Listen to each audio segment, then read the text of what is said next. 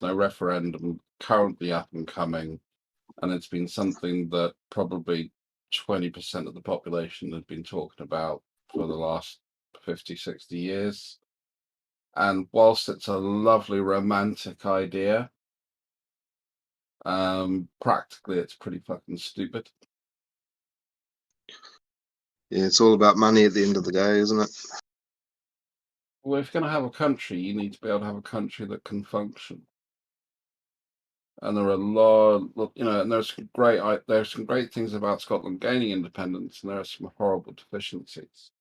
And the horrible deficiencies way, way, way outweigh the benefits. And the fact that if you look at the amount of sort of government revenue spent per capita, it used to be really shite, and that was a good reason for Scotland to look at independence. But now the amount of investment that comes in from the British government to regions like Wales and Scotland is about 3 or 4 times the amount of money they spend in somewhere like Surrey.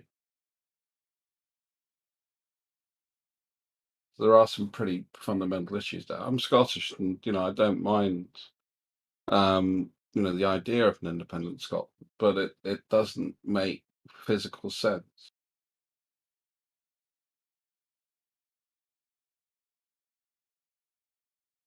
Yeah, well, New Zealand has a few countries that rely on the New Zealand government as well. Mm. Being such a small country, we still have to support a few other nations. They're a bigger country than me.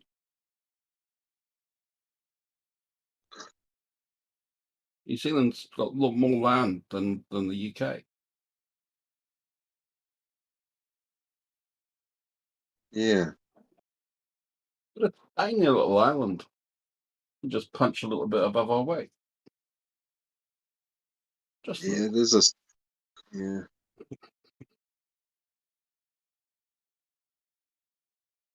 So you've been to 60 countries. Any of those Asian countries? Kazakhstan, Tajikistan, Turkmenistan, Turkey. That's about it. Okay. I haven't been to Southeast Asia yet. That's an area that I need to get to. I haven't been to Australia or New Zealand. I haven't been to Antarctica. So I've got 2 continents left to do, basically. Right, yeah. And Zealandia. I wasn't going to say Australasia to a Kiwi mate. I think that's stupid. Apparently, New Zealand's the biggest continent. Yeah, it's the continental bit that you're on, isn't it? Because at one point there could have been a lot more land around you, but obviously as the plates move and the world changes. It's amazing how they can tell where all the plates are underneath the ocean with just like man-made tools. Yeah, you can do loads of shit with cool man-made tools. That's why I like them. Yeah, it's literally amazing. I mean, the fact that we can look at the ground and we can see the difference between the magnetic potential and the density, to the point where I can tell where someone dug a ditch 3,000 or 5,000 years ago. I think it's pretty fucking stunning. Have you seen the videos by Professor, I think he calls himself Professor Cheese, No. the English guy, and he talks about 0-point energy and magnets being 0, and the only way to have infinity is you actually have to have infinity times infinity, or 2 infinities, because a magnet actually has 4 poles, not 2.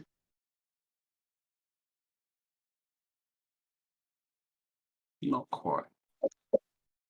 I think I understand where he's going from, but it's not quite that straightforward. I mean, obviously, the general descriptions we use for stuff is to kind of keep it simple. It's the same way as I'm not going to talk to my mum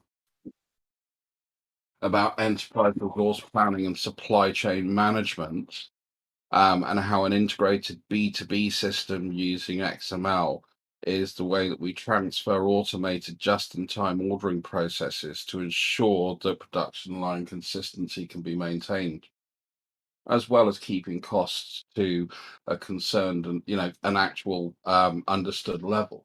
This is 5:00 in the morning. I woke up about 20 minutes ago. I'm not going to Yeah, explain that. I'm going to explain I it in think easy terms to say, hey, what we actually understand, what stuff we use when we make it. We understand what stuff we have in stock, and we're going to order that stuff against the stuff we've got in stock to ensure that we're supplying our production line without keeping too much crap in the warehouse because space costs money. That's the simple explanation. Yeah, and I think your mum would probably interrupt and say, I think she left the kettle on or something like that, just to. Nah, my mum's way smarter than I am. Oh, that's good. So she's still alert. Yeah, in her 80s and fit as a fiddle. Wow.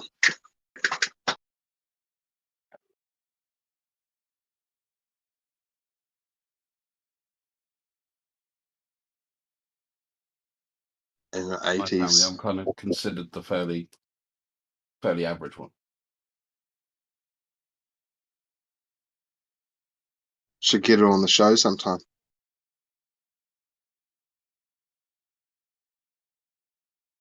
I think, yeah. Yeah. I think she'll probably just think you guys are all crazy. And that wouldn't be very polite.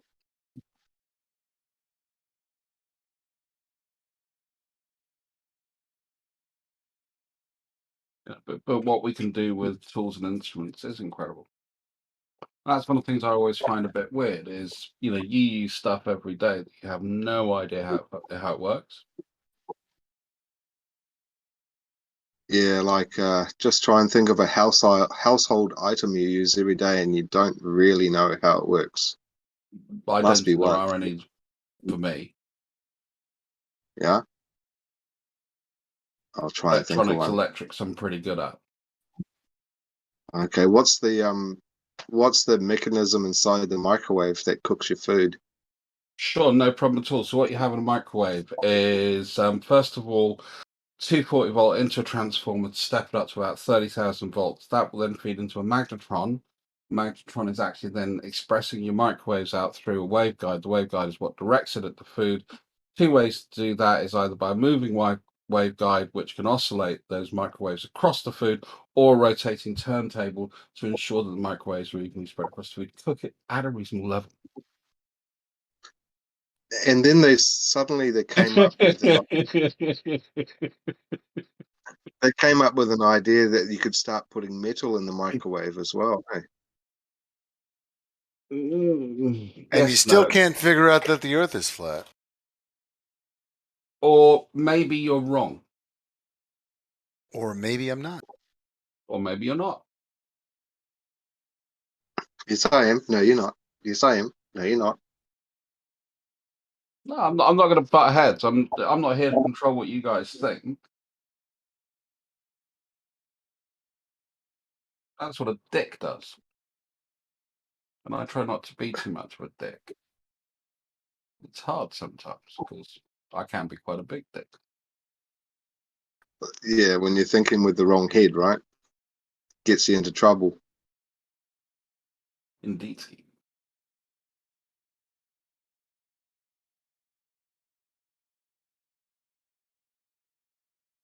So yeah, I don't think there are many household items that I don't understand how they work.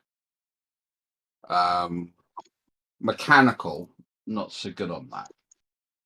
So I understand the way how, say, a petrol engine works, but I may not understand how, say, a compressor intricately works. I'd have problems describing that. How about those new cooktops that they have? What are they called? Halogen. The microwave technology. You can turn it off and put your hand on the element after, and it's just warm. Halogen. It's a halogen hob top. Halogen. No, not halogen. It's like you used, when they first came out, you had to have a special pot to go on them, otherwise it wouldn't work. And now they've made it so you can use any pot, but it uses some type of microwave technology. What the fuck are they called? Everyone uses them in China, and portable as well. You can just get them as a single element.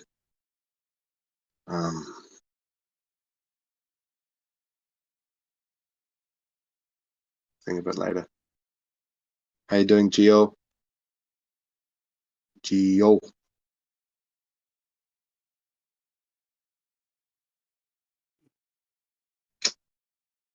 The reason you wouldn't use something like a microwave to do that, because you're saying that you needed a special thing, yeah, it's induction. So the reason you wouldn't use microwaves to do that is microwaves would have problems with you.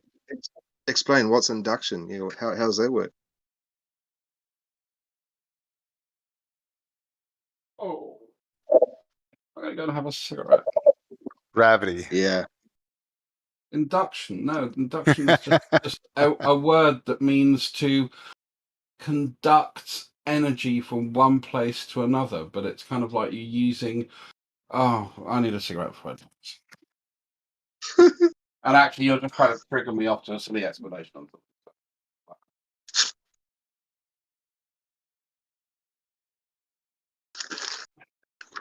That's the type of cooker-top I think you're talking. Wouldn't it be interesting if, like, the lava flow that's in the ground is caused by induction and not necessarily friction?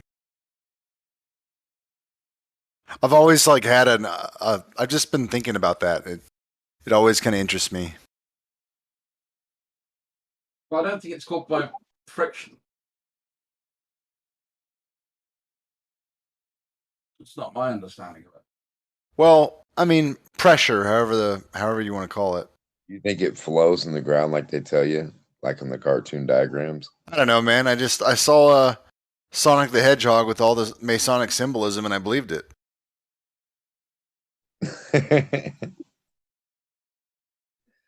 Yeah, but like really though, like even as a kid, did you really believe, like, when they say, "Hey, make your Yeah, man. I believe, like, well, I'll be honest, Like, okay? really, When I saw the really, globe, I was like, okay, how does the water stay on? That's stupid. But I just, I went about my day. Everything else, I just kind of believed. Now, You but know, I mean, and I think saw about the it even land right before now. time. And what's that, man? So, do What'd you say? think right now today that there's, like, I don't know, a ocean of fucking lava underneath the ocean, underneath Oh, some I don't crust? know. No idea. You think it's even possible for that to be? I mean, I guess anything is kind of possible in a place I am not aware of. It's totally covered up by the ground. Yeah. Good thinking. Don't you think we'd have, like, volcanoes everywhere? Or maybe we can actually sort of understand where volcanoes are due to the structure of the ground underneath it. I'm just saying, I don't think Earth's the gobstopper they told you, or else volcanoes would be prevalent like every fucking where. Everywhere. Why? Why not? Well, No, no. Because your big You're making a gobstopper claim to something, or with an you're ocean of putting forward lava would have something. to I'm just spew trying to out understand everywhere, why you think that. not just Pikachu places. You guys that are it picked. clipping each other. I can't hear anything. Oh, sorry. It would Oh, it no. wouldn't just pick and choose its spots, man. It would. I mean, it would do it everywhere. It wouldn't just do it one spot here on the Earth sometimes, and that's it. That wouldn't make any sense. Oh, sorry. That's kind of restating what you said, but why do you think that?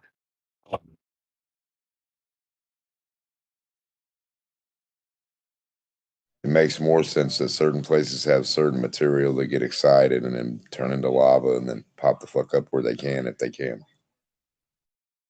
I think it's like, we can use, another liquid like water. Water does bubbles up into springs, and it doesn't happen Right. And everywhere. some places we have a desert where there's not very much water. So some places there's got to be like a desert type, not lava region, right? No, but we always have a water table, don't we? Well, I don't know. Where's all the water at in the desert? Deep underground. Underground where? Well, look at Texas. They're little pumpy windmill Well, I things. mean, what about Pretty California? dry So all place, and yet California, they can drill down into the ground. And if they go deep enough, so they can. California just needs to Sorry, you just go needs on to now. dig. No, I was gonna say California just needs to dig some wells, huh? They're good to go, clean water everywhere. But if they dig too deep, they're gonna dig right into some. I'm just saying, I've never seen any people who did construction dig down and pop into lava. How come they all don't dig into lava every time they do dig a basement or a? I mean, it's just weird. I don't know. I don't get it. Mm.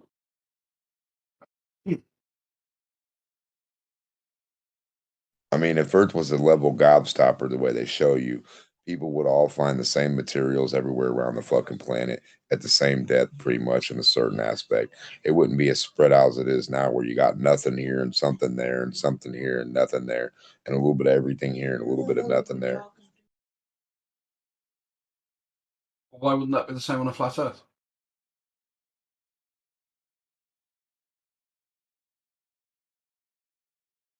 Mm.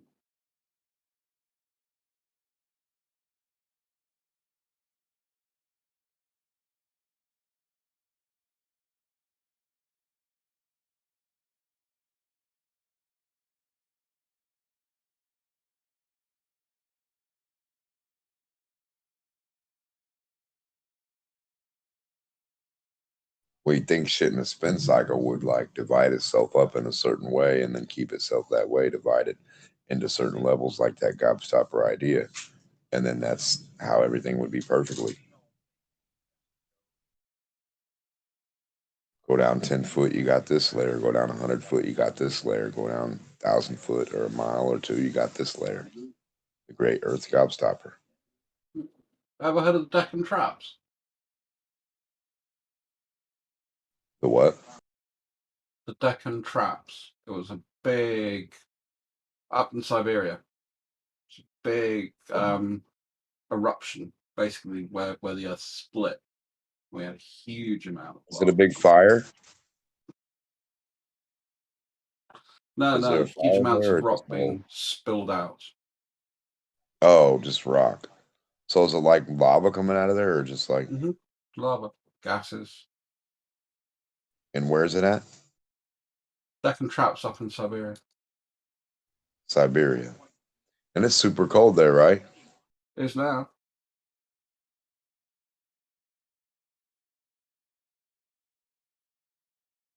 Don't you find that weird?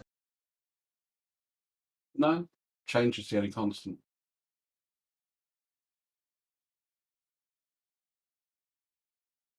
So do you think the cold regions are up higher than the high regions on the planet? Generally, the further elevation? north we go, the colder it gets, and the further south we go, below the equator, the colder it gets. Yeah, that's pretty consistent. So basically, if you go up, it gets cooler. Well, no, it's not up. Up will be an increase in elevation. Basically, that's what it is, like the tip of a mountain's covered in ice. Yeah, but if you go up to towards the North Pole, that's at sea level. If you go up to the North Pole, it's at sea level. If you go north towards the North Pole, it's at sea level. It's elevation above the surface of the Earth, flat or not, is at sea level.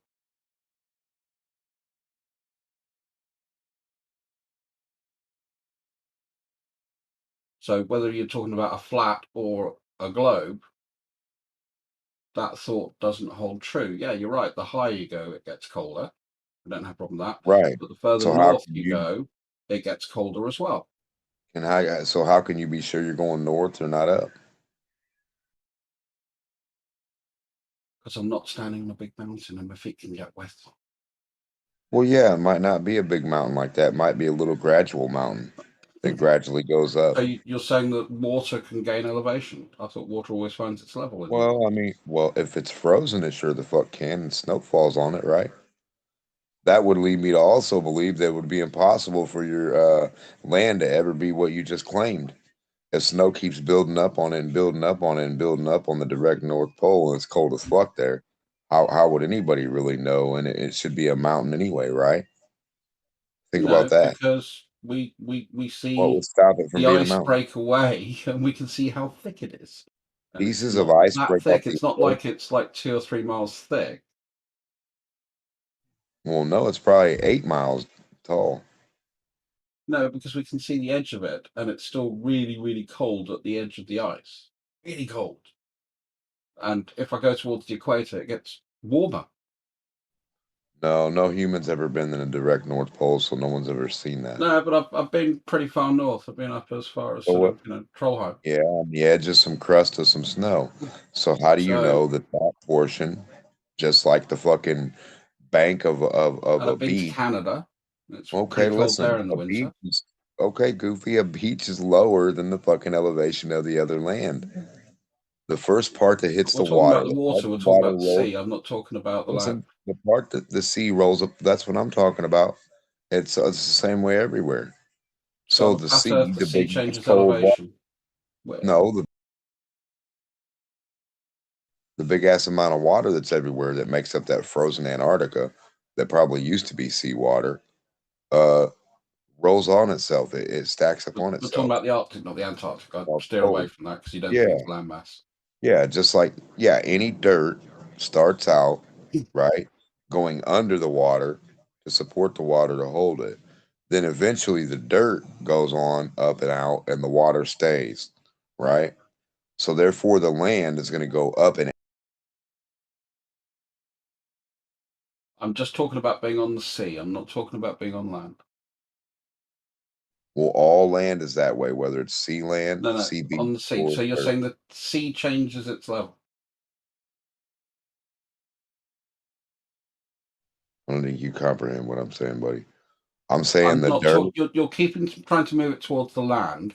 And I'm saying no. I'm just talking about the sea.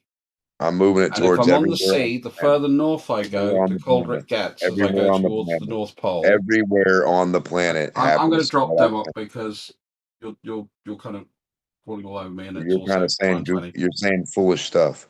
Listen, everywhere on the planet, I don't give a fuck where you pick, where there's water or ice water, the land it goes starts underneath the ice and then protrudes up and out of it. Does it not? Meaning it's not sea level. Cannot be. Is not. And I'm not talking about where it's frozen. I'm talking about when we get to the edge of where it's frozen, and there is no land under. Well, there's very little Talking about the land beach. underneath the underneath the Arctic Circle, because most of it's water. And as we get close to There's that, no it land. gets colder. As we go north, it gets colder as we get towards the Antarctic. Isn't And as I go isn't it? towards the equator, it gets warmer, and I'm on the sea, so I'm not changing Did you my say there's elevation. no land holding the water? As a general Did I rule, say that? I'm saying oh that I'm at sea level. That's all I'm saying. no, in Antarctica, is there land underneath that water? I'm not talking about Antarctica because you don't think it's a continent. I steer away from In that. I North was talking about Pole. the Arctic, which I've Well, in the actually North been to the Pole. Arctic Circle. So I'm talking about somewhere I've been to. Yeah, no matter where you're talking about, there's land underneath the water. There has to be, or else the water isn't supported, right? And I'm talking about elevation, and we're talking about being at sea level. And one of the Yeah, things I that said, you how guys can you say, tell? almost through a sentence there, don't worry. One more chance. Yeah, how can you tell that your sea level is any different because it's cold as fuck as being up in elevation or just cold and at sea level? Well, I will let you think about that because you guys all say that water maintains its level. Well, You why is can't show me water water freezing at sea sticking to a level? spinning ball. Okay, I'm going now because that's the last time you're ever talking to me. Well, Catch you later. everywhere else at sea level, it seems to be warm and the water seems to be unfrozen. Isn't that odd? But you seem to think somewhere down in some other places where water is supposedly going and rolling off to that area that it's stopping there and freezing underneath other water and not going above it. That's just weird.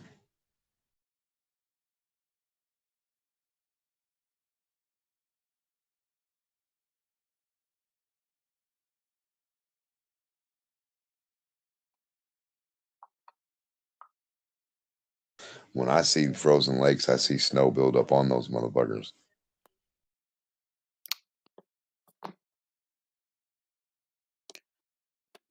So, any flat Earth evidence today, Demok? That's all I've ever seen in my life.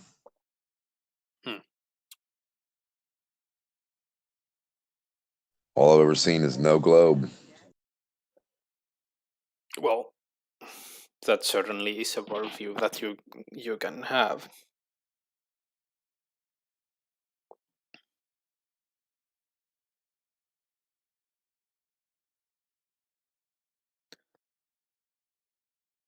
No, I was just saying. I was just wondering, like, the Earth's a gobstopper with like lava all in the middle of it.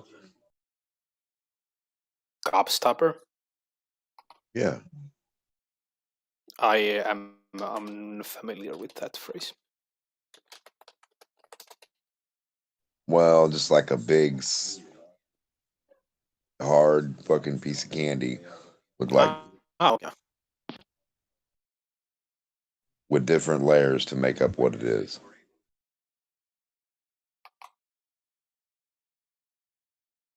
You think Earth is a big sphere with fucking lava in the middle as one of those sections? Sure, could be. Like lava does seem to come up, so there is lava somewhere down there. Or it gets magically created in. So where does it come up from? Where does it start? Volcanoes. 1 mile, 2 miles, 3 miles, 4 miles? It comes If up that's from the down case, there. no, I don't think so. The ocean is 7 miles deep in the Marianas Trench. The deepest hole that we can supposedly dig is 7 miles. When they dig that hole, there's no lava. When you go down to the Marianas Trench and you swim down there, there's no lava in the water. So where does this lava start at? 8 miles, 9 miles, 10 miles? If you don't think that there's lava down there, where does it come Well, from? where's it Then? Does at? it get? No, the question is where does it start? I'm asking you. No, Where's it at? but I'm asking you, if you If don't I think did, that lava is down there, how apparently does it I don't then? have to think. I don't Does have it to get think. magically? How far? I'm going to ask you how far on your globe lava starts for everybody in the world. So if I want to dig and find lava in my backyard, how far do I go? This is a globe thing. This isn't a flat Earth thing. Flat Earth doesn't give a fuck about lava. Yeah. We don't So need it. yeah, you seem to care about lava. So does lava then Because I magically want to know get where it's created at. in volcanoes? I want to know where it's at on your globe because I'm going to debunk it for you real Yeah, quick. and I want to know where does it get magically created in volcanoes? It's your globe model. You have to tell me. It's your question, so if you Well, your aim to globe model. suggest that there Well, is I'm no asking lava the down question there, to the then glober. where does it come from? Does it get I'm magically asking the created? glober. Yeah, and I'm I'm asking the asking you. glober. It's a discussion. You should be able to answer as well. Only globers know where globe lava comes from, buddy. Yeah, and you don't seem to know where it comes from Flat either. earther. I'm a flat earther. I don't know where fucking globe lava comes from. Yeah, but Okay. you don't know where lava comes from, period. I'm waiting for you to Even if tell we me. don't I'd talk like to about know. globe lava, even if we I wanna know talk what- about just lava in general, you don't know. Yeah, what depth does it come from? I'd like to globe lava. Yeah, let's talk about flat Earth lava. You don't know about shit about that either. Flat Earth lava doesn't exist that way. It's not the same stuff. Yeah, you don't have Not the lava same. on flat Earth. Thank Can't you. compare the Good two. globe proof then. It's oil and water. You can't mix them. Now, tell me about the globe. So you actually are now admitting that lava does So not there's work no on flat lava Earth. on the globe. Thank you. See, Riggs? They don't even know where their lava starts. No, I'm just asking you because you seem to be suggesting that there is no lava down there. No matter how deep we dig, there is no lava. So if that's true, then what, does it get magically created? We dig 7 miles. What is the and there's no alternative lava, here? right? What we if dig it was 7 miles, magic? Yeah, How what about if that? it was, but Dimok is too much of a coward to actually state that? I'm not It sure has to be why. globe lava magic because you can't dig to it anywhere. You can't find it if you want. It only happens sometimes during an eruption of some secret mountains in certain spots if it's an active volcano. So all this gobstopper lava is not like, it doesn't, no. Let me ask you, Dimok, with all honesty, do you really think that this is a good argument? Oh, yeah. Yeah, I want to know where the lava starts. How far do we got to Sure. dig before we can get some lava? See, the one problem with this is there is one simple question or idea that I can pose to debunk it. Core. Of course, you're too afraid to listen, so you will just overtalk. overtalk me.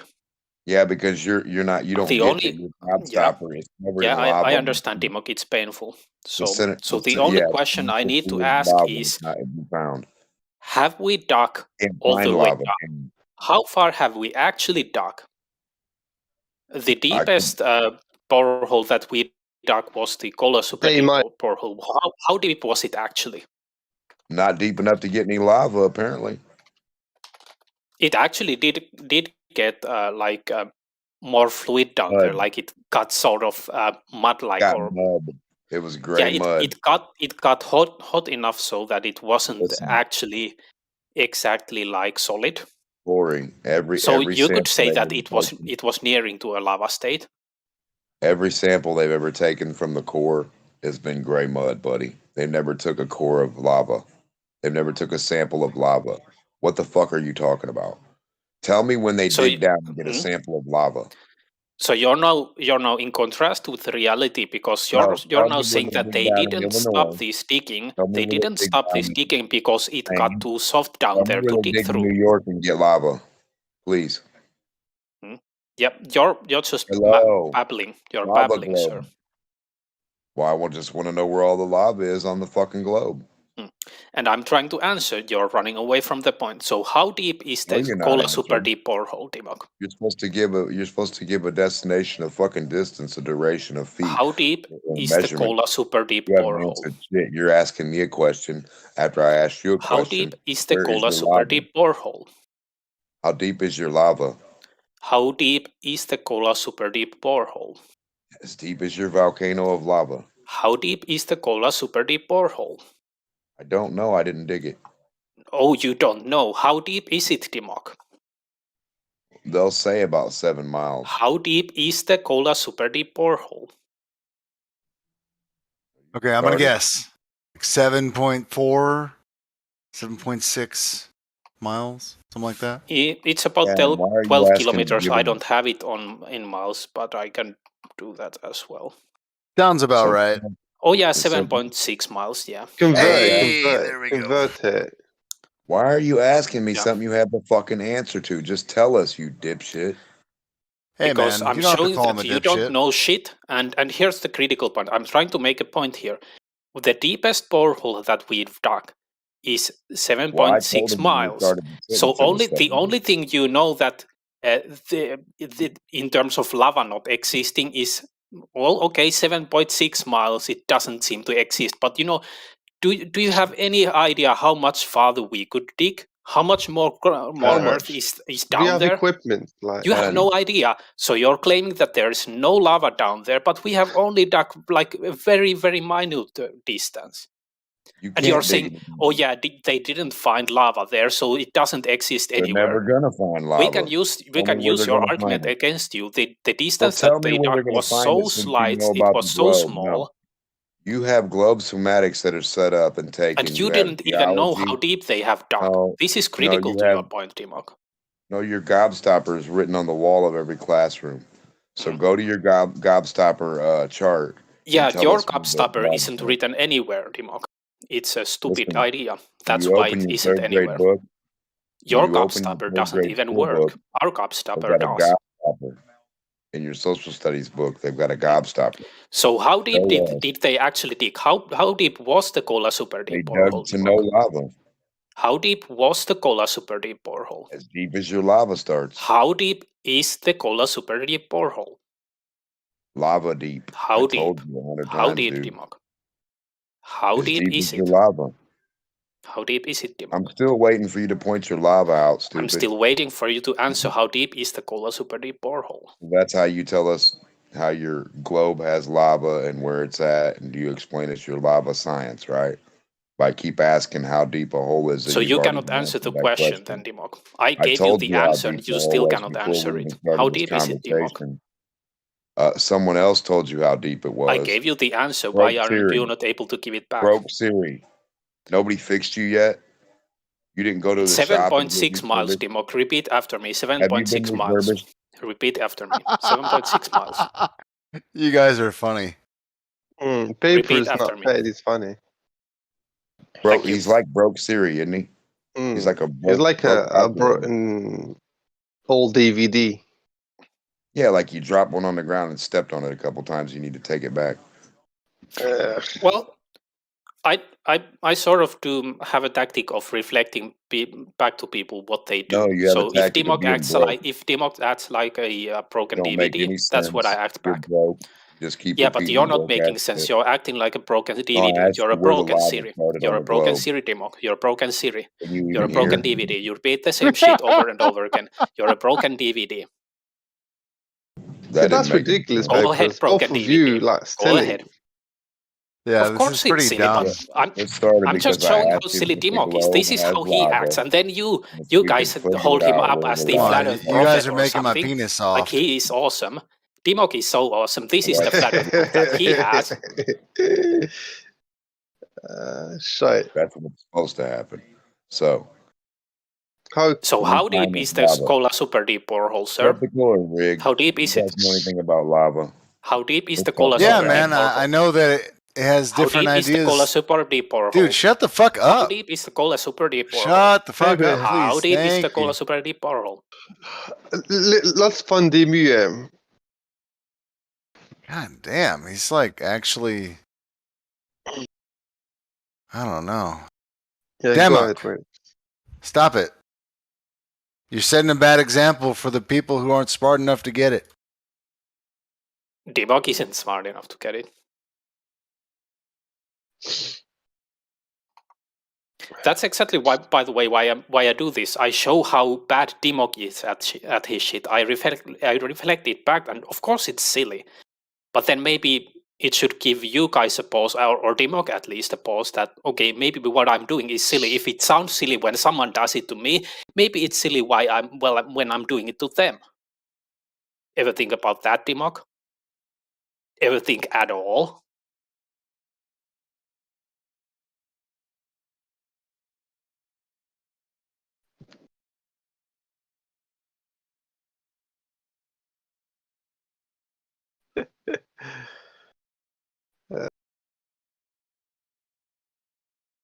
And yeah, the question is it so silly? Like, we have dug such a small distance down there, and we know lava comes up from volcanoes.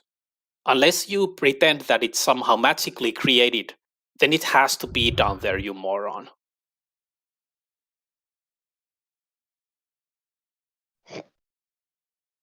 Yeah, what he said.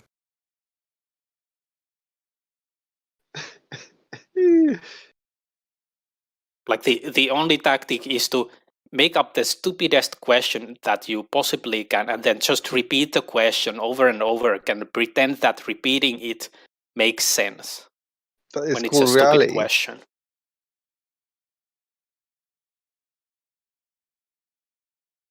Isn't that what the globe does? I don't think so. I don't do that.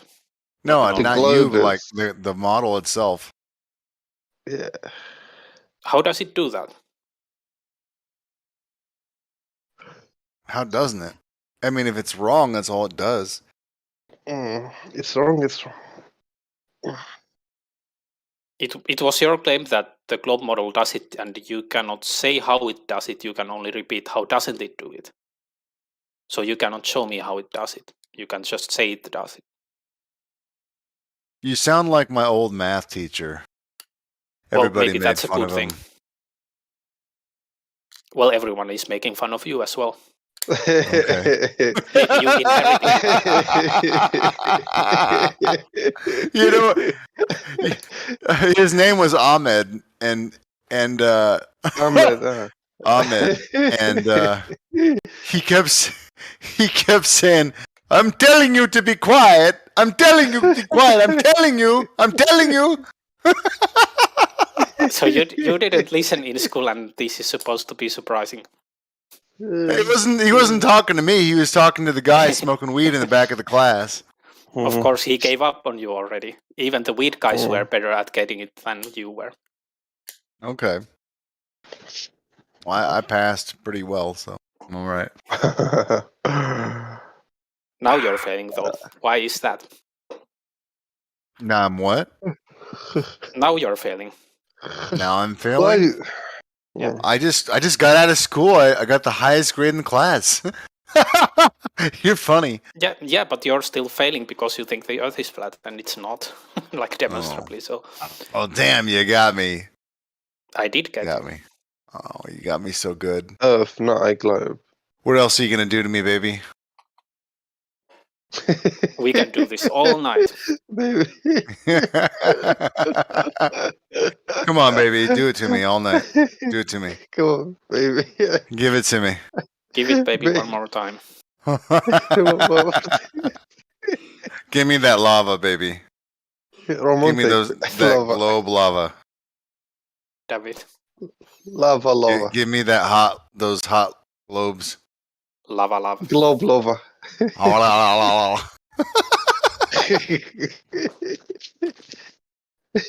Oh man, fuck Ace. Oh, Looks Lord. super loud. Fuck Ace. Mm. Ace in the chat. Fuck that guy. Earth, not a globe. Where is the ball spinning, hurtling? I've never seen it. Only does it in the mindset. Peppers believes in the globe. Believes that the globe Earth is a sphere. Never understand why people stuck to the belief in the heliocentric fantasy.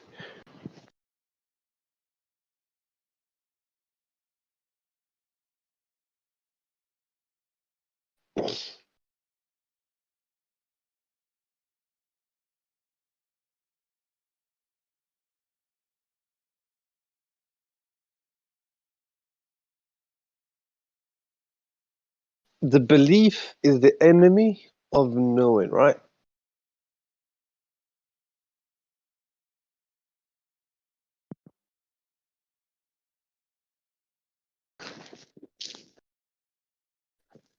The belief is the enemy of knowing.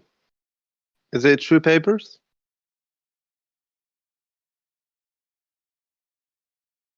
I'm sorry, what?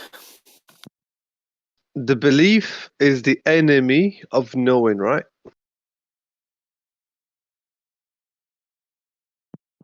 Yeah, I don't personally deal with beliefs. So you have a belief. No. You do have I a just said- very hardcore belief because you believe in the spinning, wobbling Earth. There's so it's much your to belief believe that in. I have. Oof. Yeah, There's so it's much your to believe in, man. I mean, think so. have you? Okay, Gravity. you don't have to answer. I guess you don't. Well, I guess you do have to answer. Have you ever had a girlfriend, Laurie? Not yet. I'm sorry? Not yet. Not yet. Okay. Well, have you ever had a friend that you thought was your friend? Yeah, I have plenty. I've had Okay. plenty. Okay, you've had a lot of friends that you thought were your friend. Technically speaking, most of those still are. I thought they were my friends, and they were. If you're talking about a friend that I thought that was my friend but wasn't, That's what I asked. Yeah. it's more complicated than that. But I could answer yes. All right. Well, what I mean, do you mind sharing any of that story, or no? It's okay if you don't. Sure, like it's not too personal. I was sort of friends with this dude, and I have in Finnish we have a system where you got army is mandatory, but you can do civil service. Okay. Well, I ended up doing civil service actually under him in a Pentecostal congregation actually, and he So it was was the youth pastor. someone you met in the program.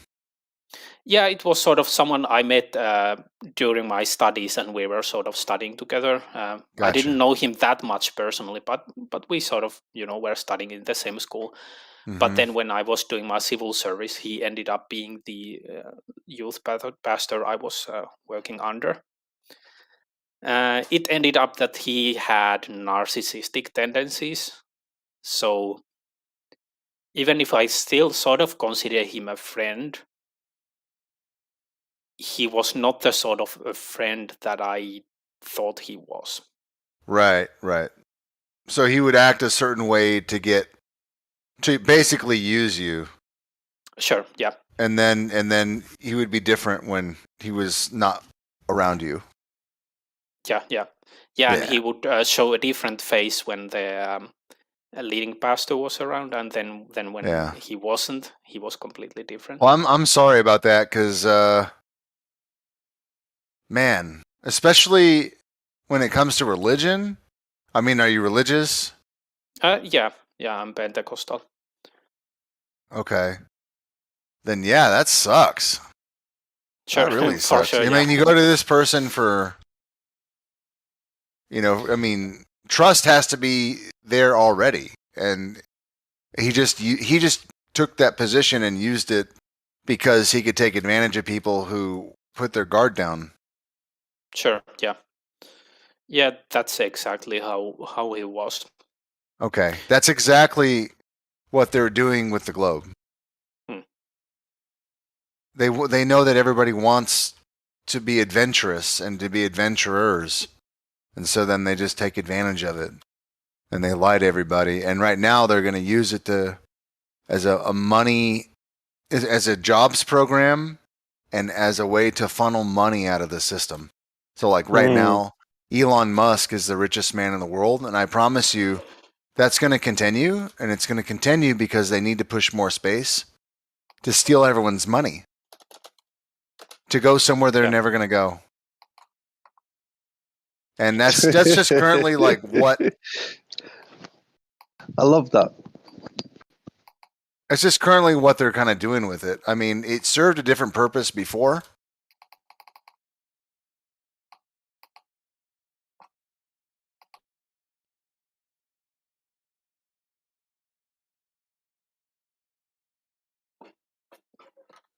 Yeah.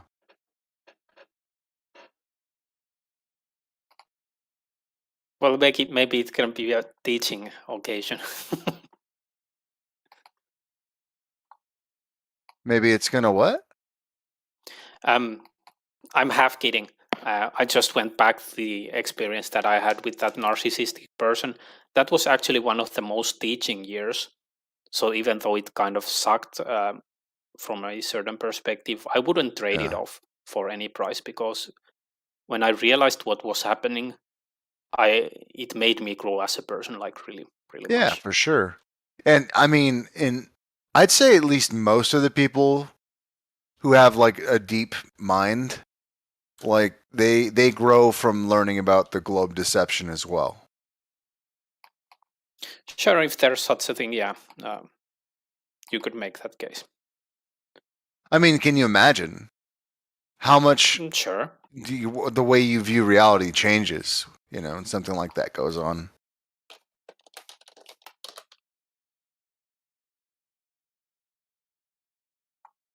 Sure.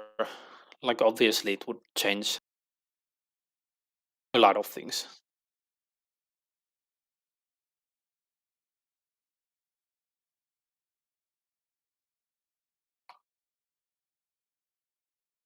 And I don't, in some sense, even though I'm here on Discord and I fight with you guys a lot, on some level at least, I don't have a problem with people believing that the Earth is flat.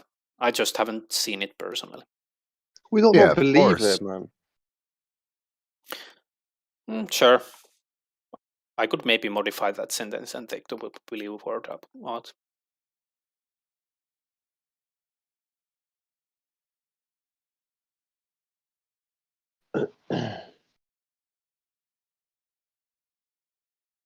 Yeah, well, that's that's kind of, you know, it rests in philosophy, I think, in a lot of ways.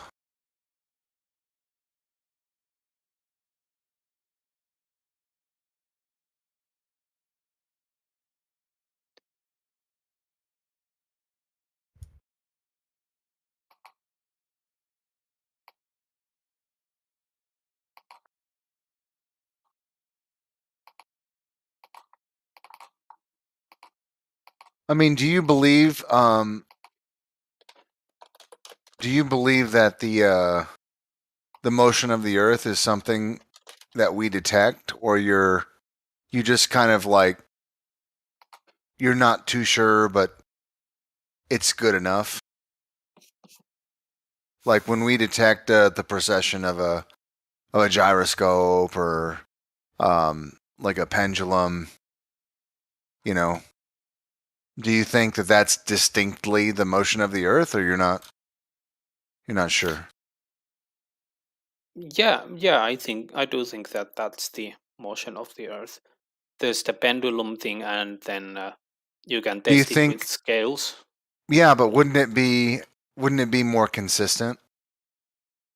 Like if you were in a plane or in a high altitude balloon or just anything in the sky, have you ever actually sensed this motion other than some kind of apparatus? Sure, I can't say that I have, but I'm not sure if I would. Isn't that kind of curious? Welcome to Flat Earth. Well, I mean, wouldn't you say that's kind of odd? I Like wouldn't say it's whether it's odd. true or not, you know, it doesn't matter. Doesn't matter if it's true or not, but wouldn't you say that's a little odd? I wouldn't necessarily say it's odd, but I would say that this is actually one of the the strongest arguments that there is for flat Earth. At least I personally, that's how I would say it. Like if I was to make an argument for flat Earth, the best argument that I would focus a lot on. We don't feel the globe, or we don't feel the movement. Yeah. We don't, because that's technically speaking, that's true. We live our everyday lives not experiencing a moving globe. Well, is it possible? Okay. Do you think it's possible that the deflection that you see on the apparatus just could be something else? Like just some other property? I mean, do you think that's fair? Possible? Sure. Yeah. Like every experiment has some caveats that, oh yes, it could be something else. It hasn't been shown to be anything else. But if we just take one experiment, for example, the focal pendulum, you could technically speaking say that, yeah, it could be something else that we don't know. But then when you have several different experiments that all that point in the same direction, that always sort of is, it strengthens the idea if like several different leads all point to the same direction.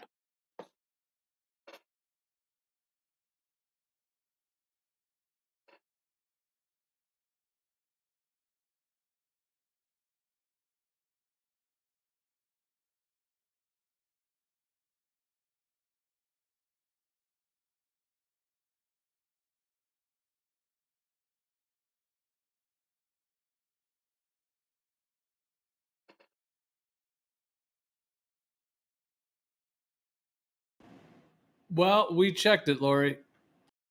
Def, not a globe. Yeah, and I checked it. Def not flat Earth. Oh, did you now? I actually did, yeah. You verified def not flat Earth, huh? Yeah.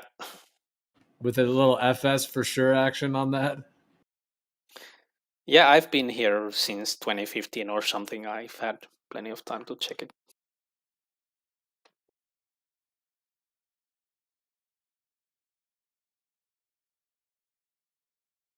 It is a curious question, though. If we both checked it and we still disagree, why is that? And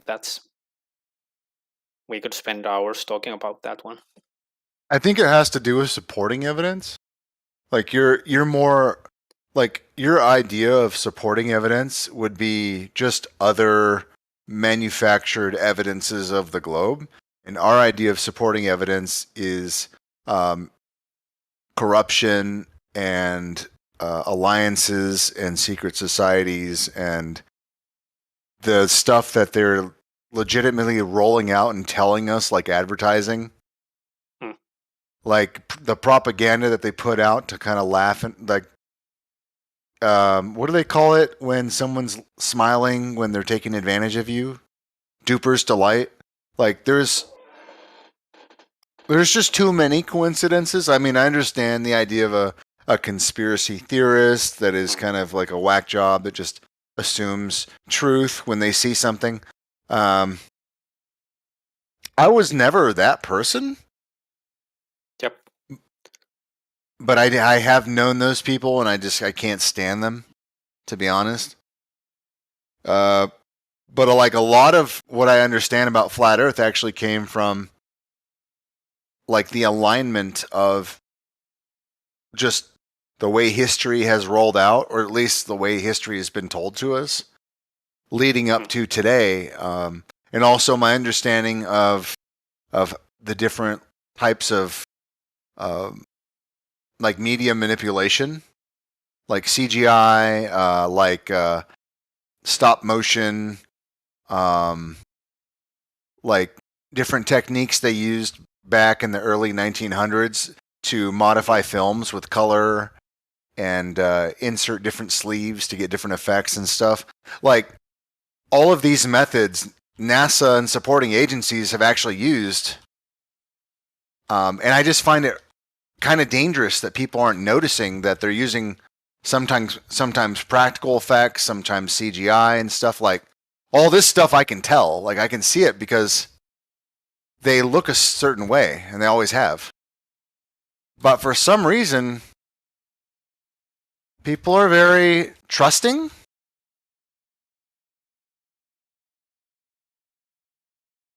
They shouldn't be.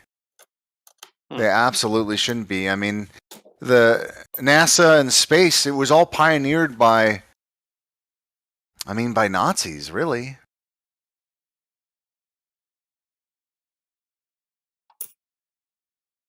Yeah, I agree with what you led there, because you kind of went on a long comment, and it doesn't matter, like it's fine in this context. But I agree with what you started, that we have sort of different standards for what accounts for truth. So we have, you could say, different epistemological standards. And that's actually a deep discussion. How do we know what's true? And how do we set up the standard? Right, yeah. So that would be interesting. You know, I think that a lot of it comes down to philosophy and, of course, epistemology, and they kind of work hand in hand.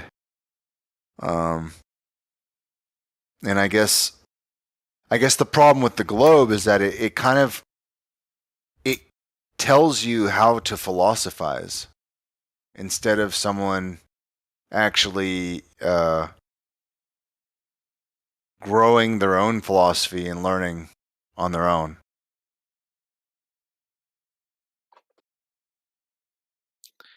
Well, I could counter that by saying that I think that there is some underlying epistemology in flat Earth as well.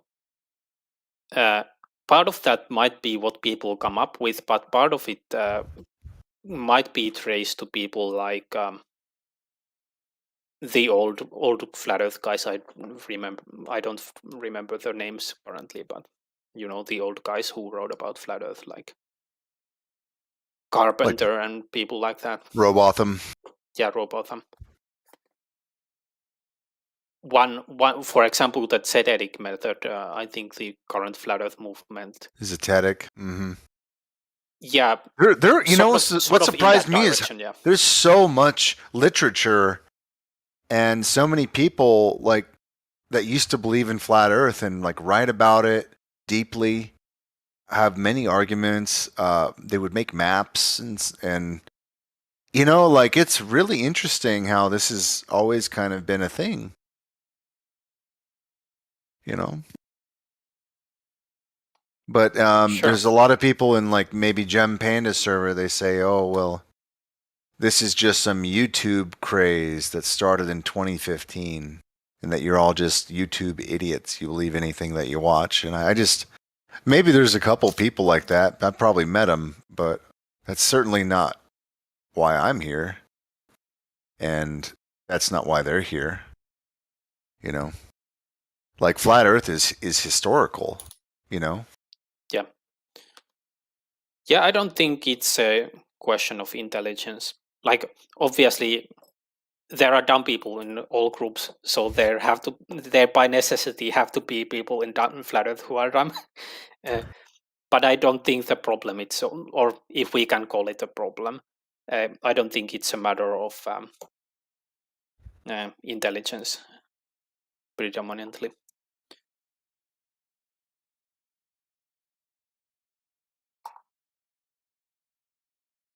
Well, I appreciate that.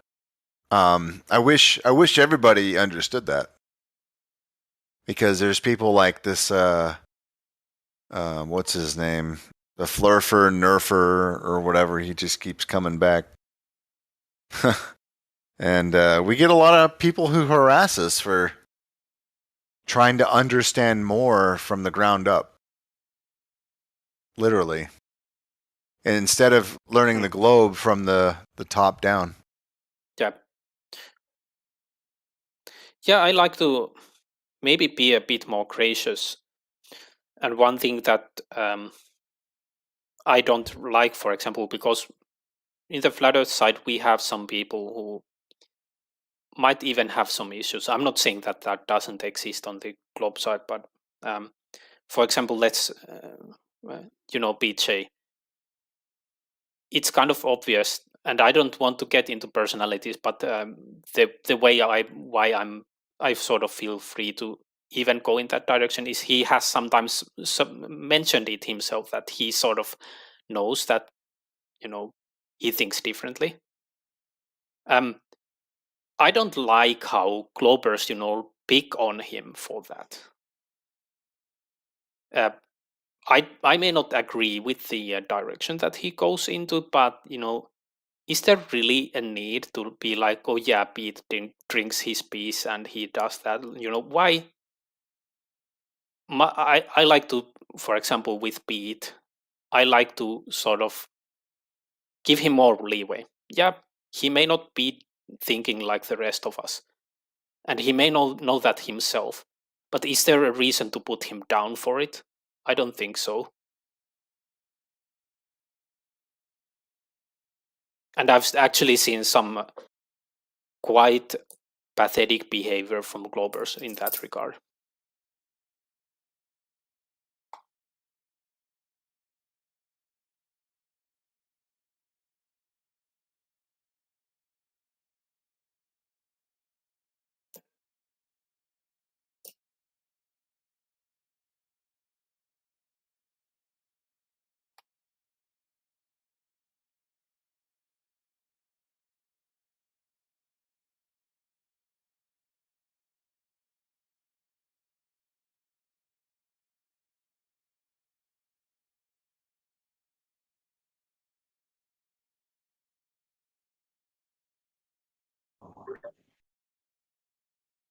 Yeah, the irony of some of these guys that just act like buffoons and at the same time call us stupid is pretty fucking amazing.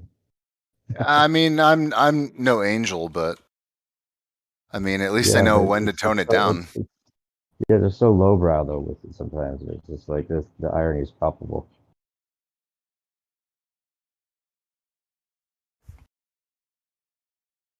You can't insult a flat earther. That's the thing. Oh man, they've tried though, haven't they? No, they can't. The more they say, the worse it looks for them because we know they're wrong. So it's just like makes them look even dumber. Well, Sorry, not you. I'm only not it saying makes all them only balls are look dumber. dumber to God, So, though. whoever That's the whatever it is. caveat is that we got to hold our own without any support from anybody. Well, that's the beauty of it, though. I think they've constructed this so perfectly that the idea that we're dumb being put forth when when the truth is we're right is how they create these like truth protective layers. You know, us being idiots when we're actually the ones that are right is this intricately constructed protective layer that they've made to, you know, shield the others from us as if there's some kind of prejudice to be had rather than just looking into it and reasoning with us. The denial part of it is just so obvious. That's what I can't get over. When you sound like a very respectable person. Who is it we're talking to here? Who was talking? Papers? Yeah, Who's Papers. the baller? Papers, what's up? Yeah, I've heard you before. You sound like a great guy. Yeah, Someone we could thanks. get along with. Yeah, you're not trying to be weird. You're not like attacking us for saying because science says so as an argument, really, are you? Or are you more like, how do you approach it usually? Well, Your it debate. depends on the situation. Like everyone knows I troll quite a lot, and I trolled Timok just earlier. But it sort of depends on where the discussion is. My personal rule is I can troll and I can sort of even be a shitty person sometimes, but my rule is if when there is room for a decent discussion, and I'm not if that situation presents itself and I'm not ready because I'm a shitty trolley person who cannot have decent discussions, then I'm in the wrong headspace. So that's the rule I hold to myself. I can troll, but when decent discussion arises, I need to be able to do that. And so you troll, you just don't like to troll Pete. You troll them, just not Pete. Yeah, sure. You got your favorites. Yeah, maybe. Yeah. Pete's entertaining. I'm trying to tone that down though, because I got some feedback from Gio, and that was actually not going into what I was sort of guilty of, but that was like really deserved. So I'm trying to tone down the trolling. Oh. Yeah, you'll feel happier, I imagine. Yeah, sure. I think it probably, has an effect on that. Just being nice to anybody, having some kind of discourse that looks for the truth rather than just to win the argument is the most important thing. When you feel like someone's in it just to win the argument somehow or declare that they know and you don't, then it's a dead end, boring place to go. When someone's open-minded enough to at least explore some of these possibilities, instead of just being dead set that they know and we don't, then it doesn't really lead to very stimulating conversation that way. Yeah, and discussions like this can get heated in a very unhealthy manner. I had one situation where I was staying with my sister's ex-husband. Actually, we were working in the same place, and I was staying with him for the summer. It's funny that we get along even though my sister and him are divorced. But my niece was there because they share a child, and it was his turn to have the child for a week. And I was talking to flat earthers and yelling to them, and then my niece walked in the door, and I realized that why the hell am I yelling to people online? Even my niece, I sort of became ashamed of how I was behaving. Right. So sometimes the people around you might be a good stopper to what you're actually doing. Right. And you realize you've been like, wait a minute, I'm like spending all this free time brewing about this person that I just got in this heated argument with. I don't even know who this person is. You know, like when it becomes just about the drama, then it's really a waste of time. When it's a heated argument about some of these things that seem fundamentally one way or the other. It's so weird that we're so like completely polarized, and like it's not just like a small disagreement. Like this is like every argument's like we think the exact opposite of what the other person thinks. You know, Sure. like Yeah. you know, Cavendish is either total bullshit or it proves gravity. Or, you know, pendulum, it proves rotation or it's total bullshit. Or, you know, some of these the other way around, like the idea that we're, you know, spinning and not being able to feel it is just acceptable somehow, you know, through mathematical, you know, reductionism, basically, that it would make sense that it could be that way. And it does make sense because that's seems to be how they constructed it if they did. And you could at least suspend your belief for a little bit and say, oh well, if it was constructed, then yeah, reverse engineering would make sense for this reason and this reason. Like just to think about the chances, you know, the way that they describe the Big Bang eventually somehow, you know, this planet Tiamat might have collided with ours and then been a smaller mass that then eventually became the moon. And I mean, the chances of it with the Goldilocks zone and everything, and then to have this perfect clockwork in the sky, like perfect clockwork. Like there's, I mean, I don't understand how anyone could look at the perfect clockwork and really see how that is, and then still not at least say maybe it is a creation, because that's just too perfect. What are the chances of it working out that perfectly randomly? With this Big Bang and colliding balls. I mean, that's really the hardest thing to believe, that someone would believe still after really looking into this. Not to come down on you, but that's where I think that the divide goes with people. They're like, wait a minute, there's too many things that are like, you know, the way randomness made this, you know. But and what's the chance that all of these random planets, when they have conjunctions and stuff, they will? Oh, you're roboting.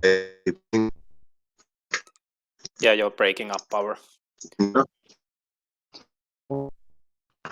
me now? Yeah, better. Yeah, so like all of these random planets that are out there, and when they come closer or further or conjunct or whatever, they play with humans' emotions, and they can actually affect the way that people think. You know, that's kind of random for a rock in space, you know? Seems like it, yeah. The physical, actual effect with this astrological research that's been done, which I don't know how they collected all of this, the astrological stuff. Think of what a time period must have had to gone by for them to figure it out, unless they were given the manual at the very beginning and they've been hiding it or whatever. But to have the stars seem to have some kind of personality trait. You know, you can't say it. I don't think there's one person that would say that their birth sign is total bullshit and that it never had anything to do with their characteristics. You know, I don't think there's one person that would say that. They may not go full astrological, deep, you know, deep beliefs, but everyone knows that their sign has something to do with the personality and it's recognizable in other people at the very least. How the fuck is that happening randomly? You know, so weird. I would actually say that birth signs have nothing to do with my personality. Okay, you would be one of those people. Okay. Yeah. Then you prove me wrong. Maybe there's never been a time where you met somebody that you kind of you found out they were an Aries, and then oh, that made sense. She was like that because I dated this other girl who was an Aries, and she had that same fiery temper. You've never seen anything like that where it kind of a commonality that does ring true with some of these things ever? Well, actually, I've always been sort of convinced that it's bullshit. So I've never sort of even read those. so you could Gotcha, explain yeah. it I always like. thought it was bullshit too. Yeah. I totally thought it was bullshit until I had too many things that they seemed to, you know, be common in some of these signs. Not to say that that's it. Kind of it also messes with the idea of this, you know, determinism that we're not actually, we don't have free will in a way. Like we're only just. I think it makes people feel like they're then just some kind of product of the star effect rather than who they. I don't know. There's lots of variables there. just too many things, you know, too many people that have looked into it deeply and really been able to show that there's something to it. That's for sure. But regardless if the stars are actually doing it or what the magical interchanges that are going on actually are, it's magical. When you look at Well, the think about it paternal like this: like if you grow a plant under different types of light, you get a different type of growth. So yeah, I there you look go. at that as kind of like how the sky works. You know, the sky has a Uh-huh. different orientation, and it's going to change your development. Well, the frequency and the combination of the frequency of all of these different stars in whatever position they were in when you were born may have may have an effect frequency-wise, literally a frequency of the position and mood and everything about the energies in the world at the time you're born. At that early stages of development is when those personality traits are somehow formed or seeded, you know, in some way, you know, to kind of, you know, steer you in one direction or another, or make a certain trait be more prominent than another because of the overall universal consciousness at that moment or whatever it was. You know, I don't know. It also matters where you were born, the place. It's the place and the time. So they have it all figured out when you really look into the, you know, the details. Hey, are you talking through a pillow? It's really hard to. Oh, I got a terrible mic on. I'm sorry. I'm using Okay. I didn't realize it was you that said something. Yeah, I had to change. I mean, I've been changing my phone to different devices, trying to see if it's me, but it's you. I'm all muffled. Yeah, you're sort of muffled. Yeah. Thanks for letting me know. If that astrology thing happens to be true, what kind of constellational patterns would there need to be for the Antichrist? Because you could. I just watched the Omen Omen last night. That's why maybe I'm thinking about this. But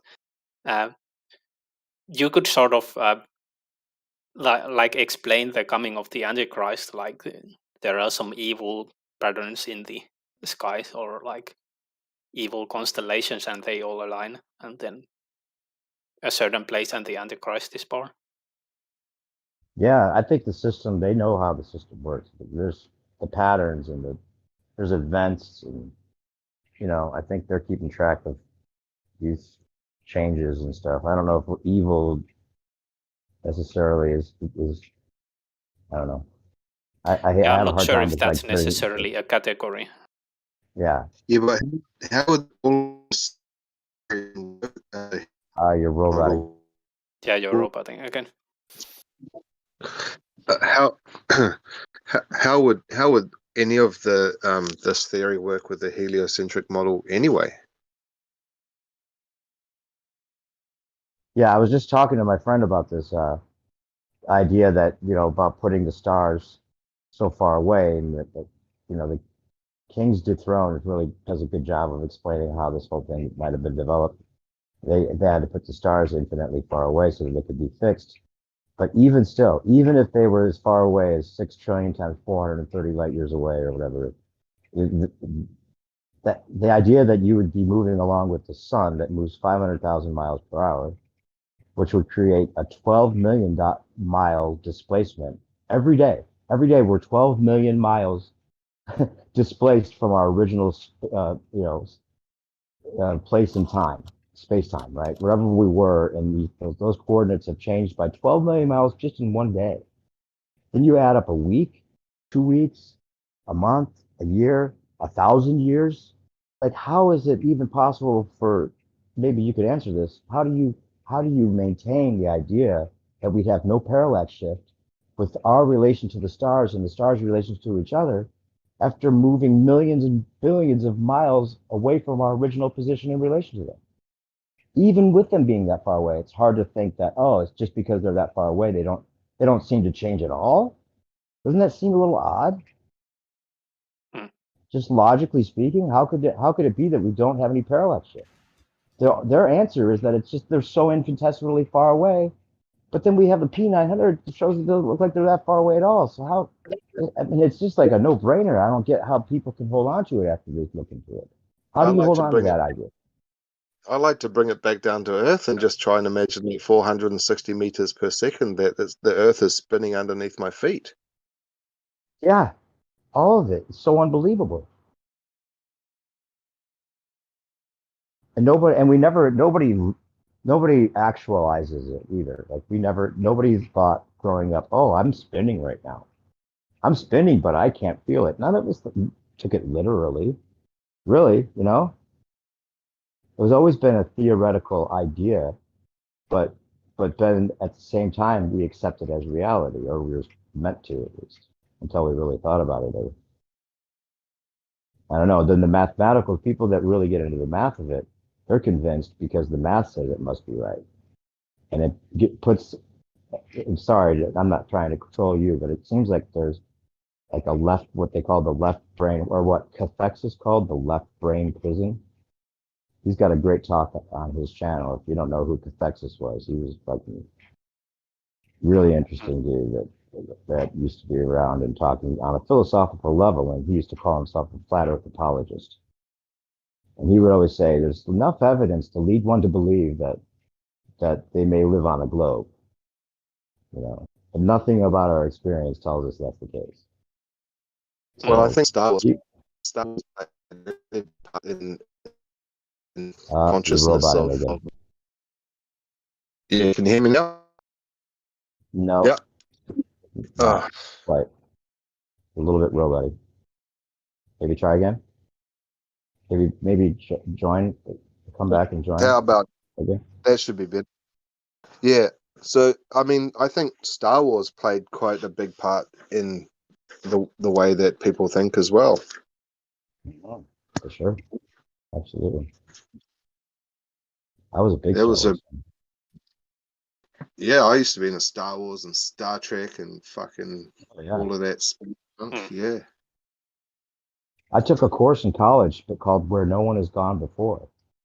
I went to a college with no grades and no classes and no majors, but it was actually an accredited school called the Evergreen State College. And we would have programs instead of classes, and your programs would encompass all these different areas of study. And this program was called Where No One Has Gone Before, and it was based on Star Trek. And we would go and watch Star Trek and talk about the social implications of the storylines, and relate it to the way that we run countries or whatever. And then you had to write a script, and then we read Stephen Hawking's book, Universe in a Nutshell, or no, actually, Brief History of Time. We talked about theoretical physics. But even as alternative as that school was, where you thought you probably hear every alternative idea ever, flat Earth never crossed my mind or anybody there, as far as I know. It'd be interesting to know when those Illuminati cards came out, because one of them talks about the flat Earth card, and if that was before 2015, that kind of makes me think that it was on the books somehow. Oh yeah. Yep. They keep adding cards. That's the thing. Like, I guess it came out 20 years ago, but they'll add a card every now and then. And I don't know anybody that has a whole set, but there's somebody who's scanned them in and tried to like create a profile of the whole deck, but I don't know if there's a complete one.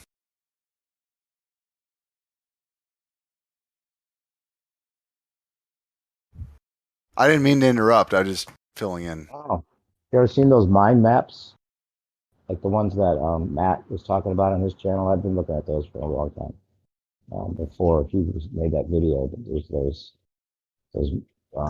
like tweaker looking maps. One with like a QAnon type thing with all the different names and psyops written on it, and then there's the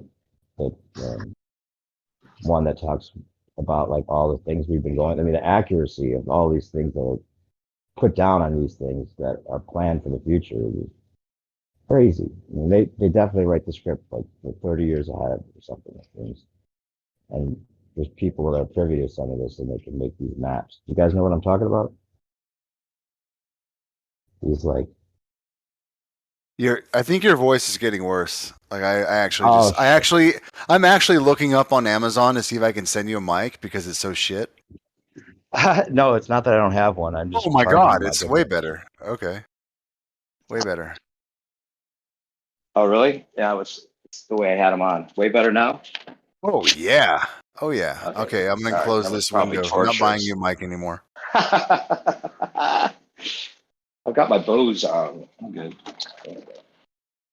Yeah, It's a I huge was a trigger bit for me. I lazy. can't stand listening to shitty mic. What was I saying though? Something about I have no the idea. maps, the mind maps, the QAnon maps with all the different writing, with the different things that we're expecting of the future, the tweaker looking maps. I'll put them in the live stream. See what I'm talking about. Talk about planning for the future. If you guys knew that you don't die, would you guys lose the fear? I don't have the fear. Well, if you have the fear about dying, Um, and then realize that we probably don't, because in the future, it's obvious something big's going to happen on Earth. yeah. Well, that's a Glober, right? Like they're not really worried about anything. I don't know about that. I think if that was really true, I don't think they all would have lined up for their injections. Well, yeah, they think that science is going to save them, and they're not worried about the devil or God. You know. Mm. But they've just been mind fucked here. Like, who knows what outside this realm's like? It could be even more mind fucky than here. It's time to get back to the old normal. Old normal. Old dysfunctional. Well, I mean, they're having whatever you want to call them, are having a free for all here. It's a demon party. Just a feeding frenzy. Yeah, they're having a party. It's a riot. They're laughing their asses off to the bank as well. Dude, I love parties. Yeah, but demons don't care. This is what people don't seem to realize. They don't care what they destroy, who they hurt, who's in their way. If they want you gone, you're gone. Bye. That's how they think. On with the show.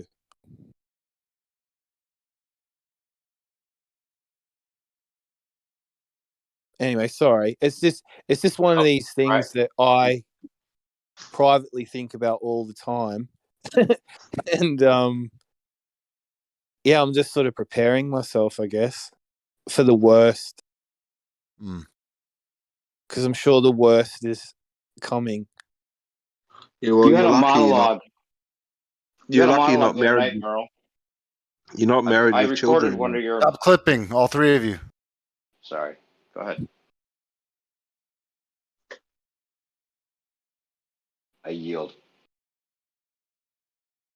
Maybe I'll say it then. Merle, I recorded a monologue of yours the other night, and it's funny because the way you just were talking, it's the title that I put to the upload, which was Merle Sees Evil People. Yeah. I have for a while. I think Earth is doomed, if I'm being honest. Watched your movie over on the other channel tonight, bro. See the message I gave you? Yeah. There's a bit where there's this slime and it says click the magic link. That's you. But it was going to be an actual animated character of your head on a guy with a trench coat, opening his trench coat and having links. Oh, right. With the links inside the coat, right. Yeah. Gotcha. Yeah. Sweet. Yeah. That'd be cool if you ever add that. Yeah, I've got an idea for a little truther kind of animated cartoon. Everybody loved it, man. They were talking about how great it was, man. There's so many good little things in there.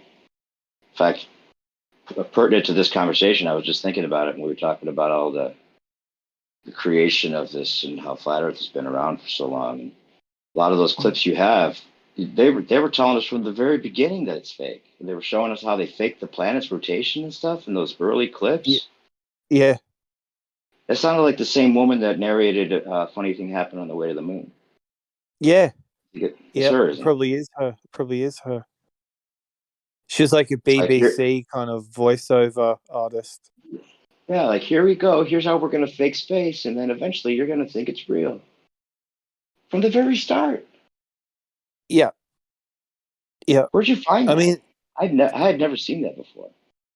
I just started looking into I just got this thing. It was like BBC. It just flashed in my brain, and I just went through all their archives, and because I'm fascinated with 70s sort of television. Yeah, 80s retro. So like, yeah, like I don't know. It reminds me of being a kid. I was calling your film MK Retro.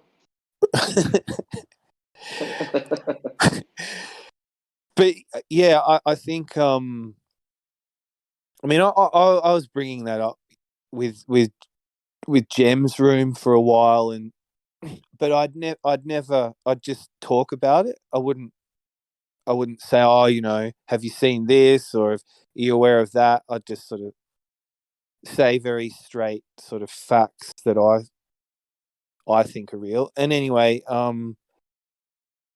that whole edit for me was just, for all these years being out here, I just thought, well, what can I do to,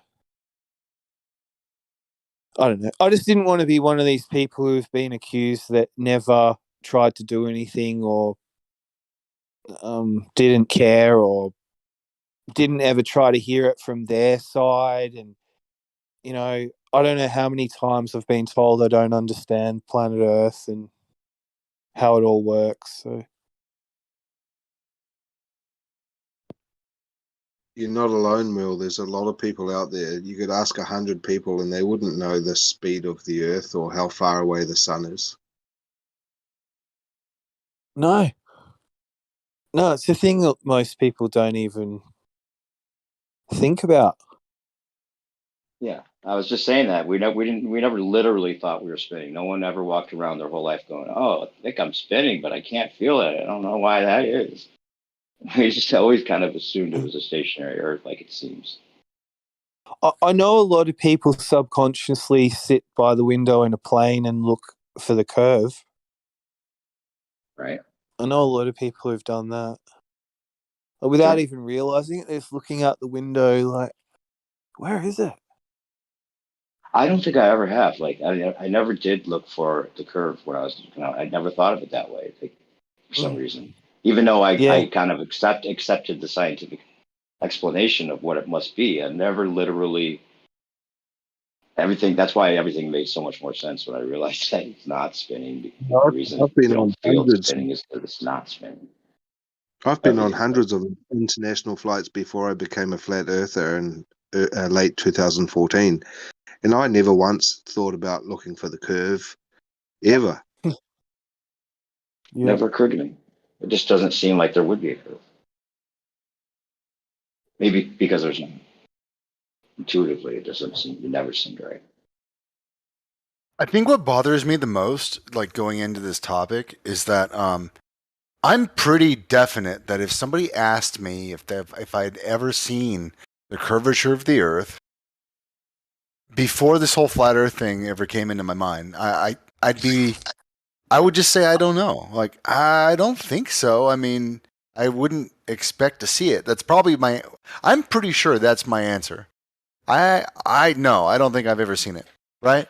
But I see so many people answer that question, like through,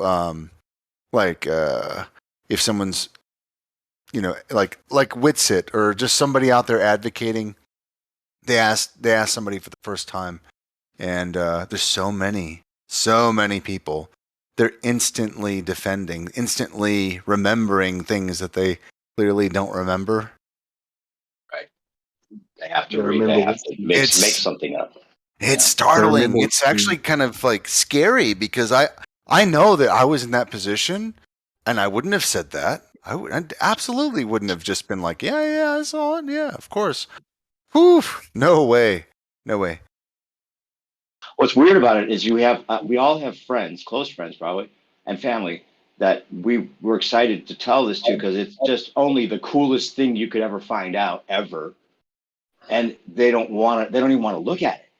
Like, oh, here's the coolest thing I found out the coolest thing. Look at this. No. Like all of a sudden they become the religious person that they've been criticizing their whole lives. It's so crazy.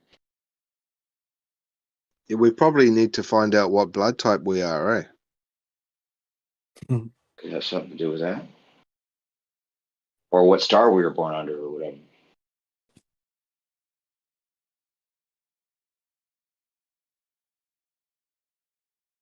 It is the loner type, though. It is a certain personality type, and I can understand why there's a stereotype about it in a way, because we were all, I think, mostly loners, or at least not afraid to be apart from the rest, because otherwise we wouldn't be here, right? We were afraid of being on our own.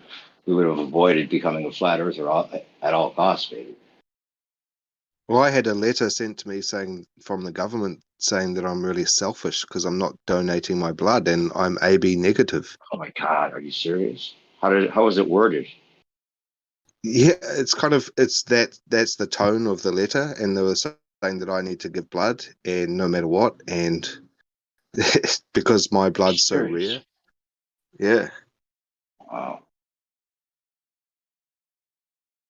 Have you noticed some psychic abilities or pathogenic type, or what do you call it? Yeah. Have you had any?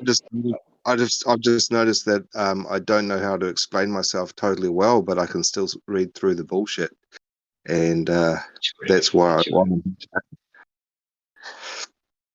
Right. I think these things are formed in our childhood, possibly too. Like a lot of us probably had, a little bit of a rebellious nature. I watch Star Wars and all the TV programs and all the propaganda just like everybody else. But I mean, why am I thinking this way? And how did it happen? What the fuck? I didn't want this to happen to me. I don't want to be a fucking flat earther. I like to reference Star Wars as I think we've all been kind of given this Luke Skywalker complex. Like the whole premise that Luke has to do it all on his own. Like one man, like all these movies, it's always just one hero. To make us think that we can do it all on our own, rather than the movie about the group that cooperated together and got some real shit done.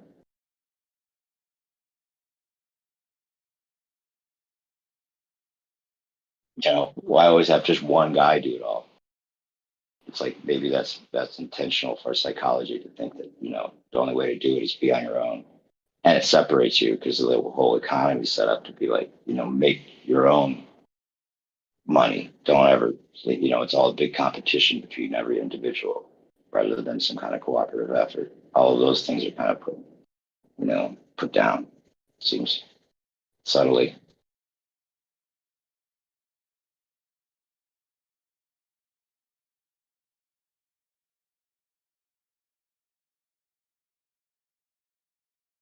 You see Whitson in Houston. Whitson in Houston. Did you guys see that? Or actually, it was Austin, where you have that masked couple comes up at the end and starts like totally trolling Whitson with their masks on. The couple.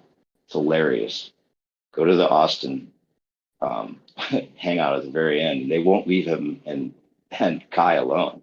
And it's so funny because they're trying to like yell at them with their masks on. You can't hear a thing they're saying, but they're like coming at Whitsit, like attacking him for being something that was a total misrepresentation of what they were saying he was, and they wouldn't quit. I was in the supermarket today in the self checkout, and the guy that manages the self checkout, if there's an issue or if you're buying alcohol or whatever, he's got a mask on. I couldn't hear what the F he was.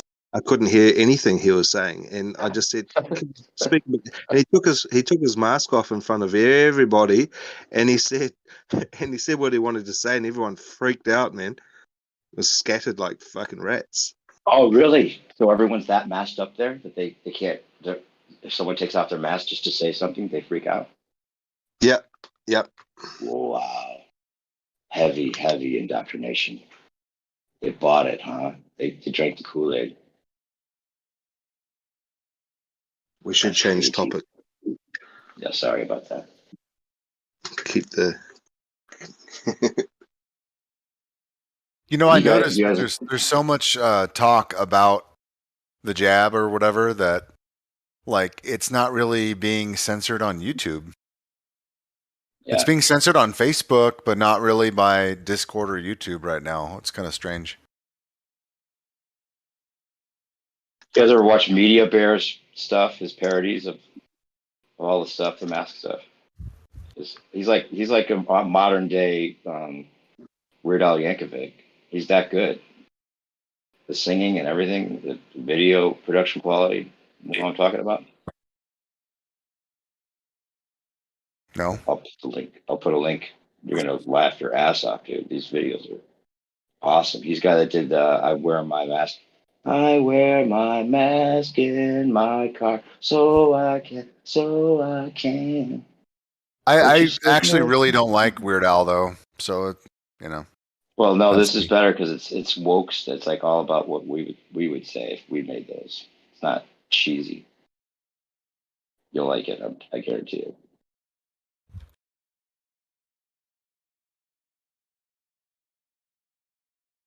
Yeah, and how come mushrooms grow in the dark? Don't mushrooms need light for photosynthesis? Maybe they use something else to grow.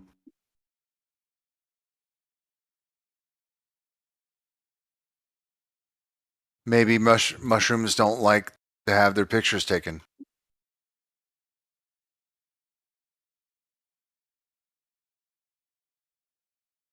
Come on, it was a good joke. Yeah, you just triggered a memory in me where I saw a bunch of fully burqa'd people taking photos of each other, like tourist snapshots. It was hilarious because I don't know how they could tell each other apart, but yeah.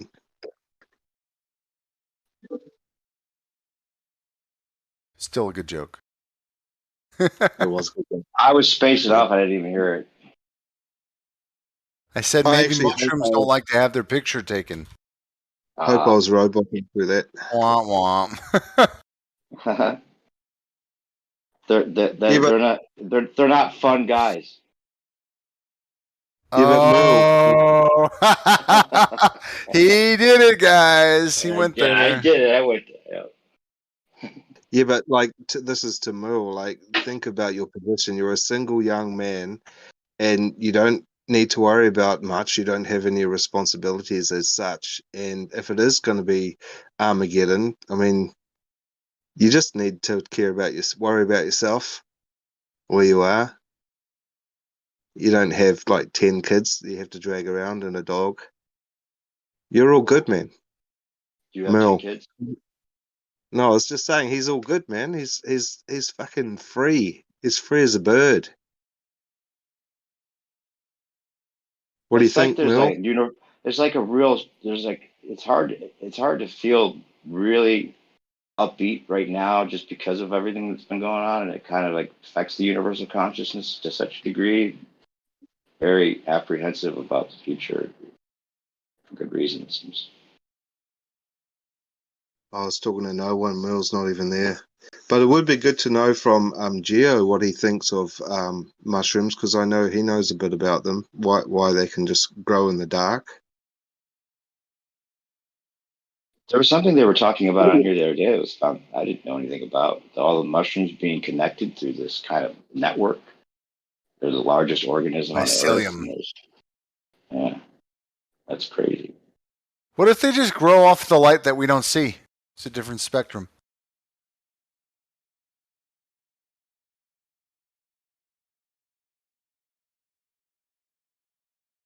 Yeah. I Maybe mean, there's I think that we frequencies. could easily test this, though, or figure it out. Maybe they're just tapped into this the harmonics of the Of what? What are we talking about? everything frequencies, mushrooms. Who's tapped in? The mushroom itself? If they don't need light, what do they? How do they grow? Electrical continuity, just like a lot of things. There you go. Crystals don't need light to grow, and they produce their own Sure. light and darkness. Exactly. And yeah. So it's like chemical, electrical is resistant. You need resistance. Come to think of it, there's actually a type of bamboo. There's a type of bamboo that can grow 40 centimeters overnight. Ooh. Well, have you ever thought about like through the cities they make you cut your stuff down to like 9 inches and stuff, or a foot, like they cut the weeds or whatever? Just imagine of all the certain weeds, if you'd let them get to 20 foot tall and 30 foot tall, those two, like what could they do really? They're weeds. I think your lady's snoring.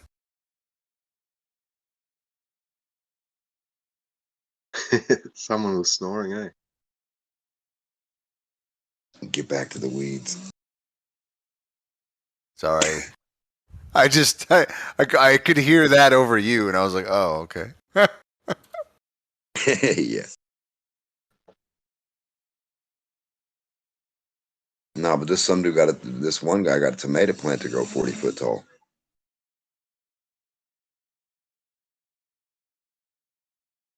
I think a dude in China or somewhere did it with a vacuum. Did he use Ken Wheeler's magnetic South Pole magnetic trick? No, I think he used more of a vacuum, certain like gases and like a vacuum effect to a certain extent, like pressurized it or depressurized it. Can you grow a plant in a vacuum? Well, to an extent. I'm not saying he made it a vacuum chamber. I'm saying he depressurized it or pressurized the container it was in, like the greenhouse he had it in. He like was messing around with the amounts. I can still hear the snoring.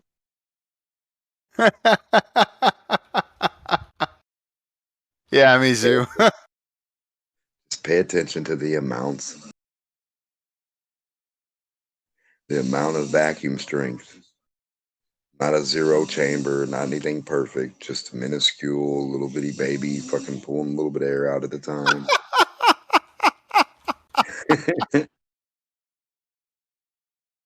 That's that vacuum effect. It's resistance. It certainly is. Oh, is it? I don't know. It seems like everything is resistance to you, so it has to be. Dude, you know what? Either I don't understand any of these concepts or you guys are just on a different level.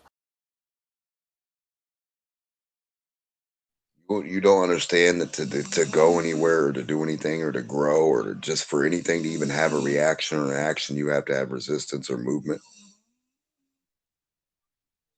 For anything. For there to be anything to even happen, you have to have the word resistance. They don't measure R for rotation. They don't measure it for radius. They don't measure it for Coriolis.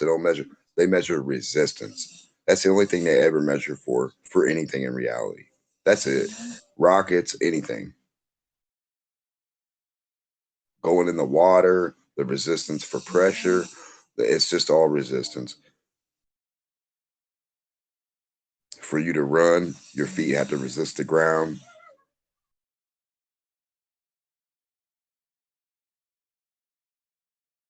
That's funny. I was trying to work out who's snoring. It only ever happens when Democ's speaking. Who's in the background snoring, bro? A very lucky lady.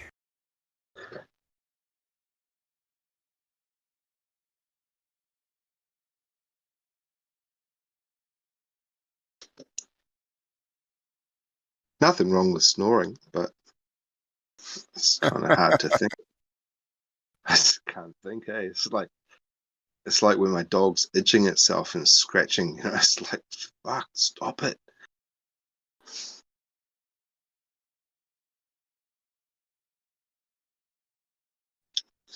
And electrical continuity. How Just come like when you drink? How come when you drink a 500 ml can of beer, you pee out 1 liter? because you soak some of that shit up like a sponge.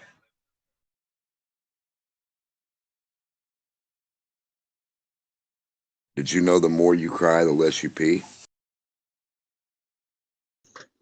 I once saw a Japanese magician drink milk, and then he made the milk come out of his eyeballs. It's so goofy. Dude, I could tell you stories, but I don't want to. A magician. That's not a magician. I'm That's not a magician either. No, not you, not you. I was saying that magician was just a goofball. He shot milk out of his eye. Yeah, he was crying milk. He drank it, and he was crying milk.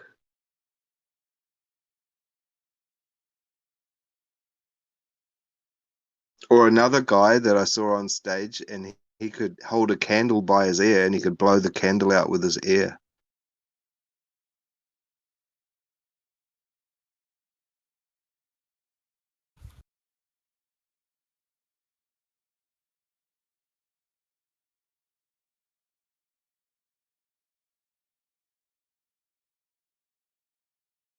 Bring back flat Earth comedy, I reckon.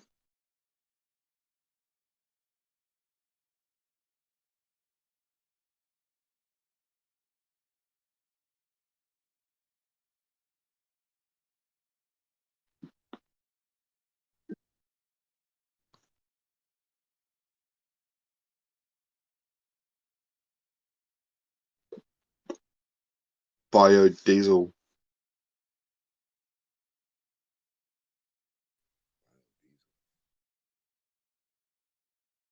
Everything's biodiesel. Where's A lot of biodiesel? everything. Where are you, bio? Oh, biodiesel, the person in this chat. Okay, I see. No, Avatar.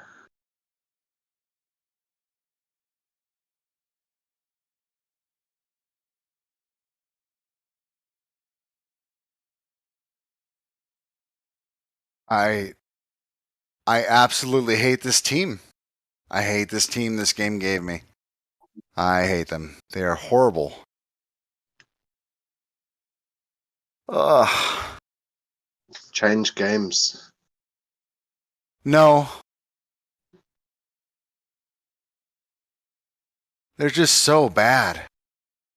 Like, exceptional.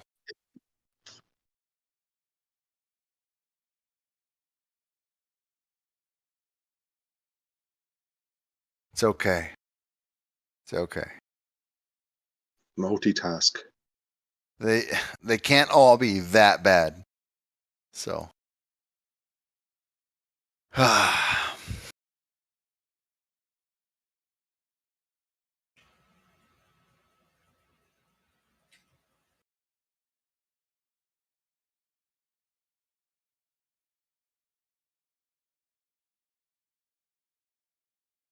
Rather than like making gifts for $1 a piece and it only takes you 2 hours, wouldn't it be more fun to grab a piece of secondhand furniture and recondition it for the day? It would give you so much more pleasure, and then Hell flick no. it off Take the internet for megabucks.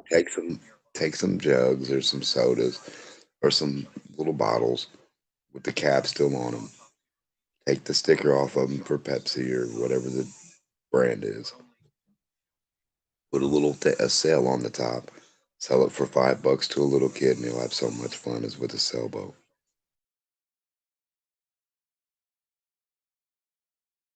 Like taking candy from babies. And there, you for 1 minute worth of work, you got $5. Oh man, I used to sell candy in school. So here was the trick. I used to run all the fundraisers, and then when the fundraisers were over, you just kept selling, and then everyone just thought they kept going.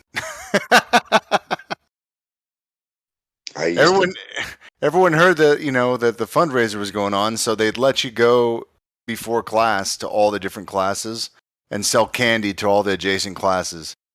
So even if it was over, you could still do it. I made hundreds of dollars. Well, I didn't make Once, like that much doing that, but I would buy a bag of blow pops before school for like a certain amount, and then sell each blow pop. And I would act like I only had one each time and auction them. And I'd get up to like $1 or $2 for each blow pop. So I made a good amount of money, but. Well, I'd go to Sam's Club and I'd get like Airheads because they were the most popular.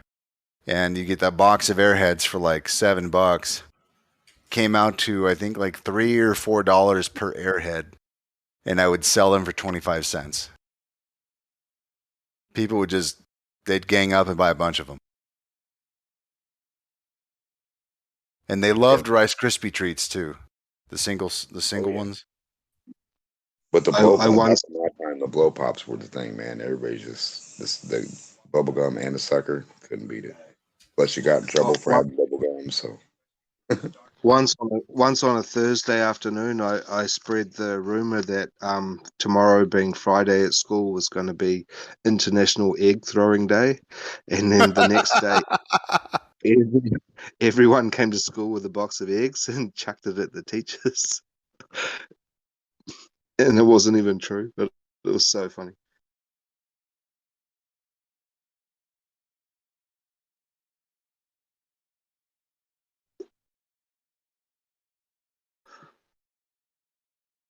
Well, did you get credit for it at least? Yeah, man. The headmaster actually got lifted up in his gumboots because it was a country school, and we threw him in the swimming pool after to wash all the egg off.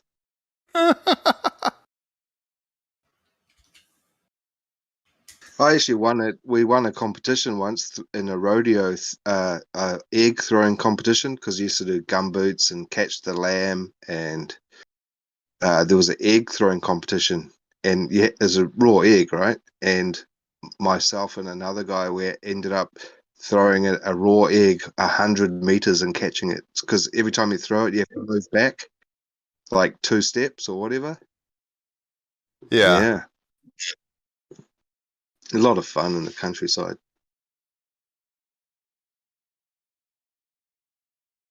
That does sound fun. Egg catching competition.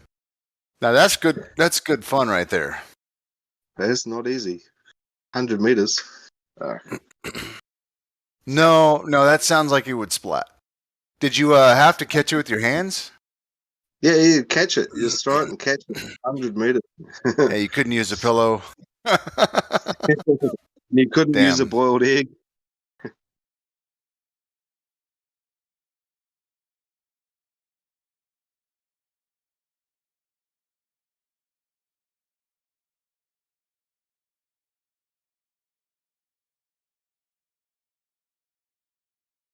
Yeah, it's the only time New Zealanders wear cowboy hats in a rodeo.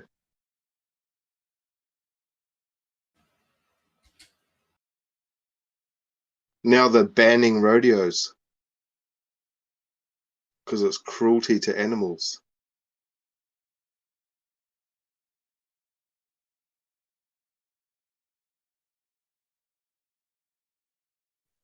don't ride that bull. Eat it.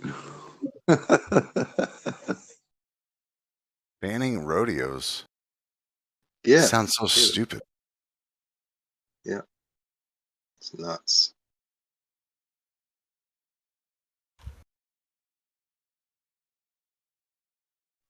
Where's the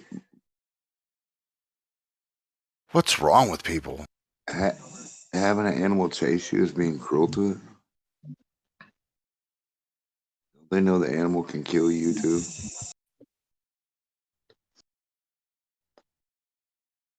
Yeah, well, we're just catching the animal. We're not doing any harm to it. We're riding it, not doing any harm to it. But it's not like, the bull running down the street and you're fucking throwing spears at it or anything like that. Yeah, but what are we consuming? What's beef? What is that? What's pork? What's You chicken? wait 20 more years, all your beef will come from a lab, be grown in a petri dish. Well, it probably already is, but What I'm saying is like, don't we eat all the fucking animals anyway? How is it not cruel to smash their head in and eat them in a factory and cut them up by the trillions of tons and pile them on top of each other? What's not cruel about that? And chew them up. I mean, what the fuck? Yeah, just have to cook them first. That's all. As long as you cook them, it's not being cruel.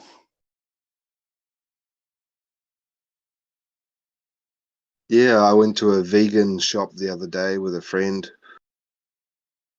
and they had vegan ribs. It's like, why? Well, what if?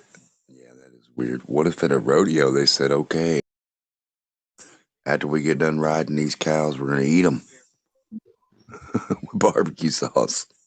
It'd be okay. Beer batter ribs. Yeah, I'm sorry.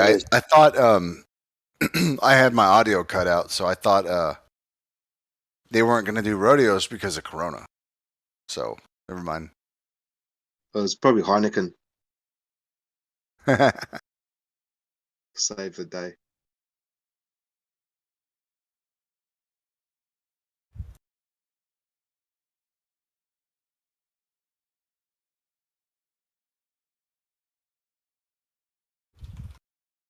Corona. Do you guys believe in aliens? I think it just has to be redefined. Outer space aliens. Do you believe in those? Like from billions of years, light years, fucking light No. speeds.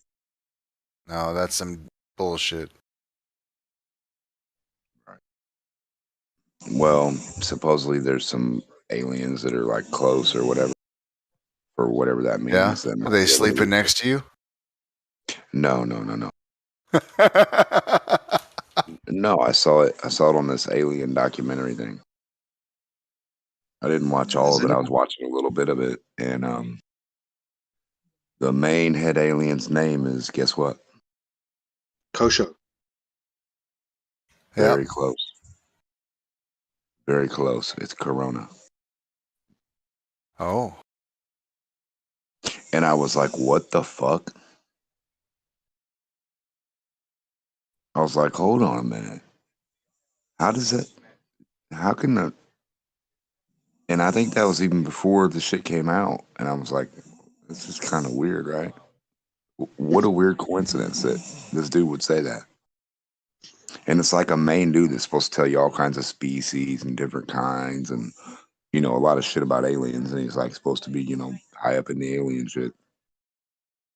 And he says Corona is the name of the top one, like the elder alien. And I'm like, what?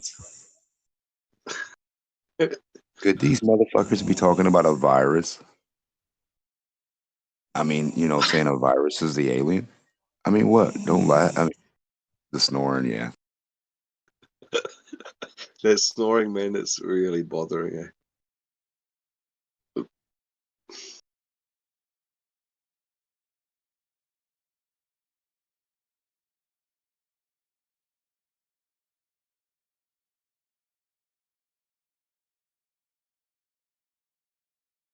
Well, I hope you have a nice man cave away from the wife.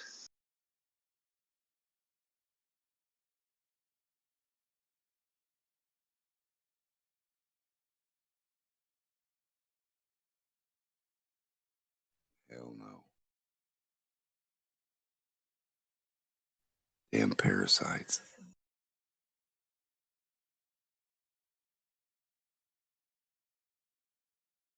You just have to take a red pill, man, to get rid of the worms.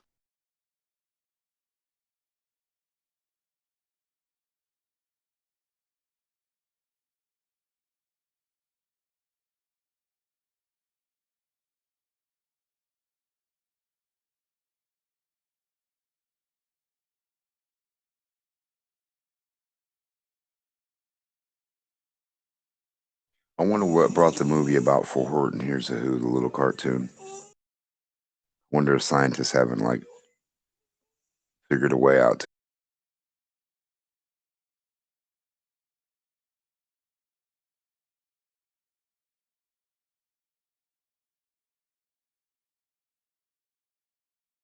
There's probably a big seesaw style pump in the under the earth, which is pumping all the oceans, and that's why we have tides.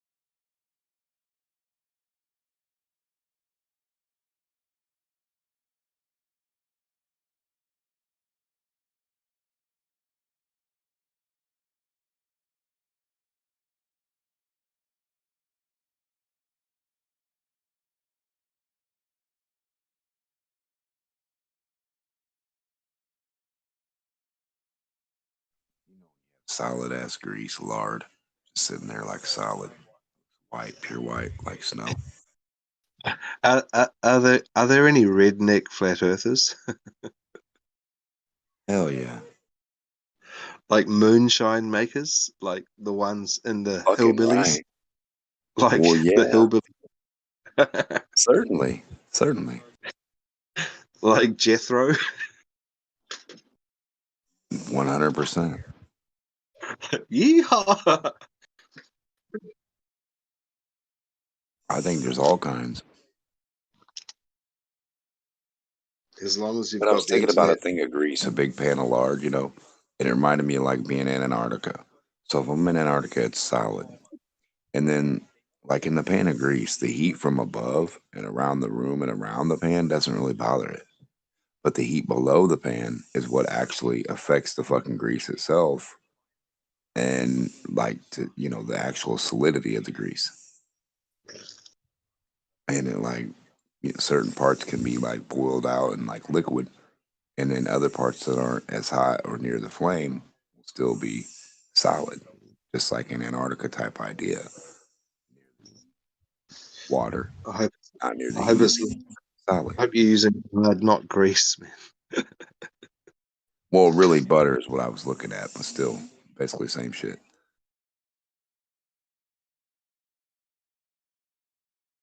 It just gave me the idea, though. You know what I mean? Of being heated up Yeah. from the bottom as well as the top.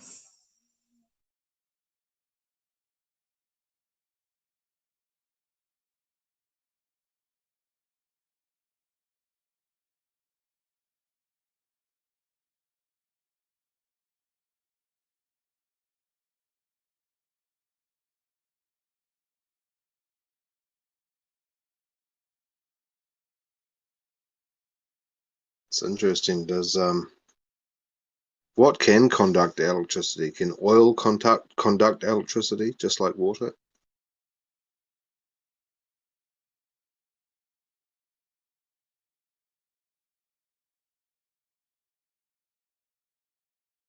Oil.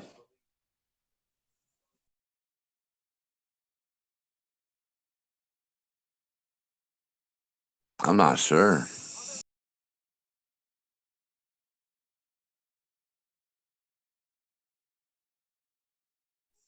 I mean, well, yeah, it's gotta, yeah, it can, because you put grease on certain things, right, to stop them from corroding, but you can still get the electrical continuity through it, like a gel. So yeah,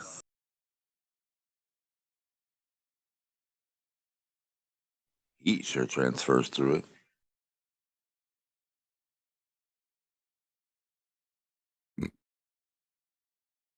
Yeah, I mean it should. I think it would.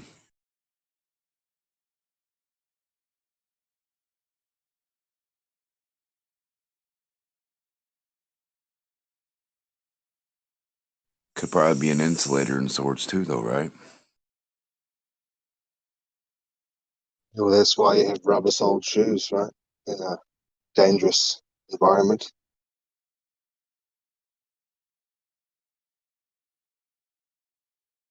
Right.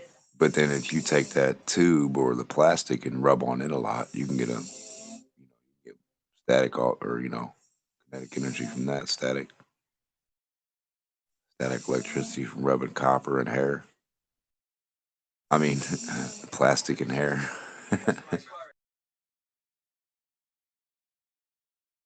Or like if you slide your ass down a plastic slide at the little park down the road, get a shock every time. We should be putting that to use. All the little slides in the city and all that shit should be going to the fucking power source for everybody's house. You ever showing kids the trick where you get the flint striker off a box of matches, and you burn it? You take it off the box of matches and you burn it onto like a piece of glass or a pot lid or something, and then you get the oil from that, and you rub your fingers together, and smoke comes off your fingers. No, I haven't done that.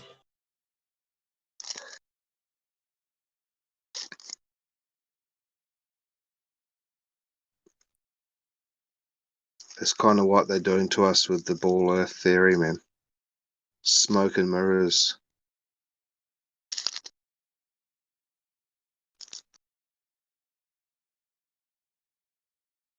Well, I mean, Scooby-Doo. yeah, but I mean, the only time they could do it is when you're so young that you fucking have no idea of even questioning or caring about it, worry about it even, The propaganda is thick like grease. Grease and feathers. Clearly somewhere, I don't care if it's 1 degree, a portion of a degree, 0.559 of a degree. If a helicopter or a hot air balloon or a cup of water tilts, you see the effect of it.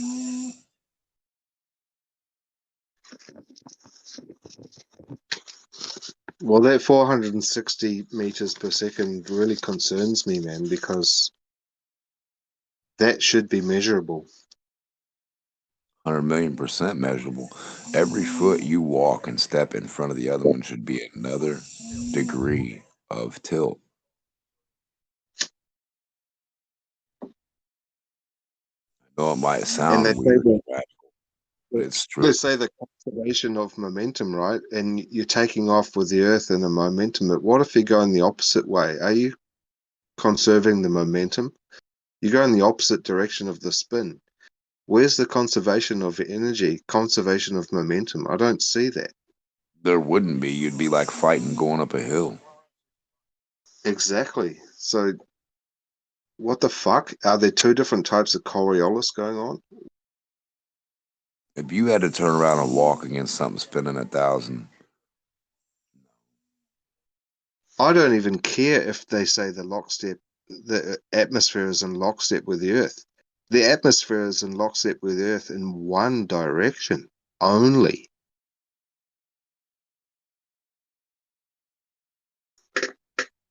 well, exactly. That's why they don't like the word resistance. It doesn't take a fucking rocket scientist to work it out, man. If the atmosphere is moving that way and I go the other way, well, fucking hell. If There's you going to just be turn some. around and hold your hand out, your arms out, you should be like, yeah, the wind should be hitting you 1,000 miles an hour, slowly. What a fairy tale, man. Yeah.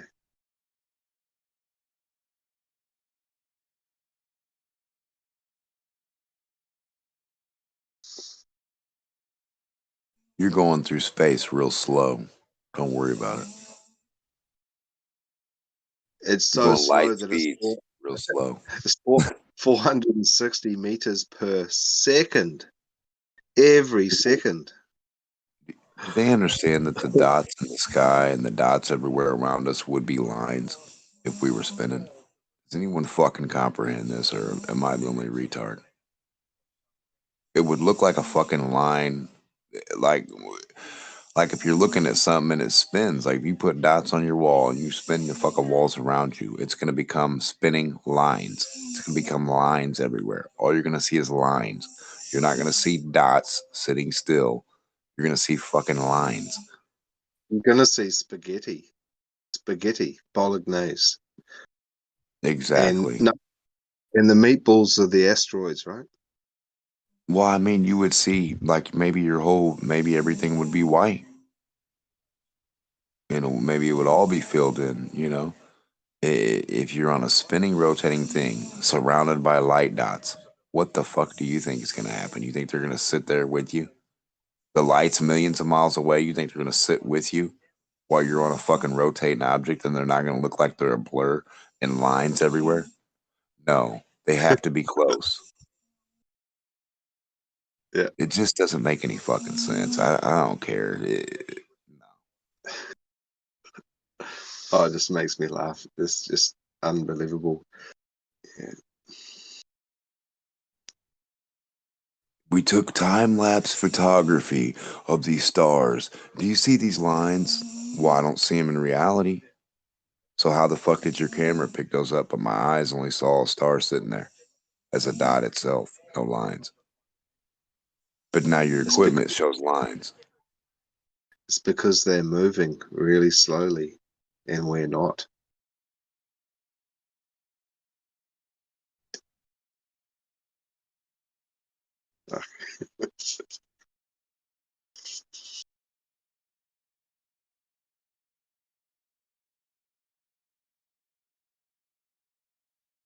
I don't know what type of bait you use when you go fishing. Shrimp, liver, carp bait. I make my own. Worms. I've always had a premonition duck poop would be a really good bait. Yeah, but you just have to feed him a few bowls of peanut butter before he goes to bed.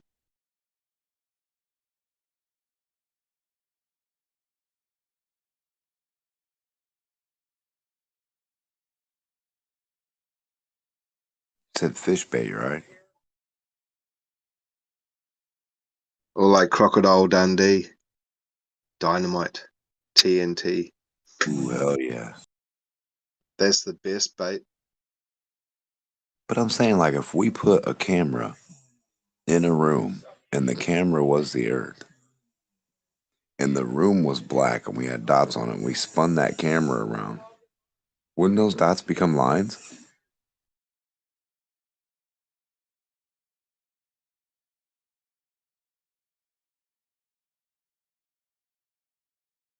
Imagine that camera is hooked up to a live feed, and you can watch it 24 hours a day, anytime you want it. And you clicked on the link for the room, and it takes the camera 24 hours to go all the way around the room.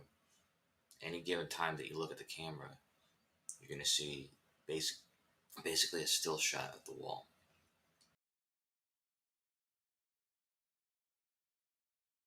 Now I'm going to spin this camera 1,000 miles an hour around in a circle, and I'm going to see what I want to see. Because the walls are still and they have dots on them. So I want to see if the camera's going to show me dots, patterns, dot-to-dot patterns, or is it going to show me when I spin this bad boy 1,000 miles an hour or 1,000 RPMs, whatever you want to do. Is it going to show me lines or dots?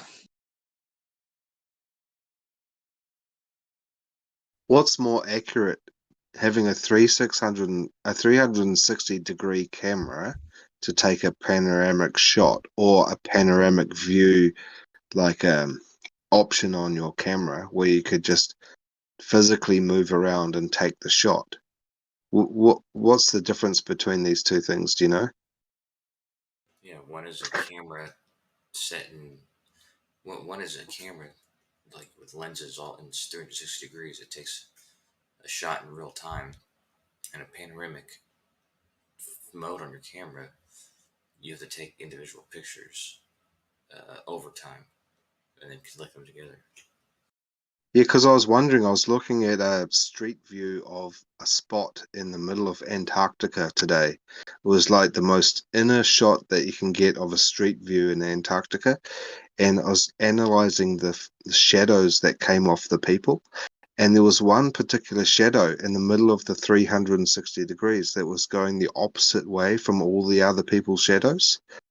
And even though they were like on a ice, like a bed of ice that was surrounded by water all the way around, and they were standing in the middle of it, and there were opposing shadows facing the same shore. And I was just wondering where was the sun coming from? It was just this one person in that shot that had a opposite shadow than everyone else, and he was holding up a camera in the shot, and I don't know if it was a panoramic view like a shot or if he was using a 360-degree camera, because it had this line like the join where you can link two, or you can join the two frames together.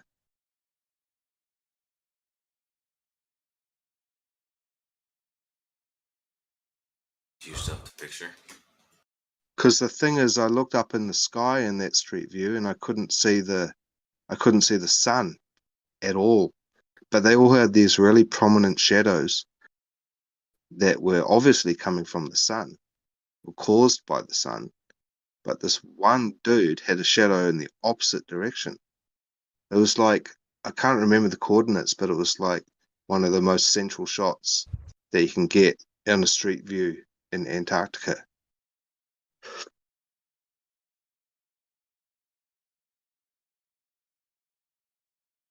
Why wouldn't you have multiple shadows in Antarctica if it's got surrounded by hills and mountains and like snow and like shiny fucking like? Wouldn't you think that the sunlight would hit certain portions and bounce back the other way too? Or just not have a shadow at all if it's all covered in snow? Like on a snowy day here, like during a Christmas time or a real snowy day, like I don't see any fucking shadow like of anything. It's just snow.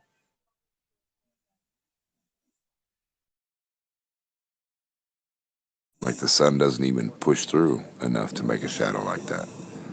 And then if it does, you never know. You might get a couple shadows because, yeah, it can reflect off ice and other shit. I don't know. Weird It was thought. a weird one as well, because like that one I was looking at had lots of shadows from the people, but nothing else seemed to have shadows much. And then also I looked at a various other bunch of street view from surrounding areas, and they ones without humans, it was just like penguins and rocks, and there didn't seem to be any shadows. That's what would make more sense to me. A cold ass dreary, area would, what? Who the hell is snoring? Oh, don't worry about it, man. We're used to it. It's soothing. Sure.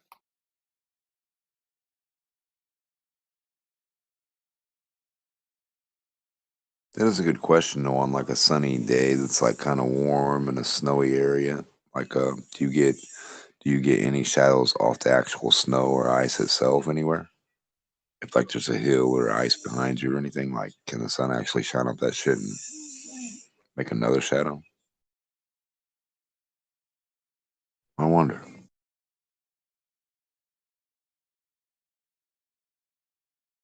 What kind of Doesn't shadows snow. should we see in a snowy, like a snowy place, like where somebody's skiing and the sun's out and you know damn well it's right there because, be in the frame or something like, right? Hey, what time do you think that cops take shift change around the same time every day? No drinking and driving. Are you planning on robbing a bank?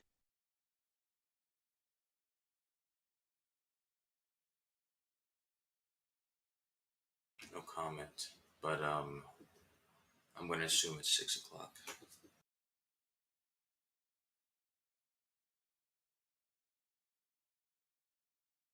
Coach, I you think need they to get on helping me make my game, and then we'll be You can be the trillionaire on the speed. I hope you make it. I think they fall asleep at about 3 in the morning and they wake up at about 6 and then they change shifts. So you've got a really good, nice window there for doing anything devious. It's 5 o'clock now. 5:20. I'll take my chances. I was gonna take my chances anyway. I'll see you guys. I'll be back in 10.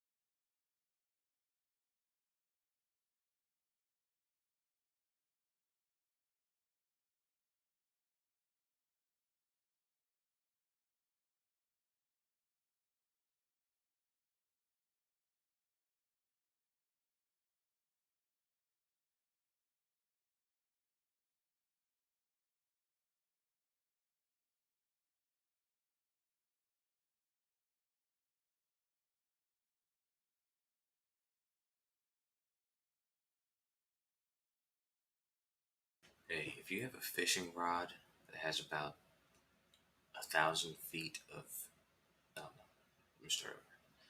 If you have about 1,000 feet of fish wire, the kind that you put on a fishing rod, and you need to extract it like you would if you were fishing and you were turning the reel on a fishing rod, but without a fishing rod, what do you think would be the best way to do that? Like, what kind of motor? Who did you kill? No, I didn't kill anybody. I do need to extract this fishing wire, though. Like a motor, you know what I mean? Like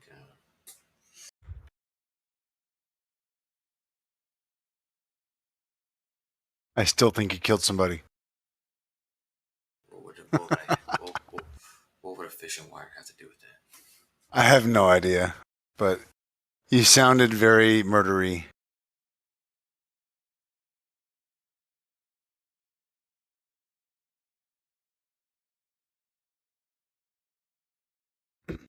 Yeah, I have no idea.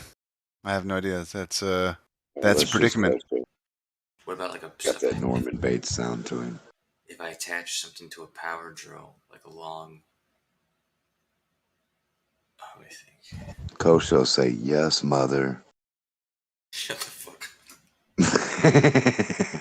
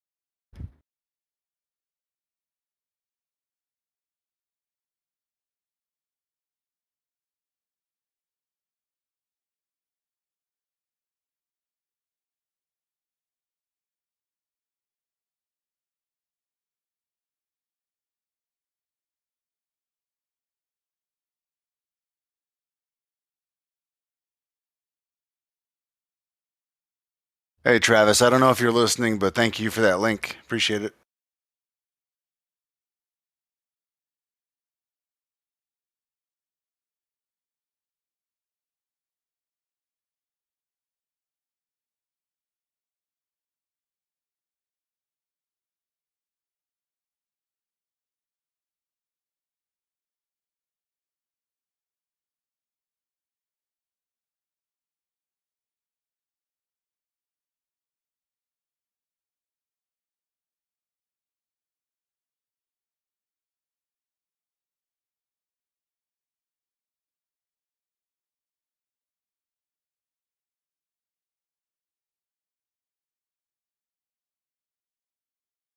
All right, you can totally laugh at me, but I've had this cracked tooth for like over 10 years.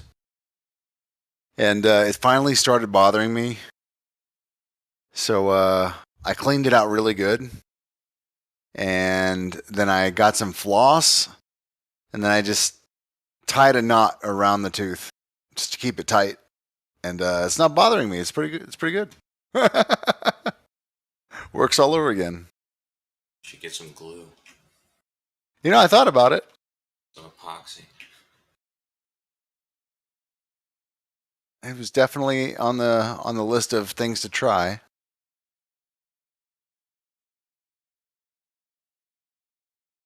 Why don't you just look up whatever dentists actually use?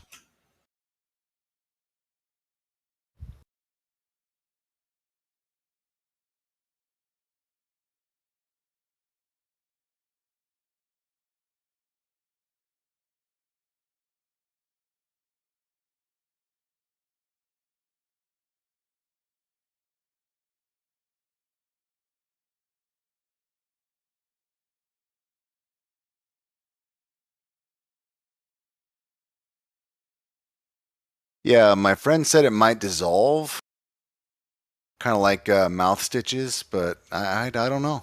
I have no idea. That's what I'm saying. I would just look up whatever dentist. I'm sure they use some special fucking glue. But which tooth is it? Actually, I don't know. Let me look.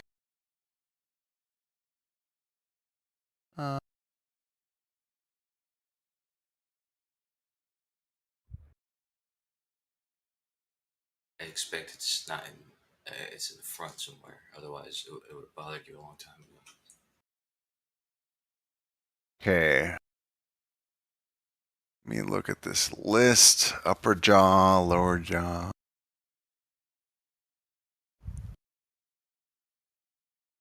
It is my first molar. Wait, that's in the side of your mouth. Yep. And it's only started bothering you now. Well, I mean, yeah. I mean, yeah, it really, I mean, I cracked it open in a bottle of beer like 10 years ago. Shit, dude. And then it had this like hairline crack that never really presented itself. Like the doctor, I mean, the dentist couldn't even find it. Yeah, it happened to one of my front teeth. A chick hit me in the mouth with a beer bottle. It's the same thing. You can barely see it, but I can see it. Damn.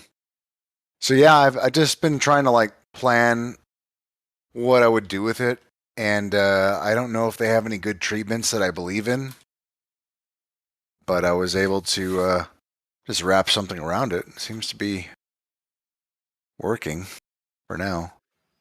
But I know if like if it gets dirty inside, it can like, you know, rot from the inside out, and it'll probably do that eventually. But I need to figure out what kind of treatment I want to do. I'm sure you can get some sort of protective enamel, some like something that will coat your tooth so it doesn't get in there.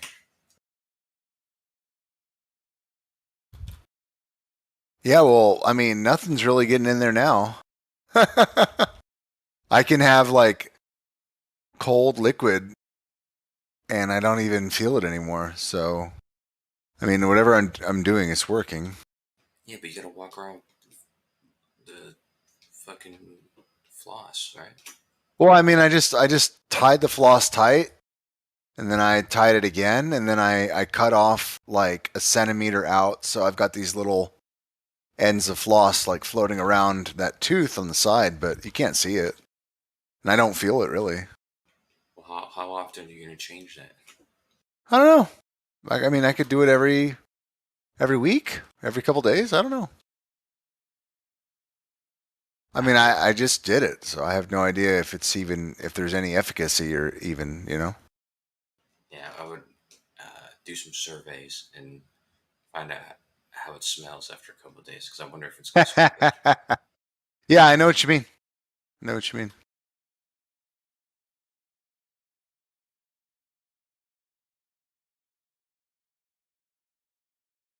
And I got a team that sucks again. All right, great. What game are you playing? Why do I have to do this? Why do I have to save them? What game is it? Apex Legends. Yeah, I knew it, dude. I went over to this dude's house, a friend of my girlfriend, a friend of my girlfriend's boyfriend. Either way, the boyfriend of a friend of my girlfriend. Anyhow, yeah, he was playing that game, and I got into it with him. I got into the game. This looked badass.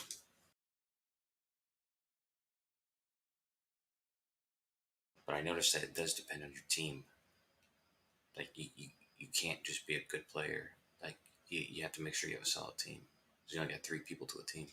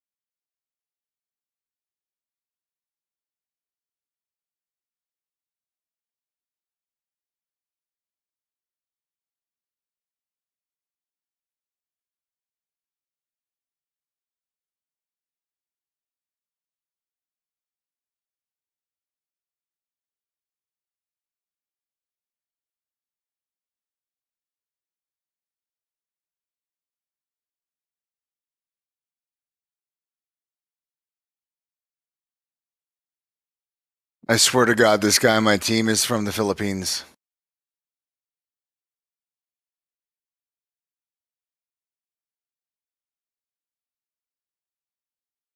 Say putang ina.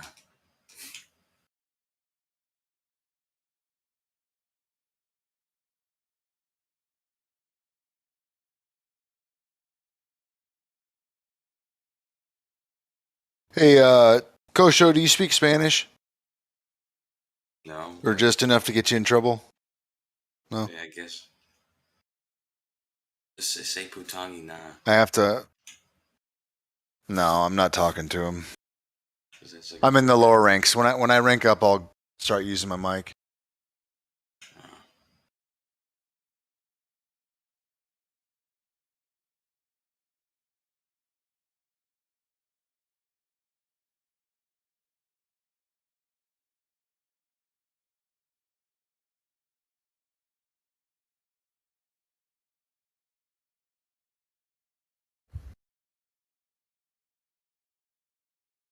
What the hell's going on? Are you guys sleeping or some shit? Not allowed. But yeah, man, that tooth.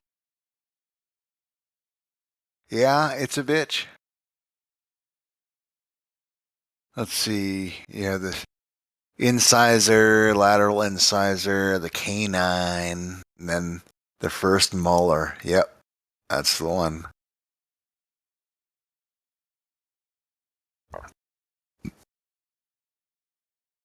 So let's assume that evolution is bullshit. What the hell are the third and fourth molars for that some people have? And how does that shit work? I mean, if I just pull one out, do the ones in the back move to the front? Because I have an extra one back there. I could definitely use its help if I take this one out.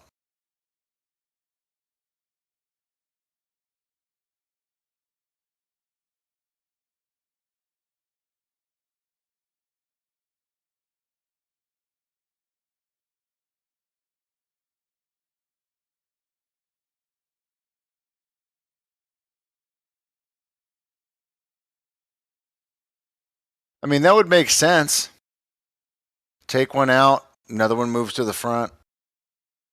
They give you a couple spares.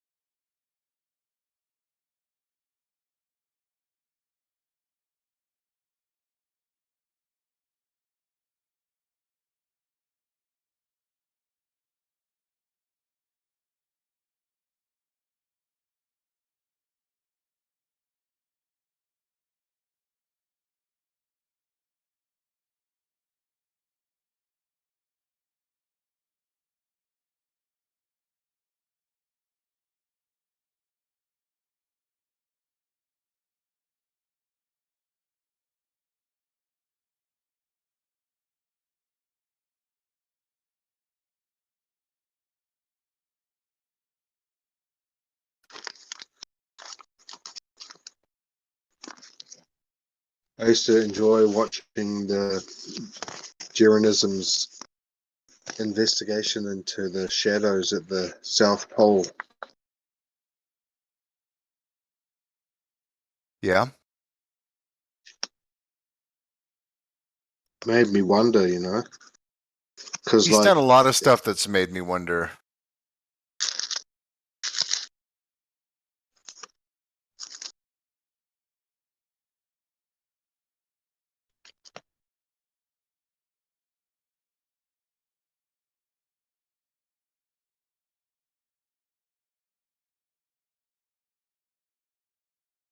What were you I, gonna say? I suppose they're all focusing on the flat Earth event that's going on at the moment. Who is?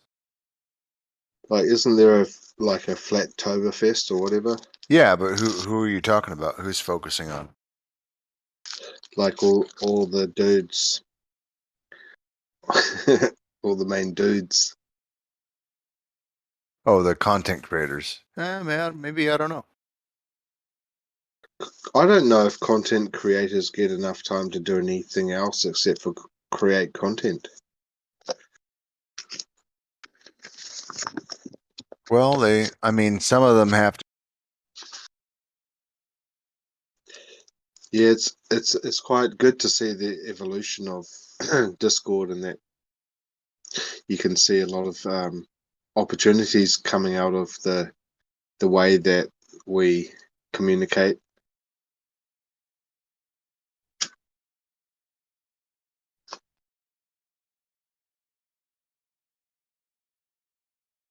What do you mean by that?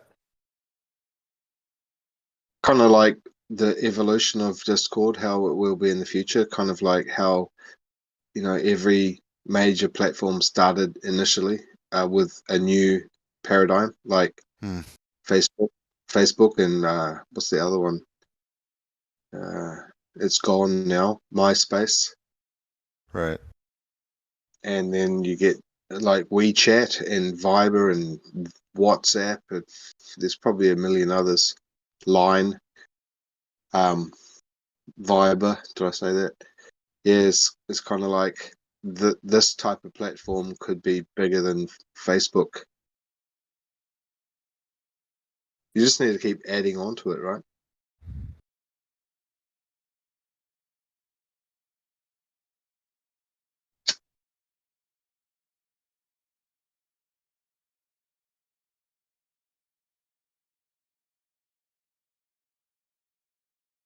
It's kind of like if there is a big change in the way that this type of server can evolve to become more more included, then and more accessible, I think there's an opportunity there to get in as soon as you notice that big change. Like as soon as there's like, you know how we just got text messaging on our phones, it was like, whoa, there were a lot of people taking advantage of that technology, and then video calling came in, bang, just people that are onto it, they just got in first. It's kind of like you buy Bitcoin when it first started, you know. It's kind of like you got to keep your eye on the ball when something changes in this arena. There's going to be so many opportunities for like home-based business. Everyone will work from home. The new norm. I don't know. I'm not sure people are going to work anymore. Yeah, but people still want to buy expensive like things, you know, to show off. You know, they still want to have they want to keep their pride. You know, keep up with the Joneses.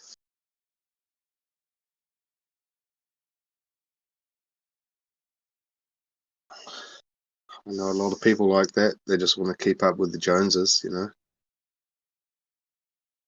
It's a waste of time in reality, but that's where the opportunity is. You could be sitting back and not keeping up with the Joneses, but living off the money that's made by people that want to keep up with the Joneses. It's kind of, they are your money stream. And you sit back and laugh at them.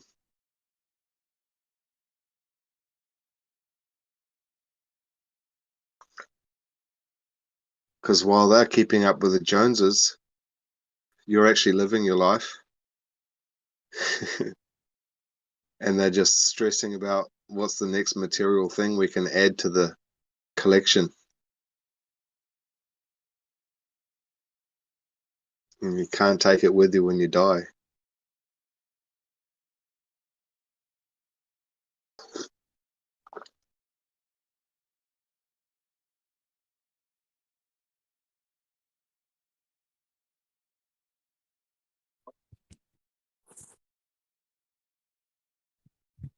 Yeah, you can't take anything material. Not even a pen.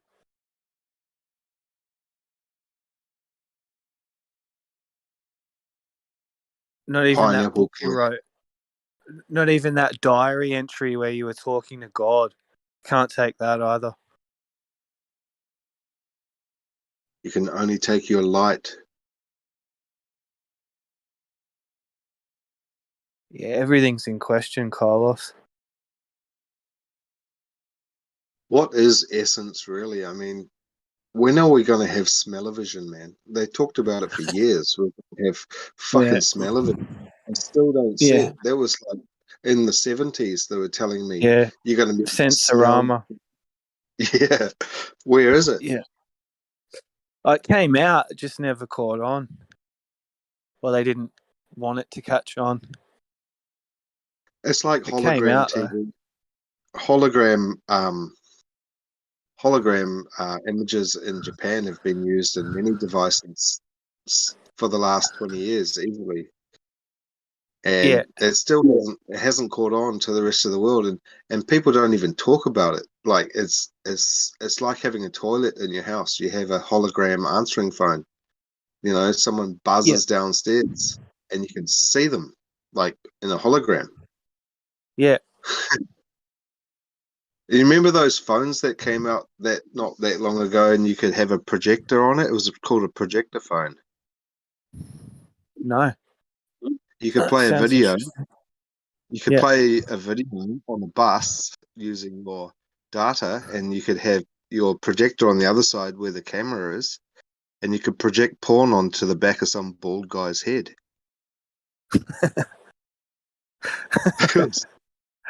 I don't know what happened to the phones that they took them off the market. Right.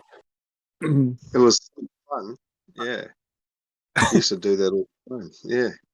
Play porn on the back of some old guy's head. That's good.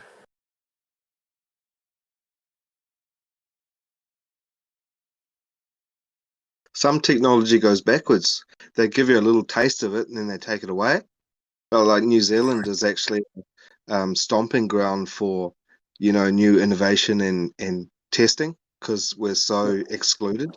We're so far out, and yet we have a society that's manageable. And we were the first country to have, what do you call it? FPOS, which is, at the terminal payment with your bank card. Yeah. So Yeah. not credit card, you just pay with your card. Yeah. Yeah. And with so many other things, New Zealand has been tested on, to see if it's going to Interesting. work. And they trial it here, and then if it doesn't work, then they don't use it. That type of thing. Have you heard that there's a class? There's a new class in NZ.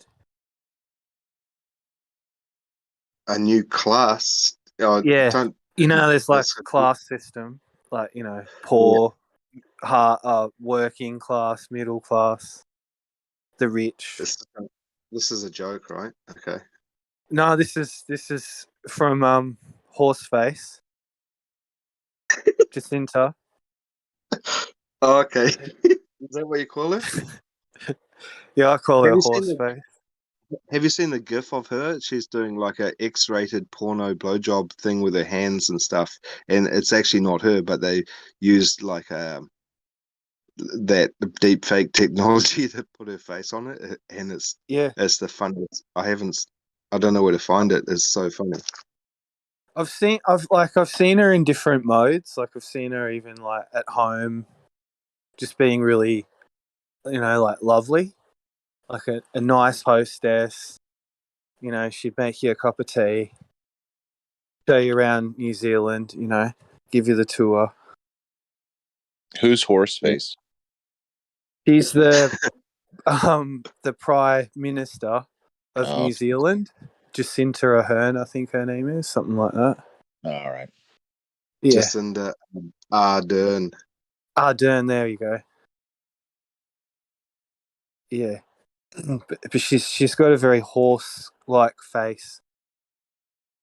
Yeah, I've never met her, but we used to have a prime minister like 3 prime ministers back called Helen Clark, and she went to become like one of the heads or whatever of what was it, not the World Health Organization, it's the other one. And our other prime minister went to become in a think tank in America, and then there's the last prime minister before this one went to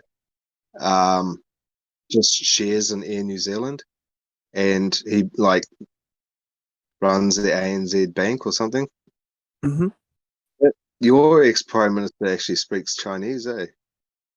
Yeah. Oh, Kevin Rudd. Yeah, well, it's interesting you say that because there's a link with him and her, like that they're both part of the communist underground in a way. But I didn't want to get into that. Like there was just this thing that came out, and it was basically her saying like openly that there's a new class in New Zealand, and that's basically if you've had the stuff or you haven't had the stuff. And it was just, she totally said, yeah, that's it. And I was like, you just talking about testing and New Zealand being like a stomping ground, like you guys, I think you're more on the cutting edge than it sometimes seems. Australia too. Because what else is really around us? There's not a lot. I think the focus originally was on China, and then it moved to the States, and then not to the States, then it moved to Europe, and then the States got it third, and then it kind of New Zealand is this secret little testing ground with limited international exposure, and I think that they really do test a lot of stuff here a long time before they bring it to attention of the rest of the world.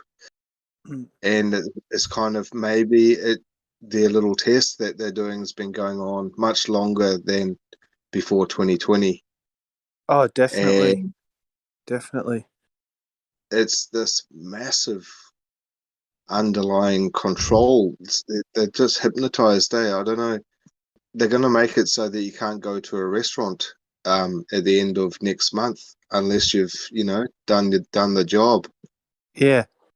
Well, because I've got a few friends in NZ too, and they've been sending me stuff.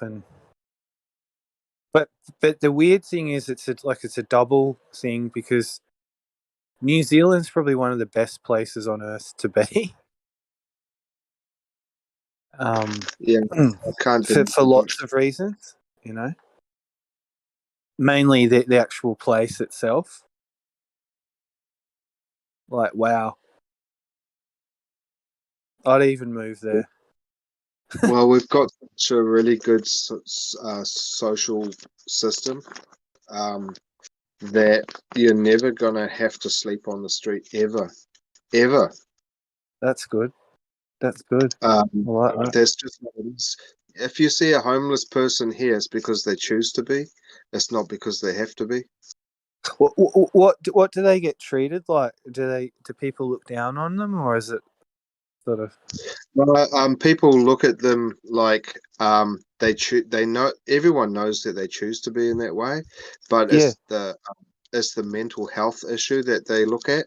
So people actually look at it's not like they're just useless or hopeless. They actually look at their mental health first, and they still get all their donations and everything willingly by participants, because people understand there's a massive mental health issue in this country. Interesting. Yeah. A lot of suicides in this country. Right. Yeah. But it's probably the most happiest place to be. Even if you find someone that's kind of down in the dumps, you can't really compare to someone that's begging and starving in some third world country. Yeah. And what are they just sort of leaving just out of boredom? Is that too blasé a comment to make? But I've just heard people joke about New Zealand, like there's nothing much to do there.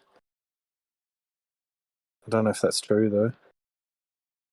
I guess if you get caught up in some really weird drug culture, like sniffing glue or something like that, that thing can take you away from any interaction with society whatsoever. And then you have the other side where people have just been through some type of trauma. Maybe they lost all of their stuff in the casino, and that type of thing. I see a lot of homeless people still wearing the suit that they were wearing when they went to the casino fucking 10 years ago, man. Amazing. Wow. Yeah. But in general, you could pull up to anyone's house anywhere in New Zealand and tell them that your car ran out of gas, and they would take a couple of gallons out for you and fill up your car and ask if you want to have a meal. Very hospitable. Yeah. Is that more coming from the Maoris than the displaced Europeans and Anglos? I missed the Or first is that part. just a new? What's that? You were roboting. What was the first part? Maoris? Oh, Something? I was just going to say, is that hospitableness and that hospitality? Is that coming from the Maoris, or does that come from the displaced Anglos as well?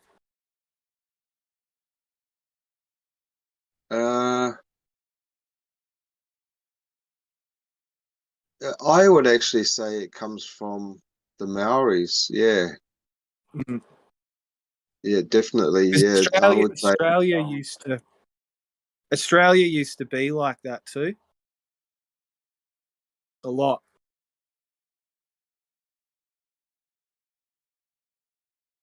Not so much now, but it used to be. Yeah, they're kind of. It's like you have that saying, island time. They're all on island time, where there's no worries. No worries at all. Yeah. Sweet. There's no need to worry. No, that's right. Sun will come up tomorrow. Do it all again. The sun will rise up around the ball.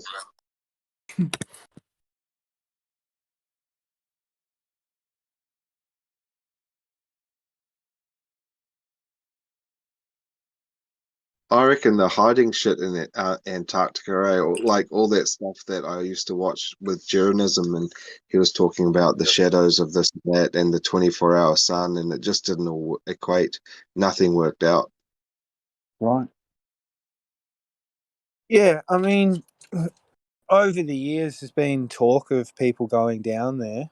Like Powerland, for one, he had an expedition planned that never quite eventuated, and I know Jaren's been, talking about it, even Sargent at one stage, but just never quite comes together for whatever reason.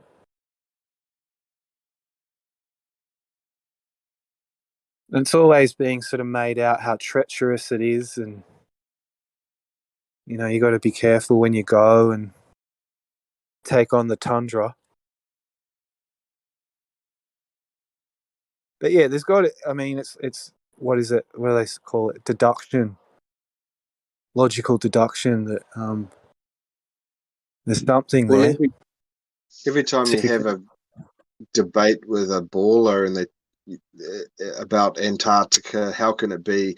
It's only comes down to one thing. They never really venture out past the distances that they travel to circumnavigate this place, and it always ends up talking about after that argument's fizzled out, then it goes on to the 24-hour sun in Antarctica, and then it goes to what does it go to next? But it's like that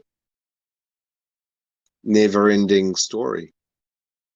That's what it seems to be.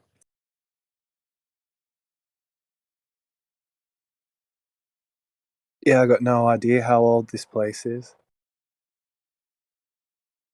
Well, the only way that I can figure that if those measurements that they're taking are true around the 60th latitude, if it was a flat Earth, then I'm kind of trying to consider maybe the shape of the perimeter being what would be the shape if you're really good at doing computer like CAD or whatever. What would be the geometric shape that you could make it to actually work and still have those distances? I think you'd have to look at temperature and the cycles of the seasons. So, what freezes when?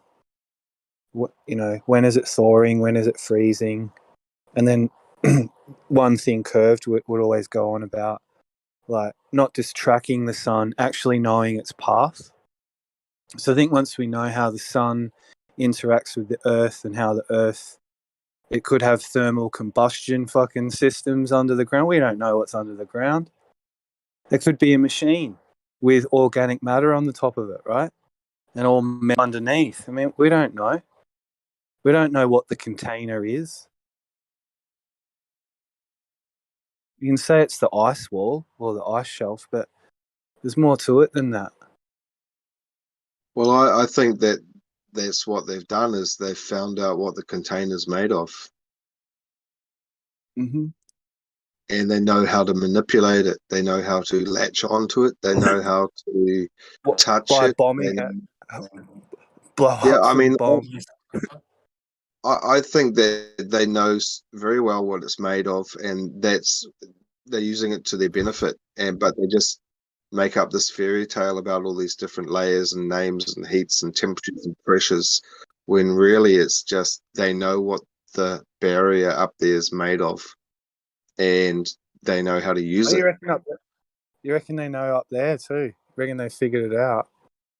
I reckon they've touched it and they know what it's made of, or they know kind of like what it can do, what they can do with it, like bouncing stuff off it, attaching stuff to it. What do you think the possibility is that they can actually glue something to it with glue? That's probably how they geostationary satellites. No, glue wouldn't glue work. and masking tape, tinfoil and curtain rods. You couldn't have geostationary if the sky is moving, right? But maybe the dome is fixed and then everything else is moving, like through a sheet of plexiglass, perspex or something, acrylic, like laser light going through acrylic. Right. So it's only the stars that are moving, but the firmament is fixed. You could get up there and you could glue shit to it, man. You could glue extra stars. You could glue a fucking train track to it. Yeah. Or you could have some of those holographic projectors you were talking about before at both poles. You could have stuff up there and remotely and detonate. Elon Musk would be. Well, Elon Musk might be right because he says it's a simulator. You could launch asteroids from a platform which is glued to the dome. Glue. Yeah, you super glue a fucking launching platform to the dome, and that's probably where the asteroids are coming from, man. They're just blasting them out. I hope the Globers are recording this.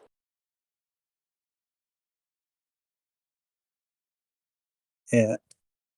Well, if it's a surface, wouldn't you be able to glue something to it? Yeah.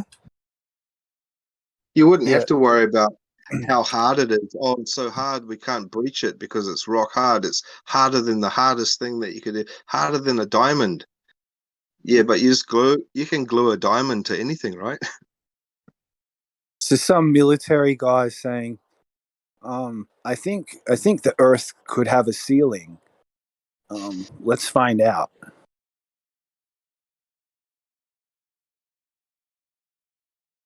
Don't know, bro. Don't know if it's a solid thing up there. I really don't.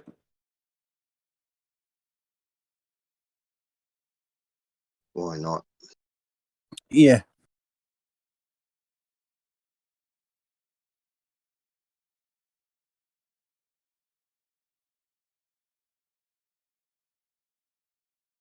I heard someone saying once that there's an Operation Fishbowl.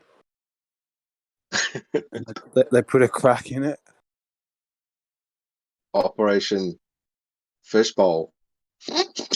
Operation Fishbowl. They I detonated some don't pretty believe in heavy. Operation Fishbowl. I don't think it's real. I don't think anybody would ever try to literally try to get out of a place or try to see what's up there without knowing that they could kill themselves.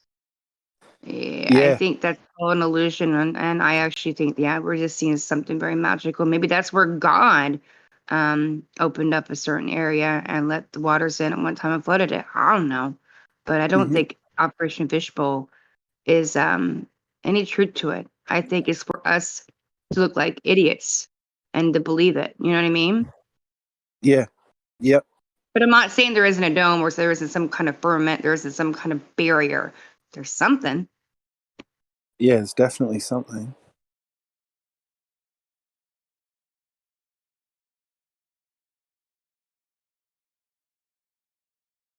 Just my I opinion, hope. though. If you could No, talk I about it, I just appreciate don't it. believe it. I appreciate Yeah, it. but I mean, like, why do they use like cement to make the mortar to join bricks together? What? And it takes so long to dry, and it's so heavy, and it's just so cumbersome. It's so dirty, right? Cement and mortar, and it yeah, makes a lot of dust. And like, yeah.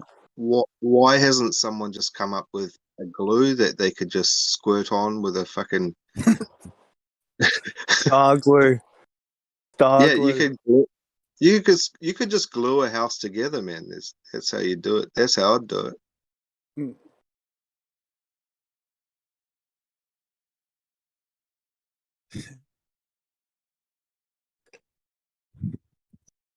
Gorilla glue everywhere on a house. I want to see a house made out of gorilla glue.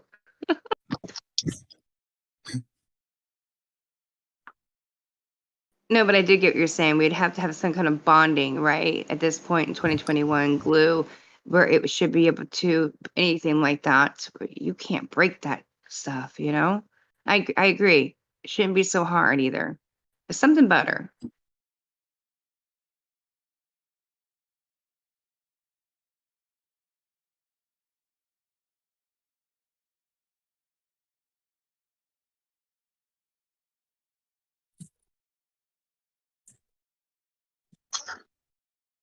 I thought of a good meme, like like a meme that's making fun of the globe, like someone that's walking across Mongolia for 1,000 miles. They'd need to have like snowshoes that were kind of grass Velcro because they'd be going around the curve all the time, and they'd want to make sure that they're not going to fall off.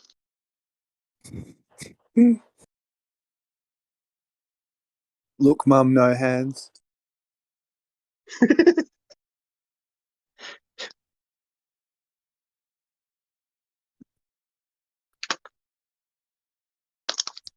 What is with all that plastic in Tibet, man? I'm not sure. Well, all those videos I've seen in Tibet, and it's just, you know, it's just grass for miles and miles as far as you can see, and it's all covered in little tiny bits of plastic. Really? Yeah. Like, where the fuck did the plastic come from, man?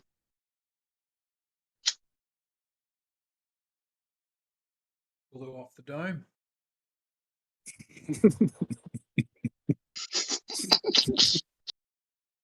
Jesus. Like confetti.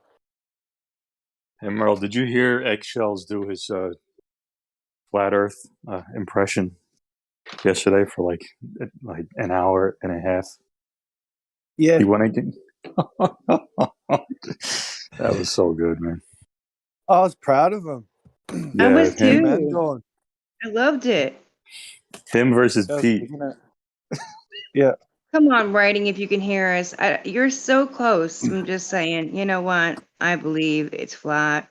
I'm pretty sure it is. Just say that. You don't have to say it is. Just, I believe that it might be. Just that. You're so close. Ring say it won't be. I'm happy to consider it possible. That's Your Yeah. mic's a bit low. So low. I can't hear a word he said, but I heard hush. Hang on.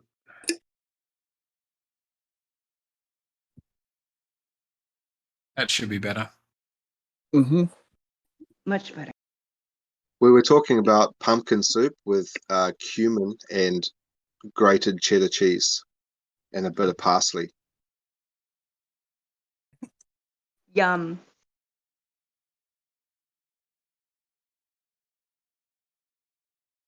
That sounds good. I might write that down. He said that's a good recipe. Where'd you read that off of? You're funny, Merle. Pumpkin, parsley, Cheddar cheese. Make sure you cheddar have. cheese. Definitely Make sure you cheddar have cheese. a little bit of cumin seeds, and then drip some coconut cream on the top. Yum. And then to top Yes. it off, you can put some chives on the top just to make it photogenic. The garnish.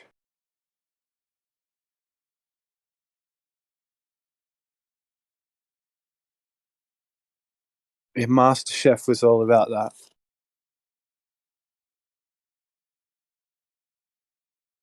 I There's used to love nothing that better. show.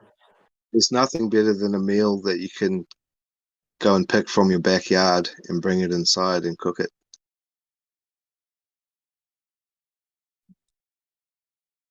Yeah, I live next door to this Italian guy, this man, and he's like, he had grass, like, you know, just a nature strip grass.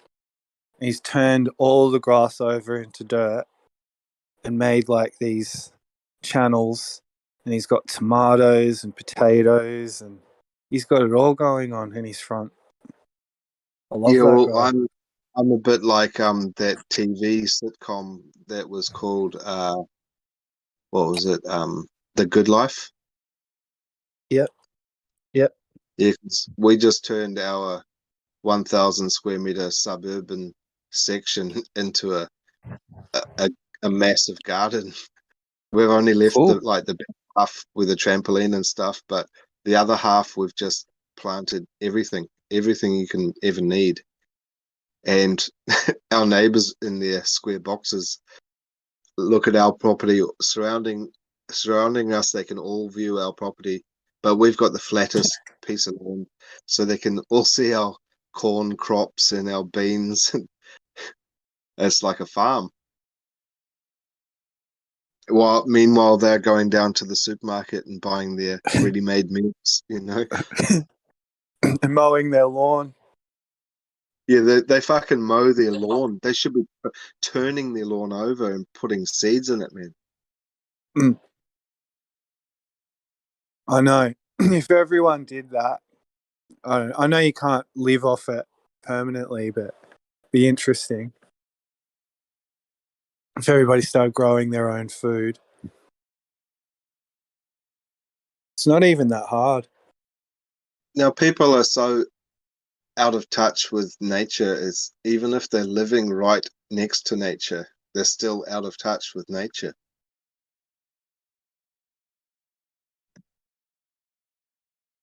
You catch on pretty quick though, don't you admit? Like of all the stuff, survival. I don't know, because my mum was into it. I went, with Bunnings. Went to Bunnings, which is a big warehouse here in Australia where you get everything, but they have plants as well. So say we'd be planting tomato, and I'd put them in, and you'd water it, and then a couple of weeks, like there you go. Establishes itself, the roots get stronger, plant starts growing. Make sure it's not getting too much sun. Water it. Yeah, I mean, what I would be It takes collecting care of itself. if I was one of those preppers, man, I'd have a big cupboard full of seeds. Mm-hmm. Seeds. Could you grow the real money? Could you grow a corn crop in an apartment in New York City? I would not recommend it, but yes, you could grow a little patch, little area, and if you have a little back, well, it depends if you have it fenced in, how you don't have it. I don't know if you have a patio. If you have a patio and it's blocking your ground, then no. You really need pretty good roots and stuff and soil. I wouldn't recommend just making a box in your back, little patio and making a little corn crop. I wouldn't necessarily do that. You might be able to. Let me think on that, because you actually might be able to do that depending on how high you build it and all that. So they've got you by the balls, Stacey? Yeah. Like people that live in the cities, not you. People that live in the cities. You mean metaphorically, not like me. Yeah. They got you by the balls, right, Stacey? Yeah, people that are in the city, they're really reliant on the, distribution of food. If that chain was interrupted in any way, man, I don't know what they're gonna do. I just had a friend of mine of so long go out and buy a crossbow, because he's like, if I have to go and hunt for food, I don't care if it's a raccoon, what it is, I will eat, because he's not taking a vaccination. And these people are worried about their jobs, because it's now being said if you have 100, I'm sorry, I'm not supposed to talk about this, but 100 employees, then you're going to have to lose your job or do it. So they would not go to crossbow. There's many other things we can do to come up with food. I don't know if that's the answer, but you have to be growing food. Have to be. At the most people have only got 1 week worth of food in their home. 1 week. Right. Some people say 3 days, Most people can't afford it. I mean, yeah, in America, they have given out a lot more money since all the stuff has gone down with stimulus checks and more money, even for people's food stamps for kids and stuff. But people are flying through that right now. They're not ready for what's about to hit them this winter. No one's going to be ready for the economy in that way. That crossbow is not going to be any use in the middle of the city, though, is it? Well, for a little while, maybe. And I'm not talking about hitting with people or anything. I'm talking about, we have quite a bit of stuff here in Indiana, even alone. There's coyotes, raccoons, possums. It depends on birds. I wouldn't want to do that myself. It's hard for me to kill any animal. But I do understand the logic behind it, to survive, to eat. And there's going to be animals out there just as much as they're needing help, because we're not going to be having extra food laying around then, right? For them too. So I don't know. Yeah, but if all in the mega cities, the mega cities, and maybe not where you live, but in the mega cities where it's just a concrete jungle, you just need to pull the switch on one type of thing, like the electricity or the food chain, and or if for whatever reason they could make it snow really bad for like a month, and people would be starving. You know, I think people aren't ready at all for even a mindset of a depression like that of food. People are so, especially here, used to be, eating way too much, way more than's necessary. I was just thinking about that too, Thanksgiving coming up, right? How much my family back in the day too at reunions and stuff, how much food we used to bring.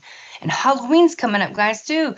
By the way, how much candy did we let our kids have? I'm like, wait a minute, I used to go out with pillowcases, fill up a pillowcase, go back, right, with your brothers and stuff, and do it again. What kind of actual life is that that you're telling your child that they should be doing? We shouldn't even be allowing that for children, right? The concept doesn't sound right. All that sugar, but even if they don't eat it in one sitting, what are we showing them with that? Is the point. Growing up food, like we Thanksgiving, how much food we eat in one sittings and stuff, and fill up a whole plate and have to have desserts and pies and all. Why? Yeah, but I couldn't imagine like Halloween in the middle of a big city, because you'd be taking these hypo kids back home where they've got artificial flavors, colorings and preservatives and sugar, and it's corn syrup and Absolutely. all that. And they're going back to like a home, and they're just going to be ripping the place to bits like the fucking Yeah. Tasmanian devil. When if Uh-huh. you're in the countryside and you have Halloween, the kids, you just let them run outside for about 5 hours and they'll just go to sleep when they get home, you know? Yeah. You don't have to stress with like a house full of crazy animals. And that's So, exactly what I was comparing it to was the coloring, by the way, the main thing you said, because I grew up that same stuff as a kid, thinking about every year we used to do that, wondering about all that candy that we used to consume as children. Oh my God, I wonder what that's done to us. You know what I mean? Because there's a lot of chemicals and stuff that are in that candy that's in it. I mean, and that actually is one of the number one things that lead to heart failure.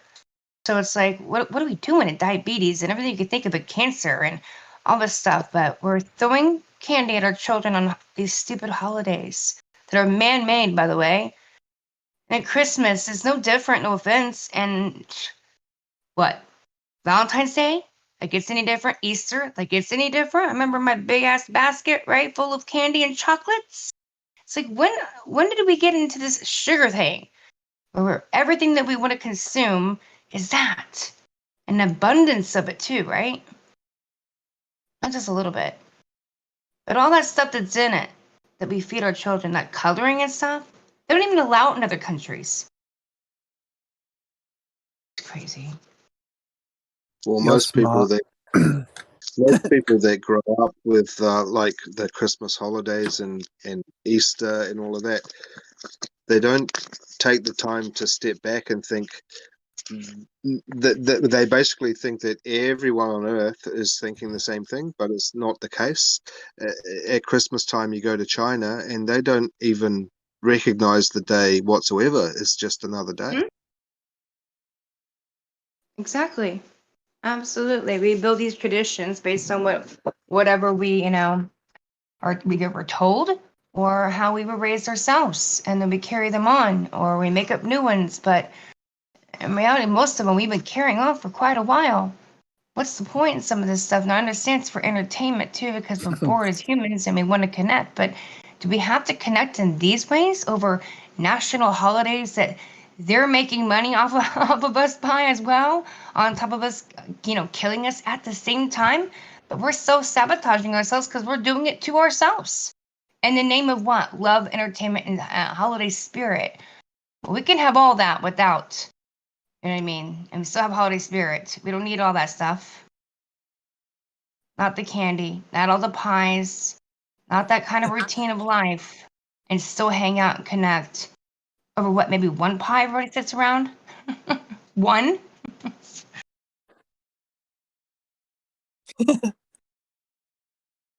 I just got a message from M Stone on my YouTube. Oh I no. I just wanted to say to you both that what got me into all this was actually just listening to you then, Stacey, like my mum, because she was a nurse and she started eating organic food. She didn't watch the TV. She'd just meditate. And that was my mum's thing, to, like world peace sort of events. And anyway, but you just reminded me, because that's sort of where it started, that realization that, okay, so there's all these chemicals, there's all this artificial stuff, and so there's a fake way to live, and there's like a real way, and that's to do with nature. And anyway, so that kind of thinking was what kicked all this off. That was the first awakening I ever had. It was like, and then I'd think about, so you have sugar, and then I'd think about all the dentists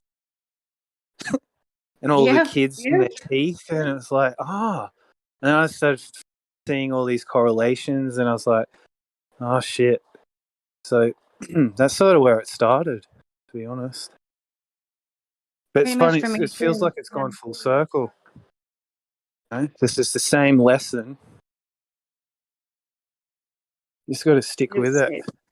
It started with me young. You know, I grew up with politics as kind of a scam, so I kind of already knew that a little bit because of my dad and all that military and everything, and kind of knew what military was about. I mean, people didn't hide stuff in my family, very open and spoke in many, many ways. But then out of nowhere, 2004, really around that exact time, we were started seeing the farms hit, the corn farms hit, you know, with genetically modified crops. And then that's when my entire life was, you know, changed. I'm like, forget this. And my health, I could see it changing. Nobody else around me was really seeing it. They were just consuming it, acting like everything was fine. And I was trying to do research as much as I could, but we didn't have Google like this right now and stuff. Like, it wasn't working like that. A lot of Yahoo and stuff back then. AOL times and stuff. Still, we were still trying to every platform to find information on this stuff. But now, I mean, look, we've already come how many years, and it's a hell of a lot worse. We didn't get any better. We tried to speak out against that stuff. We stood no chance. It was a plan that they were definitely going to make sure happened. And there was quite a few of us speaking out, you know, against it, even in my own state and even in other states all over the world. But did it actually get anywhere? No, they end up taking our seeds even more. And look at the food in the grocery stores now. Now everybody knows about GMOs. I mean, I used to sit at my dining room table in 2005 and get screamed at by my family. Can you not talk about GMOs at the dinner table? I'm sitting there thinking, how am I not supposed to? You're sitting there eating it right now. But they didn't understand what it meant, and they weren't listening. Not even to me, right? Who was doing activism. Would not listen. They couldn't wrap their mind around it. Genetically modified organism. They're like, what is that? That sounds ridiculous. Well, it's what's happening. You know? Yeah. Yeah. Crazy times, guys. Yeah. That was a long time ago. It feels like now, but shoot. Actually has been. In reality, how many years of my life that's been already?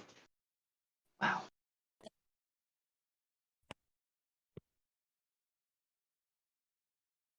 You know, and then full circle, my brother passes away of cancer now. You think about the process of actually how short it is and how long the time is at the same time. You're like, wow, I said something. You guys weren't listening. You got sick. You continue to do it. And then now you're gone. Now, cancer has risen how much since they did this stuff back then? But see, even if you don't get someone to listen to, like, you know, 5 years, we go, well, they'll come around. Well, some people never get a chance to come back around because when they finally wake up or they see it for what it is, it's a little too late, you know? I've been there, my own family didn't listen to.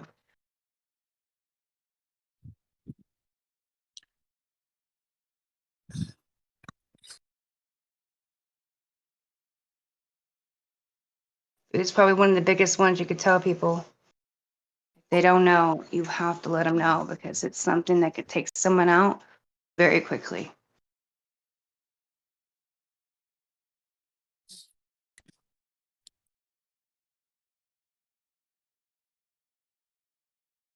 What is a think tank?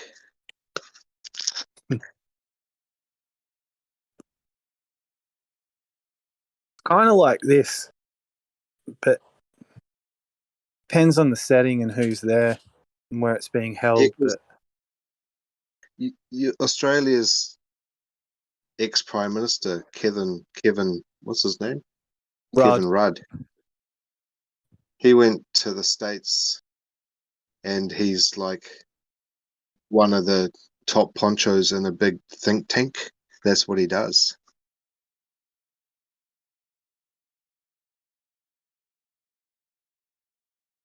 And like this guy, is there, 001. That's awesome. are they watching platforms like this? Not us directly, but the platform itself, and just waiting for an opportunity. Every time they see like a improvement or a change or a direction, they can work off that and think, oh yeah, what can we develop that's going to be useful for that? Is that what a think tank does? I think the difference between what we do and they do is they get paid. Who I said think they that? listen for our ideas, so and they could take them, and you'd never even know because you just think that they came up with it first. Opportunists. Yeah, if you think about all the big think tanks, they've all been commissioned, right? They've all got sponsored with their solutions, so they get paid for it, not us. Yeah, because a think tank is a relatively new thing in the dynamics of our economic ecosystem. It's kind of like the think tank is the new battery powered car in economics. Well, I mean, Knights of the Round Table was a think tank. You know what I'm saying? It goes way back. Goes way back. Think tank's just a modern thing. It's really incorporated and it's really well structured, and it's sort of that's what big companies do to sort of have the edges. They actually employ think tanks to come up with a good plan. Because sometimes, say, the king or the queen, they have their skill set, but it's still limited.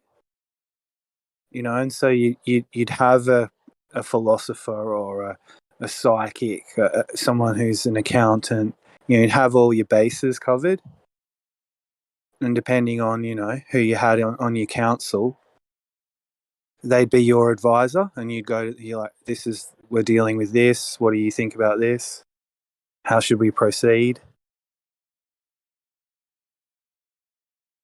It's not a new thing.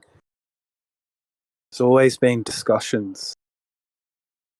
It's what humans do, right? We think about shit when we talk about shit.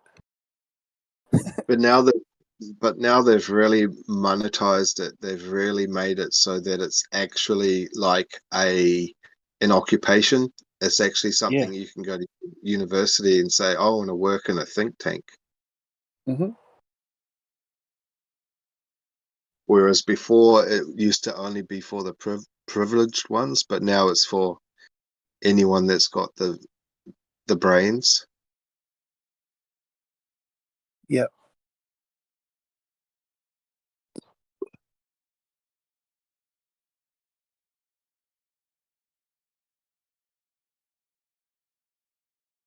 I mean, the arts community is a little bit like that, from what I've seen of it.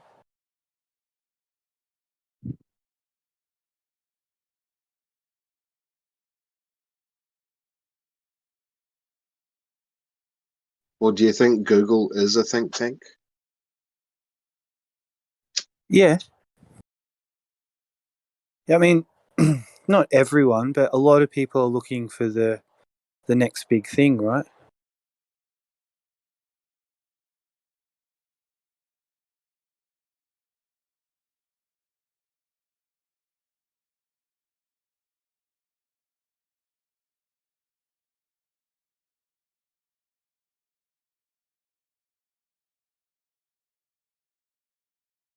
Sometimes I think I should be more like that myself, but You don't want to wear a suit and tie. I don't really like suits and ties, no, but I would if it's just a costume, right? They used to have jesters too, right?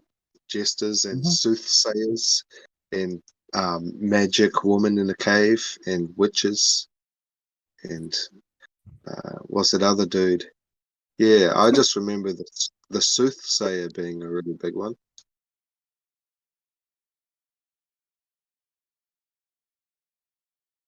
Druids, monks, wise men.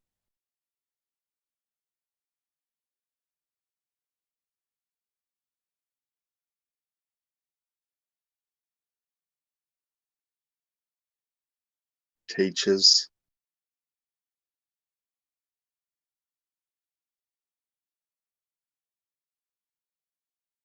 Who do you listen to, really? The teachers or the wise men?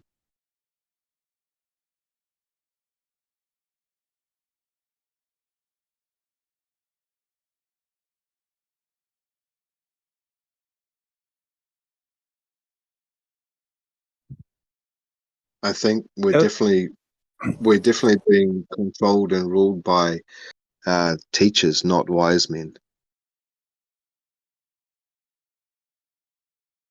Not I ruled think by. wise men are controlling the teachers, though. Yeah. And when I say wise, I don't know if I want to call them wise, but the fact that they can influence and do what they're doing to us and control, manipulate us the way they are, they're pretty damn wise. This whole planet's pretty wise. I'm not gonna lie. I can look back and applaud it because it's pretty damn genius if you think about it.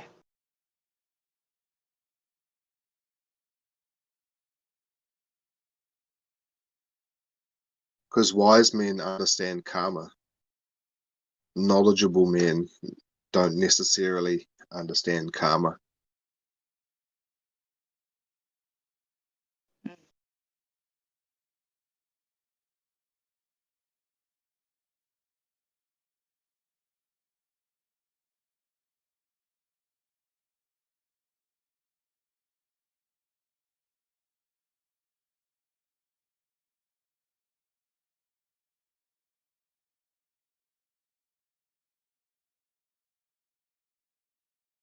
You know that whole statement, like fake it till you make it and stuff like that. And people think that people walk around these business suits that they know all these different things that, that I don't know or my next door neighbor doesn't understand.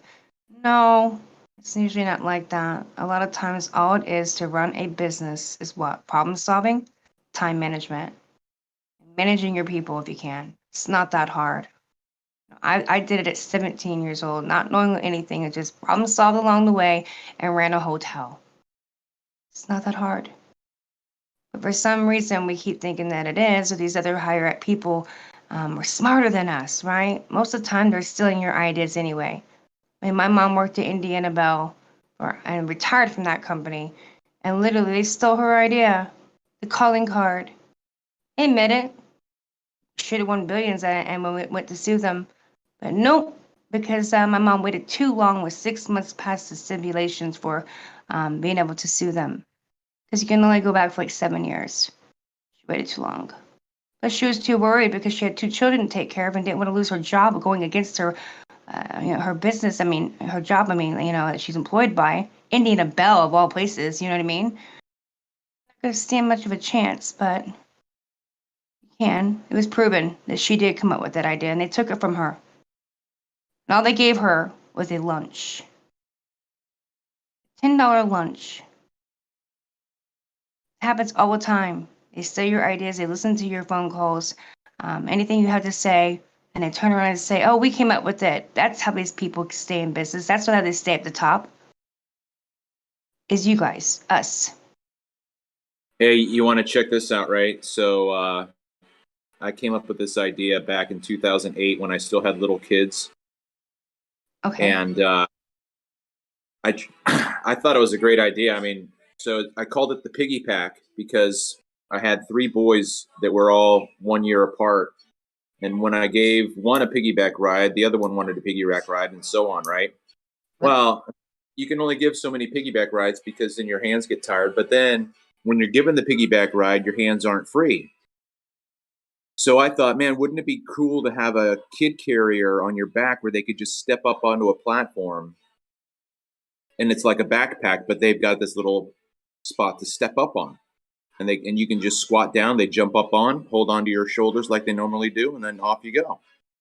So I would tell this to all my friends, and they're like, yeah, that sounds like a great idea. But I couldn't get anybody to, like help me figure out how to get it going and whatnot. Because I was just like an idea guy. Like, I'm not an engineer, so like I could just like tell you what it should look like. Well, anyway, 5-6 years ago, my ex and I were waking up in the morning, and she was going through her Facebook feed and whatever, and she said, "You're not going to believe this." So then she shows me on Facebook, and there's this guy selling my product. Yep. And it's so easy. It's not like at your business now. We have our phones in front of us all the time. We're speaking everywhere, and people are listening. It's called Murphy's Law. That's what you experienced.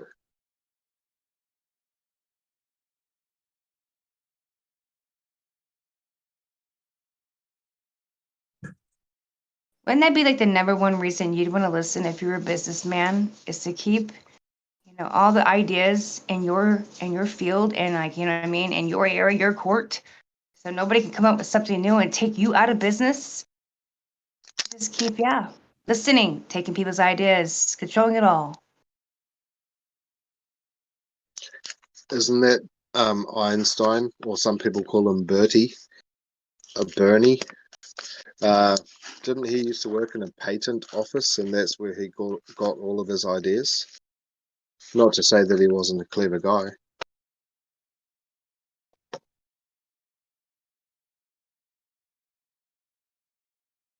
That's why that statement, fake it till you make it. A lot of those people that are high up, I don't even know if they're that smart. People like us down here that we keep thinking that, whoa, we're not, we're not intelligent enough. We don't have a degree. We don't have this, that. No, actually, guys, probably us that's running this world. We just don't look at it from that perspective. And those people up there are just sitting back laughing and not really doing much besides letting us run it. They look at us like little peons, peasants. Yeah, I mean, just think about the movie Office Space, right? You have Gary, the guy that came around and he was, just the boss who was telling everybody, yeah, I'm going to need that. I'm going to need that project by the end of the day, and he's just walking around, and everybody else in the cubicles have their wits about them, but he's just the big dope, just going around running things. Exactly. Yeah, I came up with a gridiron ball design, and I experienced a Murphy's Law problem as well, because I thought about getting this whistling tube that you could run through the center of a gridiron ball, and if you had the perfect throw, it would actually align just right so that it would make a really loud whistle, and you could just prove to everyone that you did the perfect throw, but also it's just a bit of fun. And then a couple of months later, one of the stores was selling the same thing, but it had a tail on it like a dart. I was pissed. I was getting all ready to make it too. Yeah. Well, you're not talking about, like, I remember a game like 20 years ago, they called it a foxtail, where it was just a heavy, like a large hacky sack with a nylon tail, and you could throw it back and forth to each other, but you're talking about something different. Yeah, whistling gridiron ball, yeah. How heavy was it? Just a gridiron ball, but you make a tube in the middle, a tube that can whistle when it's getting the wind going through it, just at the right speed. Okay. Yeah. And it was so loud you could throw it and it would just scream across the field like a siren. Did you have a prototype? Yeah, I made one, yeah. Wow. And then it came out on the market, and they're called, I forget what they're called now, but they've got a foam tail on them with a dart shaped tail. Yeah. Was that similar to your design? Yeah, the same, except the tail had the whistle rather than the going through the center of the gridiron, shaped like a fucking bazooka shell. So this sounds like yours had to be more precise, whereas theirs would have just made the noise anytime. Well, theirs is just a toy. Mine was actually a proper ball that you could actually use in sport.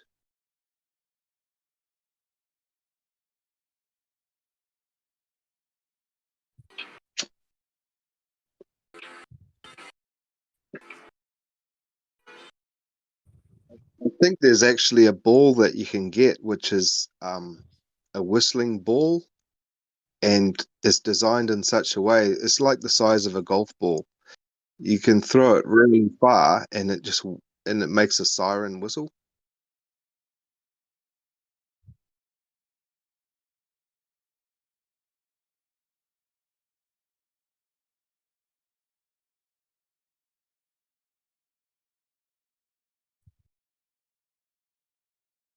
Yeah, they were called the Nerf Vortex back in the day.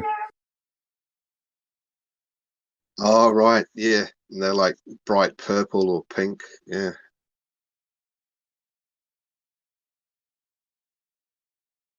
Made of foam.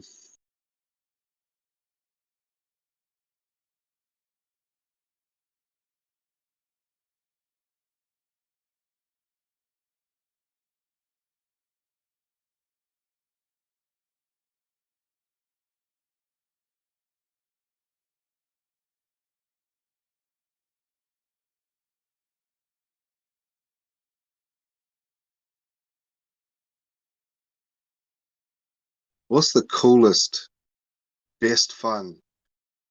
No need for batteries, no need for any type of engine or motor toy that you can get for boys.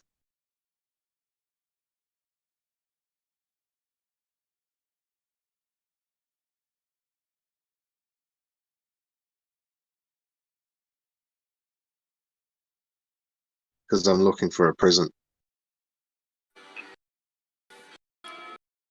Something like Legos, something like they would have to use their mind to build something. Lego, wow. Is Lego still around? Wow. Oh yeah. You know what you could do is you could also, if he's young and he doesn't really care about, the newness of it, man, you could find people selling bundles of Legos, just tons. Where like he would just have endless amounts of pieces to just do whatever he wants. Yeah, that's a boy's toy, eh? Not a girl's toy. Yeah.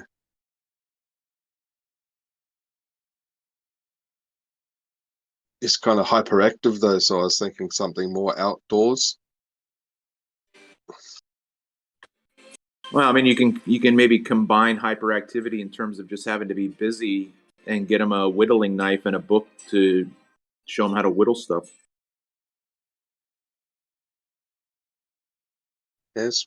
Yeah, whittling. Yeah, my granddad built me some wooden stilts when I was about 10 or maybe younger.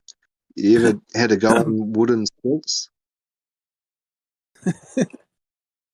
Yeah, he just got these two handrails, nice smooth timber, rounded timber, and then he put steps on them, and you just wrap your arms, you climb up and you wrap your arms around, and you're 2 feet off the ground.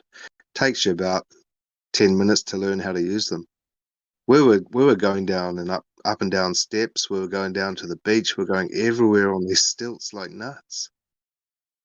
I have never seen anyone using them at all since I was that age. Ever since then, I've never seen. And we had so much fun on these stilts. You felt 1,000 feet tall. You could be the same height as an adult. They were so good, and they're so easy to make. Has anyone ever had to go on wooden stilts? No. Nope. Long time. I was fascinated by them. Months and months of enjoyment, hey? You could be Yeah, like so the best person in the entire world and buy them at P900 or anything like that, and you would seriously never be able to afford to eat again, probably for a bit. But I'm just saying, you could say, in your future, hon, this will matter.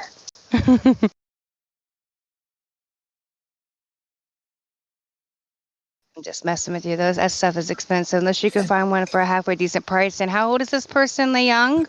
Too young for something like that, probably. too young for a fucking a knife and a bit of wood, man. Yeah, maybe that too, right? Unless you're sitting there with her going, "Are you okay?" Mind you, when I was that age, we used to stand opposite each other with bare feet and chuck knives at each other's feet and try and get it in the center. Oh my God, you did not. We used to You do that. did. It was so much fun. Were you part Sharp. of a clown show? I'm just kidding. We were just wild animals. Yes, men are. That's what I used to say before. You know, I think about our innocence and how we grew up, and then I started talking, I think, to Dawn one day. I go, wait a minute, no. Boys, when they start growing up, like around 2 even, they want to take a twig and they want to stab a freaking worm and dissect it and see everything about it. Go, ooh, look at it, ooh, and then jump up and down. And I'm going, why? Why would you do that? You know what I mean? It's just that difference of even a little boy and a little girl. We're thinking about dressing up the little worm, keeping it, putting it in a little jar. And you're going, dissect. You're curious, though. Men are curious about the world. So they see things differently than we do in our, how we think about things. And I'm sorry, I would never want to throw knives at my feet because I cherish them. I walk on them. But boys at that time are going, F it. I could lose a foot. Our science teacher recognized that all the girls were real sissy and they didn't like to go near slimy things. And she got a whole bag. She got a whole bag of these girly rings from the $2 shop, and what she did was with all the frogs, she had like a whole bucket of frogs, and she only put 3 rings in the mouth of the frog. So she let 3 frogs swallow these rings, and then all the girls were like, they were so keen to cut these frogs open because whoever got to see the ring got to keep it. What is That's happening? dark, isn't it? That's so dark. Well, they wouldn't dissect the frogs, so the teacher had them all cutting these frogs. After that, there was It so does no make problem. sense, but oh my God. Yes. How else do you teach a girl to cut up a That frog, is- man? That's so horrible and stereotypical. can Like, just oh picture yeah, that let's put for a the ring. Yep. I can just picture it for the ring. You'd have people like viciously, violently slashing these frogs to pieces. Oh, you've been having somebody steal your frog after I cut my frog up. I'm like, let me see your frog. Like,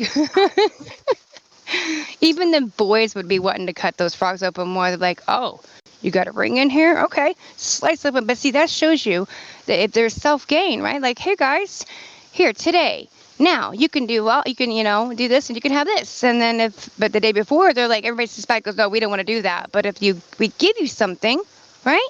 Here you go. You want to do it then. See how they've been doing this to us since we were little kids? Even when it comes to dissecting something. It's how the world works, guys. If they can't get you to do something, they'll just offer you something.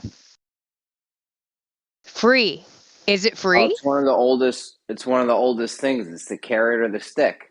If they want you to do something, if they can, they'll try to offer you the carrot, the ring or whatever. And if not, you get the stick. Oh, you're not going to cut the frog open. You're going to get an F in this class. You're going to have to go to summer school. You know what I mean? Exactly. Jeremy doesn't cooperate in class. He sits away from the group and watches us dissect the frog and cries. We don't know what's wrong with him. Those fucking frogs were disgusting. The school I worked at, they had just a 5-gallon bucket of them. Ugh, you open that bucket, it's creepy. Did anyone see the news about that gas explosion in a building in China just a couple of days ago? It just blew the whole building. It blew all the windows out of the building, like the frames and everything. Yeah. No, I haven't. It just annihilated everything, turned everything into little tiny particles, and that building was full of people. And there were no people to be found. Nuts. Yeah, an explosion like that, you're not gonna find people. If it's able to do something like that, I mean, I'm probably no offense, disintegrate. You would think people instantly. I Yeah. don't want to take out. Oh, sorry. What industry was it? It was just a residential apartment building in China. Could have been a gas, but would gas do that? I mean, yeah. I mean, I don't know what would cause that exactly. A whole apartment building. Only thing I could think of is gas, or it would have to be something that we don't know about. Yeah, it was just gas. Yeah. You know, real quick, what were some? I got a job making gifts. I made $10 2 days ago, and then yesterday I made $20. I don't know how many the guy wants. I think I could do at least 20 because he bought 20 off me yesterday. So, what were some famous cars from movies? Like I got the Batmobile, Herbie, the DeLorean from Back to the Future. Can anyone think of any I got any famous cars from movies, Oh, think about the guy. You used to sit there and speak to him, and it was a car who had a name. What was the car's Knight name? Rider. You said Knight Rider. Sorry. Yeah. Yeah, you got the General Lee from the Dukes of Hazzard. What was the name of that car? Charger. Dodge Charger, maybe? Yeah. It was a Charger. I'll do the Dukes of Hazzard one, thanks. That's a good one. Then you got the classic, the Steve McQueen's Mustang Shelby. I mean, if you got people that are in the know for classic movie cars. No, I think these are young kids. The ambulance and Ghostbusters. I got Ecto one. I already got Ecto one. That was one of the first ones. What did James Dean drive? Like, yo, this shit is so easy. This guy gives me $1 a gift, right? You do got to be a little creative with it, and it does take a little bit of time. But throughout the day, I'll go to Giphy.com and just copy some gifts, and then I'll change them later. Like I ripped off 20 last night in probably a half an hour, maybe 45 minutes. But it does take time to think of them and think of what to say in it and shit. How did you find this? Fiverr? Were you on Fiverr, or how did you line up with this guy? Crypto. The guy owns a coin. I'm in a good crypto team, and this guy owns a coin. Oh, okay. And just one day I woke up and he's like, "Anybody want to make gifts? I'll give you $1 a gift." I was like, "Yo, I'll do it. That's fucking awesome." That's cool. Yeah. How about the Tesla that's floating around in space? Oh, that's a good one. I'd hate to use that, but I'm going to use it. You'd have to use it because it's what you're talking about. Kids, this is the generation where they had SpaceX do that. So regardless if it's real or not real, this is a timeline literally right now where this is going to be heard about years to come, whether it's real or not. Did you do the mystery van from Scooby-Doo? No, good call, Travis. How about the van from what was that show? Think Tank activated. The A-Team, they had that van. That's a sick van, actually. Yes, you got to do the 18 van because I used to own almost the exact same one, a little shorty of it. Really? Yeah. Oh, Really? yeah. I love that van. That's the van I lived in when I was homeless, by the way. Hold on. It got me through a life. I love that thing. What was in between the Tesla and the 18 van? The Scooby Doo van. Scooby Doo. All right. Yeah. No, vans are good to because you'll never be homeless if you got a van. What Yeah, I've about always Herbie wanted a goes? van. Oh, Herbie well, goes. you know, Herbie homeless goes. is depends on how you look at that, because you can still live in a van and not have running water, have place to park, all those things, because you're not even allowed to park anywhere. Especially in America, a lot of times the police start following you around and you're then getting in trouble. So it costs more money having a vehicle than actually sitting underneath the bridge. Literally, it's so expensive. Yeah, You better have $50 a day to survive with gas and everything, at least. People do it now. They it's called stealth camping. You know, you go to a 24-hour gym, or you know, you do got to move here and there, and you burn a lot of gas. But I was doing it. Here's the problem. I was doing it towards a time when it's starting to it's still cold outside, right? Freezing out. And so you start seeing condensation on your windows, and that's how police get you. Because I also had a dog with me, by the way, that made barked at every person who walked by, and I'm like, you're gonna get us in trouble. Shh. Yeah, that was the problem. As I I actually could picture decided to be you yelling homeless at for a my dog. dog. You in the van yelling at the dog. Yeah.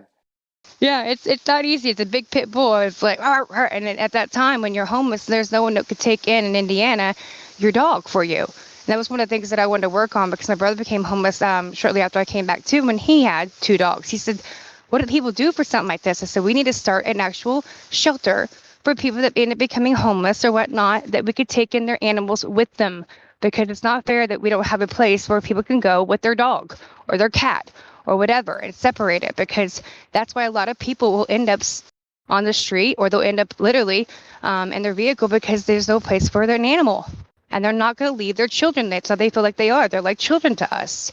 So yeah, I decided to be homeless for 9 months because of my dog. That's family. There's a Walmart. Walmart will let you park there for indefinitely. There was a Walmart near me. They had 2 RVs and a van. Yep. They were parked there for just months and months, like 6 months or more. You just got to ask them. And then usually if you ask them and you say, hey, a lot of them will say you could park here. If you make that understanding with the actual business, yes. It'd be a cheap way to live, though. I mean, if you had a nice setup for heat and you didn't have to move around every day and, you know, try to evade capture, basically. Well, that's what the police do. Then they start realizing that you're homeless, right? They start realizing your situation, and then they start messing with you because they know they can. And it's ridiculous. And a lot of people, honestly, try to get off the street just so they can have a roof over their head and have a food in their belly in jail. They're like, please arrest me. You know what I mean? Yeah, no, yeah. What I would do, you can't, it's impossible to starve in America. Like, literally, all you gotta do is go fucking slap a cop or something. Just go find a cop and just start fucking with them until they arrest you. Be like, listen, I'm starving. I need you to arrest me so I can eat. So what do I gotta do? This is why some people don't feel like they have a conscience in a way, because they get into a point where they go, well, I'll do anything for food, even if I have to break into something, steal something, because in the end of the day, I'll still end up with food or end up with a roof over my head. They start getting into that crazy mindset because they don't have the help from the system that should be there. That's the issue. Yeah. There's also a lot of places you can go get free food, though. Like, we have food banks and shit like that. You go dumpster diving. I mean, that's not pretty, but you go dumpster diving for food. Like I said, it's impossible to starve in America. Worst case, you try to steal food, and then if you get caught, they put you in jail and feed you. So People get all freaked out with that dumpster diving thing. Like I don't dumpster dive for no food or nothing, but my father used to make a living off that shit. He used to go to apartment complexes and go dumpster diving, literally, and he'd pull out furniture and everything and then redo it, and he didn't make $300 or $400 off of one piece of furniture that someone just threw away. And I'm like, thank you for that money. I saw this guy on I said I met him. I saw this guy on TikTok. He'll go to like the Facebook marketplace and get a couch. People just give away couches. They're like, oh, I don't, it's an old couch. I don't want it anymore. Yep. He'll go buy it. He'll go just get them for free. And then he'll sell it for like $50 or $100 if it's good or something. And you can make a lot of money like that. just from selling Yeah, my couches. dad used to do it so much that he was getting in trouble because he'd have yard sales right in front of his house like a couple times a week. Yeah. Well, you can't do that because you have to have a license. As long as you get your license to do it, you're allowed to do it in front of your yard. It's like so many times a week and stuff, but you have to have that certificate. But my dad would be Oh out there all God, the time and then he'd get shut down. there was this one apartment that was always having a garage sale every day in front of it. Yeah, that was my dad. I remember It's in kind my of like city. him. Yeah. Your dad. It was my dad probably.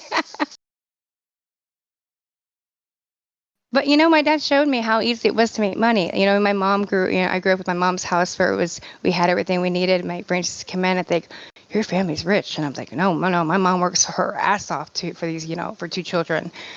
But then I go to my dad's and he'd go into all these big carpet jobs, right? For like celebrities, football players. And then all of a sudden he'd come back and he wouldn't have shit to show for it because he'd blow it, blowing out his kids or whatever. And he'd go, I'll just go dumpster diving. What do I care? I can make money and pay my rent within a couple weeks. I mean, I came, from 2 different lifestyles where I saw both. Where I'm like, nah, I kind of want to just wing it because my dad struggled too sometimes. But my dad always felt like he came to this world with nothing. He's going to leave this world with nothing. And what actually mattered was love and family. So enjoy life. And money is nothing. I could come up with that any day, he felt like. Because he was a hard worker. People they want to sit back and want money to come to them and bitch and complain. My dad wasn't one of them. If he didn't have something, he made something. Get out there and do something then. People are lazy nowadays. Let's be for real though. They really are.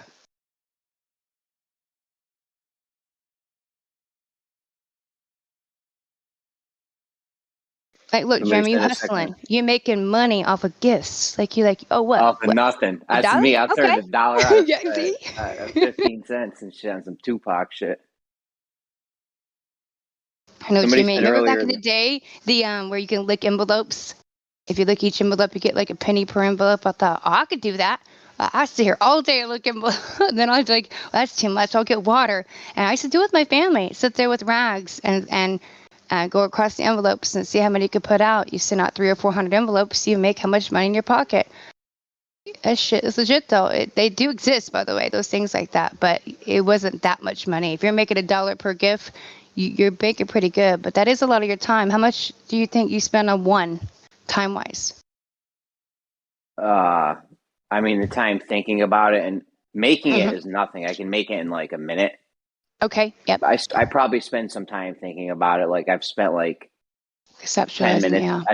I've spent like 10 minutes. Well, they're easy to. It's just finding the gift. So I've spent like 10 minutes today on this already, probably, and I got 1, 2, 3, 4, 5, 6, 7. I got 7. So I don't know. Probably Yeah. spend like 5 minutes on each one.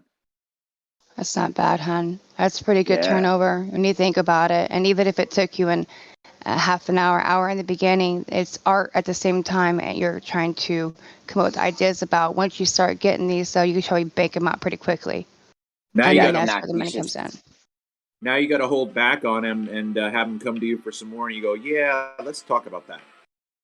No, $1. I'm $1.50. I'm happy with $1. Like that's fucking great. Every day I can play it once a day. I get like $4 or $5 from it. I do all kinds of goofy shit.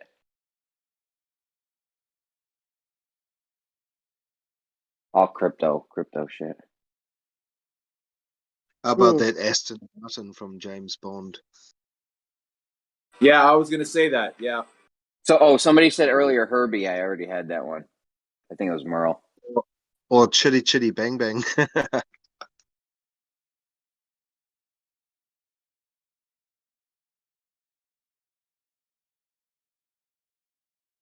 Hey, you could do Thomas the Tank Engine. No, he wants cars. I think Mr. Bean's car, the Mini.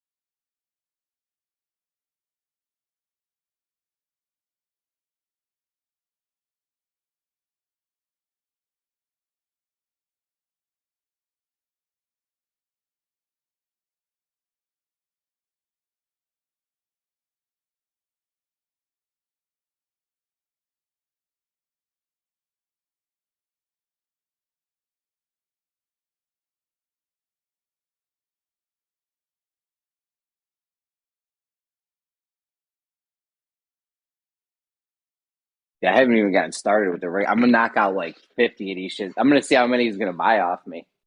He's talking about. He's like, yeah, soon I'll have the template down and I can make 50 a day, and then we'll be all set. Like, I don't know how many this fucking guy wants. I'm gonna try to knock out like yesterday. First day I did 10. I never made a gift before 2 days ago ever. So 2 days ago was rough. Yesterday went nice and smooth. I had the shit down pat. I was knocking them out in a minute. Hey Jeremy, have you done the Ghostbusters vehicle? Because they have done the new like Ghostbusters movies and shit. I mean, they're not really that great to me, but that's something that yeah, people would probably still look into. Yeah, Ecto one. I did that. Yeah. Okay, yeah, that's what it's called. Yeah, I forgot the Yeah. name of that.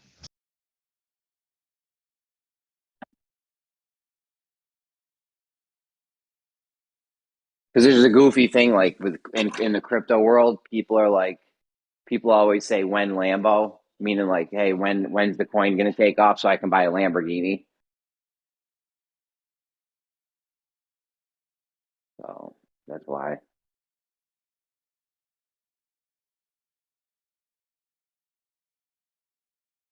I do a whole bunch of good ones. 2 days ago we had a Star Wars theme. He'll do a theme every day. 2 days ago was a Star Wars theme. So I had the Death Star blowing up the planet, and I was like, when Death Star? You know what I mean?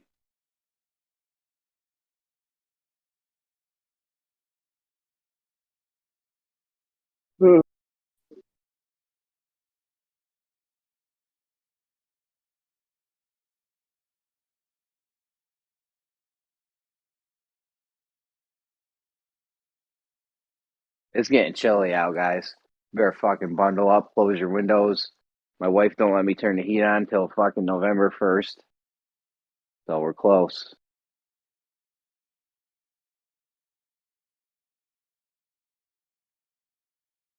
Get some pocket waters and a hot water bottle. No, you know what I got? I got USB rechargeable pocket warmers. You just get I do some have. drink bottles or Coke bottles and you go to the faucet and you turn on your hot water and you just fill up your drink bottles, put the lid back on, and then chuck them into your bed before you go, about half an hour before you go to bed, and you'll have a toasty bed. Oh, I'm good when I'm under the covers, but just the house in general is a bit chilly.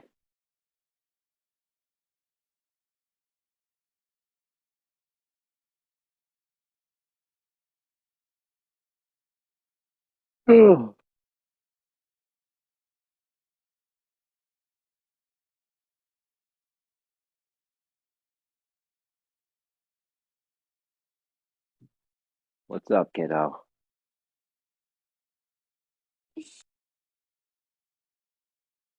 I don't know if You it'll help you, doing? Han, but Jeremy, I posted a thing in the live stream that says 100 of the greatest like movies and vehicles and stuff, automobiles that might be able to help you if there's anything on your list. Oh, yeah, good looking.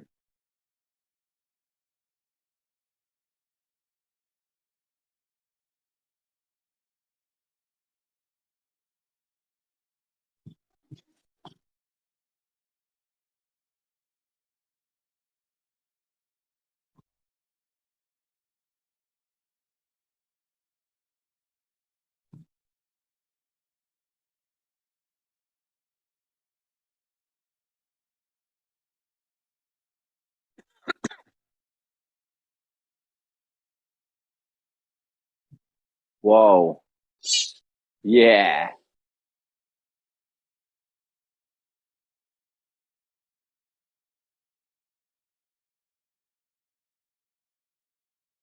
Get excited. What are you excited about? No, the kid. I put Lion King on. Do you want this?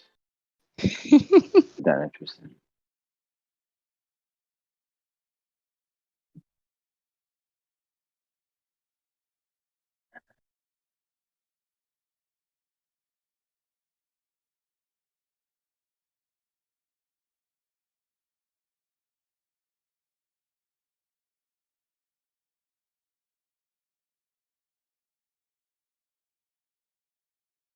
You know dang well that every time I hear the kids have anything to do with Lion King, I still sing it too. Don't make me. I can't help that stuff. Lion King was still something that, yeah, we always like. I don't know if they looked up to or anything, but we enjoyed as kids. I know I did. Even though I don't support that, Disney BS and all that crap, but at the same time, yeah, can't help but love movies and Animals Alliance.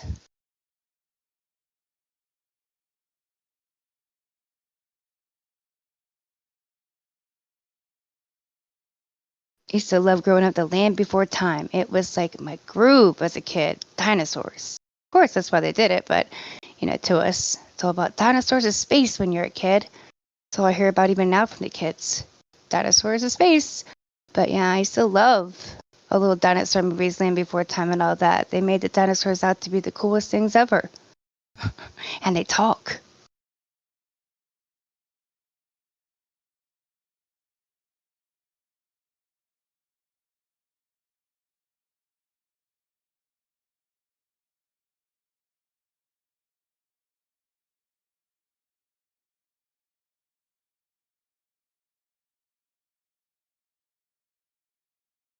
Get over here.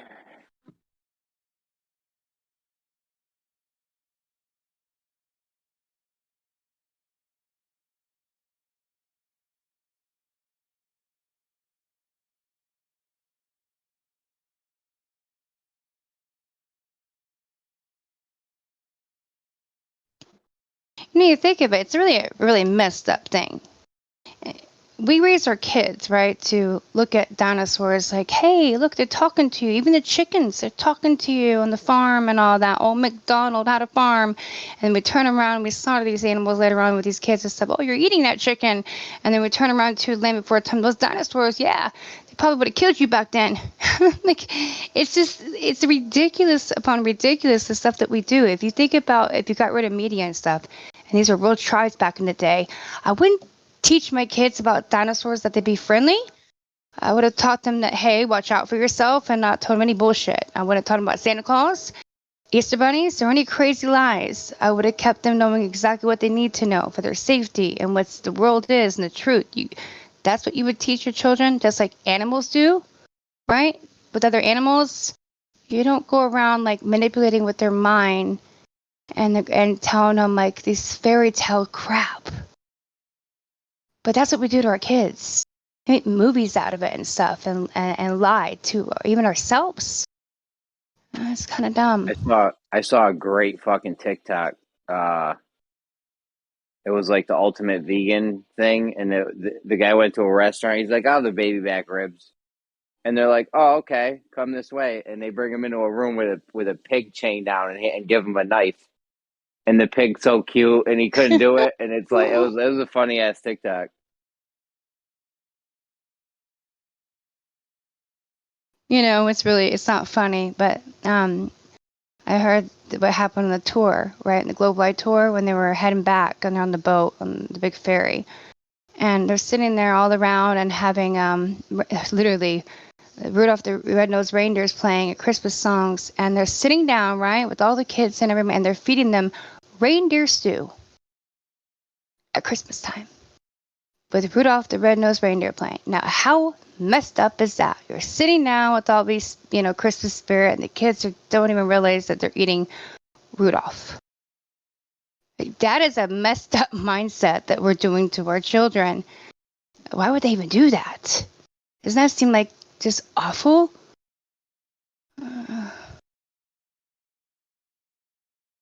But that's what we kind of do on Thanksgiving too, though, in a way. Hey, guys, turkeys, right? Gobble, gobble, gobble. We love turkeys, and then we turn around, we slaughter and eat them.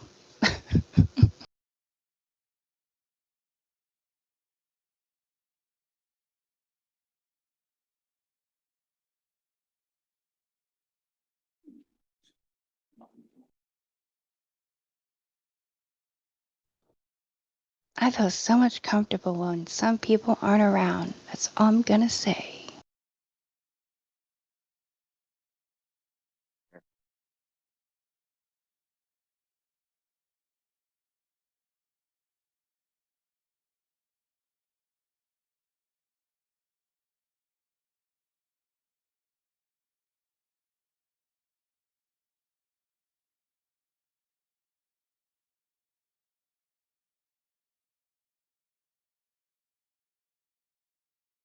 That's really cool, though, Jeremy, that you're making money off how you're making money, trying to figure out any way you can. So yeah, more props to you, bro. If there's anything we could do to help you, personally, myself, I don't mind. Ideas, anything, because next it may not be cars they want, something else. Reach out to a couple of us. We don't mind helping you. And we're getting to a point right now coming in our future that we're going to need to help each other find ways to coming out with money. And you know what I mean, without discussing it, or help each other find, a job. So just keep in touch and we will see what we can do, because at the end of the day, we're going to need one another possibly in the upcoming future. So, but that's really cool, hon.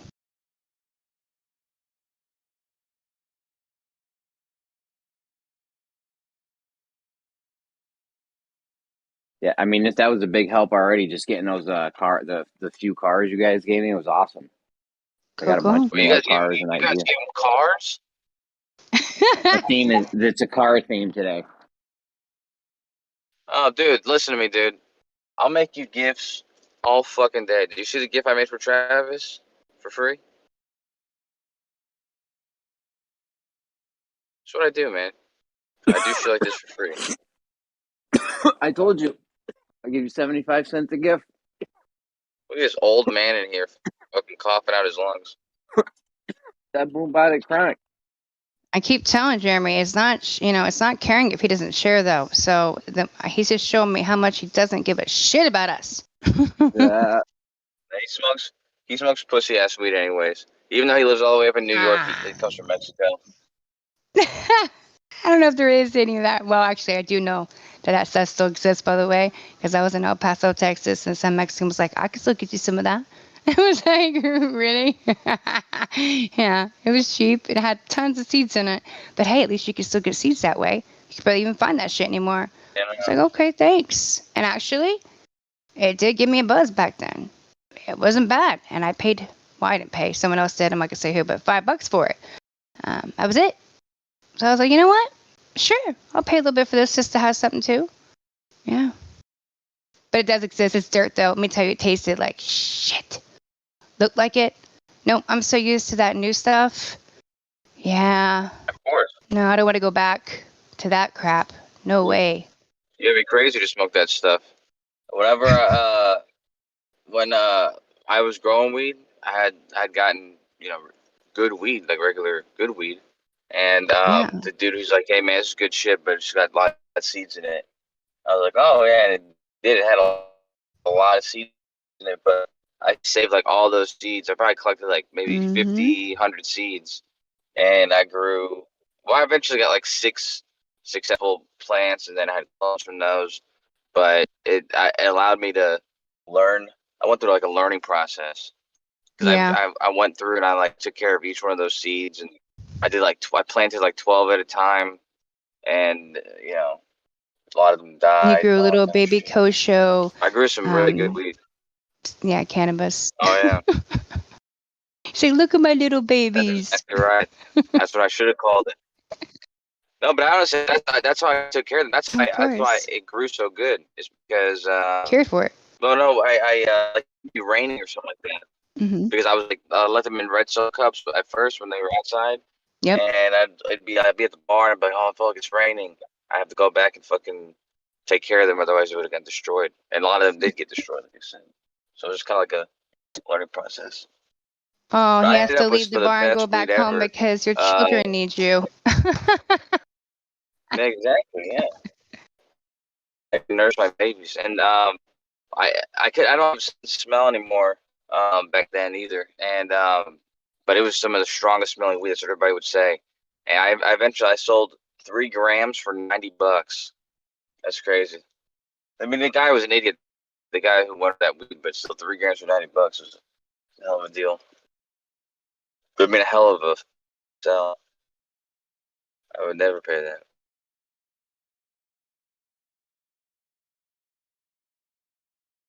At least, though, there was a point in time, I don't want to call it like Mexican. It was coming from there, though, let's be real. But it wasn't this dirt ass shit. I mean, a long, long time ago, I used to, I got in trouble for it. So I talked about, I was like, what? I was 19, 20. I used to sell, and I got in trouble for it. No one ever wanted to deal with it again, trust me, because of that. But at the same time, back then, when that was happening, we were able to get decent stuff that was from Mexico. And it would even sometimes be brown. And it would be the best brown stuff you got. Oh, it would mess you up. Good stuff. But we didn't have to pay anything for it. Nowadays, God, the prices are ridiculous. Well, no, I mean now they're they've simmered down because. Well, by the way, when I sold those 3 grams, that was about all I sold. I wasn't really selling it. It was personal use only. And yeah, but now you can get a G for $10, sometimes $5 for good shit. It's crazy. But yeah, most regular, at least that's ball weed. The regular going price was $10 a G. Is that what it's like in New York, Jeremy?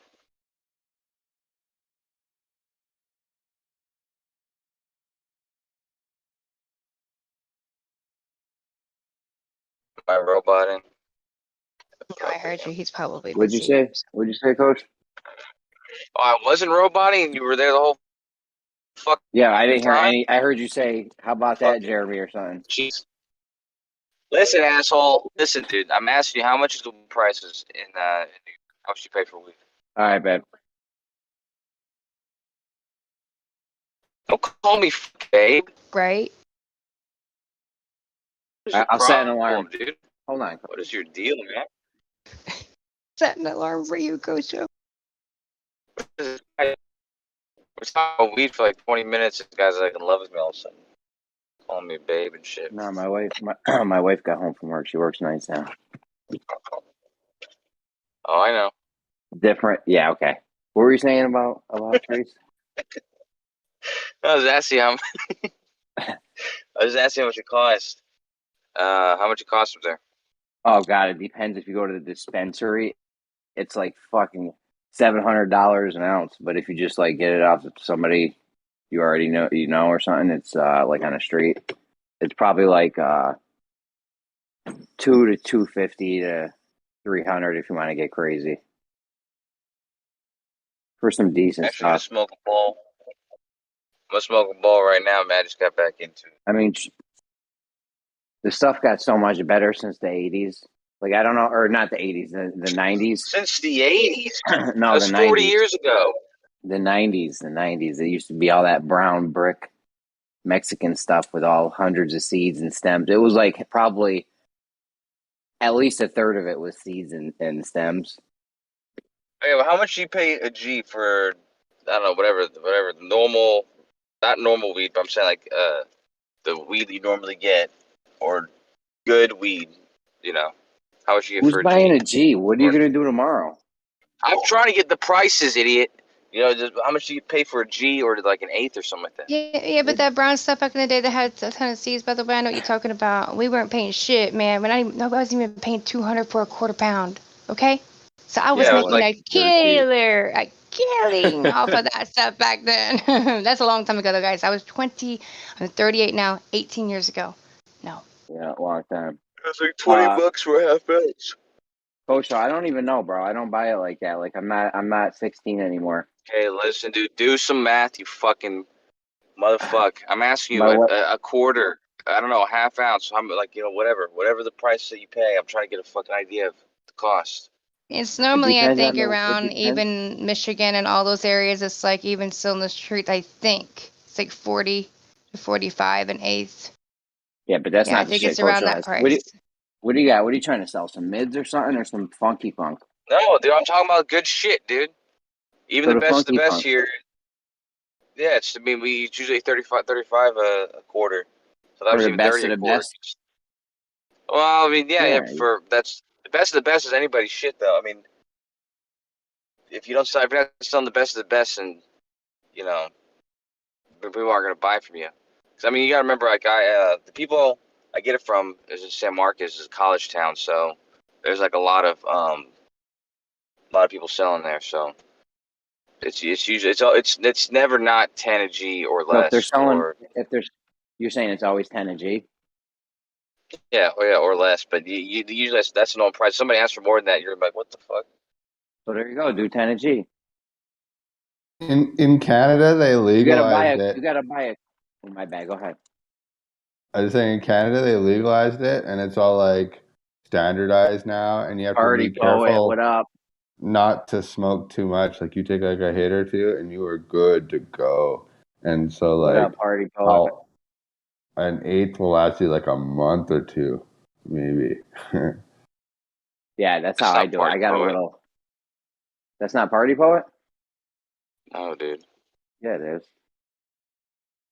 No, it's not, man. Say something else. Listen, man. Hold on. Now we gotta get this guy straightened out now. Yeah, say Okay, whatever. By the way, Jeremy's blind. By the way, he used to only have one eye. Now he has no eyes. He can't see who the fuck you are for some reason. No, don't make fun That's of why I Jeremy's can't. eyes. That's why I This can't guy, hear so man. good, because I can hear sight. Yeah, I use That's part right, of my Jeremy. hearing to hear sight. Tell him. Listen, He used to fucking say he had whatever you daredevil do, ears. whatever you do, you need to buy the maximum amount, like that's legally under. That keeps it as a misdemeanor. Was it legal in Texas? Whatever, just buy the most you can. I think if Buy you have the PTSD, I saw something online that said if you have PTSD, you can get it medically prescribed now. But no, it's not recreationally. No, it's not recreational. You can get it medically prescribed. They are allowing you to go to even like New Mexico and like California or something like that to get your medical license, or like you can get it without going there, by the way, too. And they're allowing you to use that like at New Mexico and stuff like that, instead of having to get it somewhere else and to go without. You can get in trouble traveling, but they're still really doing that. But they're so lenient now on this stuff and decriminalizing it in so many different ways. I mean, especially the price too of Michigan, you were able to finally, because when it was first recreational, the stores were not allowing, I'm sorry, not stores, the cities were not allowing it in their places though. They were banning them from being able to open up shop. So the only places that were opening were like on the outskirts of Michigan. So it was all by like the lake and everything. And it was hours and hours away from me. And the prices they could control at that time because there was only so many of them. So it was outrageous. Now that there's so many shops, though, it's gone down to, I think the last time I was there, you can get 2, and each joint is a gram. You can get 2 joints. If you buy 2, you get $15. If you buy 1, or 10. You'd be stupid not to buy 2. But yeah, that one, you don't need the whole thing. And if you smoke the whole thing, you're going to go, oh shit, I messed up. I don't care even if you've done medically, that stuff in Michigan, every time I've taken someone there, they end up going, oh, I messed up. I should listen to you. I should have only took a hit or 2 and stopped and waited. Yeah, because this stuff is crazy. That's all you need these days, Stacey. I remember back when I was like in high school in my early 20s, I would buy weird weed off strangers like that I hardly knew, and the weed was weird and it looked weird and it didn't. And yeah, you could smoke smoke a lot of it, and you'd be like, I'm good. But nowadays, it's like you one hit. Me, I haven't even smoked weed in like a year, but I used to be a massive pothead, and like one hit and I'm good. Yeah, of course. That's what I do now. That's what I do now too, man. Because I used to smoke, all day, every day, never not high. When I was in college, and then 3 or 4 years ago when I left college, I started smoking like once every 2 weeks and like once a month. And that's like a sweet spot because you smoke once a month, as long as you're not doing it in public. Because I fucked up the first time I went on a date and I smoked after not smoking for a month and I fucked it all up, man. But that if couldn't be a bad thing. but if you're alone and like, you just smoke, once every month or whatever, you get high, you get like creative and stuff, and you get like that fun high like you did when you first started and stuff. Yeah, I know what you mean. Yeah, as opposed to like the peak of your pothead days where you could just like smoke endlessly and like not have that rush anymore or whatever you call that. Well, and it does. I don't care what anybody says, even though I love stuff. Don't get me wrong. It will mess with your memory. There's things that I forget if I'm smoking too much. But then if I actually quit doing that, right? And I'm focusing, and I haven't done it for months, your brain is completely ticking differently. Even when you first wake up in the morning, it's all different. Oh, completely. And so Yeah, you could think a hell of a lot clearer and faster and all that stuff. That's important. But the creative part is brilliant. That's what cannabis is wonderful for. I know. But there's a time and place for it, right? Yeah, totally. Stacey, I didn't know you were a user. Oh, yo, real quick, Travis, go to oh, Sometimes. He left. Yeah, because you saw the GIF I made for him. You had to bail out. No, but Didn't know if I was a user. That's funny, AT. I didn't You mean know none how of else it? to say that. Honey, I've been doing that stuff since I was really young. Do I do it all the time now? No, because I'm the kind of person that's got to stay focused, and I have issues with paranoia. I've been in trouble in the past. So like I said, when I was 20, I got arrested for it for dealing. So I don't do that shit anymore. When somebody's like, hey, it'll be okay. Why are you so paranoid? I'm going, I've been to jail when I was younger, so I'm good. I don't want to go back there. You guys could do whatever the hell you want, but Stacy's going to bounce out. But I in hear reality, you. do I still here and there? Yeah, especially if I go to a recreational place. Michigan's not far from me. All around my state is recreational. So it's like there's not many places left that you know that are like mine. Indiana is probably gonna be the last one that goes. They will never make it recreational. Here they'll fight to the at the end. It's ridiculous. But you could just travel an hour and a half and be in a state where it's legal. You know what I mean? It's stupid. So for me, yeah, It is definitely. kind I of grew up with the stupid. shit. Yeah, it'll only a matter of time. You guys just be patient down there in the States. After, give it a few more years. Well, maybe, I don't know, with COVID and everything. But I mean, I would imagine all states will eventually come on board, I think. Yeah, but it's fun. It's fun that it's illegal, even just a little bit illegal, because like it doesn't make a difference. You know what I mean? It's like you buy weed, smoke weed. I mean, you're not gonna do it any different than you do now. Well, I I will mean, say like I this, used to like, go out to bus to school and start smoking a blunt. I will say this, Yeah, the they just made it. one big thing that changed for me when they legalized it in Canada, you people basically for the most part stopped buying it on the streets, and I made a rule for myself. I was like, yeah, well, that was really stupid. Like, who knows what the hell is even in this stuff? Which I guess you don't necessarily know if it's from a government source anyway, but in my opinion, it's probably fine. In fact, and I trust that more than just some random shit on the streets, you know. And Yeah, but it's like so you have that. it's like mom and pop shops and Walmart. You know what I mean? It's like I don't mind going to mom and pop shops if you know the mom and pop. You know, like the dude. I mean, So you know this guy. I don't know. I used to buy weed dealer Christmas cookies and shit. Yeah, but is that All stuff that powdered shit. with like fentanyl or something like that? Like you don't even freaking know. You Fentanyl. know? Well, I don't know. Well, I don't Fentanyl think is heroin. well, just like whatever drug, just some weird substance. Like I've heard some weird stories about weed and stuff. Like people do weird stuff to weed.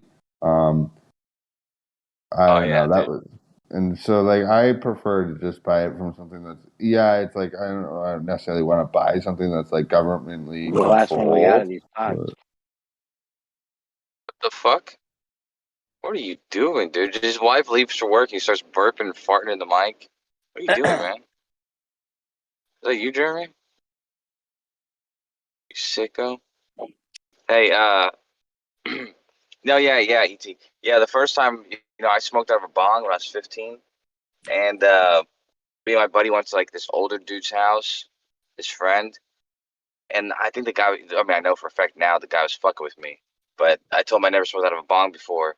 And he gave me the bong. And then I hit this shit. And next thing I know, almost immediately, I was hallucinating weird shit. I ended up walking. I just got up from the couch and I walked out the apartment and walked down to my car. And like everything I experienced, it was like a weird CGI cartoon. It was really weird.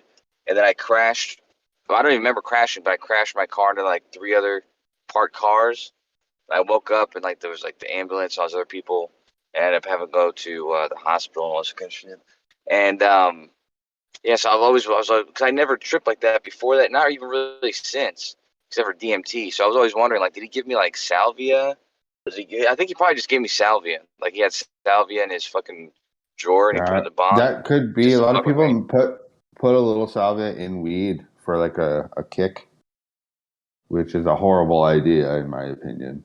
But Yeah, salvia is the only thing besides DMT where you trip so hard, like it's like a hallucination beyond belief. you go into a little different world there for a little bit.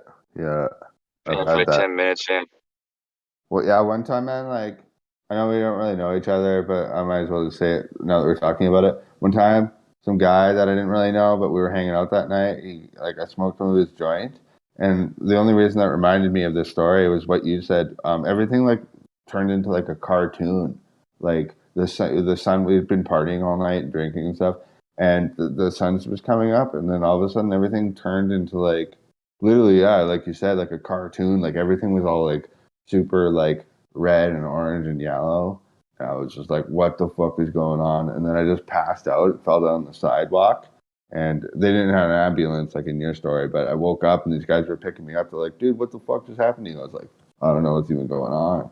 And I knew there was something weird in that weed. How long were you out for? Just a few seconds, but enough to knock me the fuck out. That's for sure. Yeah. Yeah. I It don't could know, have been, man. honestly, it could have been salvia or DMT. Although DMT be kind of, it could have been salvia they put in there. Because I thought, that's the only thing that could have made me get like that.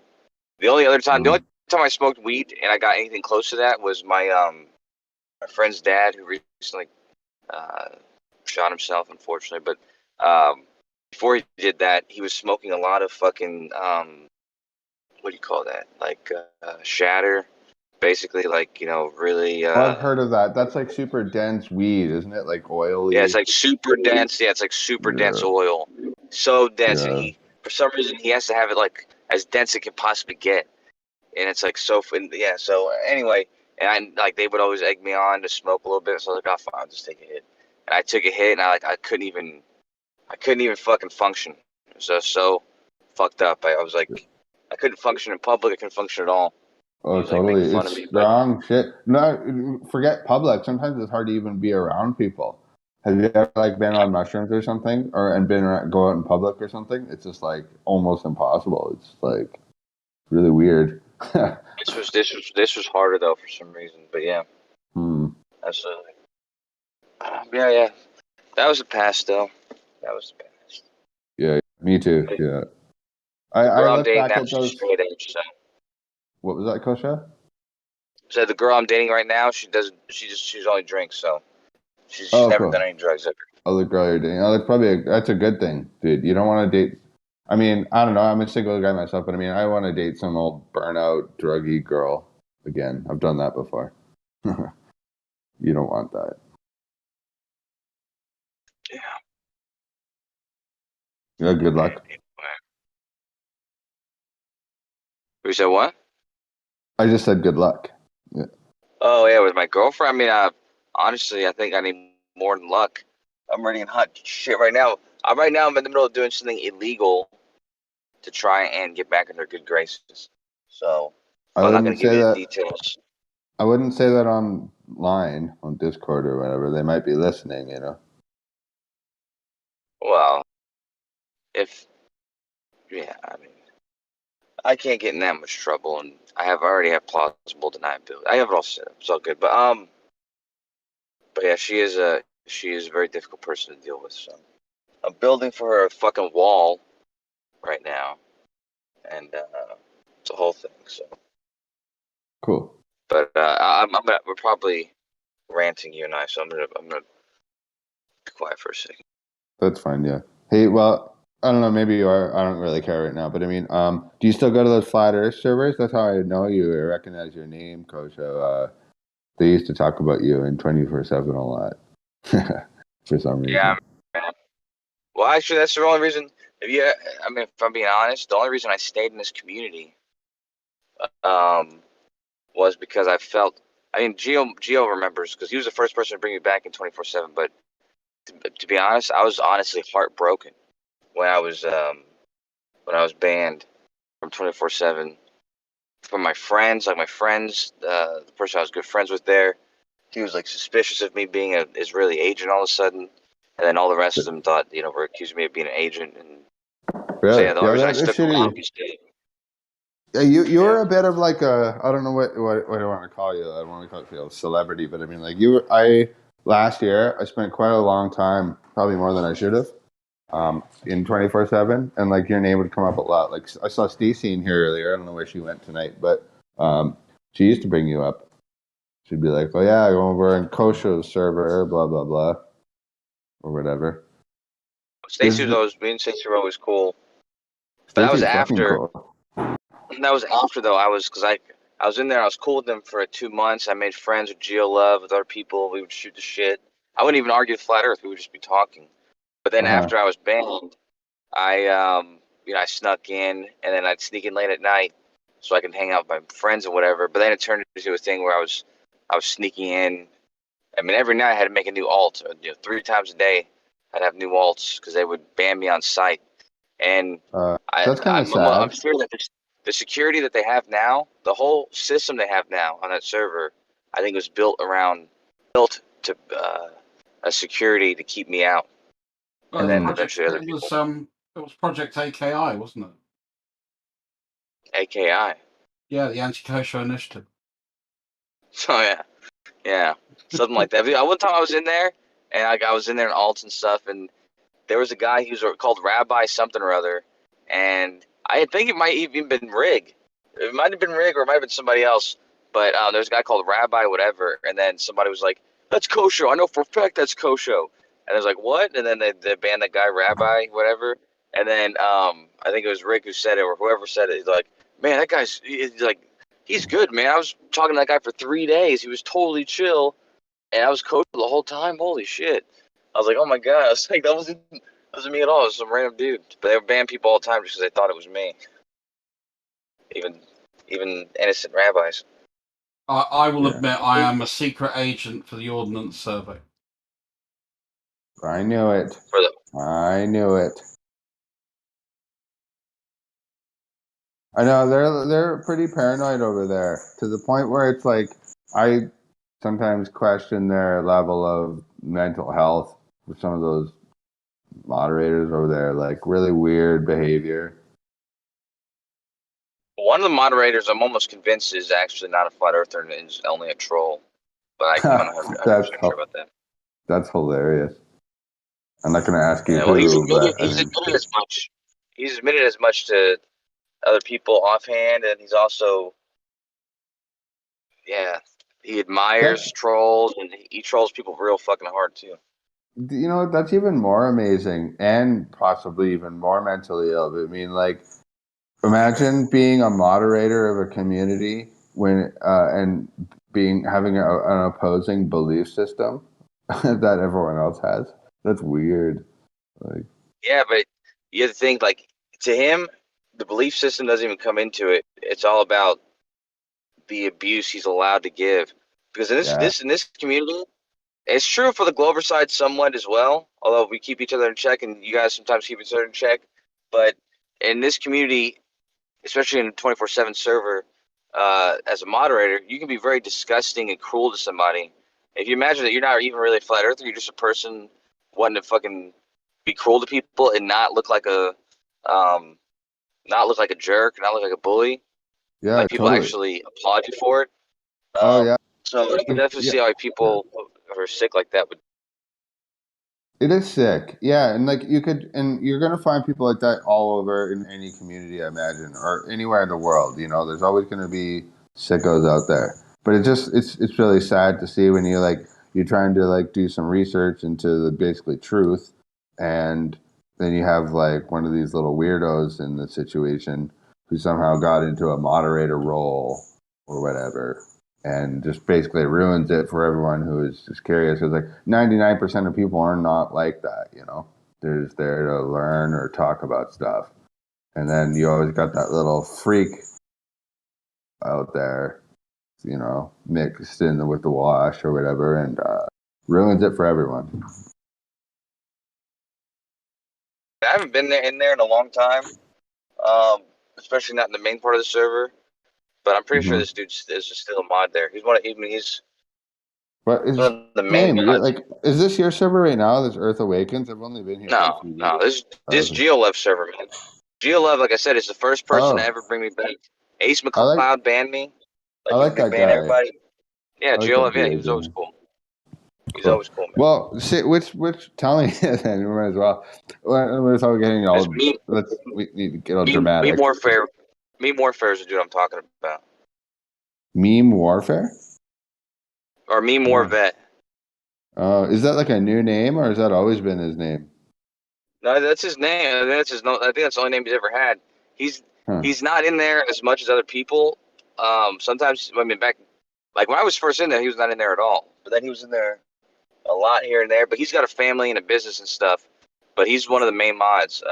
And when he's in Huh. there, he's really aggressive and kind of shit. Yeah, I hate those aggressive mods, and they're really abusive and like judgmental. You know that Vlad guy? Fucking hate that guy. Oh yeah, yeah. Fuck that I guy. love Vlad. But anyway. Yeah, he's a bit silly, but me more vet still puts him to shame though, because well, I don't know actually, because Vlad is pretty bad, but he's not. At least he's not a high-ranking mod like.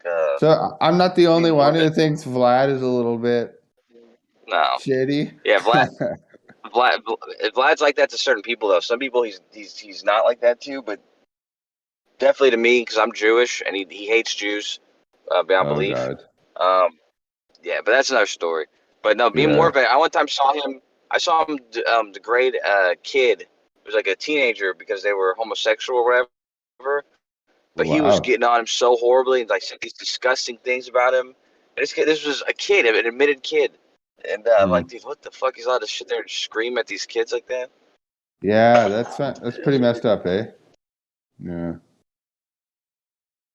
I always thought it was weird. They say they allow kids on the server as long as you're like over 13. And I've heard them like test kids. I was like, what year were you born and all that. If they're gonna act like that the way they do, like I don't know if they should even allow kids below 18. Yeah, of course. Really? Like They allow. That's what we do in Gems. If you're under 18, we have no tolerance if you're under 18. But in 24/7, if you're under 18, they celebrate it.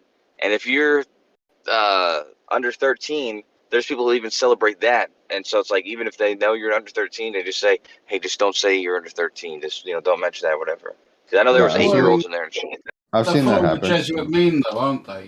Give me a child and I'll give you a soul for life. I just think Give you a the soul kind for of life? thing. Yeah, basically, if basically what the Jesuits were saying was much easier to indoctrinate a child into a religion than it is an adult. So give me the child and I'll give you a convert for life. Because once you've indoctrinated them, then it's much easier to shift their position. So I just found the parallel between what they're doing and that sort of saying quite ironic. No, you're right. I've never really thought about it that way. The parallel that's true. Yeah. I don't think they're preying on children though, so I'll give them that. But I mean, I just think they're not careful enough. I mean, yeah, that's my opinion. I don't know. I could be wrong. When you start allowing children onto a server, you get into a whole different set of potential legal issues. Yeah, exactly. But I mean, I remember when I was a kid, I started using the internet and message forums and stuff, and I was like, maybe like 13 or 14 years old, and I felt like as if I was capable of, handling myself, even though I was just a teenager. At the time, I felt like I knew what I was doing. There was no internet when I was 13 and 14. Really? Yeah, I might be a little younger than you. That would be my guess. Dress is 80. What? Dress is 80 years old. 80? Yeah, you're old. Hey, you know what they say? If you can remember the 60s, bro, you weren't really there. What? Did you trail? Yeah, did you trail off on purpose? No. I think it's just that I've not got my mic. I've got quite a sensitive mic, so if I get close to my mic, it sounds like that. So I was like, it was almost funny. That was almost funny that you did that. It was almost funny when you did that, though. Yeah, so I try not to get too close to it. If you can remember the 60s, you weren't really there. If you can remember the 80s, you know. You were not really there. Yeah, I know, but it's ironic because while you were saying that, Dress, you were trailing off, so it's almost like you couldn't remember what you were even saying. It's like, damn, he really is old, man. When you get to my advanced years, that happens. Well, he's a flower child, right? He did a lot of drugs in the 60s, and his memory isn't what it used to be. Actually, that is the weird thing. Whilst I didn't do really any drugs in the 60s because I was born towards the end of them, I have done a fair amount of drugs in my life, and it doesn't really seem to have affected my memory. That's interesting. You know, I just realized my mom was born the last day of the 60s. Like the day before the last day of the 60s. That's cool. Here's a disturbing thought, Kosha. I've spent quite a lot of time in the US, and I was pretty promiscuous. You could be my son. All right, well, I'm down with that. Are you ferociously I'm intelligent, but have problems dealing with social interaction in a broad level? Then it's even more likely. Well, shit, I'm about to say I had my 23andMe done. It says I'm half Jewish, but after you said that, I'm kind of Second guessing. Yeah. Look for those Scottish Holy haploid shit. groups. Holy shit. Ferociously intelligent. They're ferociously intelligent. That's something somebody from the 60s would say, man. Actually, the weird thing, I'm considered the thicko in my family. The thicket? The thicko, the Oh, more like stupid one. Yeah, I got you. Why does that mean thick?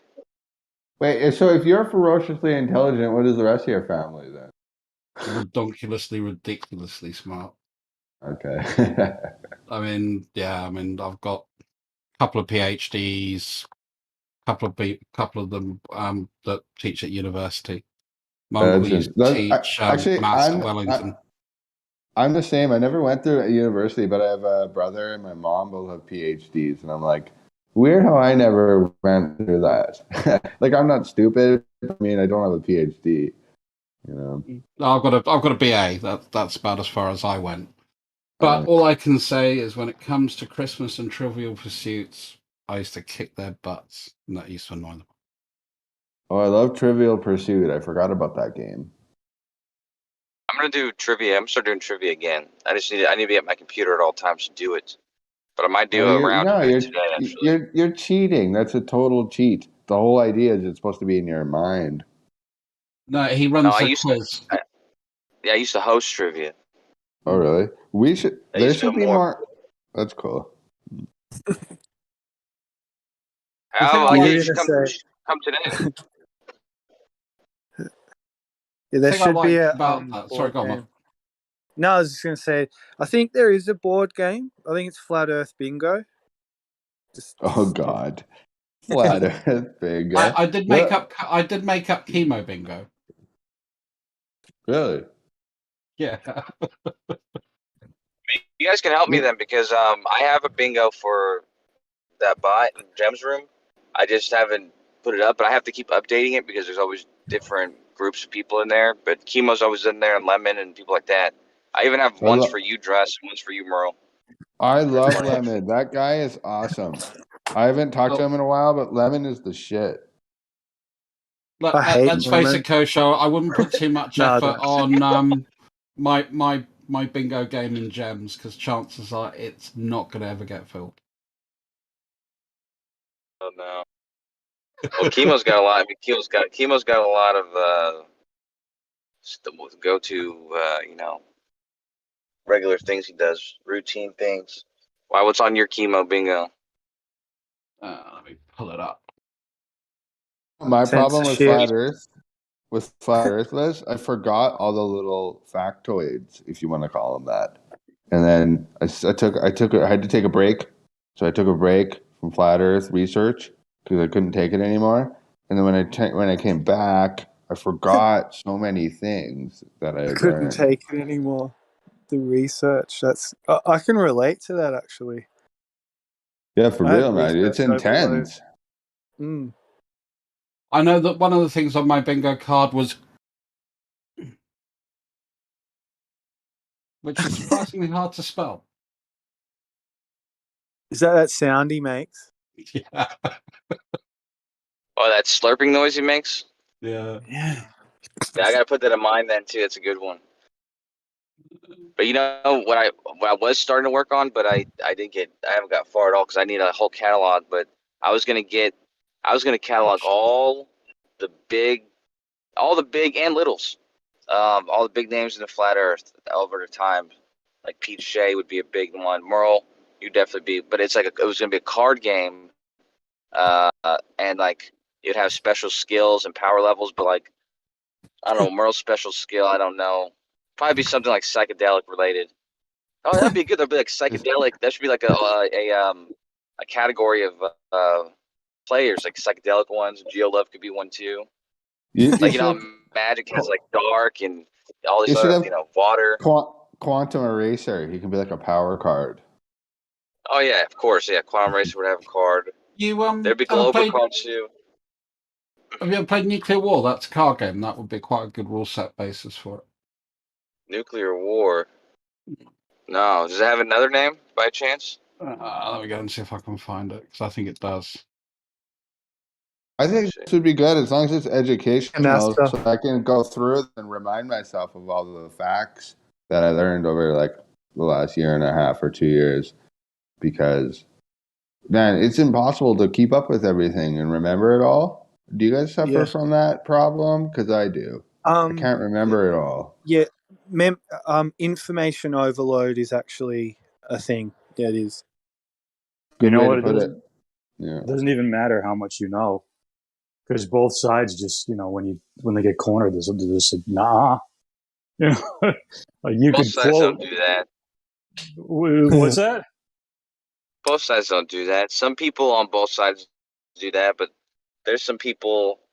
Actually, almost everyone on the globe on the flat Earth side does that eventually. But there's some people on the globe side that don't do that.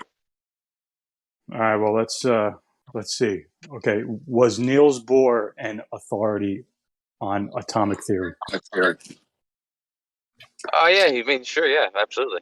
Okay, Is this how about? trivia now? Are we triviaing now? Well, I'm just testing Kosho's theory here. How about Heisenberg? On atomic theory?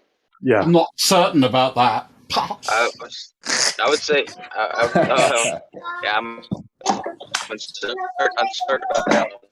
I wouldn't say atomic theory. I'd say more so quantum mechanics, but it's kind of same thing. So.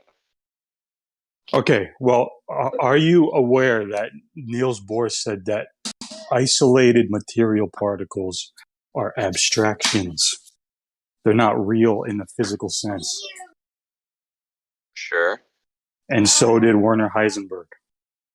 Yeah, because they were talking about the probabilistic certainty of trying to determine the direction and the actual item at the same time. So that's why he called them an abstract. No, he was talking about quantum particles. He was talking about their physical, in reality. They're still theoretical, though, right? Like they didn't have electron microscopes, and I'm not even. You correct me if I'm wrong. Electron microscopes today still can't even view something that small, right? Well, yeah, that too. And all the men. Yeah, but when they talk about who, go ahead, sir. No, I'm sorry, man. I just want to. I was trying to respond to what you said about Heisenberg, man. Yeah. Because when he's talking about quantum particles or subatomic particles, they don't denote these things as having volume. I know some people talk about what their sizes are, but realistically, when they use them, they don't have volumes because they consider them to be point particles. That's the current understanding.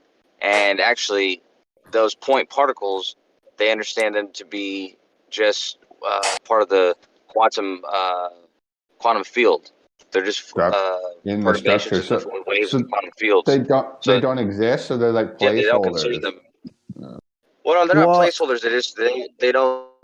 They don't think of them, like you said, like as there's models for them. There's models on the way they behave, but they don't actually, they wouldn't draw a picture and say this is what it looks like, because it wouldn't make sense to do that, because they don't have a description for what they look like. They just have a description for how they behave and how the mass they have and this and that, but they don't have a description for what they look like. They don't consider them to be. Well put. All right. Well, I okay. agree with that. I think that was well described. That's the truth of it. Because a lot of people, they completely dismiss that. They say, "Oh no, they didn't know what they were talking about. That was a long time ago. Atoms are real, like real, not just some kind of abstract notion. Like no, they do exist." And it's like, no, the guys who came up with the theory, you know, Rutherford, Heisenberg, Bohr, like they all said that these things, like they're just mathematical concepts. No, that's not what he said. Because if you read the entire quote, Jerry, it says isolated material particles are abstractions. Their properties being definable and observable only through their interaction with other systems. Correct. That's exactly the quote. But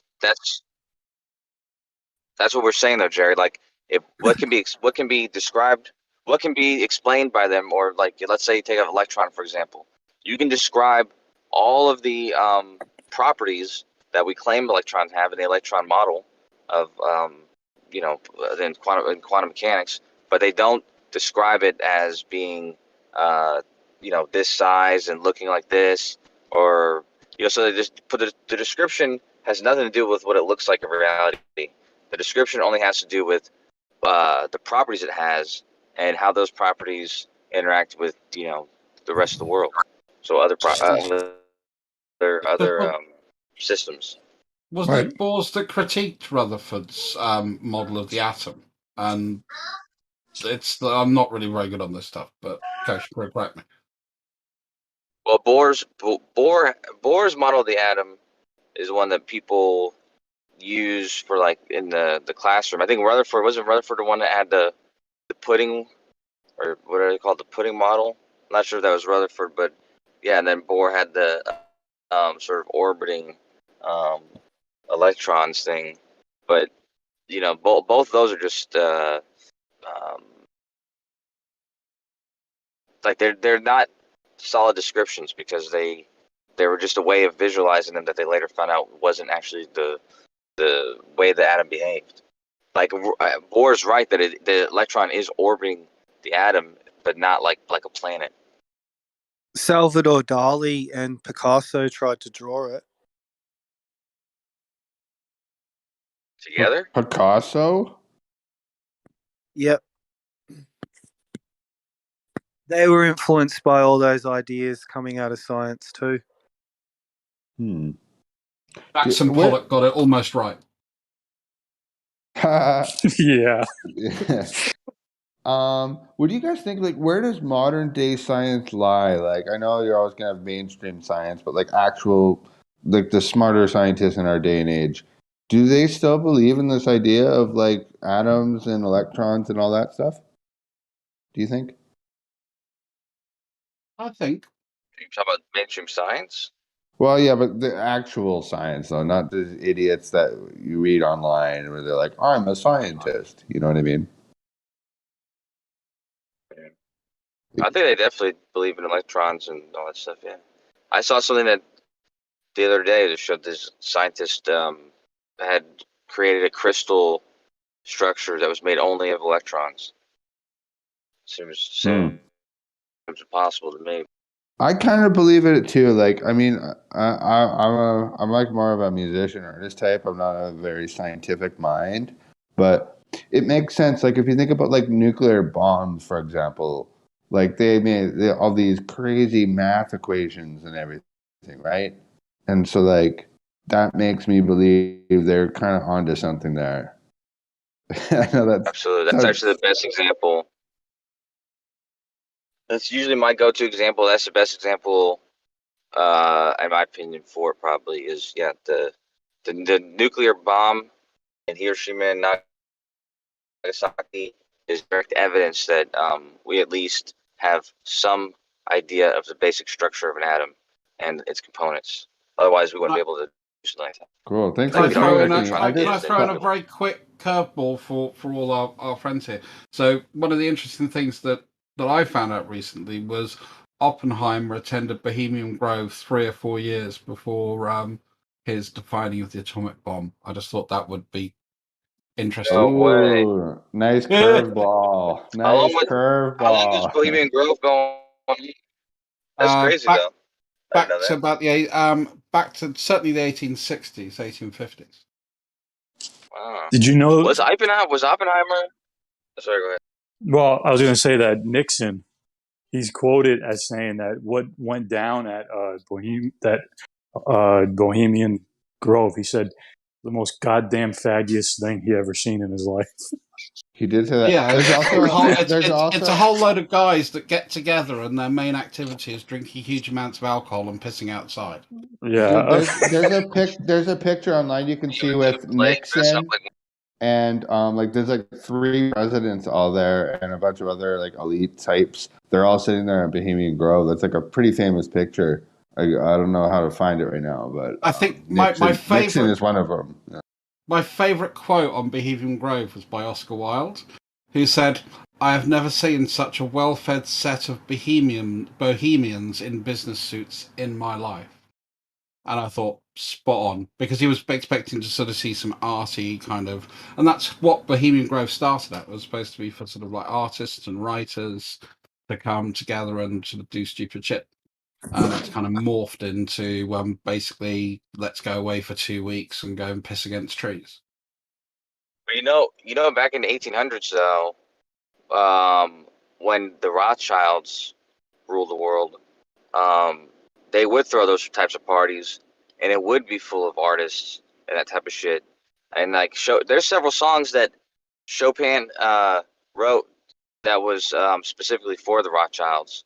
I forget which woman in the Rothschilds, but yeah, they were very much obsessed with like that art culture, like with like yeah, they would do all those weird parties, like those parties that are like from what's that movie called, Eyes Wide Shut. Those Eyes Wide Shut parties, those were like Rothschild's parties back in the day.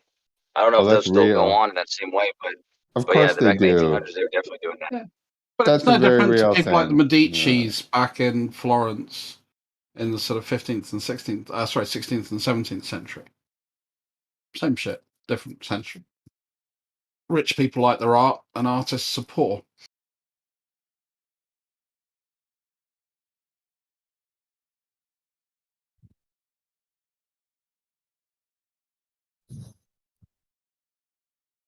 Anyway, I should go and do stuff. I'll catch you guys later. Coach, I threw up that card game for you. Used to love playing that. But it's a really interesting rule set, and you can download the rule set for it and probably use it as an adaptation. I see. Sorry, I'm on the move, so I'll be back. I think I'm being followed. I will DM it to you, so you have no excuse. All right, no problem. I forgot I was on a mission. Yeah, I am being followed. Who's following you? Looks like a cop in an undercover car. Has it got the number plate flat 1? No, but luckily, I'm more clever than the cops.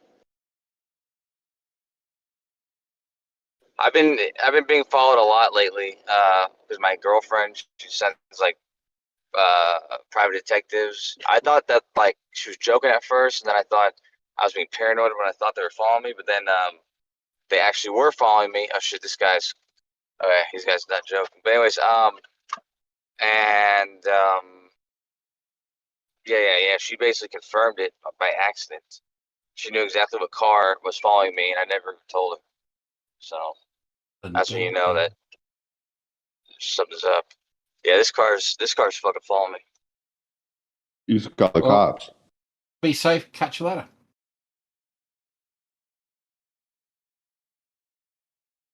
Oh my god, I was trying to get away from them, and I turned down a dead end. Oh my god. Oh my god. I want to quote Posho, but I'm smarter than the cops.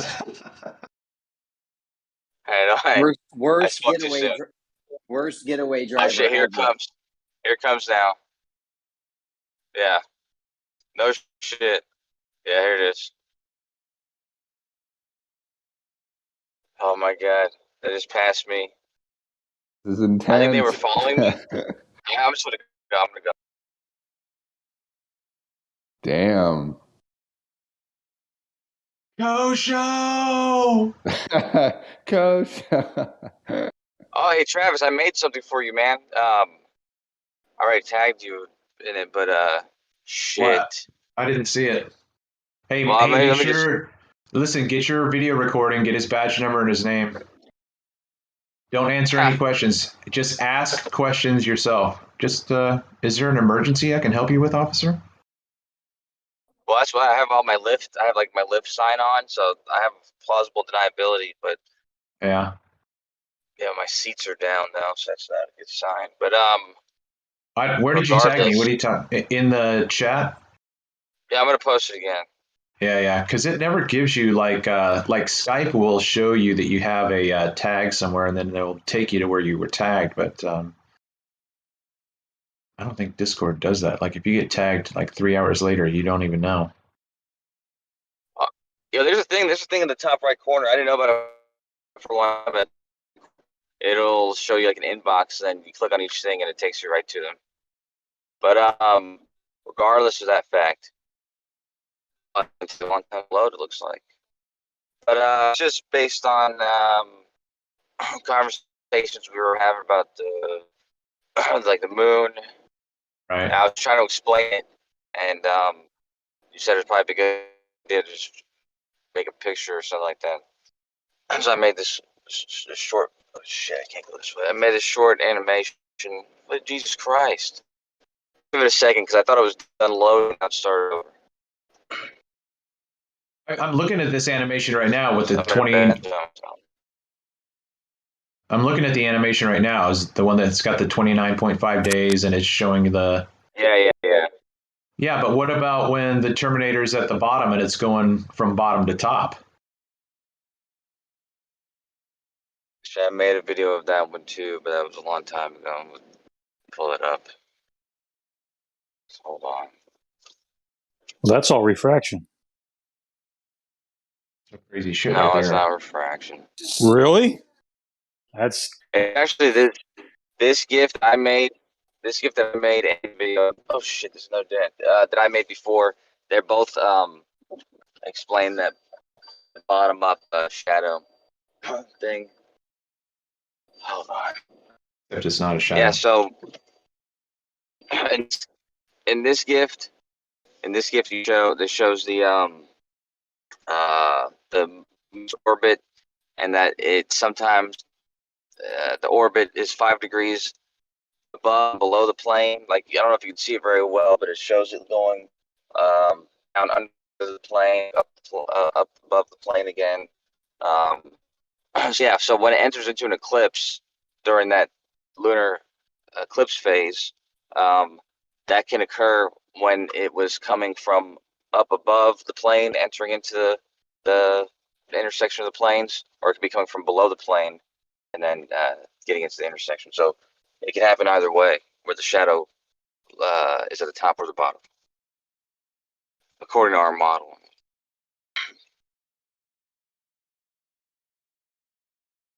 I gotta get out of here. Yeah, but I don't. My problem wasn't addressing what happens during an eclipse. My point was 3 or 4 days ago, you had the full moon riding the horizon, and the sun was nowhere to be seen. So, which means that the sun is behind the Earth, and the moon then is in line with both the sun and the Earth. That's what interrupt you. How do you mean the sun wasn't to be seen? Because it was still dark in the morning. It was pre-dawn. Yeah, but Travis, that's what this GIF is supposed to be addressing. This GIF is addressing what you're saying right there, because that's why I showed the moon phase at the beginning, and then the second part, I made a plane. That blue plane is a imaginary plane that is the Earth's plane, and it shows the moon as it goes around the Earth. It can be above or below that plane, and you can see also the shadow, because this is to scale also, and you can see the Earth and the shadow created from the sun, from the Earth. If the moon is above or below that plane and not strictly on it during the full moon phase, I then get it. it can still be lit. Yeah, I mean, I get it. What in a sense you're creating a conceptual plane where the eclipse happens. I'm trying to explain the fact that when you just look straight geometrics with your feet on the ground, looking at the moon in the sky, you're not going to conclude that there must be an ecliptic, that the moon is not on. Otherwise, if it were on that ecliptic, that's a concept, then it would be an eclipse. I get that part. I know how your model models the eclipse. I'm telling you, reality doesn't do that. And the reality that we do see shows you that the geometry doesn't work. Because visually, I see the sun beyond the horizon, right? It's dark out. It's 5 o'clock in the morning and it's dark out. Yet, right behind me, low on the horizon, is a full moon. That doesn't work. I can't do it right now, but if you could freeze frame when the moon is behind almost aligned with the shadow, but not in the shadow. If you're on the side of the Earth, that's not on the same side as the sun, so it's nighttime where you are. You'd be able to see the moon from there, and it would be completely lit. So that's I guess I should have showed that. Yeah, I could have freeze framed that one, but yeah, I mean, I get it. I understand what you're saying. I did learn something though. So I was thinking about it too. Is like full moon. So I guess the reason why the full moon and eclipse don't occur at the same time is because there's a discrepancy between the 29.5 and the 27.3. Otherwise, it would happen every month. So actually, let me think about that for a second.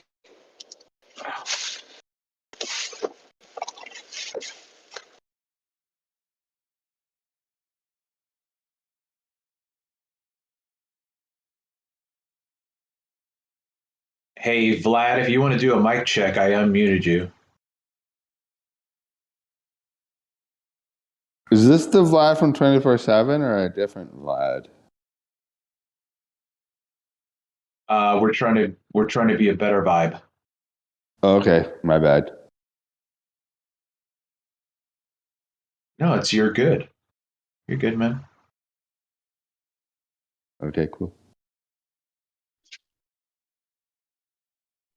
No, he said Vlad, not vibe, I think. Yeah, I meant Vlad on Flat Earth. I was just wondering if that was the other Vlad that I know on Discord. Oh, he's having trouble with his setup right now. It says that it's putting him to do push to talk and blah, blah, blah. So we're trying to work the kinks. Oh, okay. It's probably a different Vlad. It's a pretty popular name, Vlad, isn't it?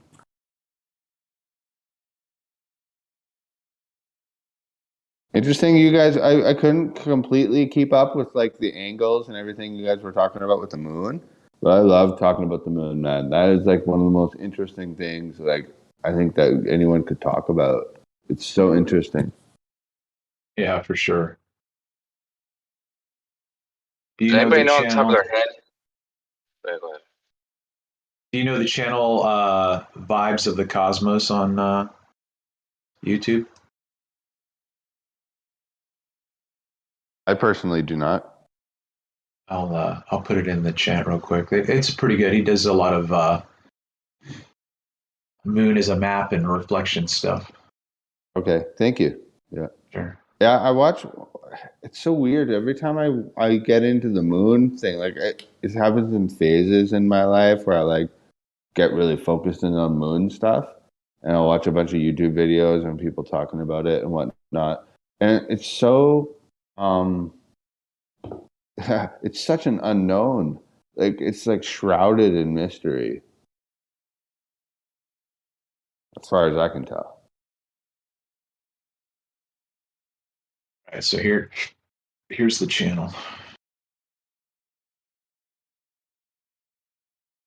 Plasma moon cosmology, level Earth electromagnetic phenomena, and music. Awesome, thanks. I will check that out. And then there's another one, Take Back Space TV. Never heard of it.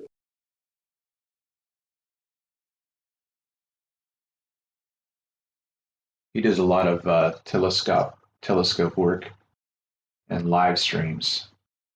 Ooh, I like that when people telescope the moon. Very interesting. Yeah. And he's got a kick-ass discography. He makes his own music. I really like it. Oh, wicked! Oh, sweet. So I have a new artist to check out to boot. Yeah, I bought it. I bought his whole discography. It's good. Cool. Is it like on Bandcamp or something? I can't remember which one it is. Let me see if it says it in the about. That was the second one you posted. Hey, he's the musician. The second one is, yeah. Yeah. Okay, cool. Well, no, I think they both do their music, but the Take Back Space one I've bought. I'm trying to think now where his playlist is. Where can I get you his playlist? I'll find it. Don't waste your Well, time. I mean, I'm here doing it anyway. I'll just Okay, thanks. just play around real quick.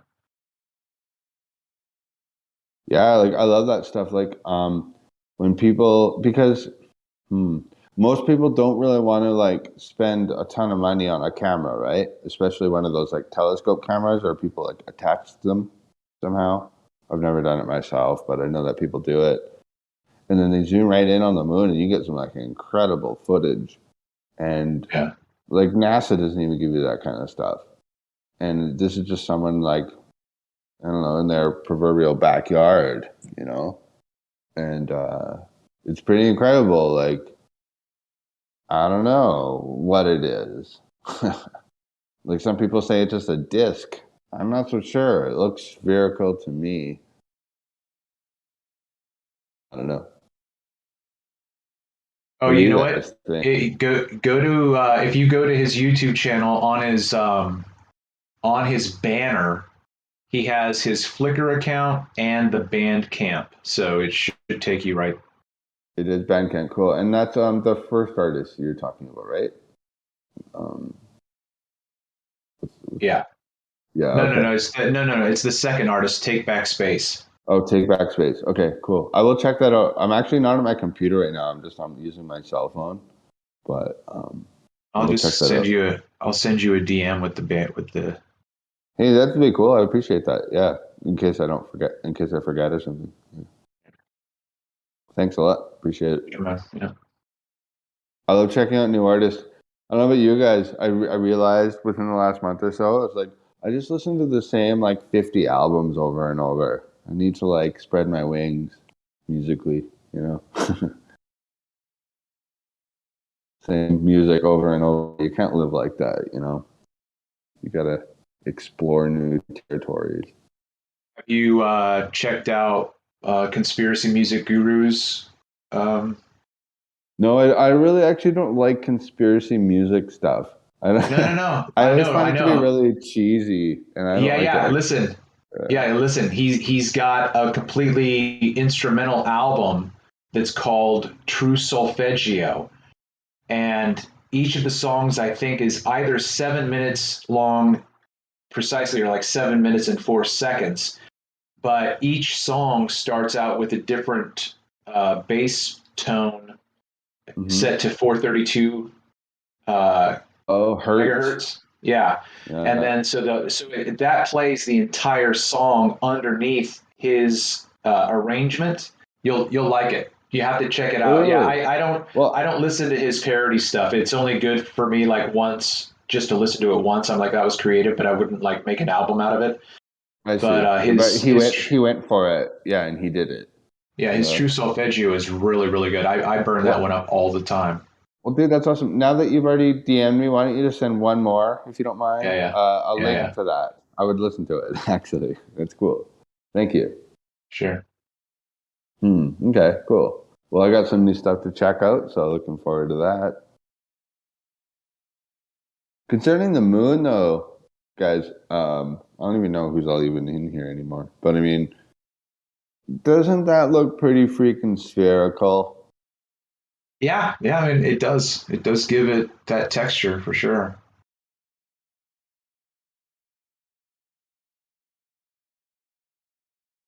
this might not be compelling to everybody else, but to me, it's one of those mathematical proofs.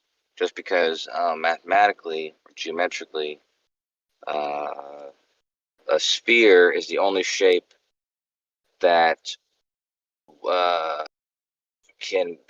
that will appear as a circle, no matter what angle you're viewing it from, or the shadow it makes, or something like that. Because a circle, for instance, will not look like a circle depending on what angle you're looking at it. It'll look like a disc. It could look like a ellipse. disc.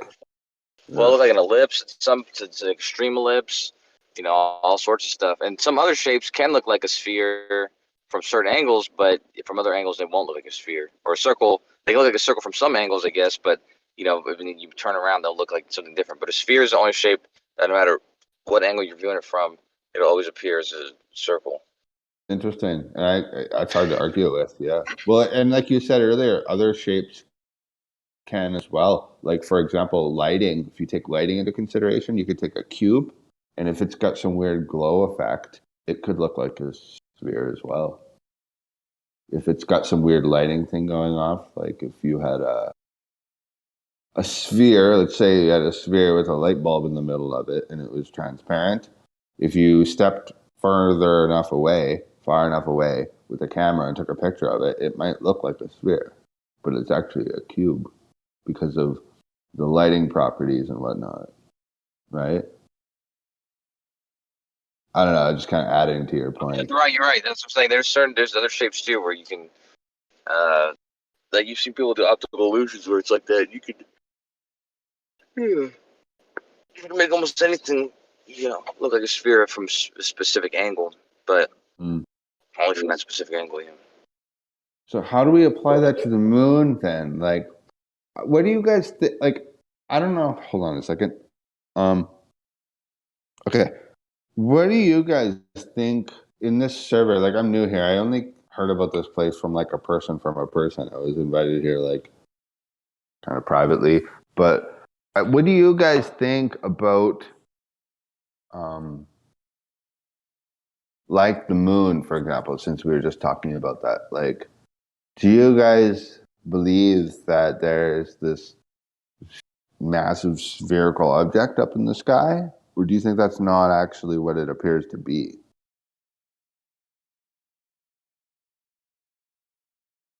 I personally think it's a big rock. Yeah. I'm not trying to put any words in anyone's mouth either. I don't know. I'm literally here to try to figure it out myself. Yeah, I think it looks like a big rock. I don't know where it came from or like how it stays up there, but that's what it looks like to me. Like just from like a basic like layman's observer standpoint, I think that's what it looks like. It looks like a giant rock in the sky. It's weird that it's round, so it's not like that it just smashed off of some weird planet or asteroid or something. As it's been postulated a million times, that leads people to believe that it's been there for a long time, hence its round shape,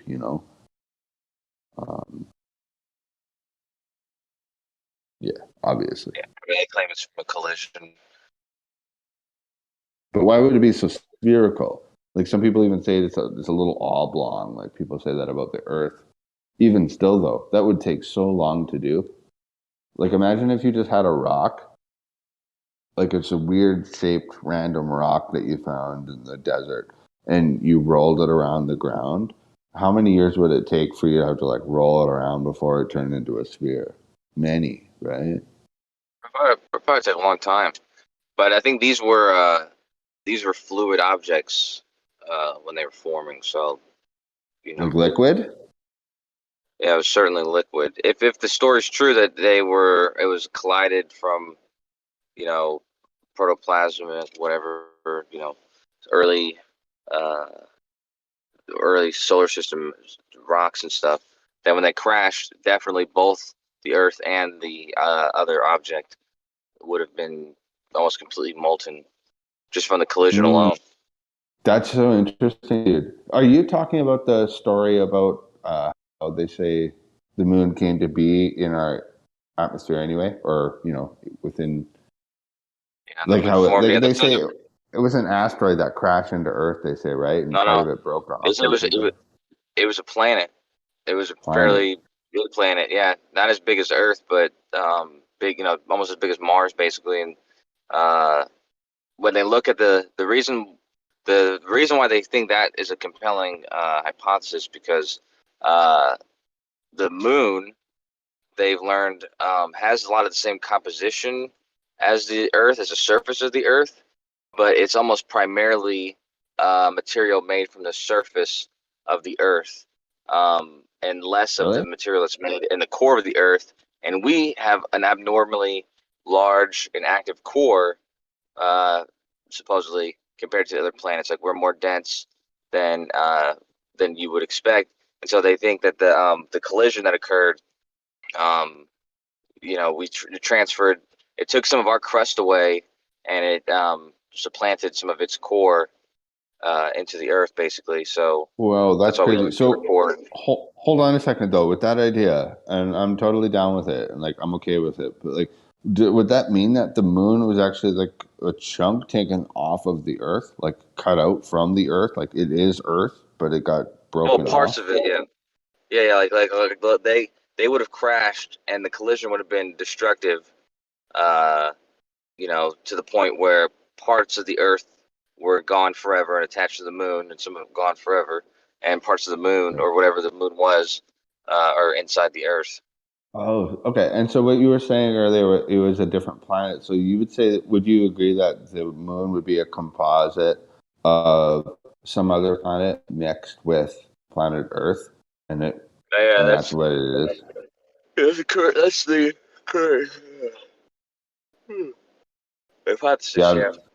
I see. Okay, that's interesting to think about because, like, even if you go into that the mindset of Earth and the moon, like why you only see one side of the moon because of like tidal lock and I don't know, maybe like the density or something of it pulls it closer to the Earth, that side of it. That actually kind of makes sense. Maybe like the part of Earth that was in the moon is somehow directed in our vision towards Earth, whereas maybe the more extraplanetary side of the equation would be, I don't know, facing the other direction. I don't know, just Maybe 150 moons in the solar system, and almost or more than half of them are tidally locked to that's the planet they're attached to. fascinating. That is Yeah, because fascinating. it's a common result, just because of the fact that, like, if you take the event that happened with the moon, what would have happened was you would have had some object that was massively deformed, so it wasn't perfectly spherical, and for that reason alone, when gravity was interacting with these two objects, it would have been pulling, like, whenever the moon, it was oblong, so whenever the more massive side was further away from the Earth, it would have pulled on that more than it did on the smaller side when it was farther away from the Earth.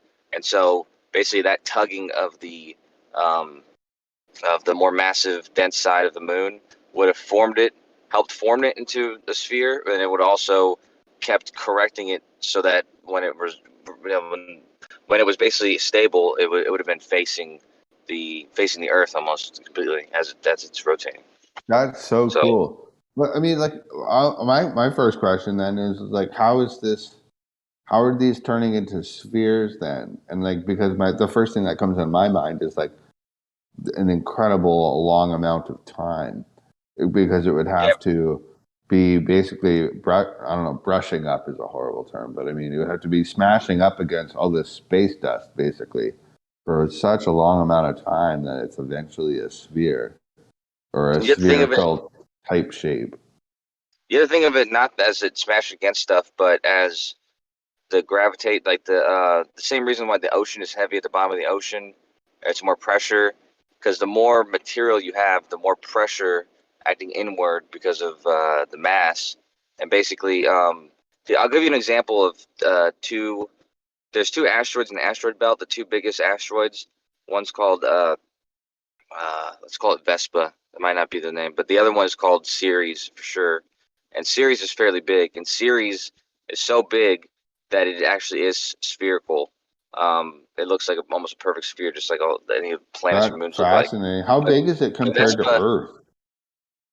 well, actually, it has more fresh water than Earth does, even, but that's another story. But regardless, the smaller one, Vespa, is smaller than Ceres, and because of its size, it's not really a sphere. It's like a misshapen rock sort of thing. Same thing with one of Mars's moons, I think Phobos or whatever. If you're not big enough to have enough mass and pressure to basically force a sphere shape, then you'll see it looks like a sloppy rock. It Basically. becomes So oblong, you have to like, be, right? Like almost like yeah. it's like if you had like a rounded rectangle rather than a rounded square, correct? Yeah, sure. Or like a football shaped, or it's like any rock you find on the ground, really. Mhm. Just because So it's does it make sense? Is that just like the natural shape that things flying through space will eventually succumb to? It's like a football rather than a soccer ball. no, like a baseball. Yeah, football, like a soccer football. Yeah, because it's like a Well, sphere. soccer, Yeah, like because it's Western, like American soccer. Yeah, like no. a sphere. Yeah. Yeah.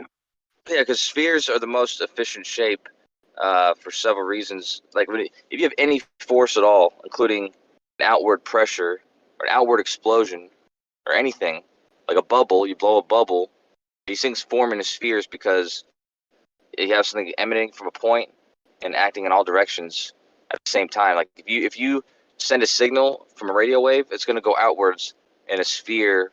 A sphere shape will be like the emission of that radio wave or whatever, as long as the antenna is, not biased in one direction. Okay. Yeah, But I'm kind of with you. it's the I same just kind of with the inward force. Oh, sorry. No, I'm saying it's the same with the inward force. Like the inward force, it's if it's attracting to a certain point and everything's being attracted to it, then if you imagine like you have an attraction point and you have like a bunch of sand and you throw it at this little point that's has this attraction thing, it attracts stuff, then now that sand is going to form whatever shape it forms into. But once you start adding more sand, it's the sand that's like in the higher parts of whatever blob that is going to want to move to the lower parts until the whole thing evens out. And when it evens out, it'll even out into a sphere shape. Why the football shape then? Football by football. I mean, so it's just stupid with the American European sports thing. I mean, like your classic oblong football. All right. Why would that exist in space at all? Like unless it was in its process of eventually turning into a sphere. Yeah, if it's not, that's what I'm saying. That's why I gave you those examples of the moons, because most moons are big enough to become spheres, but basically there's a size. If you're not, but there's a size that you're not big enough to have enough mass to create enough force to to basically conform to a sphere. Like if you have a giant rock, rocks are they're not easy to shape, especially once they're already solidified. Let me say this. I don't mean to cut you off, but I mean I think I really get what you're saying now. So it's like there's a certain size that you have, or that can exist, where you don't really have the opportunity to turn into a sphere, and so you will turn into eventual, like just whatever, or something weird, and then eventually fall apart. Whereas maybe a sphere is like more of it's like a baby that had a chance. It's like this one's gonna.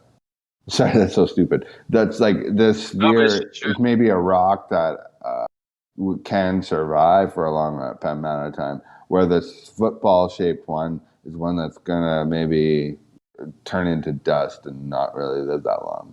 Maybe. It might not turn to dust, but it's not like, have you ever seen probably even in the movies when they show an asteroid, or if you've seen the pictures of that one, there's like a weird long one, and asteroids, they're not what do they exactly call that? spherical. Uma something? Yeah, the Uma one. Yeah, exactly.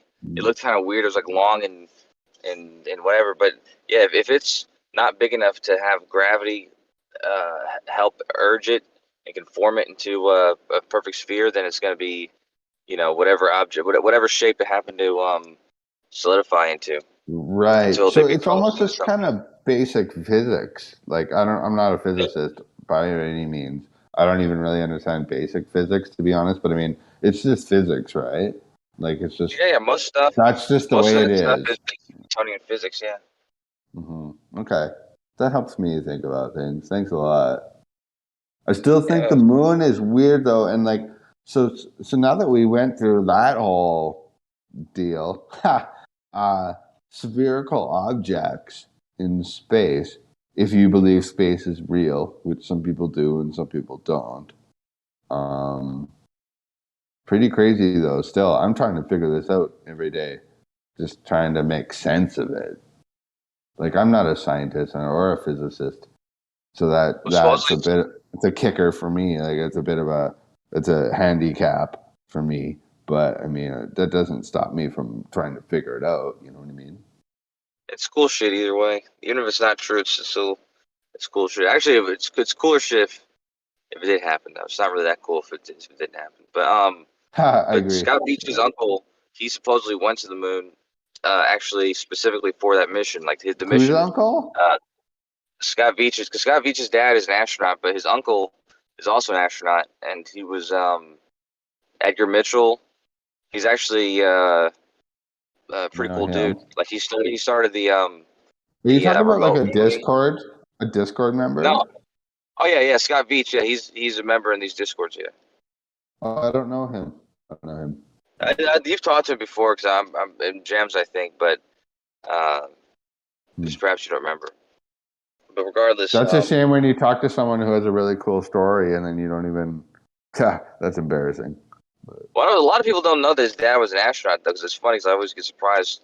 Some people they learn it for the first time or something, but yeah, his dad and he doesn't like to admit it, but his uncle is Edgar Mitchell. He doesn't like to admit it because Edgar Mitchell was like he supposedly believed in aliens, and he's like a spiritual dude who he started he started the remote viewing program for the CIA, like where they were doing remote viewing for 25 years, and some school that GeoLove knows about, the Nyack Center or something like that. Well, no, So, yeah, he was definitely Edgar Mitchell was definitely into that stuff, and yeah, I have videos where I've seen where he's like, yeah, we are in contact with extraterrestrial beings, whatever that is. He believed it, dude. He was a believer for sure.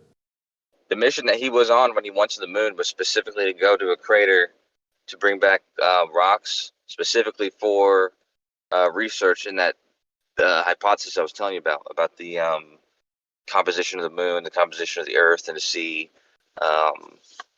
If that whole hypothesis is true, so yeah, that was specifically the mission he was. Very interesting. I've never heard that before. Is that true in your belief? Yeah. Oh yeah. That's recorded. He even whenever he was there with Alan Shepard, they got lost, and he reached into his pocket and he had a map of the moon in his fucking spacesuit. And his Alan Shepard was like, "What the fuck?" He's like, "What the hell?" But he ended up finding their way to the crater. Huh. Never heard that story. That's interesting. Yeah, no, that's weird. It is weird. Very weird. He did a psychic experiment on his mission, and I thought it was like a NASA thing because he like talked to a psychic and he did this whole psychic experiment while he's on the way to the moon. And I found out not that long ago that it wasn't a NASA experiment. Actually, when NASA found out about it, they got like pissed at him. Like Alan Shepard specifically got pissed at him because they're like they had no idea that he was doing some psychic experiment. They yelled at them. Kind of. Well, I don't know if he yelled at him, but he just Alan Shepard was in a read an article, or he was in an article when they asked him about it, and that was actually the first that Alan Shepard had heard about it because he didn't even know that Edgar Mitchell was doing like some psychic experiment. Well, yeah, of course. I mean, what do they call that? Like that's those psychic experiments. There's a term for that. What is it? Sorry, it escapes me right now. It's called psyops. No, well, kind of, but I mean, they call that remote viewing. Yeah, remote viewing. But that's the program that he he was the co-creator of it at CIA. The CIA was studying that for 25 years. Is And it Edgar Mitchell or Edgar Mitchell's friend? No, Edgar Mitchell. Himself. Yeah. Oh, Scott Veach is a guy in these servers, and his dad was an astronaut, but his uncle was Edgar Mitchell also. So Scott Veach's dad really? and his uncle were Whoa. astronauts. Dude, that's crazy. I don't know about all that. That's crazy. I never knew that. Hey, man. I have to make a quick phone call. Are you going to be here in 5 or 10 minutes? Yeah, probably. I probably shouldn't be here, but yeah, I'll be in. Cool. I'll be around. This is a good talk, and I appreciate talking to you, Coach. Yeah. You're more of a not a celebrity, but you're a personality that I've heard about more. I've never actually talked to you. I think we've talked a little bit before, but we've never actually talked to you before. But I'm still waiting for Kosho. I've been waiting years for Kosho to say something good. So I have to make this important phone call. I'll be right back. If I was in New York right now, even if I was in the city right now, I would fucking drive to where you are, Jeremy. I'd slap you in the face right now, dude. Saying this dumb shit. I'll meet you in the middle. We'll get some coffee. I'll meet you in Poughkeepsie. Poughkeepsie? You talking about Peaksville? What's Poughkeepsie? It's far enough south to where I don't have to drive into the city, and you don't have to drive the whole way. Are you saying Peaksville? Poughkeepsie. Poughkeepsie. Let me look this up. It's a rinky-dink fucking place in New York. Well, my great grandparents, my great grandpa, he built a house in Peaksville. I mean, I could be saying it wrong though. You might be saying it right, but that's doubtful. Let's find out. Well, there's probably a place called Peaksville. I've probably been there. It honestly sounds very familiar. It's a beautiful place. But there's definitely a place called Poughkeepsie. Maybe. Are you a good reader? What do you mean? Oh, maybe? Peaks. No, See, I was wrong. It's not. I was actually wrong. It's not Peaksville. It's Peakskill. Peekskill. Peekskill, yeah. You know where that is? Nope. I've been there Why'd you before. say that? You know what's funny about Peekskill? That's where Bear Mountain's right there, and that's where that's one of the places B.O.B. That was one of his proofs or whatever. He's They like, like I think he was. They like the kills in New York. There's a fish kill, Peekskill. Yeah, dude. We kill fools, man. With those places, I've noticed that when I've traveled across the state, that there are a lot of those kill places. It's so like, what is that abbreviation for? No idea. Well, Peaks Kill sounds like those peaks kill. You know what I mean? Probably a lot of people died at those peaks. Explain the fish kill. If that's how you're gonna do it, explain the fish kill one. Who knows, dude? Maybe got some dangerous trout. Some people ate. Dangerous They ate some trout in prime the rivers. fish. Who knows, man?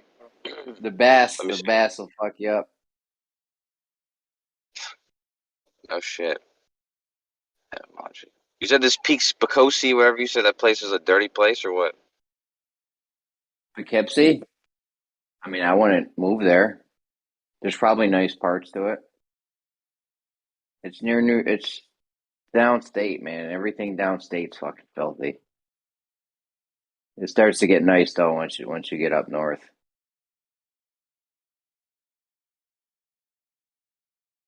Hey, Jeremy, you ever go to Watertown?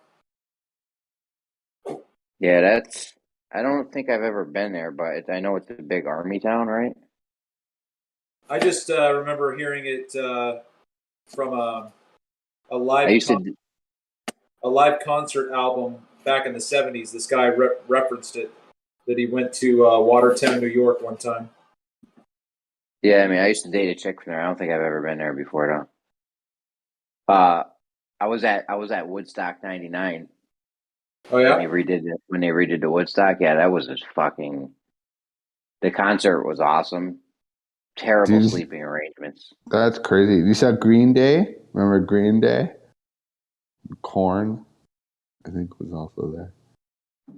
I remember one night the lineup was crazy. It ended with Metallica and was like It was like somebody. It was like 3 real good things in a row. I forgot. It was somebody good, and then Rage Against the Machine, and then Metallica like ended it for the night or something. It was fucking awesome. I was dead by the time Metallica came on. That is fucking awesome. A Metallica is a good ender. Good ender. Yeah. I've seen them like 3 times.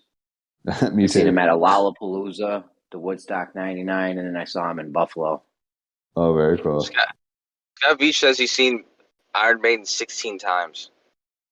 He might have even said something more than that. He might have said, honestly, he might have said, because whatever he said was an unbelievable number. I used to be the biggest Iron Maiden fan, but Bro, he probably got fucking backstage passes and shit.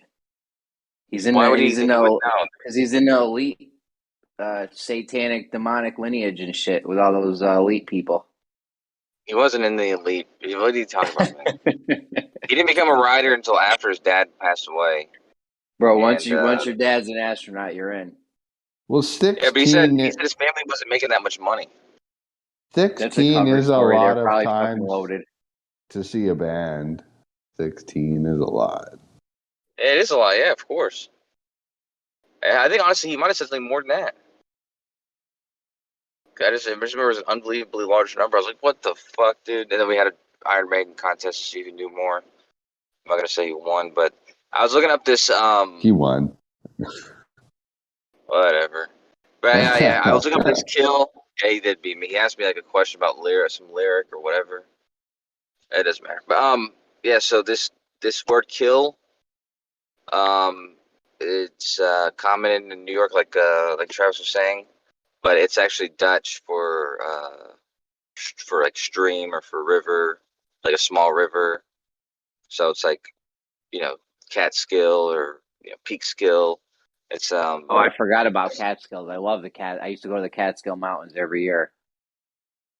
Yeah, Speck and Kill, some other kills, Wall Kill, but these are all. It's because the word, like I said, kill, it just comes from the word creek. So it means from the word from the Dutch word for creek. Catskill's lovely. There's this nice little resort called Friar Tuck. Great little resort. It was beautiful. Yeah, all inclusive little vacation spot. I used to go to when I was a kid. I was hoping it Kill. was gonna be better. Can't believe I forgot Catskill when we were talking about the kills. This is fucking terrible.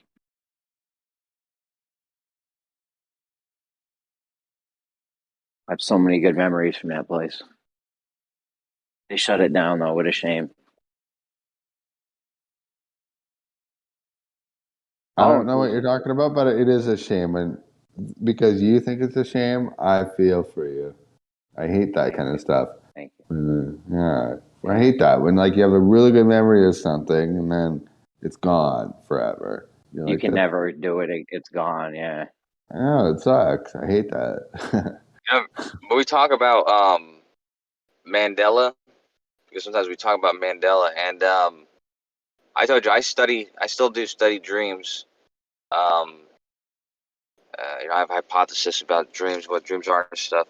Regardless, and they're related to memories actually, but regardless, memories are very fragile.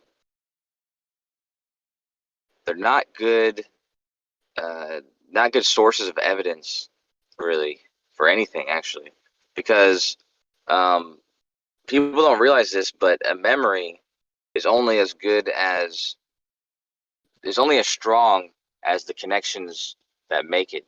And so, for instance, if you have an experience of something, or if you experience some place or some event, and you only have the experience of when it happened and you never think about it again, there's a good chance those memories they'll be some of your weakest memories. You might forget them. Or if you experience something and then later somebody else recalls it, but they recall it in a way in which they're describing things that didn't happen, but you're kind of trusting their version of it, and then eventually they repeat it enough, or you repeat it enough that your memory changes, basically. Like your memory turns into what you basically strength in your brain and not actually what you experienced. So Yeah, I think about that a lot when we talk about Mandela, because that's what all Mandela effects are just Is those kind of memory. flaws in memory, and how memories can be strengthened by I, something other I, than your com- experience. I completely agree. Yeah. Like for one, yeah, definitely based off what you said, yeah, like your memory is only as strong as you exercise it, basically. And I can buy a Fruity Loops box from 1980s still and prove that it was indeed spelled one way. Oh yeah, yeah. See, that's one that there's one that Gypsy. I have a friend named Gypsy, and he's also from Canada, but he was really onto that one. And so, what was the other way Fruit that was Loops spelled? thing? Spelled with two O's, or is it Well, there's a spelled with? lot, yeah, two O's or the No. fruit, That's like right. FR. Two O's instead of the UI. That's right. Yeah. Yeah, the UI. Yeah, I don't remember myself. Like that's why it's so trippy when you go back and you try to reverse your life like 20 years. Like, what did it look like when I was a kid eating Fruit Loops? And you're like, Wait, well, I don't remember. Yeah, which is the normal one? The normal one, or the one that's claimed right now, is the regular fruit spelled the normal way, right? Fruit Loops, like I with don't know. just I don't know anymore. I yeah. literally It's like don't. that's one that I always forget which one's the real one, because it's like I think it's the one that has fruit spelled correctly is the one that is expected, but The I'm not 100% proper sure. one. Yeah, that's what I kind of think too. If my memory serves me correct. But yeah, I know. I like what you said though. I completely agree about No. like how your memory over time obviously changes and everything, but it also makes kind of like who you are. And so another trippy thing about memory is that like if your memory certain like especially important like events in your life, if that starts to get a little bit washed up in your lack of memory, you start to like that changes like your not only your personality but like your own being. I kind of think. Well, if you think of it, like if something happened that was like a really strong impression or strong experience or something that affected you in a big way, that'll do two things. One thing is you will have a strengthened, because the memory will be strengthened because you would have been replaying it over and over again, even Right. right after it happened. But also sometimes your emotion gets involved and you recreate something that possibly didn't even happen, and then you start, when you recall the memory, you're recalling your interpretation of it over and over again, and so eventually it becomes a thing where your memory is, the interpretation that you had, that you were basically implanting in your head over and over. But the So Fruit Loop it's thing, go it is on. Sorry. spelled OO. It's not UI. The real one is OO. Shit, Is dude. it actually OO? Yeah, that's Huh. weird. Just It real is quick, weird. talking about memories. I've often been blown away when I've listened to like autobiographies, like say Bruce Springsteen or Pete Townsend. I've listened to their biographies and their autobiographies, the ones that they've written themselves. And when they go into the detail that they do on these memories from 50 years ago, I think to myself, there's no way you have that pristine of a memory of this event that you can tell me what you said, what he said, what she was wearing. Like, so, but thinking about what you guys are talking about, I wonder if maybe they go under hypnosis and then just record their descriptions and then transpose those into narrative. Because I don't know, man. If I try to go back and talk about like what I did when I was 12, no way. I have no clue. You know what I think, man? Just my first thought, just based off what you just said, and like good thought. I think it's just creative writing. If someone gets into like a creative mode in their mind and they just start writing and they're like, oh yeah, she was dressed up in this, red dress with this like green headband and her eyes were blue. And like, you can just like, you go all day with that shit. Yeah. Maybe. I remember thinking that, like, man, he's a really good writer. There's no way that this is an actual memory. That's just really good writing. Totally. I've dated girls who will tell me a story. Like the girl I'm dating now told me a story when she was younger, and she's like saying what people said and people's names and stuff. And what I'm thinking about is just like what I was saying before. It's like, for me personally, if I have a bad experience, I do not replay it in my head, and I do my best to avoid thinking about it completely and try to feel better or whatever. So it's like I'm not even thinking about it or replaying it. But there's some people who, even immediately after something happened, they're replaying it in their head, and then they're relaying it to people immediately. And Yeah, if you're these people reinforcing are it. telling stories from their life, like to their friends, like they've told the story more than once, then they're gonna have, not only memories of it happening, they're gonna have the memories of them telling the story. And so, I think it's possible for some people to have more strengthened memories than other people, for reasons like that. And that's why I have bad memories for events that happen, because I purposely don't remember them. I don't replay them. That makes sense. Me too, man. I know exactly what you're talking about. Yeah, and that explains a lot about why people maybe don't remember things as compared to why some people do remember things. Yeah, I have certain experiences in my life and dreams and stuff even where I literally try to not think about them, which actually solidifies the memory because Well, yeah, because you're you're thinking about putting them more when you're doing it. energy into it when you're supposed to be forgetting about it. You're telling yourself not to remember it. And so Yeah, exactly. So that you're doesn't giving it work. thought right then. Yeah, exactly. I don't know how to stop that. That's kind of where I'm at right now with my headspace. I don't know how to stop that one, but just talk You about gotta it. replace it. You gotta instead of thinking not to think about it, just immediately think about something different. But Yeah, maybe that's more effort, though. That's more effort. well, we just have go to things to go to. You know what I mean? Yeah. But there's been studies where people they've done like studies where people are they wanted to see one group train in basketball, and they want to see another group just train in their brain, like do all the same moves, all the same motions, but like kind of like meditating, like they're just training in their thought, but they're doing everything in their thought. And they said after the test, the results were they both improved by the same exact amount. And so the study concluded that like muscle memory, you can create muscle memory without actually physically doing something, like with just the neurons firing basically. And memories are just basically the same thing. Muscle memory.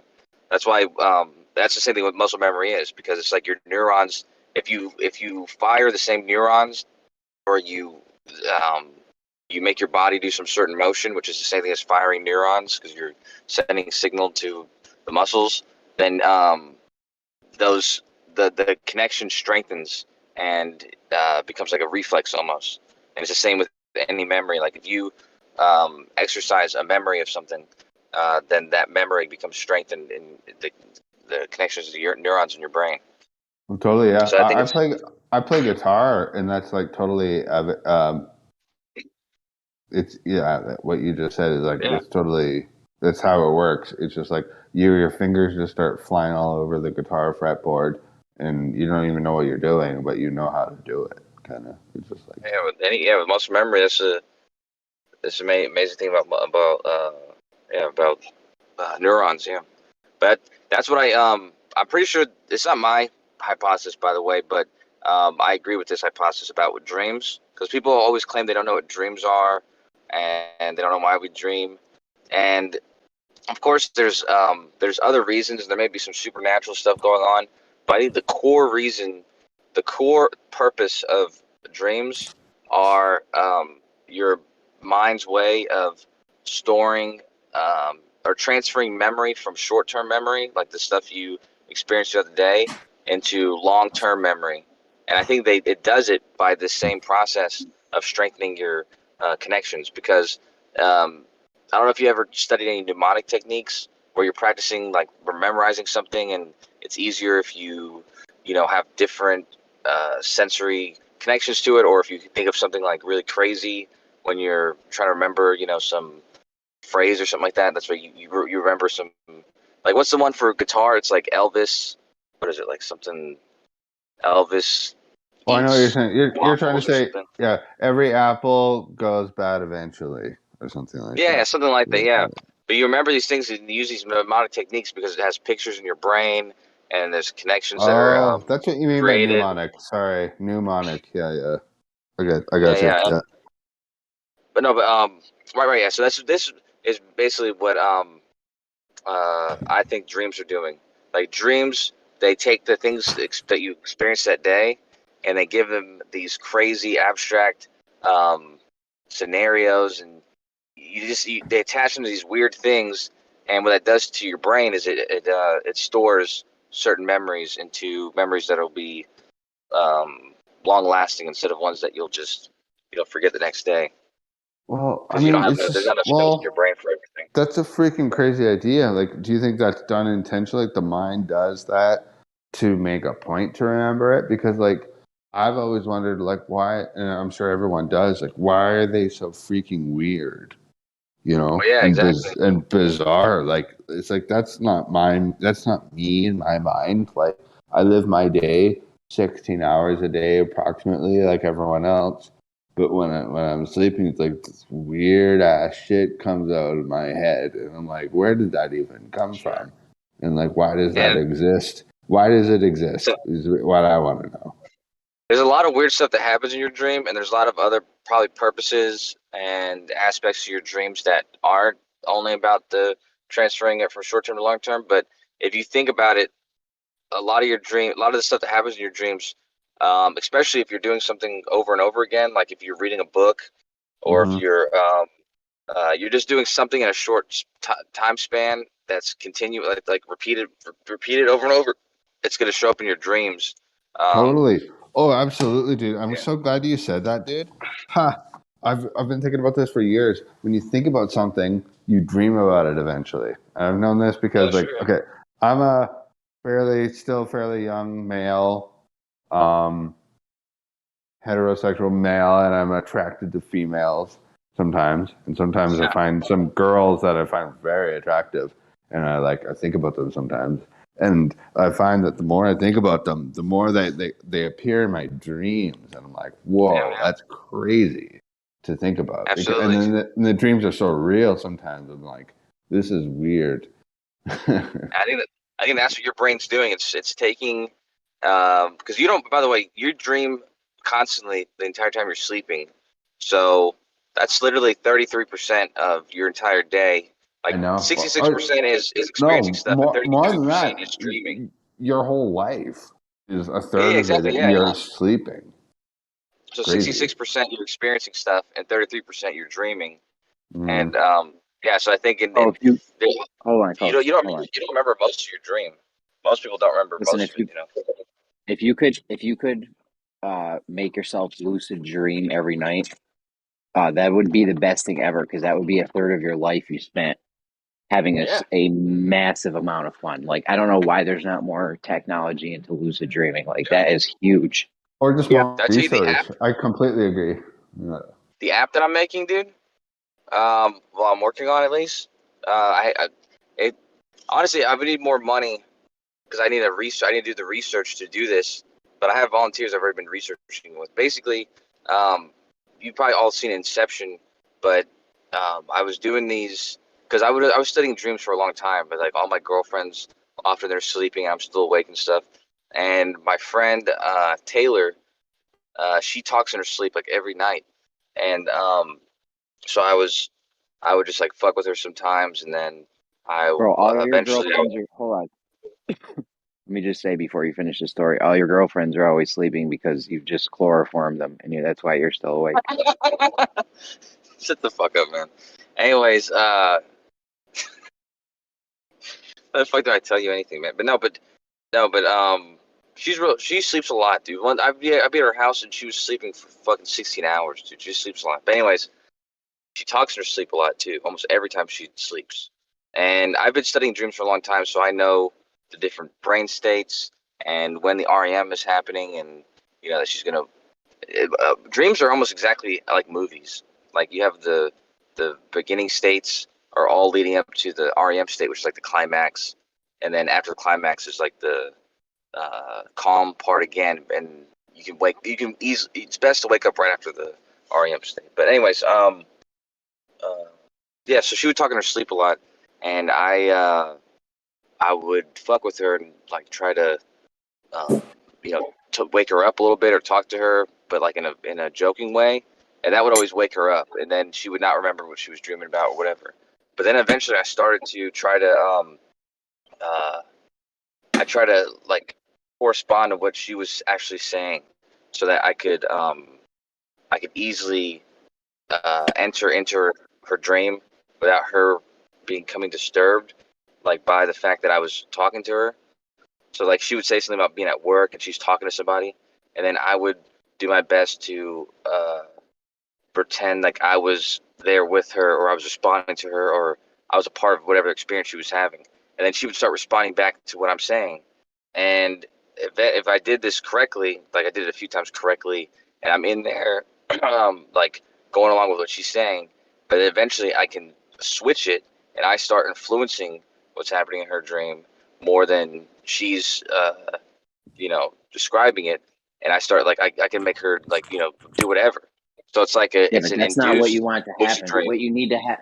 Listen, this what you want to happen is you want to not influence their dream. You want to induce a lucid dream. No, but that's the same thing. If you have an app, right, that you set it up so there's AI that they can listen to you, and if you're talking in your sleep, it will say the right things to try to enter in your dreams. If you pre-program it, or you set it up to where you want to learn, you want to practice golf, you want to practice baseball, you want to fuck some babes, whatever you want to do, the AI would know. So the AI would be inducing the lucid dream for you, so that whatever you want to occur, before you start even sleeping or dreaming, you already set it up in the thing so that it induces it for you, and you're experiencing it regardless. You know what I mean? Because it's going to be hard to try and get you to know that you're lucid dreaming and then have you control it. It's a lot easier to get If you're an lucid outside dreaming, you already influence. know you're lucid. The whole Yeah, thing I of a know, but lucid as dream I'm is you saying, know you're dreaming. inducing that is what I'm saying. Inducing a lucid dream is not something I would think you do from the Listen, outside. I have no faith on you with this project. I just want you to know. Some people claim that they can lucid dream on like by choice. Yeah, I've never done it, but yeah, lots of people say that. I've got a really close friend who has basically just completely changed his diet. He only eats raw, so he only eats fruits and vegetables. He doesn't eat anything processed at all, nothing cooked. But he said that about 6 months ago, he started noticing that his dreams were a lot more vivid, and so he's basically up to the point to where he when he lies down, he basically constructs where he's going to go in his dream, and he is in control the entire time. Yeah, that's insane. That's I've incredible. only done a lucid dream like a handful of times my whole life, and it's fucking awesome when it happens. If you had the ability to do that every night, like I said, your life would be. I mean, you'd spend hours and hours a day living out your wildest fantasies. Like we were You know what saying, I it's mean? a third of your life dreaming. So if you can control that, you're in control of a third of your life that you didn't have control of beforehand. That's a big deal. That's why. That's why I was playing. Like I said, I'm working on this thing, but right now it's limited to people who talk in their sleep, and so you can only, the way I'm doing it, you can only do it to people who are talking in their sleep. But there's a lot of people who do that. I just don't know how to induce, talking in your sleep. I've been doing research into that, but I don't think I there's a mean, way they to do it. got Like if you eat a certain food or something. they got YouTube videos you're supposed to be able to listen to that'll induce it. That verbal guy put me onto one. Yeah, I inducing literally talking. I have no faith that your idea here will succeed at all, Kosha. You son of a bitch! I'm sorry. What the fuck, man? No, I Listen, would say just like try to focus in on like your own dreams, because like if you have a partner sleeping next to you, that's cool talking to them in their sleep. But I mean, when you get into your own dreams, that's what's more important. Because yeah, absolutely. I've done the lucid dream thing and those techniques where you try and gain control in your sleep. I've done those and they've been slightly successful before, and it's actually been more successful when I wasn't trying that, and it was just, and it happened naturally. But I'm talking about something different, anyways. I'm not talking about doing it to myself and gaining the ability to possibly do it more often. I'm talking about literally, like basically Inception type shit, like where you could pre-program it before you go to sleep. Like you can decide before you go to sleep exactly what you want to have happen, and Well, then make that's sure exactly that that's what we were talking about earlier when we said a few minutes ago, when it's like when you think about something all day long, you end up dreaming about it. So that's basically what that is. yeah. Oh yeah. I mean, that's actually how you that's how you induce lucid dreaming. Supposedly, that's one of the ways is that you like You focus practice on all day something. long. You Yeah. practice all day long, like testing to see if you're dreaming. That way, when you are dreaming, you do the same tests. And Oh yeah, you can look at a digital clock or do a mental check or something like that. Yeah. Also, yep. I lost my train of thought, but yeah, totally. It's incredible. And so we've all had this before. I've had experiences dreaming where I'm like literally thought it was more real than my normal life. Like I woken up in a dream and I was like, I know I'm dreaming, but this is somehow better than what happens in my waking life. And then I'll wake up and I'll remember it. I'll be like, that was better. It's my crazy. lucid dreams always happen the same way, dude. My lucid dreams, I realize that I can control my dreams, and I start doing all this powerful type stuff like flying and all You've this had the other type flying of stuff. thing, hey? Yeah, moon gravity. But I always die, and I always it's like impending death, and I know I'm dying, and it's like the word. It's kind of like a really horrible feeling because I know that I'm dreaming, and I know that I'm not really gonna die, and I can. And it's like it's weird. It's like I can see myself dying though, and I can see. It's like when you're falling to the ground, you're like it's coming fast and everything, and Oh yeah, I've had it's that like 100 you're times. like I know it's not. I know I'm not gonna feel it, but it's like I know I'm about to feel a horrible pain. Oh, I It's a hate really that weird. dream, dude. I've had that dream probably 100 times. It's the worst. I know, but But it happens every time I lucid dream. really, that might be some kind of psychological thing, like personal to you, because Could be. yeah, because I've had the flying dreams a lot before. Well, not a lot, but several times where like I literally I'm like flying and I'm like, this is incredible, and I'm totally lucid. But yeah, Does it ever that's end bad? different than from like the nightmares though. That's a separate dream state where I'm No, having but it's like not a falling nightmare. nightmares. It's not a nightmare though. That's what I'm saying. It's like I have unfettered control. I'm unchained by anything. So I'm like flying. I'm kind of Oh like yeah, exactly. abusing it. But I'm doing. I'm probably like abusing I'm it. trying to Flying.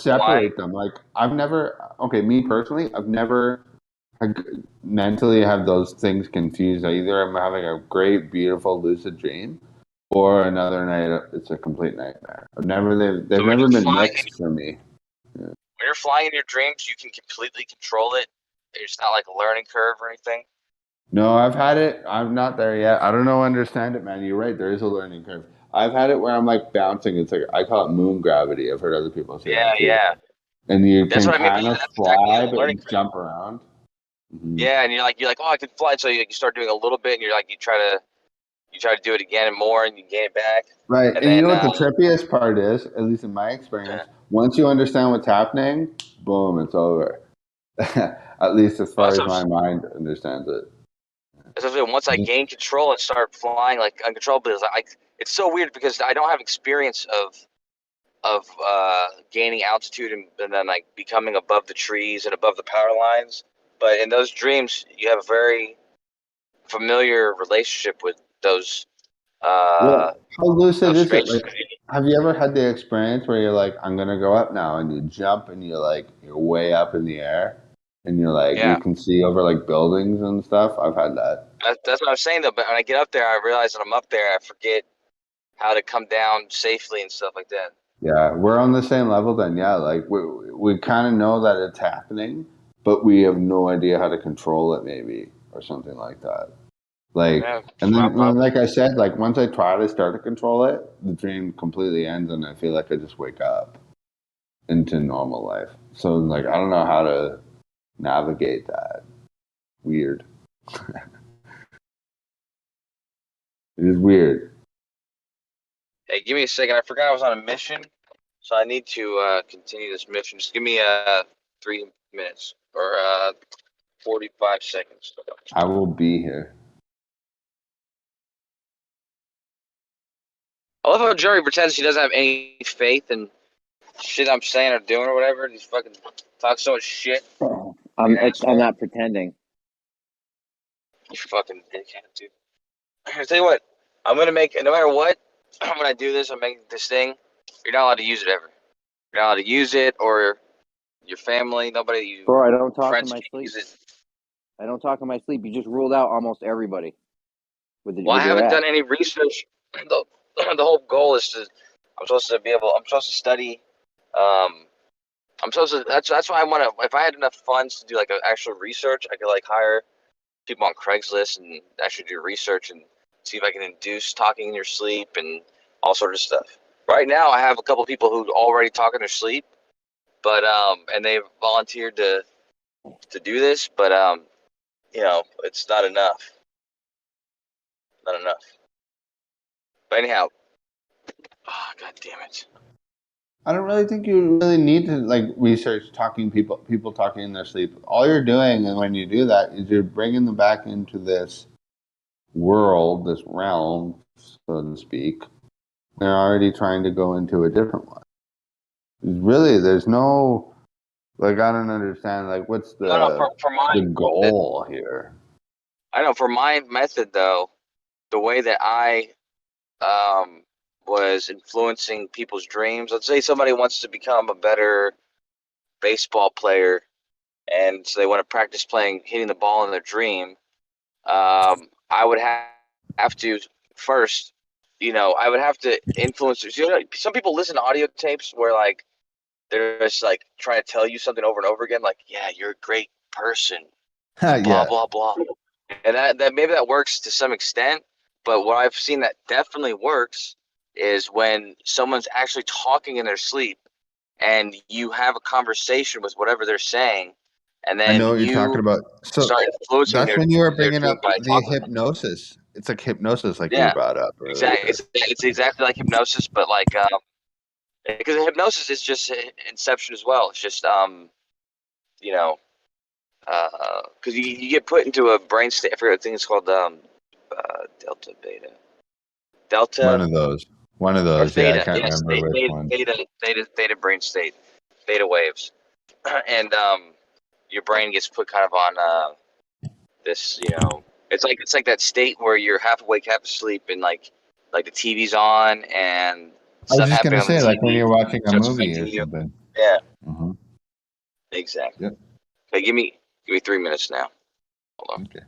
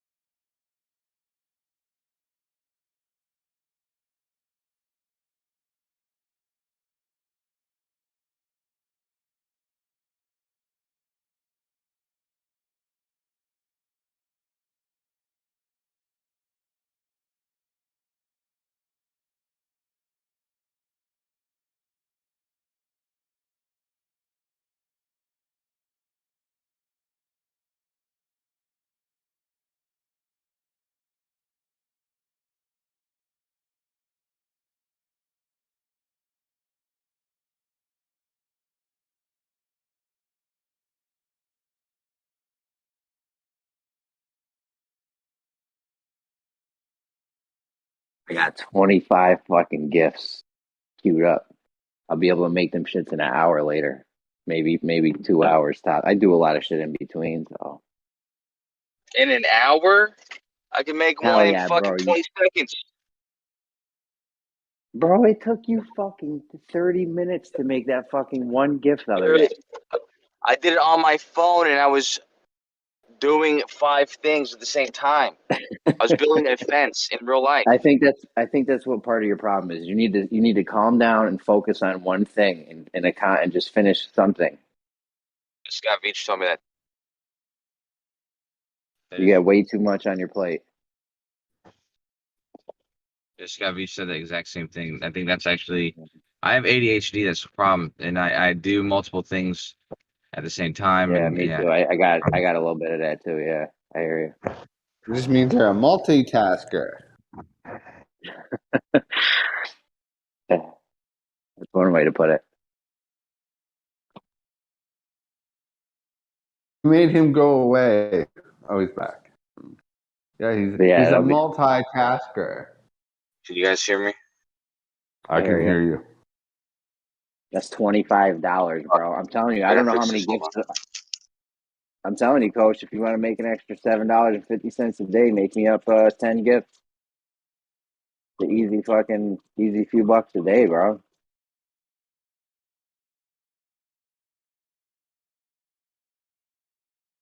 I keep putting an offer out there. If anyone wants to make fucking gifts, you know, it's not a lot of money, but I get you $5 a day or something. Money for making gifts? Yeah. How? Like, I'm not interested. I have my own job, but I'm interested in how people do that. Well, there's a guy that owns a cryptocurrency, and the whole thing is like it's all his coins based on gifts. So he just wants mad gifts. Like funny gifts? He puts them Like on comedy like Twitter. stuff? They could be funny, serious. Sometimes they need to be based on a coin. But I mean, yeah. I do a bunch of funny ones. I like funny things. So you want some generic ones, like just generic gifts that you can post for like various situations. Right. Like a Trump gif or like a cat gif or something. Just some generic ass shit. But he wants like a little watermark. He wants his coins watermark in the bottom left at a certain font and shit. It's just almost like an advertisement, kind of. Yeah, I think that's kind of what it is because they'll put him on like Twitter and Instagram or whatever. I don't know what he's got going on. I don't really care. That's a nice little fucking income source right there. Oh, and where's he getting money from? Like what platform? It's the owner of the coin. So. Oh, it's a coin. Oh, so it's like crypto. Yeah, it's a cryptocurrency. Yeah. I see. Interesting. Yeah, I was already making like $75 a day. That's not Passively. bad. And then with this, yeah, that was passively though. But with this, what do you mean by passively? It just ticks in. Like it's just there, no matter what. Like it's just. I wouldn't say no matter what, things could happen. The prices could change. The interest rates and the price of the coins can change like rapidly. So it's not like super stable or anything, but. Okay. I guess I'm just a little I'm just not aware of what the term passively means. Passive, like you don't have to do anything to get it. It just okay. Like if you have money in a bank account, they will give you interest on it. That's interest is passive. That's passive income. You don't have to do anything. Right. Yeah, their interest rates are garbage. I'm getting insane interest rates. Like no joke. Well, yeah, bank interest rates are a joke. Yeah, for sure. No, I'm getting like sick interest rates, like 0.5% a day and shit sometimes. That's pretty sick, dude. Good for you. Yeah. Really cool. Like one of my best investments right now is 0.7% a day. That's fucking crazy, bro. You ain't even getting it a year out at the bank. So that is good. Good for you, man. That's awesome. But then I I'd got like this to gift delve thing. into it. I'm afraid of losing everything I have. That's what stops me Yeah, from well, doing it. just put a couple bucks and don't put your life savings in there, your 401k or anything. Yeah, you're right. Yeah, I know It's like that. a It's few just like $100. it's just basic anxiety about the whole thing. I guess there's no reason why I can't even at least like put a few drops in the barrel or whatever. Yeah, get your drip sticking in. That's what I'm saying. I'm trying to make a puddle. And then now with this gift thing, with this making the gifts thing, that's huge for me. That could be Yeah. like, I don't know how many. This guy might want like 50 of them shits. I'm starting to run out of fucking ideas. So I made 25 already. I'm gonna try to do another like 20. I have a couple ideas for you. Wait a second. Are you basically living off making gifts right now? By the No, I'm way, living off my passive income. Oh, I'm okay, living off the good. passive income. The That gift sounds thing is more just a nice solid. little. The gift thing's A a nice little little bonus. sprinkle on the cake, kind of. Yeah, like I'll take this Yeah. money. I'll take this money that I get from the gifts and Uh-huh. reinvest it into more passive income. So Okay. I like that you say gifts too, because I learned about a year or two ago that the person who started made the file format of gifts is like these are actually not called GIFs. They're yeah, called no shit. GIFs. I Well, know, doesn't but the G half of the internet seems doesn't to the not G stand understand that. But doesn't the G stand for graphic? Yeah, I'm but not sure. the guy actually, that Which guy does the actually G said it stand the for other way graphic? around. Yeah, but he said it's not GIF, it's GIF. But I think Okay, it's GIF. I think he's wrong. Does the I G stand think for graphic? easier moms choose GIF. It's GIF. It's not GIF. It's GIF. And the guy who invented it said it. It's like these are called GIFs. Yeah, if you want to annoy Chronic completely, say GIF. Don't say GIF. Choose your moms choose GIF. I choose GIF. It's the peanuttier one. Exactly, the whole peanut thing. It's a GIF. It's not Jiffy. It's GIF. Yeah, Mark, if you were a peanut butter, you'd be the creamy kind because you got no nuts. Oh, still killing you Oh, from yesterday. damn. And you'd eat every bit of it. Oh, damn. Double You're a burn. bi-curious peanut butter eater. You got burned, bro. You downright got burned.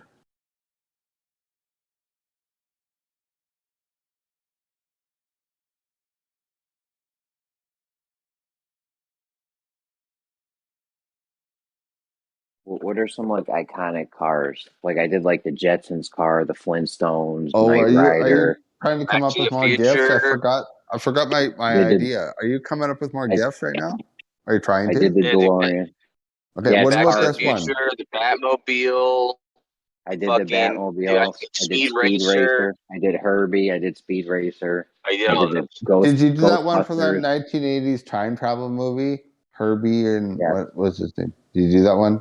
You're all. Back to the Future.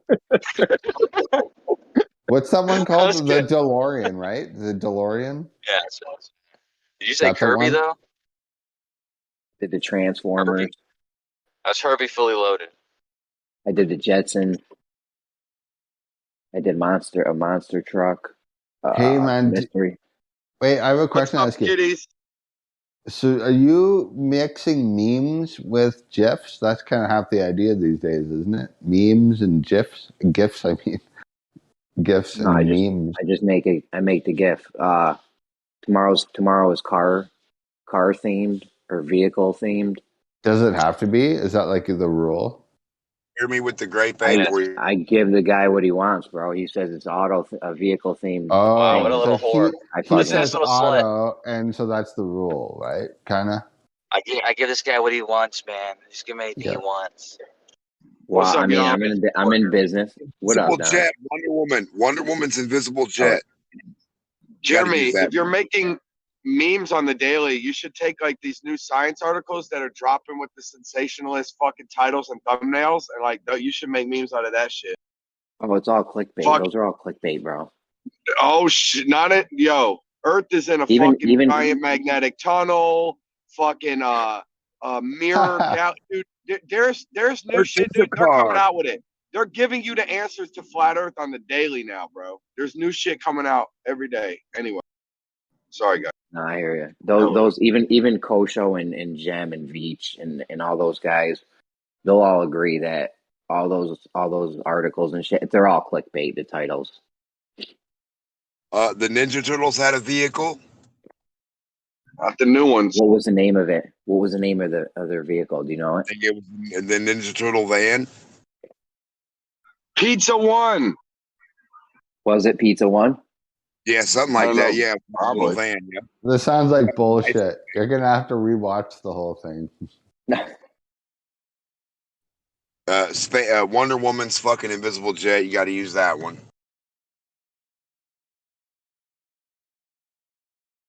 Always gotta double check and watch it yourself. Don't trust them. They might lie.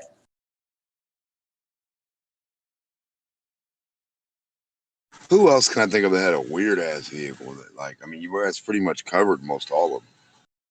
Bob Lazar had a crazy one called the Sport Model. We're talking about cartoons, though. Is Bob Lazar a cartoon character or a comic book hero? He could be. You could make him into one. Or I did a hovercraft. I did a Lambo. I did a Rolls Royce with the suicide doors. I did one of them just a parking spot where it pops up out of the ground. That's Another pretty one cool. is another one is a pit crew on a Formula One race car. There's like 20 guys around it. Another one's a That's tank. really cool. F1 is the shit. I love that. I got a little kid falling over in a little Tyke's car. I got a car crash where the car is fucking vertical. Got a monster truck. I got the car from Cars. Lightning McQueen. I got Herbie. I got Christine. Ghostbusters. I got the Tesla and floating in space. Wait, when you say you got, does that mean like a collection of like files on your computer? Or like you got these things? I just grabbed like 25 gifts real quick off the website. Oh, so you're not dicking around. You got like you're Jeff crazy. You're gift crazy. Yo, what's poppin'? I got to adjust them later. What up, percent? You know what's the funner? Oh, I love percent. Hi, percent. Hey, T, what's up? Hey. What you saying? Oh yeah, percent's good. Percent's good, bro. He's top 20 flat earther. I know. He's up in my He's climbing the percentage. ranks, bro. He's high percentage, that's for sure. It's because he studied. He listened a lot when I was talking, so that's why. Oh, that's why he's so smart, because he listened to Nothing like my daddy. They couldn't tell me where lava begins or ends, or where it comes from, or where it starts for the globe. They had no clue. Yeah, they'll say Percentage is just a tectonic great plate bullshit. He's a grade A debater. He's a masturbator. I think if you put him on the I think if you put him at the end of any argument, he'd probably put a lot of people. Chemo's pretty good at that too, though. He's good at just he knows what you're supposed to focus on in an argument, like to make I the was other getting side happy. look foolish. I was getting happy, and then damn, Coach. Sorry, go ahead, man. No, Kosho left us hanging.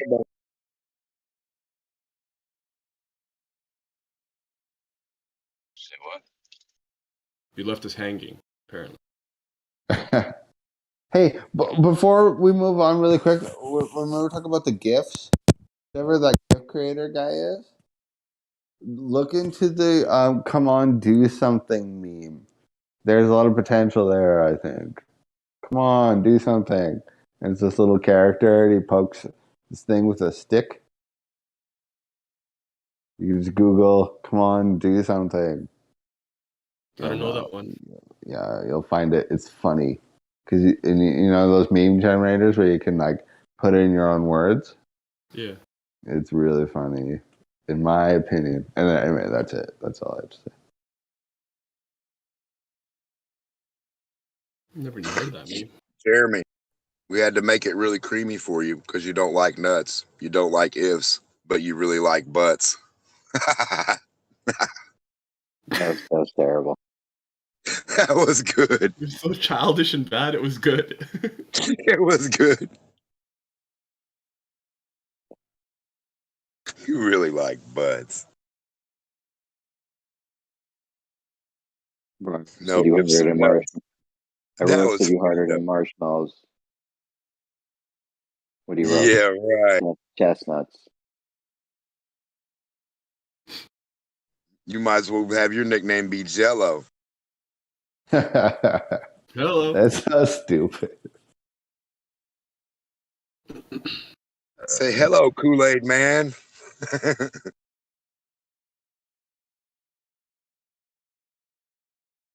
So any glow proof? Hell Super ionic ice is proof of the globe. What? What's super ionic ice? You can't have ice without a globe. There's no other way possible. No other fucking way. He's reversing the whole gas without a pressure argument, or gas pressure argument. It's a comedic reverse joke. Well, what's the argument? You can't have pressure without a gas. I'm just playing.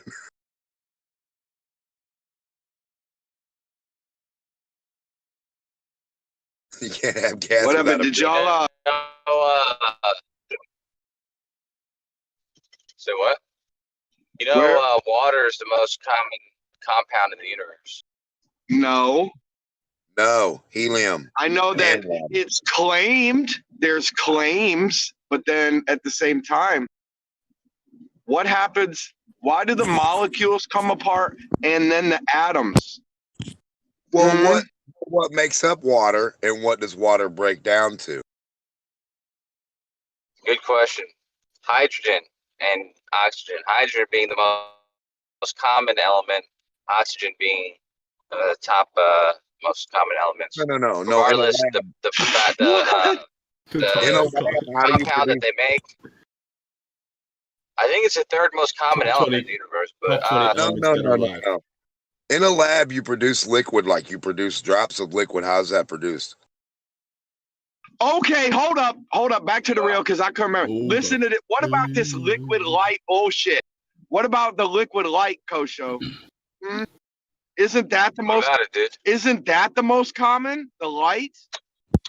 Liquid light. I'm gonna tell you a word. I'm gonna tell you a word. So. The word is not positron. What's the other word, Kosho? Actually, Probotron, phasitron, no, it's a new one. The new one.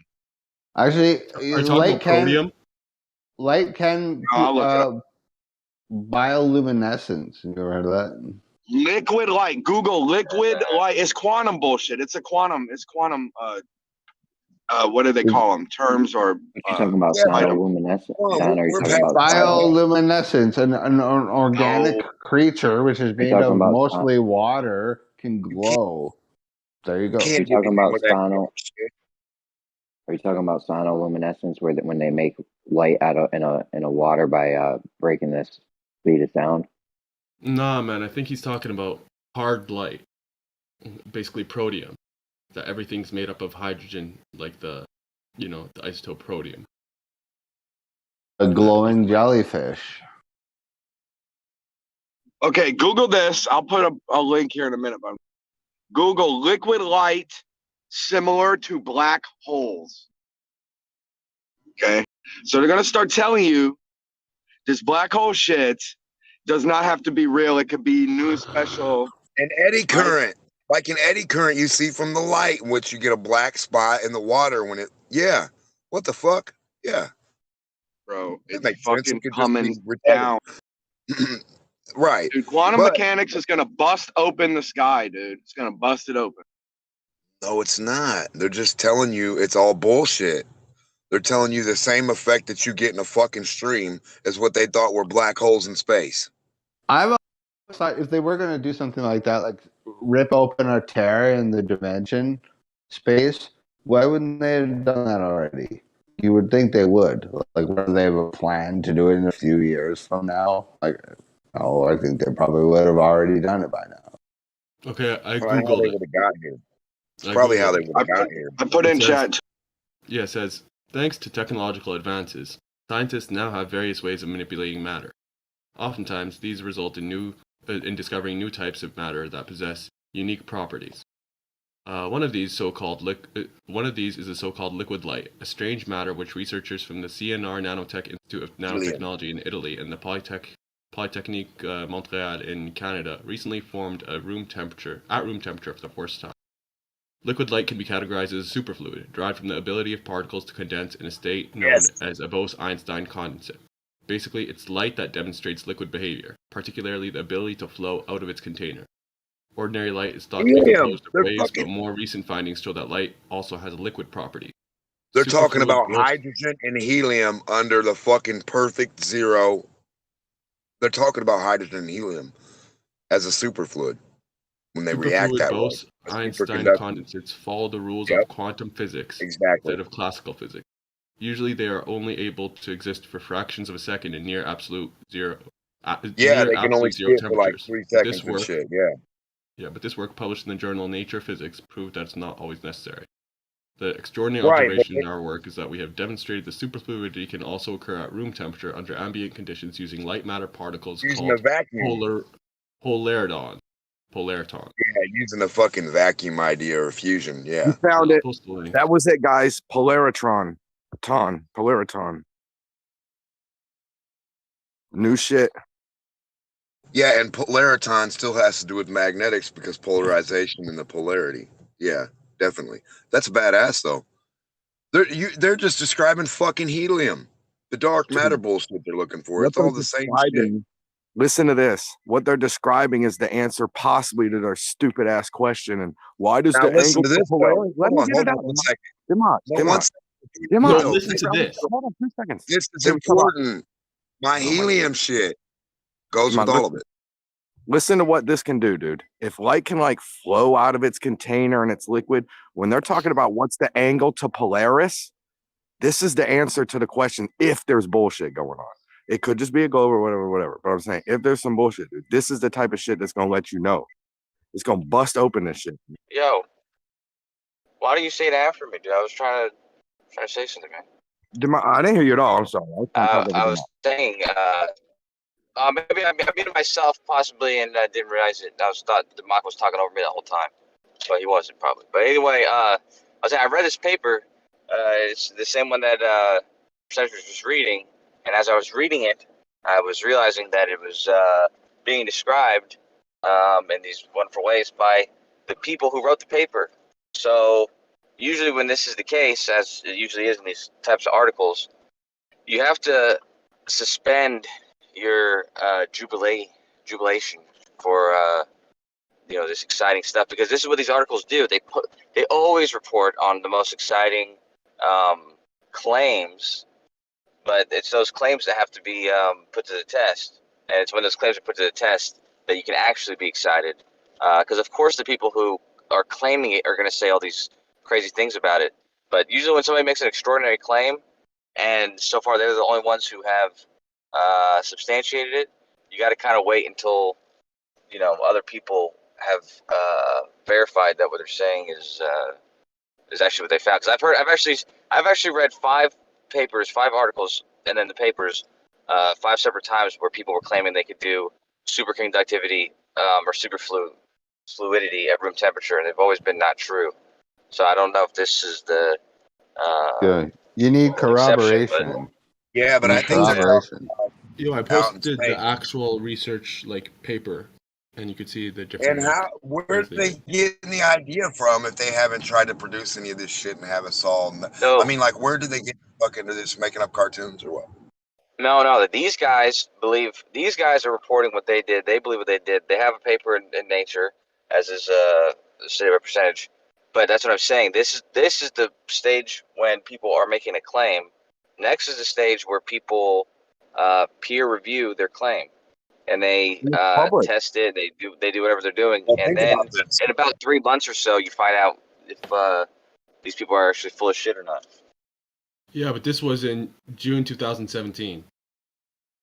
Yeah, which tells you that it probably didn't pan out, right? If the articles that are being read are they being expressed by the people who wrote the paper. I don't know if you can automatically infer that. Like, what's wrong with their methodology? Or their Well, I'm saying, experiment? like, wouldn't you find an article from somebody else since then, like, or a paper from somebody else? Who says there isn't? This is just the 4 years first ago. one that I clicked on. Right, and who Well, else this has the was my thing ability on too. to play around with zero? If you said no one can do it, right? Who else is going to be having the ability to even try to mess around with 0 point energy or like, perfect zero or? I'm And then not one saying more it's a thing. thing or not, but Right. it's just like a lot of No, other no, things in I science. know. But based on the idea that you can't do it, like how many people are really out there doing something you can't do? It couldn't be too many, right?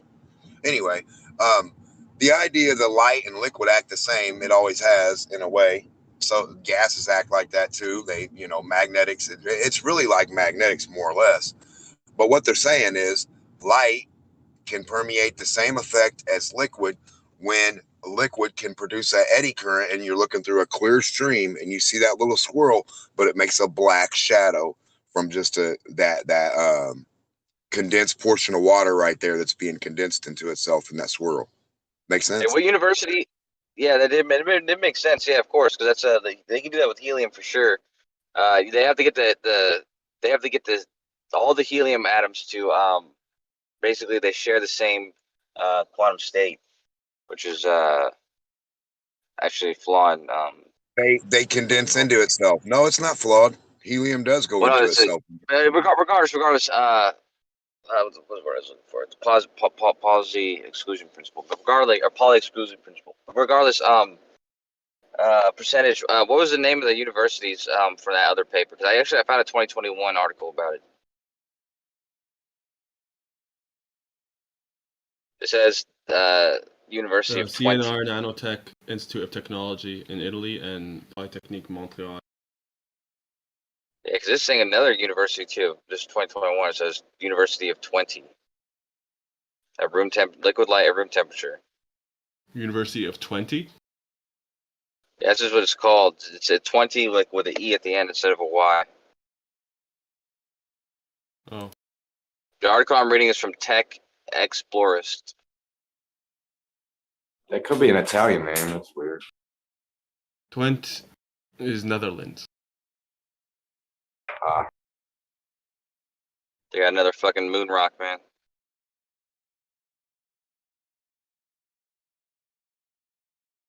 Moon rock?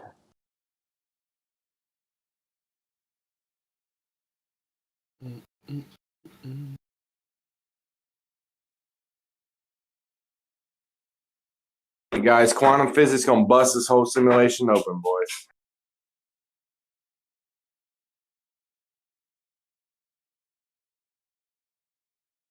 I know this is a bit of a stretch and it's a little bit off topic, but not really. I've always thought that when people think the same thing at the same time, like, when you're talking to your friend, it's like, I was thinking about the same thing today too. Weird. How do we know that these thoughts don't have like some physical property and are basically like flying around everywhere? Isn't that what a frequency is? Well, radiant energy is put off from people, right? So who's to say how far that radiant energy can go? Who's to say that thoughts don't have a radiant energy of their own, like an imprint or a footprint or a pattern or something? That makes sense to me. Like it seems kind of out there for a lot of people, but if you think about it, it does kind of make sense.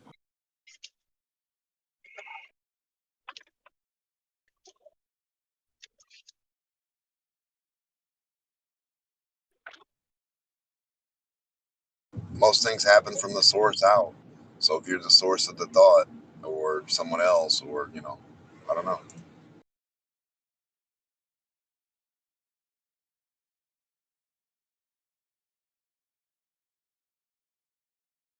Hey, let me make an inquiry real quick. Where was the party last night, man? I saw like the server was straight dead yesterday. Were y'all somewhere else, or everyone just gone? Just gone. Oh shit! Busy. I can relate. Different server, probably. I've always noticed when people on Discord, excuse me, on Discord, if there's a room goes dead, they just went somewhere else. Discord people are Discord people. They're there all day long, I think. Is that a fact? No, it's not a fact. It's a generalization. I appreciate your honesty. Good on you.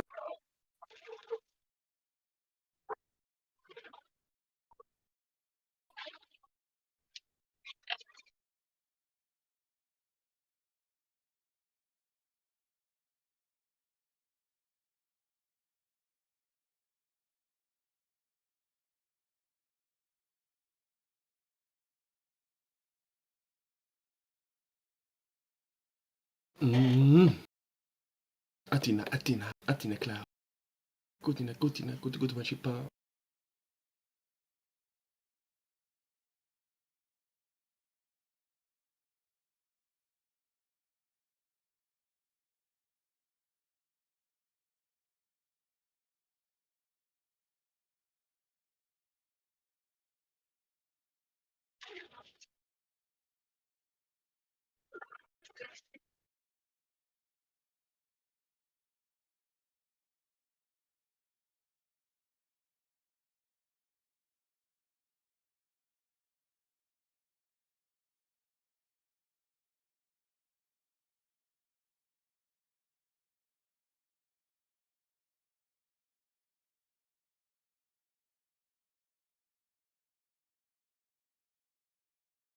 I think Jem does a show today, right? Kosher, you gonna go be on the show?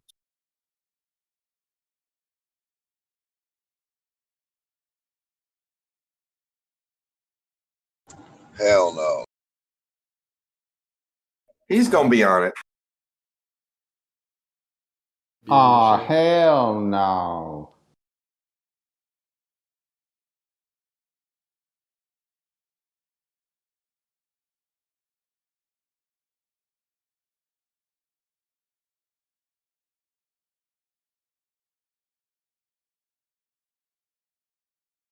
This mad city better run, my nigga.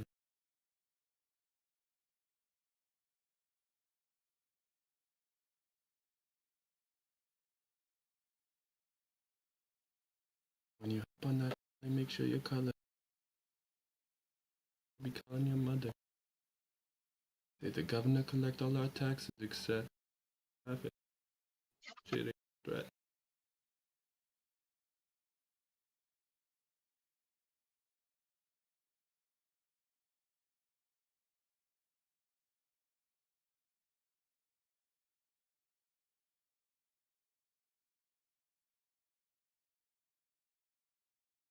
Jeremy said he's a squirrel. Get your nuts ready. You know he's gonna carry him. If he ain't got room, they don't fucking bury him.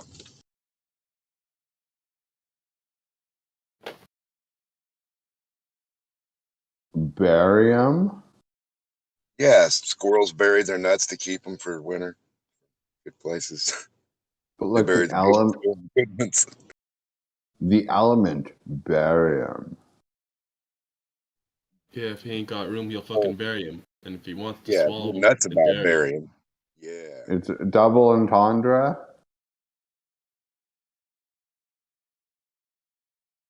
Yeah, what do they call the cars that you can go on land and right into water? Amphibious.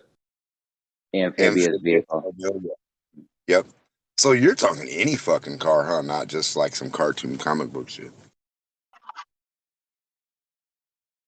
Al Capone's V16.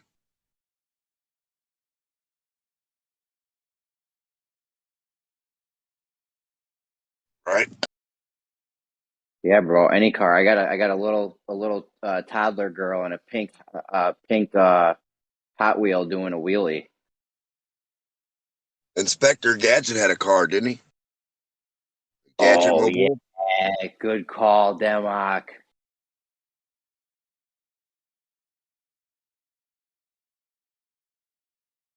Good call, Democ. Hey, Inspector can anyone Gadget. remember the song? I was just gonna say dun dun dun dun dun dun dun dun dun. That one. Remember, Inspector Gadget's name is Penny. Did his car have a specific name? Yeah, it's like the Gadget Mobile, right? Definitely the Gadget Mobile. Go All right, go we're gonna Gadget. go with that. James Oh, Bond's secretary okay. was also named Penny. Inspector Gadget. Go Gadget Arm! What else you got, bro? That was a good one, Democ. I need more What of are you looking those. for? You just looking for toy cars? No, I'm making car gifts, right? He's And using us for he's using our brilliant genius material for his own selfish gifts. So you want like fantastical cars, cartoon cars, made up cars. or real cars. They got to be fucking awesome or something, though, or Just like awesome cars. funny, Okay, I got you. something funny. One of the cars I have, it's not even a crazy car; You it's a got the regular Back to car, the but it's in Future a car? car accident vertical. What, Democ? Back to the Future car. Yeah, I got that one. Okay. If it was the Batmobile, but instead of the Batmobile, it's the The Ant-Man's Catmobile car. because It's little of bitty. because the Ant-Man. Catwoman, Catwoman, and so Catmobile. Huh? Bet you haven't thought of that. Wonder Woman's invisible This ship. exists from like a different thing. Wasn't there another? Hey, what about a? Oh yeah, like a different car, cat car. Or like a different Cat car, yeah, Catmobile. hero that had. What about yeah, Starsky and Hutch car. You got the car from Scooby Doo, Mystery Machine. You got the car from what was it? Just thinking of it. Most of the ones you could think of, I probably already have. Oh, I bet, You have the apparently DB5 Catmobile is from actually a James thing. Bond. Catmobile can refer to the number of vehicles driven by either Catman or Catwoman. Who the fuck is Catman? Catman. What you already got Knight Rider? Of course, bro. Of course, I got Knight Rider. You think I'm 25 Magic gifts School deep Bus? and I didn't get Knight Rider yet? Magic School Huh? Bus? Magic School School Bus? Bus? There's no good Magic School Bus gifts that I can. Well, You fucking you're such a you dick were- face, dude. I have you a weren't good talk- idea and you fucking asshole. You I weren't already talking checked so it. loud when we talked about the Catmobile. What's your opinion about the Catmobile? Yo, Catman is an actual supervillain. I've never even heard this dude. Catman is a supervillain and anti-hero who began his career as an antagonist to Batman. Does he have his own car Okay. called the Catmobile? Yeah. What the fuck? Well, I got three okay. for you. I got three for you, sir. I got three for you. Christine from the movie Christine. That's a good one. Also, Grease, the car from Grease. That's a good one also. And I had a third one, and the DB5 from James Bond. Yeah, there's that one. It's a good one. No. Maybe you could pull some ideas from the Fast and Furious movies. There's a lot of car material there. Mm-hmm. No, I think I'm good. Mad Max, man. I probably got Mad about Max. 30 right now. Yo, we just put Axel from Twisted Metal. He counts as a car. Oh, I used to love that Twisted Metal game. That was a good game, man. On PlayStation. Yeah, for the PlayStation. Yeah.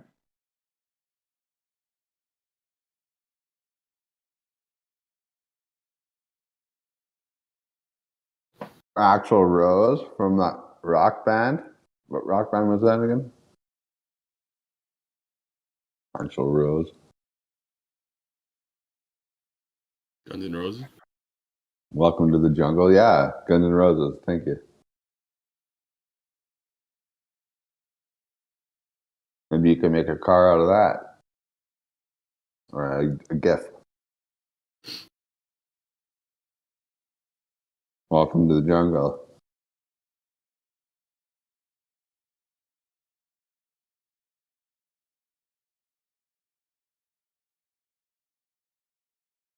Oh yeah, actually I remember this. So I had a little toy that was Catmobile. Like we had a toy in the house. Link. Maybe anyone else might have had the toy and remembers.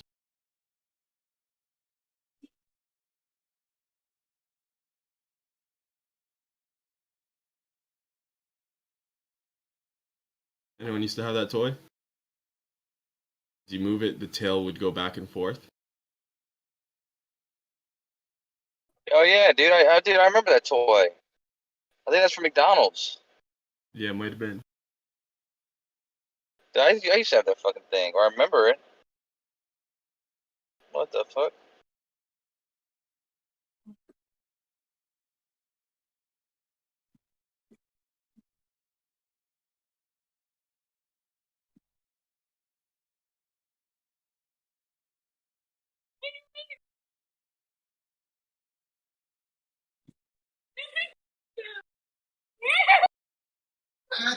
Careful, guys. Careful with Adam.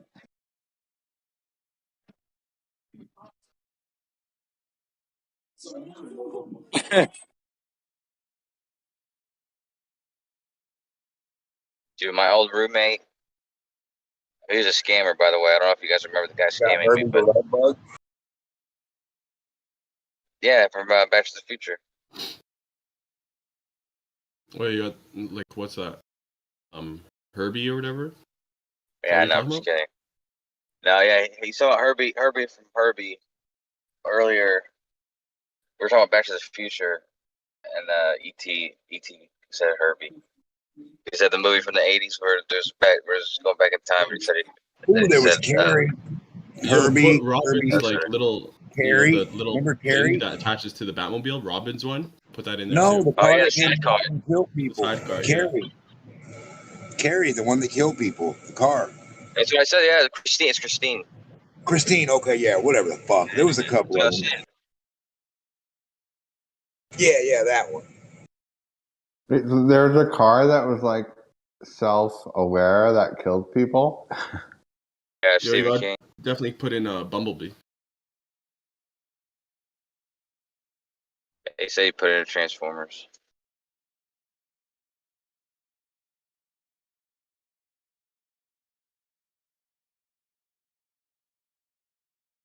Put in But that. didn't Cruella de car Vil have like in, a crazy car?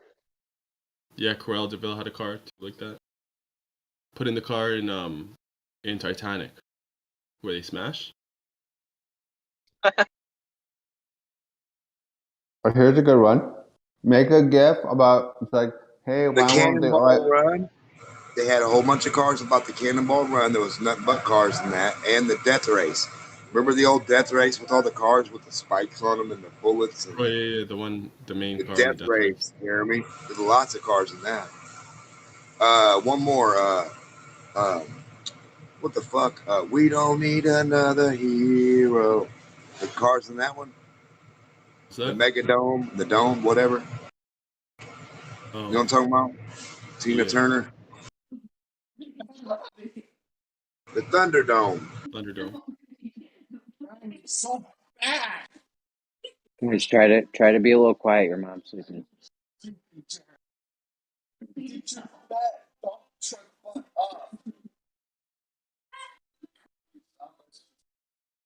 Yo, Jeremy, how old's your oldest kid? 22, maybe 23. I don't know. And The Adam's like Kingsman.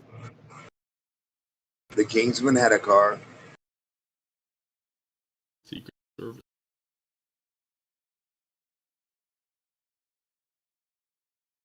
Oh, name one called Stan Myers, and you can make a GIF saying the conspiracy against the oil companies trying to make gas.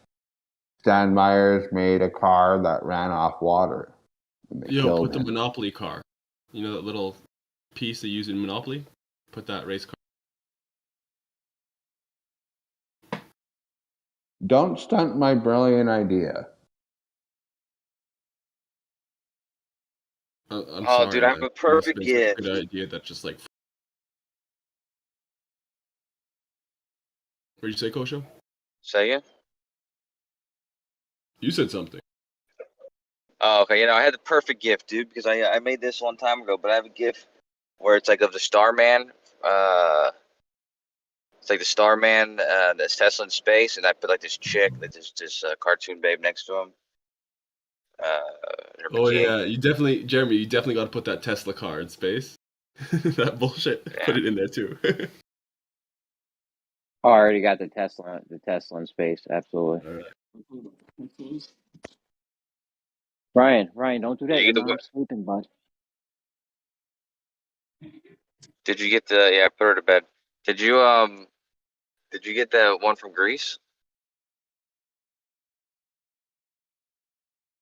No, no one recognizes that shit, man. Yeah, they're flying away at the end. What's another movie with the flying car? That flying car from Harry Potter. Oh yeah, that's a good one. Listen, I politely ignored you when you said Greece the first time. It's getting to be a You're such daunting a task. dick face, dude. You're such a dickhead, man. Yeah, that's Jim's favorite movie. I mean, it's a great movie. When it comes on the Jim? radio, that song, I love it, dude. What can I say?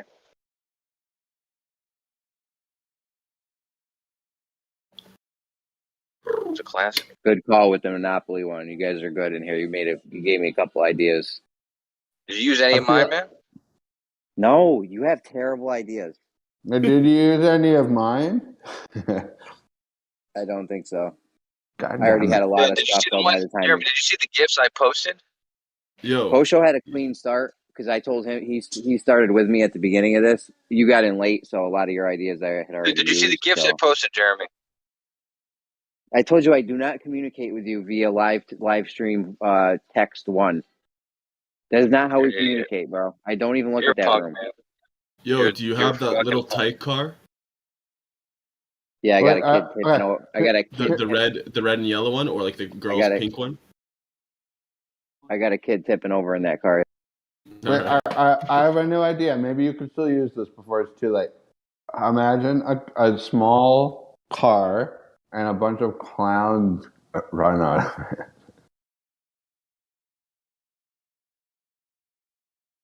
Yeah, I guess you could like include that with like the Herbie bug car. You have like another bug with a bunch of clowns coming out or some shit. Going on, guys? Yeah, I just want an in here. Give me an in. I want one car. Give me a car. Everyone should get one car. You should honor If every I come up single with another member good here by idea, I'll giving give it to everyone you. their All right, favorite car. ET. If I come up with another good one, I'll give it to you. Okay, fine.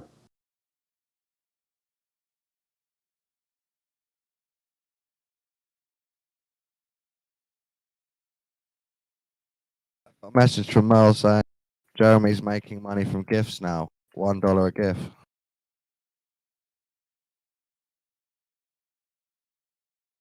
I need to hear all about it. Yeah, but any proceeds he makes, he's gonna Keep for share it out myself. amongst the people. No. You're gonna do a giveaway. No, I'm gonna keep them all for myself. I could do a giveaway. I could do like a $2 giveaway or something a day if you guys give me a bunch of ideas that I didn't already have. We just gave you like 50 NFTs or some shit? ideas. You guys don't fuck with crypto though. Like if I try to send you crypto, you don't even have a way to receive it.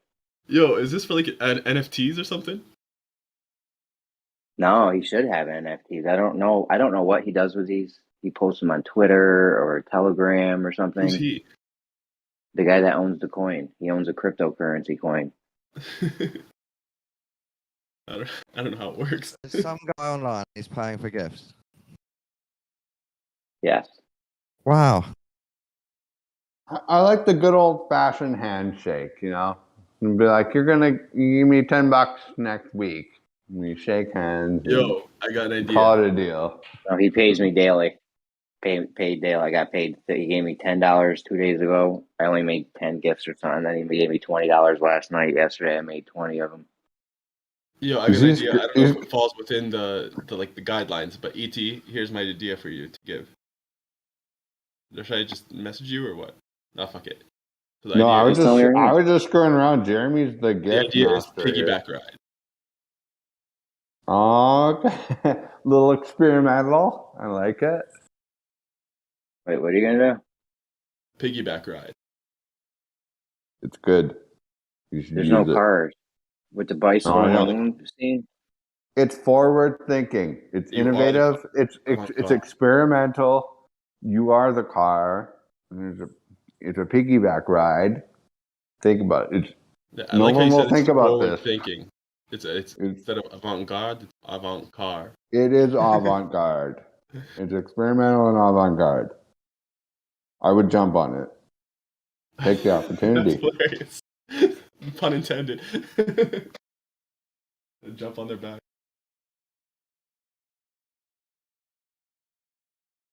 So does it count, Jeremy? She's thinking about it. What, the ET thing? What is it? The scene with the bicycle in front of the moon? No, giving a piggyback ride. You are the car. Does that count for the gift? I can't think of anything good to say with it. So that's a yes. So what gifts is he into? Oh, you know what? I might be able to do something like with that. How are all gifts not already existing? They're not. That's a good idea. What about all The the images exist, but the uncopyrighted? gifts, On the the Ninja sequence of Turtles, them. they had the Krang mobile, that big ass circle thing you drove under the planet with. So it's just every cool scene from anything. Oh, I got we one. can sell it. The chariots in like Gladiator or what have you, or like Caesar's chariot, just a chariot with like some notable Greek person on it. Chariot from the Gods by Von Donigan. Another one, Pegasus. We're I think these playing already with it. exist. There's already a gift with chariots. Anything I can think of, there's already a gift of it. But if it's not copyrighted, Virgin Mary would have had an technically abortion they of don't the own it. chariot by stampeding horses.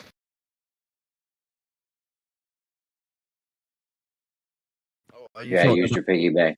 I used your piggyback one. All right, get Pegasus in there too. I can't think of anything good to say with the Pegasus. You have to come up with a caption. Star Trek and Captain Kirk, and you got Hold Andromeda. on, guys. There's a whole other half of this like game that we haven't been considering. You have to come up with a funny caption with it, or what? Yeah, it can't just be like I actually have to edit the GIF. Like first of all, I have to have an idea and the GIF has to exist. Sometimes the ideas I have, the GIFs don't even exist. Yeah. Like there's not as many GIFs as you think out there. You mean images or GIFs? GIFs. I thought you were making the GIF from images.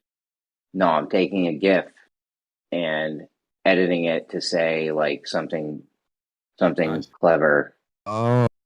So just give me an example, Jeremy, of one you've made. It is an image. He's putting a phrase on an image. You're right. On a bunch like of yesterday was video games, right? So I did hold on. Let me scroll up. I got like I got like 40. Use this one. This is a solid one proven by Jerry Seinfeld. Just put any food image and put what's the deal with airline food or something. Maybe. No? Not funny anymore? All right. It's got to be Airline funny, food is isn't it? pretty Funny and good. modern. I'm not gonna lie, airline food is good. That joke used to be funny. Whatever. Fuck Jeremy, you all. what video game one did you make? I made about 20 of them yesterday. Like, just give me one example of a caption and a picture. All right, hold on. One of them was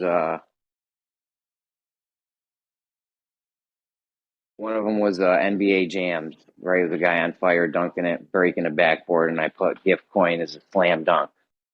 Or gift dunk or something. I forget what I wrote with it. I might have said That's that's a good. gift dunk or That's good. I One of played them was NBA Zan. One of Jam. them was another one was Zangief. Yeah. Spinning his arms. So I changed it to the name of the coin is GIF.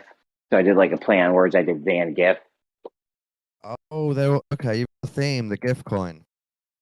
Another one was Scorpion shooting his thing. You know when he says "Get over here." Get over here. It said I wrote on the screen. I wrote "GIF over here." Oh, these are good, Joe. I get it. That's pretty good. But that's pretty nerdy. You had to be like a video game nerd to Flaming even motorcycle, understand Ghost that. Rider. What was another one I did? I did Luigi like screaming. He was like screaming, and I put Luigi after he sold his gift coin. Then there was one of Sonic. It was like I'm on my way on the bottom in blue, the blue Sonic thing from the game or something. And I put, "Are you buying gift coin?" And then it was like I'm on my way on the bottom. And then I had one of Blanca doing his Mario electric cars? move. I had one of Blanca doing a shock move, and I was like, "The gift will shock you." I did Bowser falling in lava, Mario I see sinking. why he's paying for it now. Makes sense. Makes I sense. did Jeremy, some of these captions are trash. Well, You know, I mean, in all right. respectful criticism, I have to say it is a little nerdy on the video game front. You could maybe up your game and go into movies or something. You know? No, what are you talking about, man? The gift coin dude gives them a category. Good. Yesterday was For that. Yesterday was video games. Today's like vehicles, cars, or whatever. Oh, I'm sorry. Yeah, he requests a theme. Oh, my bad. Right. Okay. Well, I'm thinking magic carpet, flying magic carpet or something. Oh, that's a good one. That's a good one. What film? I don't know what that's from. That's Aladdin. Aladdin. That's... Magic carpet ride. A whole new world. What will the caption be? A whole new world. A whole new world. A whole new gift coin. Exactly. Yeah, I got plenty for the day. I think I got about 30 of these bitches. The I don't want to caption for interrupt that one you. could be Magiful carpet. Magiful carpet. Yeah, That's straight up clever. Mad GIF carpet ride. That's good percent. I don't want to, but I just want to say hi to Dawn, man. What's up, man? Dawn. Hello. I went Hello, to Governor. Sheringham with the family on the steam train. Best bit was I saw a Masonic Centre. So, not the lodge, not the actual lodge, but a Sheringham, Norfolk Masonic disco hall. Cool. I've been Did you driving a lot dancing? the past 2 days, dude. We were posting pictures of a bunch of streaks in the sky again, and then nothing. You know what I mean? It's like out of nowhere. It was a crazy day, and it's like I don't know enough about the weather, man, to know why they come at certain times on, but streets. Streaks, plane streaks, airplane streaks. Oh, I saw lots of chemtrails today. Yep, and don't forget those things are controlled by like that HARP technology too. That's why they move so weirdly in the sky. They don't just. I don't know about all that. I just know it's weird, man. You can see a million of them. One random day out of the year, there's a bunch. No other days. I also saw lots of turbines just offshore. I don't know if they're the same one, but that would be good for an observation if I had a camera and if I went there. Loads of them at different distances. Yeah, I don't understand exactly all the. I don't have all the answers either. Nobody does. I mean, I don't. But I do know that when I look in the sky and I see like 50 parallel lines in the clouds, I'm like, yeah, something weird's going on here. Right, and I've heard reasons for why the contrails come and stuff like that. It's just sometimes the randomness of it. Sometimes, in my area. And I didn't mean to bring it there. When Dawn said he was just on a trip with his family, I was just thinking, yeah, I was recently kind of doing the same thing, just driving out with my friend. But then you look up in the sky and you're like, weird random thoughts when you're just trying to have a nice little chill No, day. don't close them in there. I was at the train station waiting for the train, and I saw 3 planes going. It looked like straight up, but obviously they're going over my head. No, coming towards me from the horizon. Yeah, they look like they're going straight up, but they all three has got massive on-trail chemtrail. I've been studying this for like over 2 decades now. Have you guys seen all that shit? Like it'll stop and then it'll start again from the planes. Yeah. Like the planes will be spraying it, and for like a split second or so, it'll stop spraying and then it'll keep spraying. I was a contrailer and I was in denial, but I eventually just thought, yeah, of course they do. I know. It hit me in 2003 how real the thing is. I think it's been going on since the 90s or probably even before that. But and they'll, supposedly they admit some programs they're doing some spraying. But what's funny is like this doesn't have to be done. Well, I guess they could fly at night and do things at night, right? But for some reason, so it's like maybe it's just the sun is involved. I'll tell you this scene. Have you heard of American Horror Story? Oh yeah. In this, there's a scene. I can't remember which series it's from. I'll try to remember. But there's a scene where there's people that are trying to get elected. QAnoners. They've got a cult and they're trying to get their politician elected. So they drive around during the night and with chemical trucks, but it's just water, and then they've all got hazmat suits on, and they're going onto people's lawns in the summer, pretending to spray water, pretending to spray chemicals on everyone's lawns to freak them out, but it's actually water. Jeremy. Everywhere. So they could be lying and making us think we're having chemicals when it isn't. You know what I'm saying? Placebo. Yep. I disagree with that because they've done. Want us to see it. They've done air tests where they go up and pass like private airplanes, and they go up and they take air tests and they take air samples, which is like a very difficult, like scientific, specialized thing to be able to even do. And that's how they've determined that they can detect like aluminum and barium and all these weird salts and all these other things from these air samples. It's been done long ago. Yeah, I believe it. I'm just saying there is also that other angle where we can scare ourselves by imagining that every single time something comes out the back of a plane, it's deadly. And then we think, oh no, there's people above us, we're less powerful, they're more powerful, they're killing us, we can't do anything about it. Yeah, you're right about that. No, I'm paranoid too. Like I'm overly paranoid. I have those thoughts and I have to remind myself, just like you described, hey, every little airplane isn't trying to kill you. Yeah. You're right. But also, very frequently, almost just as frequently as I see an airplane that isn't doing anything nefarious, I see an airplane spray something and these harp-like clouds patterns in the sky, and that's just as frequent. So why wouldn't I be paranoid?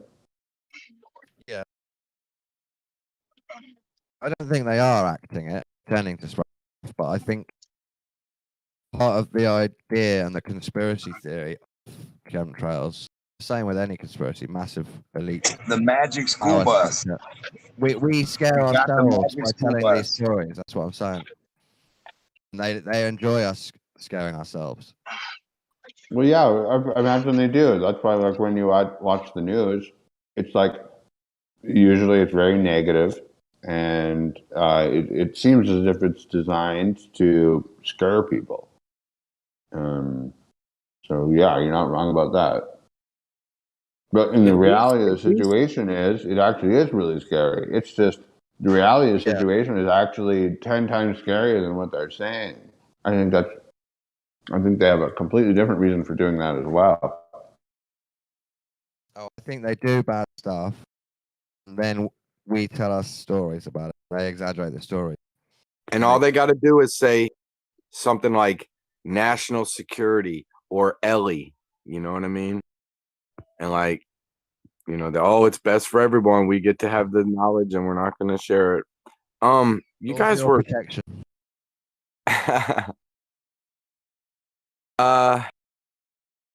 Fuck, I lost a train of thought here for a second, but we were talking about how they can. You're talking about school bus. Tell Jeremy the magic school bus and Voltron. Voltron was made up of vehicles. Oh, for the memes? Yeah, I got you. School bus and motion. But like, think about some of the I mean, sure, like, you know, your local news, you're gonna have maybe this or that, or you know, you're gonna have mixed bag. But on some of the like national and worldwide narratives, right? It's usually always like, you know, warning type of thing, or like, you know, a sensitivity. It's you don't really generally hear like the same good news shared all around the world. Like, you know, make sure everybody knows, you know, this awesome right. thing happened. No, right. It's just, you know, like you don't hear the news. Everybody sign up and get your, like, it doesn't go like in America, everyone got these stimulus checks or something, right? Or they're getting this free random money for COVID help and stuff like this. And it's kind of like everyone knows about it, but it's not on the national news. You know what I'm saying? It's not like they're like, everybody make sure you go, you know, help yourself, get your money, help yourself, get your money. Now they'll just do a story. We signed a bill with it. But if it's a bad thing, they're gonna say it to your ass over and over and over and over, and make sure your ass scared about that shit. Oh, it's I don't know obvious. why. Not an altruistic. No way, but it's not. I think you think about Exactly. their motivations all wrong. Their motivations aren't to give you what they think you want the most or what makes you feel No good. shit. They're giving you things that are going to make you want to watch them more. Of And if course, you Coach, I scare know them, it's they're going to organic. watch more. Bro, I know it's organic. What I'm saying is it's funny that on the smaller local levels, you're gonna get more of just a happenstance. Oh, organic. Right. But then on the broad level, but yeah, they push the go ahead. it's not, man. They get sent emails and then they all speak exactly the same lie. That is not organic. What I'm saying is that their motivations is going to be whether whoever it's coming from is what I'm saying. Like that's still that's still the natural process of how it's going to fall, right? Like they want you to watch. It's also there's no they want you to motivation. like it. They want you scared. Right. I mean, I agree with what Coach said the most. I'm sorry I used the term organic. Have you seen that movie Nightcrawler with Jake Gyllenhaal? Oh yeah. Remember that news lady? Remember Renee Zellweger? Not Renee Zellweger. Renee Russo. Yeah, Her character. She was obsessed with ratings and obsessed with like whenever they had videos of people dying, she was like in love with him. I Remember? remember that, yeah. Because their motivations are for ratings. Right, but that's okay. That's the crazy pill or whatever, the magic pill that we have to swallow right there. It's just okay. So, you know, yeah, it's dark or scary. category equals ratings. Like that's just who makes this assumption that category X equals ratings. You know what I'm saying? Like, yeah, They know what people they know what people want to watch. That they have. That's what they study is the ratings. They see what people are actually it's watching. deeper than ratings. programming. Ratings is just the beginning to get people starting to watch in the first place. It goes way deeper than that into what we're talking about here is like they're trying to manipulate your mind. That's what they're really going for.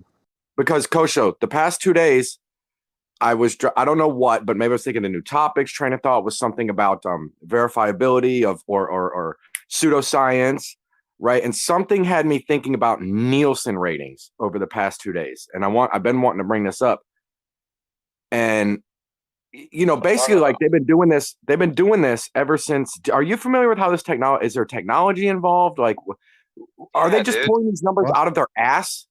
No, dude. They give Nielsen boxes to you know, a bunch of people. A bunch of people get paid just to have the Nielsen box at their house, and Never they just heard watch of it. TV like they would normally. Yes, that's Never exactly how heard they of did it. That's how they did it. Exactly how they did it. Okay, well that makes sense. It's that actually, at least it's like, hey, at least now there's not just pulling it out of their ass. But I've never heard of a fucking Nielsen box before ever in my life. So who are these fucking select special group of people that are fucking setting the numbers? On top of My what friend Coco had it. said, they're also running programs and agendas that are on script. Yeah, they were doing Nielsen ratings like back in the 80s at least. Well, hey, here's another way to think about it. Remember back in the 90s and early 2000s when everyone started putting their digital boxes in their house?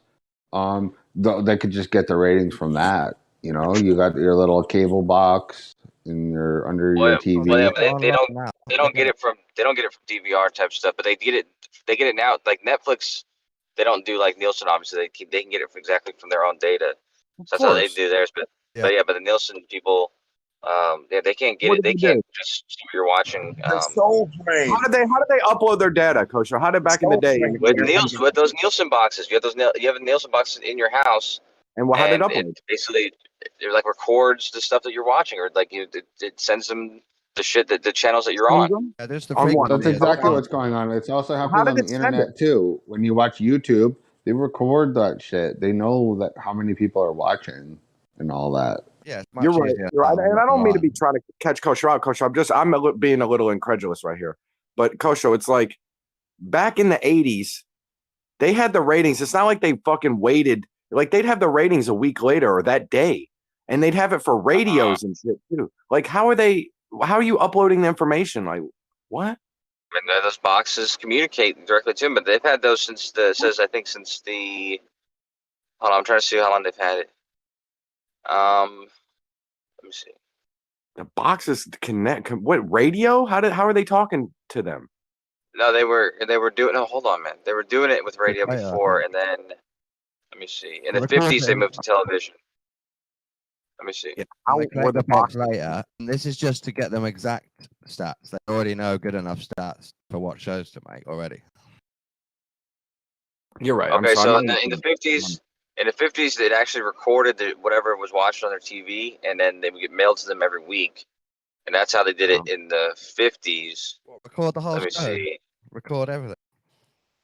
And then the paper, but then in 1971, they did an instantaneous autometer, allowed an electronically recorded program viewing history to be forwarded to Nielsen via telephone line, making overnight ratings possible. So that was in the 70s. Telephone. Okay.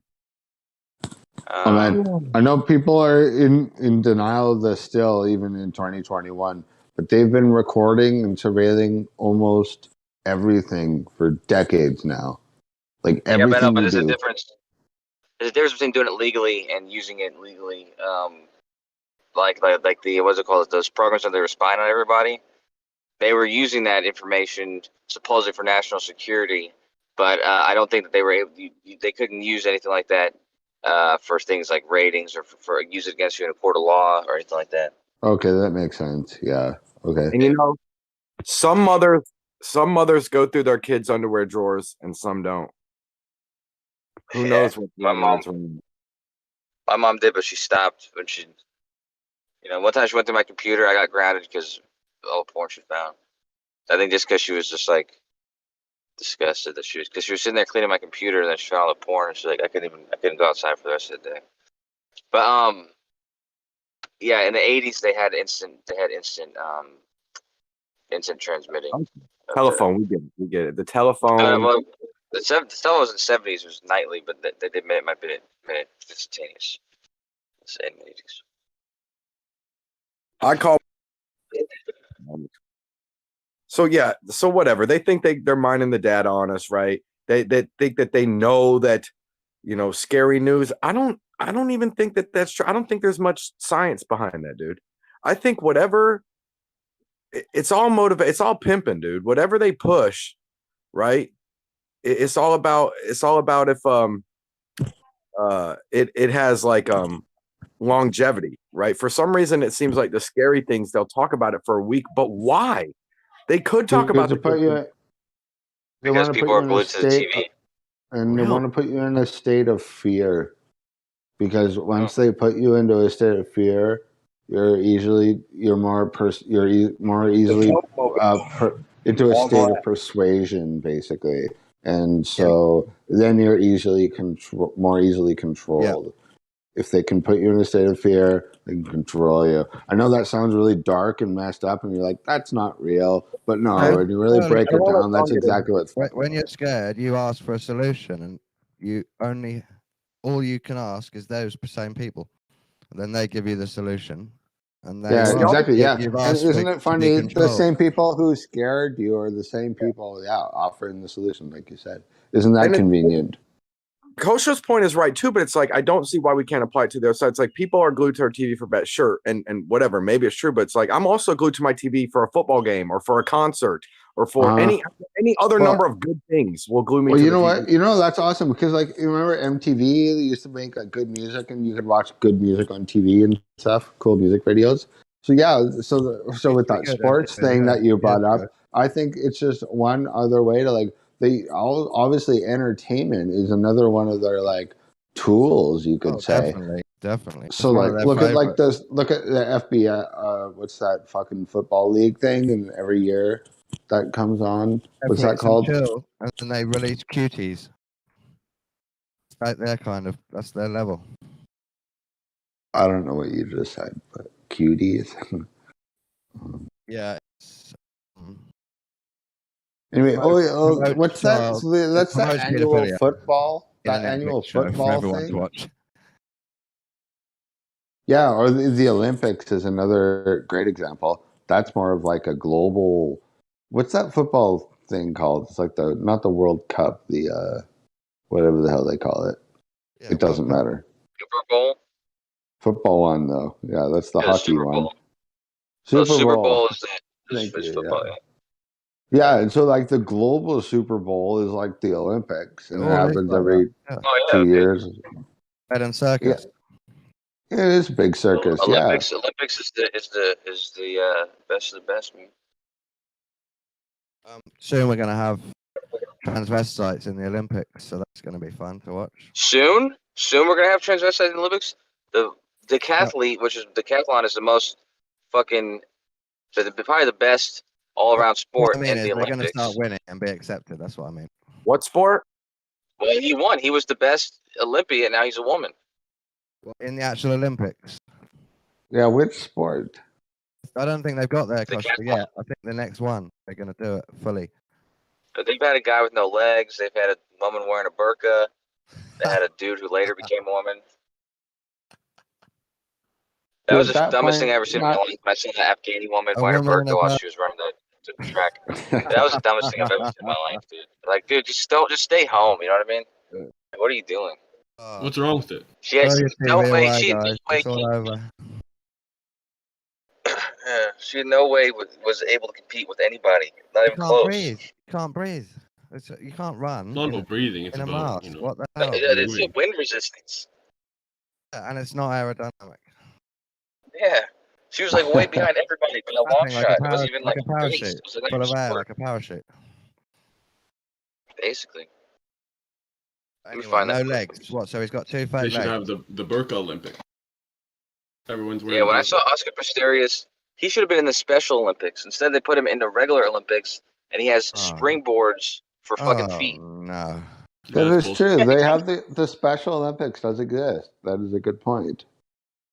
But he can't be in the Special Olympics because he'll win that even easier than the normal. Yeah, Olympics. maybe, it means less. Yeah, That's means true. That's He true. should And be he's in the got a cyborg disability. Olympics. Yeah, the new, Yeah, exactly. new age Olympics for new freaks. Well, no, that's what I was saying. That was my argument before. Was because of Oscar Pistorius, I was led to like the implications of that. If that were allowed to continue, I don't think they should ban drugs from sports of any kind, and I don't think that they should stop transhumanism people Just full chaos. like Oscar Olympics. Pistorius. Anything goes. No, yeah, just let whoever. It's about whoever's the best. Whoever can be the very best. And if somebody has robot arms and they're throwing a javelin, then they're actually the best javelin thrower in the world. Just because they have robot arms doesn't mean they should be disqualified. You can just But pay. that's not fair because they could have like hydraulic arms, and that's Richer not people fair. are going to have more robotics, and then that won't be fair. It should be weight classes. You can have a robot as long as it's in the weight class. And for transgender, I don't think they should. I don't think that it should be. I don't think they should make it. No, they should have boys against girls. I mean, 10 they should have boys and girls competing in the same thing. That way you don't have to and worry no about girls transgender. can race each other. They can race We've each other. already had that though, and you have like guys beating girls' asses. I know. No, What I it's meant not was, true. If you have what I meant was, we're your nearly at own the stage when it's transgender going to be thing, full and it's gonna. Olympics. Yo, if you have your own transgender Olympics, then it's gonna like show that we accept it and shit. No, if you're born man, you compete with the men. I don't care if you're a woman now, you compete with the men. how it If you're should born a be. woman, you compete with the women. There's And no if such some women category. want to step We're not up gonna and create compete a with the lane. men, they can step up too. If women want to step up, they can step up. But we ain't stepping down like little bitches. Yeah, you don't have to step down. If you're gonna have an Olympics and you're gonna have the fastest person in the world, the women. you have the That's what it's all strongest person in the world. Stop It shouldn't be men about beating the a women. boy or girl. It should be the I top agree with person. Tosho, but we should also have a B league. Yeah, the freak Olympics for freaks. No, I think at the end of the day, like when you're seeing who was the fastest, you're like, this is the fastest person in the world. Boys and girls compete against each other. If you Let's want be to, you can real, also man. say That's not a thing. statistically she was the fastest woman, even though she lost against all the dudes. Which I one's mean, better? I don't know why you There's don't no fastest person. Soul Train or There's the fastest Pope man. Mobile? That's how it is. Kosho's right. No, he's yeah, I know, not. but I think that's He's right. that's You're never gonna have arbitrary. women That's that like are as fast as men. Per se, he's not saying nothing you disagree with. He's not. You know he's not. Yeah, no, but that's what I'm saying. Like, that's an arbitrary distinction. Just because, it's like why not make a midget group too, or midgets, and that way the midget's never gonna win against the fastest people, but he might win the fastest midget. It's like, well, no, he's not the fastest person. He's not gonna win it all. I don't think you should put him in a special group just to show he's the fastest out of people like him. Okay, Just make him so the fastest person. that is a good Why point. not? That is a good Women point. are gonna hate what he's saying, but it's pretty logically honest. I think most people would agree. We could divide them like this. Like, What? did you grow up with a P or a V? You know, if you grow up as a male and you have the male genitalia, you compete with people who Yeah. also have male genitalia. We'll have And- men's races, women's races. Then we'll have a big race with men and women just to show that men are faster. And then we'll have the freak one with the special legs. Well, that was in a Yeah, decade ago. That's why they separated them in the Stop first. the men that think they're women from beating the women. That's They what we are- have to do. There's only a few of them. We just have to say to them, no, you're Let's- not allowed to compete. Don't be ridiculous. Actually, I kind of. Why do you guys think there should be a women's section? No, you're right. Like I'm at this point, I'm like thinking maybe we should just have heats of different times, and you just have the fastest heats, regardless of who you are, where you are in life. Everyone competes together. But No, that doesn't make sense because no, there's a reason why they split up sports between male and women decades ago. It's because it's biologically known that males are like larger, have greater muscle strength, all Yeah, that. on average, but there's some males that are weaker and slower than some females. Well, yeah, but you're gonna have that everywhere in nature. Some like a bird, you'll have a strong female bird that might be able to fly better. Yeah, than of course, but that's the point. Other like, male bird. In It's terms just of seeing nature. who's the fastest, if it's a race, then it doesn't make sense to the only thing Separate them. you'd be Yeah, concerned about- okay. Yeah, the You only thing you'd be already know concerned who's about is faster, actual so what's the point? sexual kind of advances and harassment and molesting and stuff like that might happen. So you have to be worried about keeping them safe. Oh, sure. But otherwise, We yeah, already know. like running. That is a for cool sports, idea. sports is Men mad, are the but for fastest. We already running, know. So what's the point in going on? Ever since I was a kid, I was always obsessed with the idea of breaking a world record. And I'm a guy, but I mean, if I was a girl, I wouldn't think that would really change anything at all. Like if I want to break know, a but world that's what record, I'm gonna fucking break a world record. You know. But So, that's what yeah, I'm saying, though. It's like you're arbitrarily making a distinction between what type of person they are, so that they can feel like they're not being under, they're not don't have an impossible shot for something. Yeah, But they're think about not this. forced into a Yo, category. ET, I challenge you to Think of break a if you're a world swimmer- record created by women as a man. I challenge you to break a woman's world record. Like the fastest sewing person in the world. It's probably a dude, man. Isn't that funny? The woman of the year was Kids, fucking that's Bruce the only Jenner. thing women are ever But going to win. became a at. woman. What else can they win at apart from having kids? I mean, they're good Shut at some your- shit. They're actually they have better Shut your mouth. brains. They got some better brain skills. I forget what category, but regardless, Specific puzzles. No, Yeah, I they, can't remember they what it say was. that It's something they say that better. women are way better at multitasking and planning. Something like that, yeah. Mhm. They're better at remembering bullshit fucking that you did a long time ago and nobody ever remembered. Memory games, yeah. Oh, honestly, Yeah, they but are good at This that. isn't entertaining enough, sorry. Yeah, they It's fucking not- they're it's the not most a sport. irrelevant shit. Not a sport. We're not going to fund it. Man, my No, girl's but, like, this time last year, just without a reminder, they just know the specific dates and what they exactly. did on that date. Yeah. It's always when you catch them in something it's just real our in the moment, that's actually anniversary. happened in the moment that you're bringing up that's relevant, and then they get out of it by bringing something up that you did fucking whenever, Yeah, and it's not it's like- irrelevant. today's the day we met 5 years ago. You piece of shit.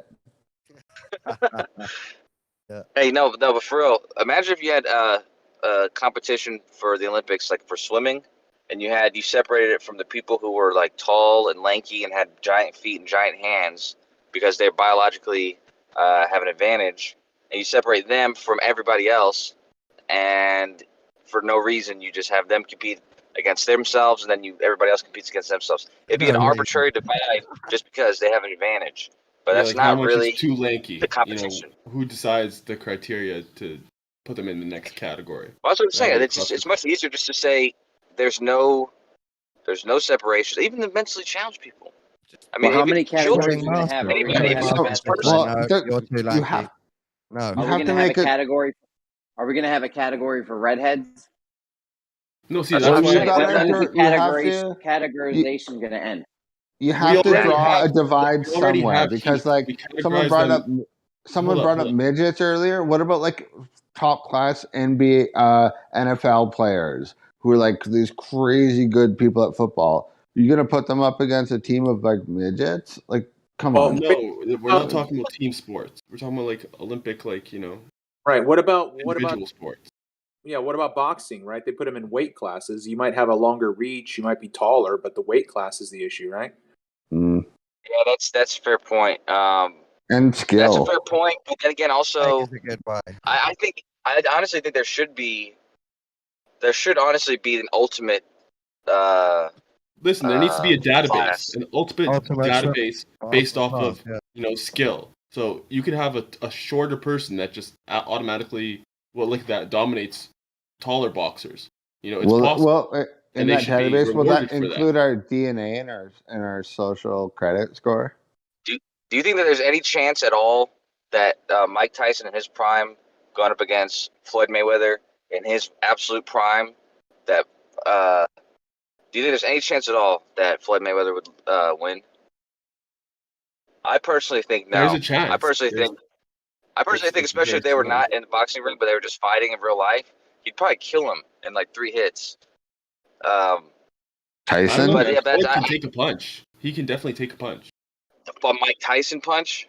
Probably not, but like he's also quick, and he'd tire out Mike Tyson. Like Mike Tyson get gassed. That was the one thing about Mike Tyson, though. Tyson's not even going to be able to hit Mayweather. Tyson's not even going to be able to hit Mayweather. You can't hit that dude. Problem. There's a chance that that's the reason they separate classes. They separate the classes because he has an unfair advantage. Yo, hold up. Simply put, there's a chance that Mayweather would win, but he definitely would not win by knockout. No, he never wins by knockout. Mayweather's whole game is you can't hit him. That's the bet. Mayweather's whole game is you can't hit him. That's the best. Yeah, but the ring's very small. He'd hit him, and he would. Hold on, guys. Jeremy tried 5 times, man. He tried 5 times. I don't know. They can't hear me or something. They don't give a fuck. We heard you. No, I heard you. You couldn't hit him. You can't hit him. I heard that. We got laser. That's Mayweather's whole game. Yeah, but the point is, the ring is small, and Tyson would knock him out in the first hit. I'm fucking done with you people. You're incorrigible. Tyson might not even catch him. No, here's it's the thing. possible that someone could get in the ring and not get hit. Here's the thing. Muhammad Ali was the best at doing that, but he still got hit. He wins by the judges, right? We said Mike Tyson and Floyd Mayweather in his prime. Floyd Mayweather in his prime is not going to let it get to the judges. I mean, Mike Tyson in his prime is not going to let it get to the judges with Floyd Mayweather. No. I don't know if you remember when he was young, but he was ruthless. And Floyd Mayweather's a small dude. Even if he blocks, doesn't matter if he's got both his fists, his forearms, everything up. Doesn't matter, dude. He'll break his arms. Yeah, exactly, dude. That's the reason why they separate the classes. The guy had like That's why I'm 2,000 saying pounds. there's a chance. It's a very, very slim chance, but there's a chance nonetheless. Yeah, it would be funny. I think it's 90% likely, 93% likely that Tyson would win.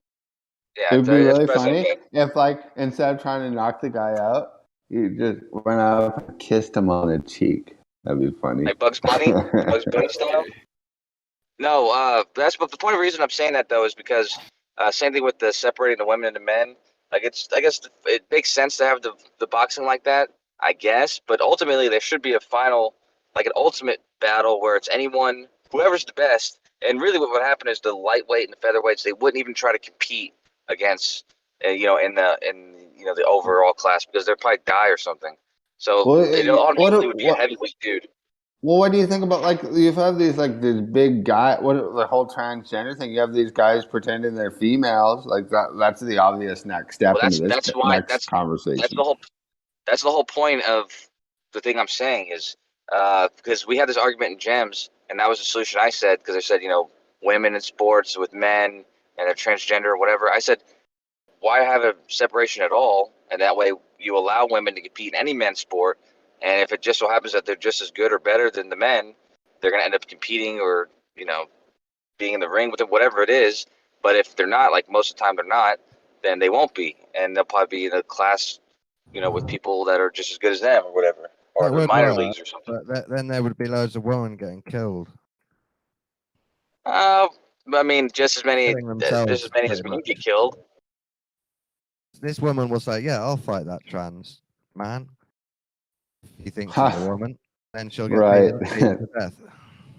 Yeah, that's a funny idea. Yeah, but that's the same as a dude doing that. Dude who doesn't have the skill or capabilities. It's maybe gonna be you're the same right. thing. They get washed up, and that's Yeah, just what I'm saying is, she'll it get would be fair, and it is a cool idea, but we would have to watch loads of women getting killed, which would be harsh. not killed. Some of them would die. Yeah. Not killed. What? They Because would lose a they'd couple want to do it fights in the early on. octagon as well, in the cage, wouldn't they? And that would get horrible, like it already has. I mean, there's dudes who get fucked up in the ring too. I mean, if they're good enough to be in a professional UFC fight against a dude, yeah, then hard to watch. all bets are off. I mean, they're in there. They know what's going on. Do you want to watch Against a them knows what's woman going on. being beaten up by a man? No, I don't think it'll happen very often. I think that if there's a woman who's good enough to be in the ring with a man, then she's got just as much of a chance to beat him as he's got to beat her. So I agree, but you already have male they'll go in, wrestlers and like then they'll get calling killed. themselves transgender and fighting them. That's already happening now. So, yeah, I don't want to watch that either, but that's like acceptable sports now, isn't it? I think that's where you have a problem, because in that case you have people who you actually think you have the guise of security, because like, oh, it's just women. I'm a woman. I'm just going up against a woman. Which for some reason I don't know why that makes you feel better. But at the end of the day, it's dudes pretending to be a woman. That's dangerous. But if there's a woman who's competing in men's sports and she knows she's going up against men and she's made But the fight, women aren't allowed in men's sports, though. That's the thing. That's why we I'm pretty sure they're not allowed if they want. That's why the separation exists, isn't it? that's what I'm arguing for. I'm arguing for not separating. Okay. Well, I see what you mean. Like you mean like in the sake of equality, correct? Just the sake of I think it would clear let them fight. confusions. Let everyone fight. That's what Crusher's saying. Yeah, like if a woman can run faster than all the men, let her run and take the gold medal. Yeah, I agree with that for sure. She's the best shotter. If she's a shooter, if she's the best javelin thrower. Even children. If there's a 3-year-old who can throw a baseball better than anybody else, let him play professional baseball. I agree, but I mean, I think the reason why this whole thing even exists is because over history, it's been known that males are biologically stronger than women. That's just a fact. Women are only as good as decent upper end high school athletes. That's as high as they ever get, ever. It's just that males have a biologically they're just stronger. There's no. Sometimes they're going to win. They're going to win the shooting. Women are only as good as men in I don't high know. school. I don't know if they're even that good, Zanuck, because there was a Doing high school team kayaking, of boys. whatever it is. Sometimes they might. Is my I'm mic just saying low? decent. No, I'm just saying decent, not the best. Lots Certainly of not the best. talkers. No, certainly it's not not the low, best. man. My mic's not low. All right. It's Mic not low, check, dude. mic check. What's going on, everyone? Yeah, Jeremy, So- you're kind of right, but I'm talking about just average, like there was a kind of like good, decent high school athletes. Not the best, no way. Zanuck, Okay. Zanuck, you gotta be aware. Jeremy is getting frustrated. He's been trying to get in 10 Well, I times was now. talking to Jeremy. I heard him talk clearly, and I was talking back to him. No, there was the best. I think the best high schoolers played the best like professional female soccer players And women are like, "Oh, you think soccer's so easy? Why don't you try it?" And so the boys that crush them, the professional Yeah, they soccer are bad at women's teams. soccer. I It agree. works that way in Actually, tennis, actually, works that way in Jeremy, track, works that way in basketball, soccer. There's not a sport that a woman is not only measures up to a decent high school Sometimes. kid. hold on. You guys, listen. Men are physically stronger because we have more mass than them. But actually, women bear more pain than us. They're more prone to pain than us. Which They're means like, nothing. this is why every time a man gets sick, women make fun of us because they have to deal with a lot of pain on and like every month. So that's why they give birth. Could you imagine us being able to bear that pain? Yeah, This definitely. doesn't fit in the There's sports better at all. skills than that, man. If I was a This woman, I doesn't would fit give in birth way better. This doesn't fit into sports at all because I mean, if being able to bear pain was such a great thing, you'd find women being the best at boxing or MMA or something where you're getting hit and it's like, oh, I feel no pain. They'll Yo, have a if new I was sport where giving birth, people get I'd slapped do in it the like face. standing up, squatting. Fuck a hospital bed and all this bullshit. I'll do it Right. just like a cat does, completely individually, don't need any help. I don't need any fucking midwife. I got this. Jesus Christ, man. You catch it in your hands, huh? Yeah, like I don't need a guy. Well, I don't need a. human birth is. Go ahead, sir. No, go ahead. No, tell your dumb, stupid joke, man. No, I was gonna say I don't need like a midwife type person when I'm like changing a tire or doing some manly shit. You know what I mean? Anyways, go ahead. True, man. That's so true. Although Do I you do guys, need a midwife when I'm changing a tire. do you guys want to hear a funny joke? What did the Mexican guy say when two houses fell on him? Get off me, Holmes.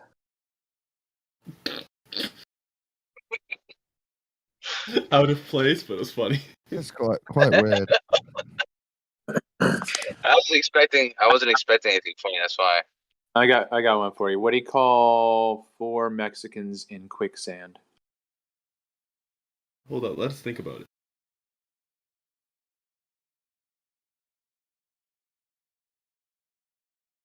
Ready? Yeah. Cuatro cinco. I don't like that. That's dark. That is dark. What do you call 4 Mexicans in quicksand yelling for, asking?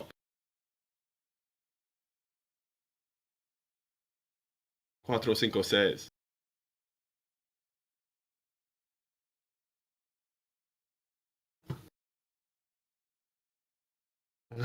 Guess not. See, mine was clean and like family fun. Anyone can.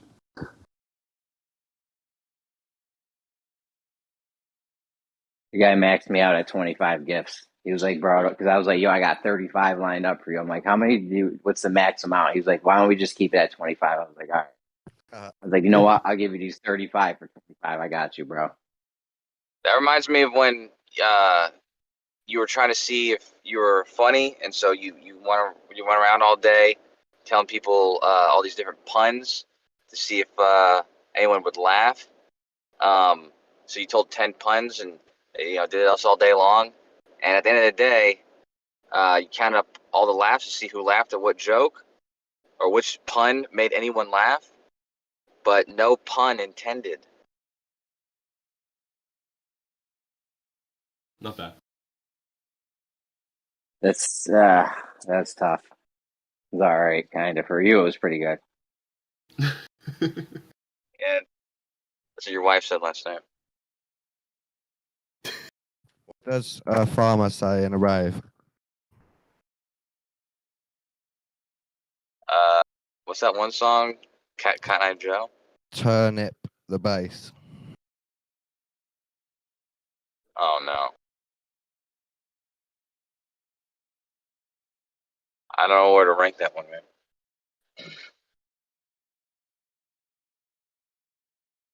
I saw another dad tell it to his son on Facebook. So a horse walks into a bar, and the bartender asks, "Hey, why the long dick?" No. Variation that I haven't heard before. Not bad. That wasn't was only expecting. it was because it was unexpected. That's why, yeah. All right, I got one for you. A rabbi, a priest, a pastor, and a guru all walk into a bar. The bartender says, What "Is does it this say? Is this a shakedown?" No, I said. The bartender says, "Is this a joke?"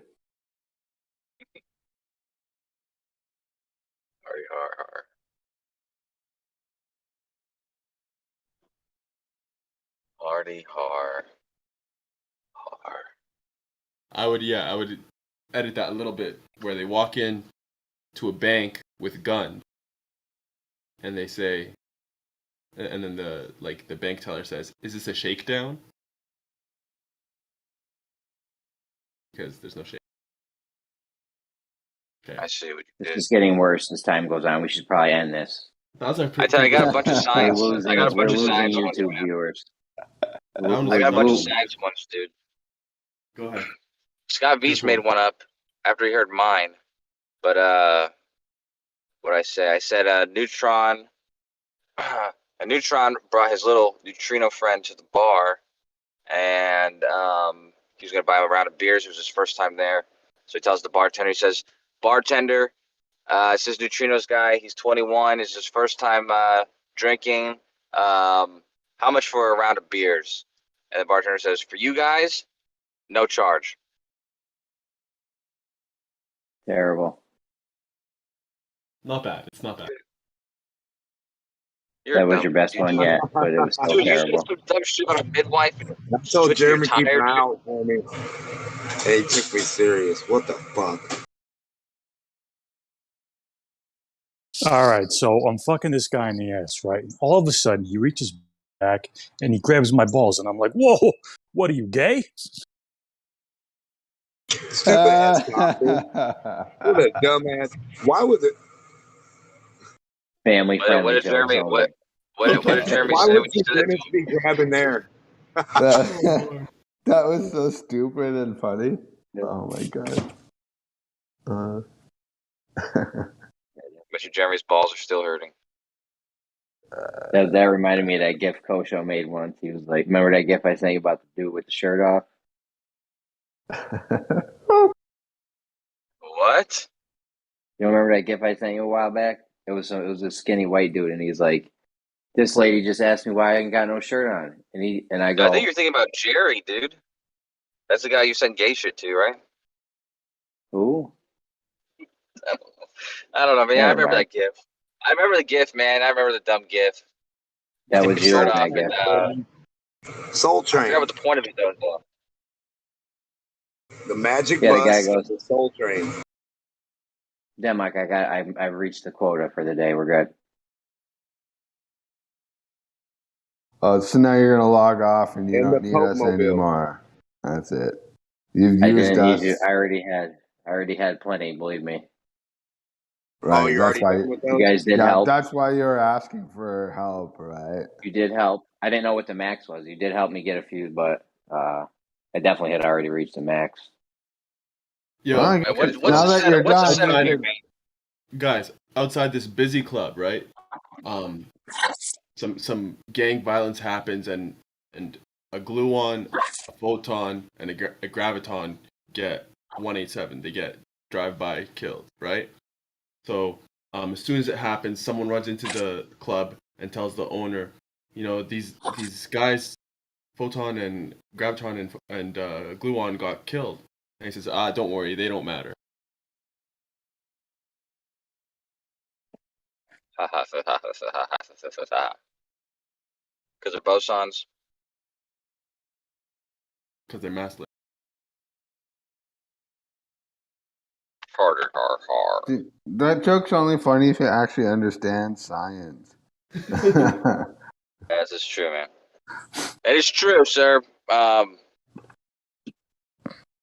I had one about us. Let me see. I had so many chemistry. Let me try to remember some of his chemistry ones. I had one about.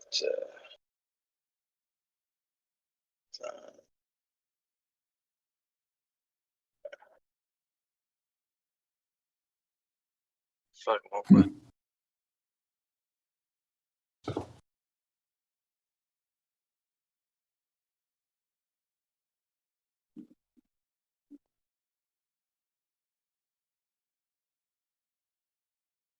I need another little job like this gift thing to do though, in case this falls through someday.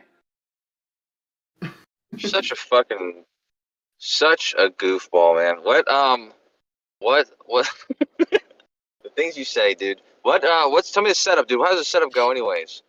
Well, He dude, gets this a buck dude. for a gift, man. A buck a pop. You know, but what's the Max setup? Like, 25 a who's day. this guy? This guy like a fucking guy in a top hat with a monocle like you have, and he comes up to you and he tells you to do this? What is this? What's this guy doing? I Where's have an idea. You come up with a gift per hour, we could make money. I don't know what he does with them. He owns a coin called Gift Coin. So He started his own Oh, little so did he come to currency. you? Did he come to you specifically to do this, or does he have a bunch of people do this? he's in my crypto team with a whole bunch of real good crypto people. You know, influential guys that own major projects. I don't know how I even got in this group, but I'm in it. The point is, he just posted in chat one day. He's like, anybody want to make gifts? I'll give you $1 a gift. And I was like, fuck yeah, bro. I'm all over that. What's up? Oh, so we're working for you now. You take our ideas. We don't get paid even. Welcome to capitalism. Well, I feel used personally. Welcome to capitalism, bro. I regret giving you my brilliant ideas. Which one? There's a couple of them.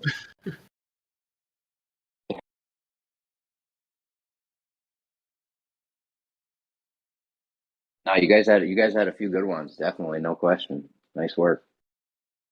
I'll let you know what the theme is tomorrow. Oh, this is just a daily thing now. Today They it's have a cars. new theme, yeah.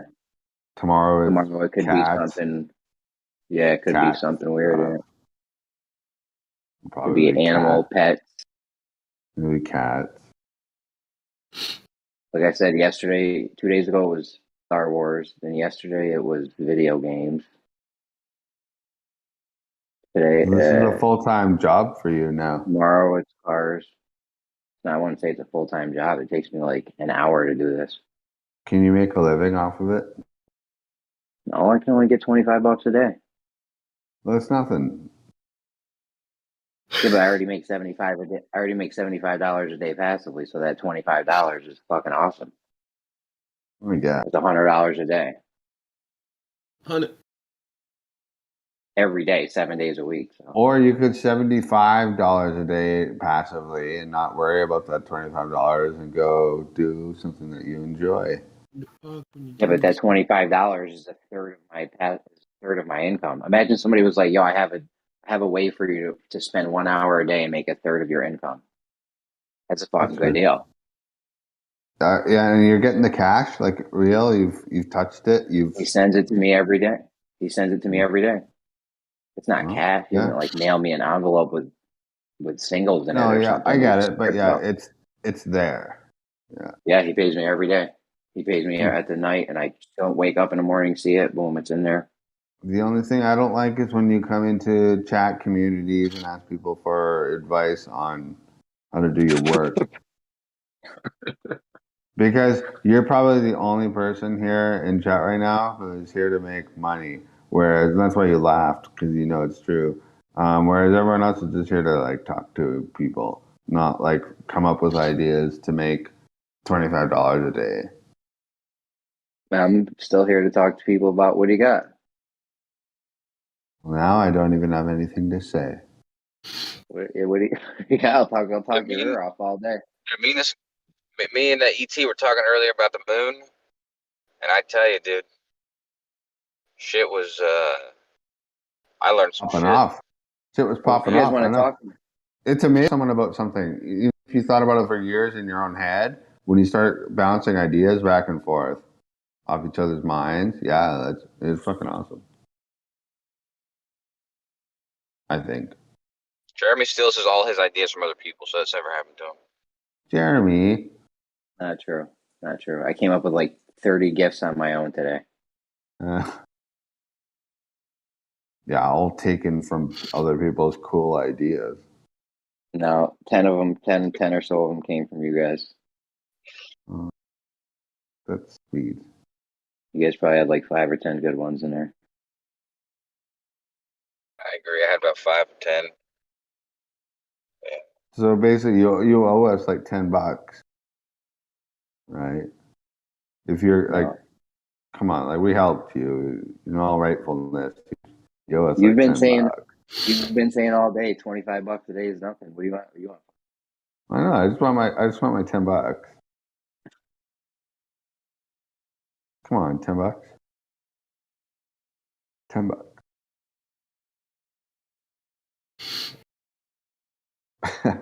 Fine. Percent, you got you got a cold or something? Yeah, I got sniffles, man. Or you been sniffing cocaine off hookers' tits all weekend? Nah. Too good for I do it off their back while I'm hitting it. Oh, damn. Come back.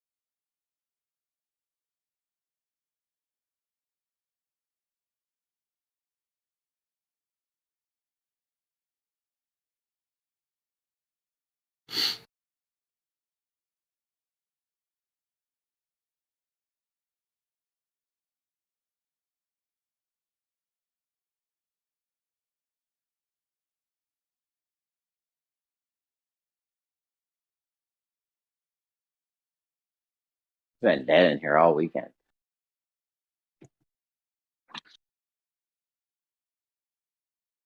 Isn't it a Thursday? Oh no, We're it's having Sunday. We were having some good conversations yesterday about. We had a nice Bigfoot conversation. We had a nice conversation about platonic solids that I learned about. Oh, I'm remiss to. I wish I would have been there for the Sasquatch one.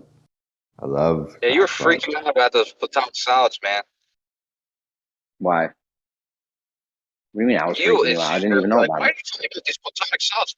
Why didn't you tell me that there was cubes and tetrahedrons? And why didn't you Yeah, ever tell me you about guys the you guys never dice talk and about cool shit. magic?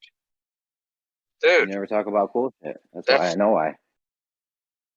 first of all, the fact that platonic solids exist in itself is not that cool. It's cool. Yeah, it is.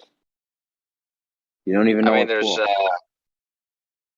yeah. I told you I made a art. I won an art contest in my math department from writing a code that was like 6 lines of code. It was a very short code because I knew this this easy way to make that that shape, the tetrahedron, and that fractal that goes on to infinity. Yeah, so I won because it was succinct. And actually, I'm trying to remember what the code was. I think it's basically you can draw a dot anywhere in a tetrahedron or in a triangle, and it transforms into a tetrahedron either way. But you draw a dot anywhere in the triangle, and then you draw another dot halfway between that dot and some other point. I just don't remember what the point was. But you keep doing this. you do this enough times, and naturally that fractal pattern is what's created. It's crazy.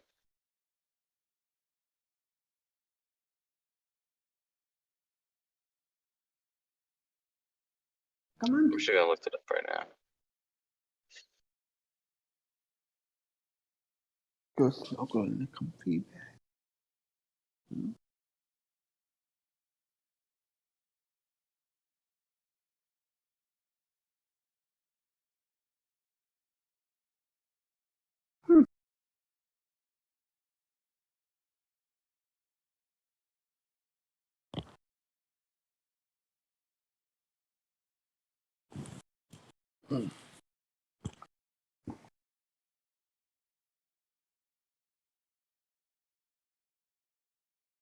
Yeah, here it is.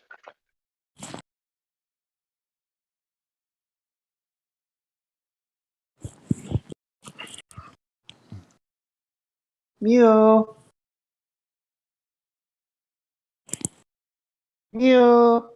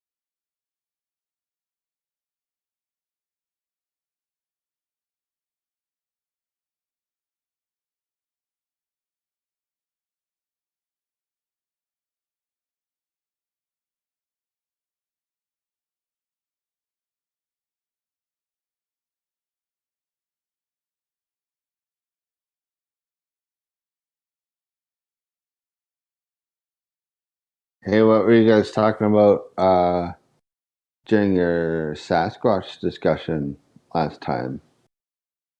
Like you mentioned.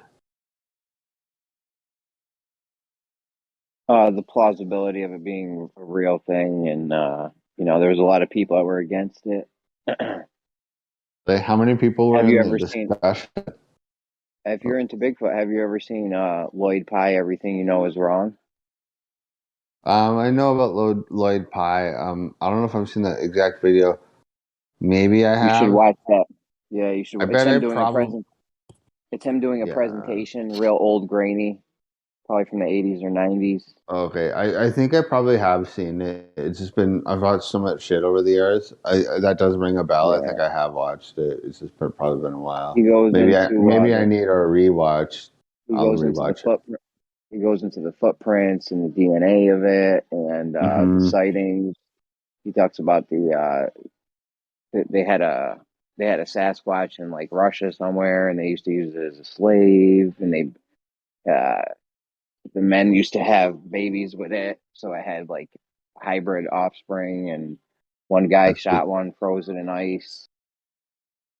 That's pretty bizarre. I had sex with a Sasquatch, basically, or intercourse. Yeah, I don't know about all that. That's interesting, I guess. You check that video out. Everything you know is definitely didn't see it because you would have remembered that.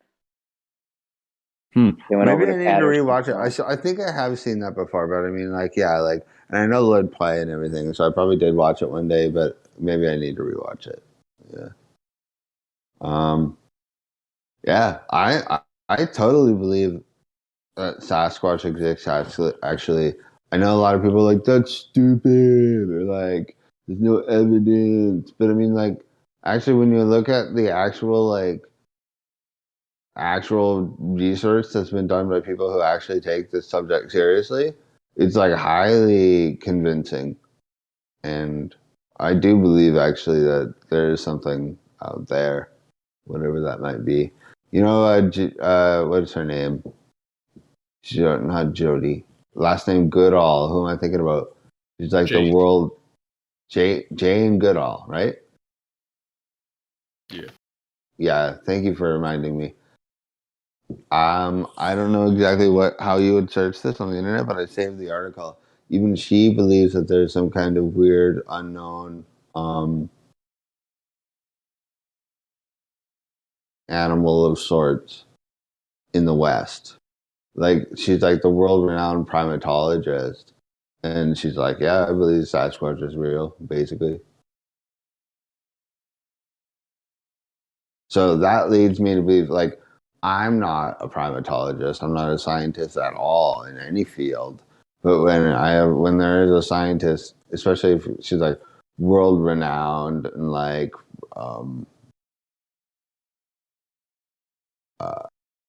that just makes you second guess what you believe in. You know, if someone who specializes in something that you know nothing about, Never second guess yourself. I just mean, if there's someone who knows something about someone who specializes in a subject that you know nothing about, really, maybe you should listen to them. Is kind of what I'm thinking. Exactly, yeah. And I think she looked at a lot of the same evidence that I've looked at and a lot of the same data, and she probably came to the similar conclusions to what I came to. And so, yeah, Jane Goodall, I think, is probably actually right. She believes there's some kind of creature out there, and I do too. And I even believed that way before I knew Jane Goodall even agreed. There's obviously something out there. It's very similar to me to the UFO phenomena. Like, how many stories do you have to hear before you're like, okay, there's something weird going on? Now, I don't need anyone's stories because I've had my own experiences, but I believed it even before I had my own personal experience. How many does it take? Like 100 stories or 1,000 stories before you're like, okay, yeah, people aren't just making this up. That'd be even weirder. If like you had 1,000 people making it up, that would be weird. Don't you think? Yeah.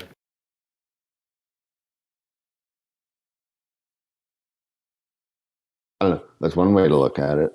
But for most people, it only takes like one story to convince you, and it takes 2 stories to kill you.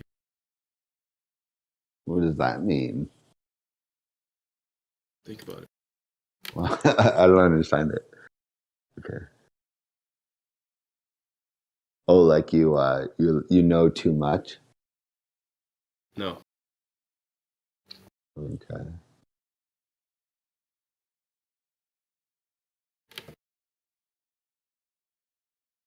I'm not getting it.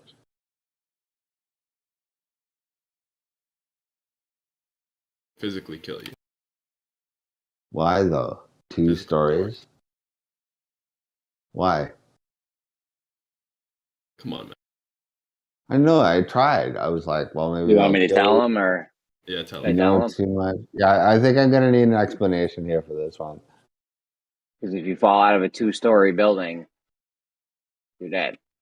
Oh, Which is not entirely true. I've actually jumped out of a 2nd-story window before. That's why I said The roof. most people. it's a very dry joke. Okay. To be fair, it depends on how you fall. Yeah. Oh, I hung jump off it. So yeah, if you were to fall head first, you would. 2nd story will probably do you in all day. Yeah.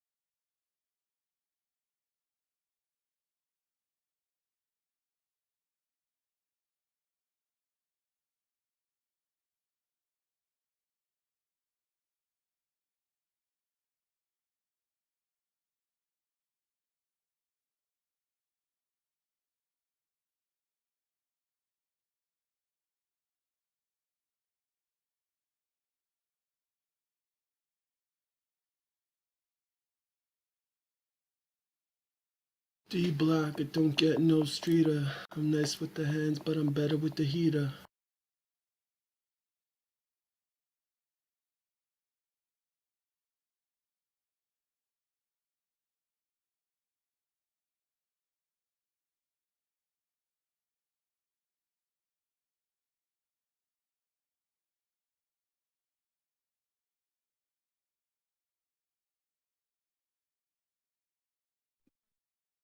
Okay, so I have one question. Is there anyone here that heard that little talk we had about Sasquatch? Like, is there anyone here that doesn't believe in it? Not like I'm here to argue or debate or anything. It's just, um, everyone's heard all the stories and everything. Like, what I'm interested, is there anyone here who doesn't think it's real? I'm not here to debate again. I'm just, that's my like line of thinking, my like logical line of thinking. I'm just like, it's so painfully obvious to me just based off the witness accounts. I could be wrong, obviously. Like, I guess I just don't understand when people, I guess I said this already, but like, it's same, very similar to the UFO phenomena. There's just so many witness accounts. Like, how could you not at this point? Especially with the UFO thing. But the Sasquatch thing too.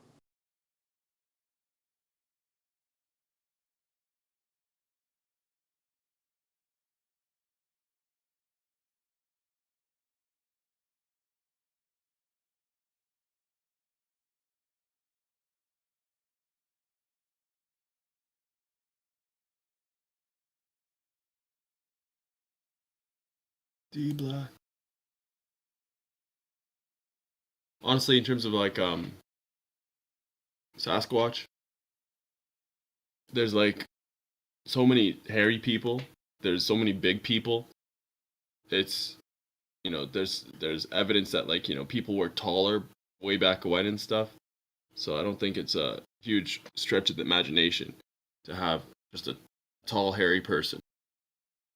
Yeah, I agree. Look, Jack has That's like size 14 feet. I mean, it's not a big deal. Yeah, right. That's a good way to put it. I never really quite thought about it quite like that before. Have you seen some of these, like, you know, Indian girls and you know, Pakistani and Arab? Some of them are like fucking hairy, you know? Really? No, I Some actually dudes, haven't. oh man, some dudes are just hairy. Some Greek dudes and Armenian dudes, they're so fucking hairy. There are some hairy ass people. Yeah, that's true. I have like people in my family like double the amount of hair that I have. They're just hairy motherfuckers. Or excuse my French, but yeah. Yeah, Just so really you fucking actually have hairy. someone that's really hairy and really big. There's some big motherfuckers too. I mean, check like NBA. You got people like the minimum height there is like 6'5". I mean, seriously. So it takes like NBA plus hairy equals Sasquatch. Basically, yeah. Yeah, kind of. It's man, and yeah, who's to say that they're not like out there, just like living out there in the woods? But you know what? Like so many. That's a great point, man. All But it takes is just one of them to be like, you know, the type of hippie like wanting to live out in the wild, you know, and it's a very rare breed of person. I'm kind of like that, to be honest, but not to like that extent where I'm not in a climate where I could do it year round. I could just live out in the wild. where you do actually go and do it. Yeah.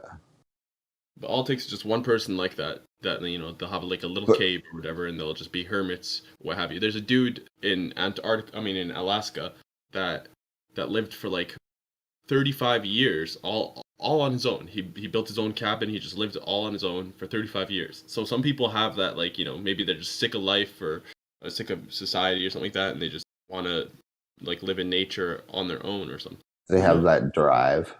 Yeah. You're right. And all it would have also taken then would be start with one or maybe two people to start like that kind of, I don't know if you call it a new species, but a new like family type of people. So I don't know, where do you draw the line at a species? I'm not sure, but like a new type of people. Right? Almost. Yeah. Tell you what, I ain't gonna lie, I'm high as fuck. That's the Purple Haze. Family Matters, but I've been smoking since the Urkel days.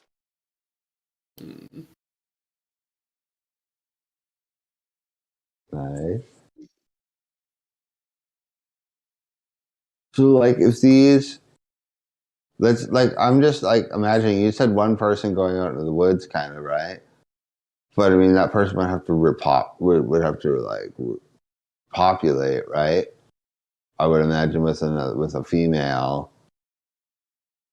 And they would have to create some kind of group, like a subgroup. I could do right? that for you. I'm pretty good at that stuff. Yeah. Okay.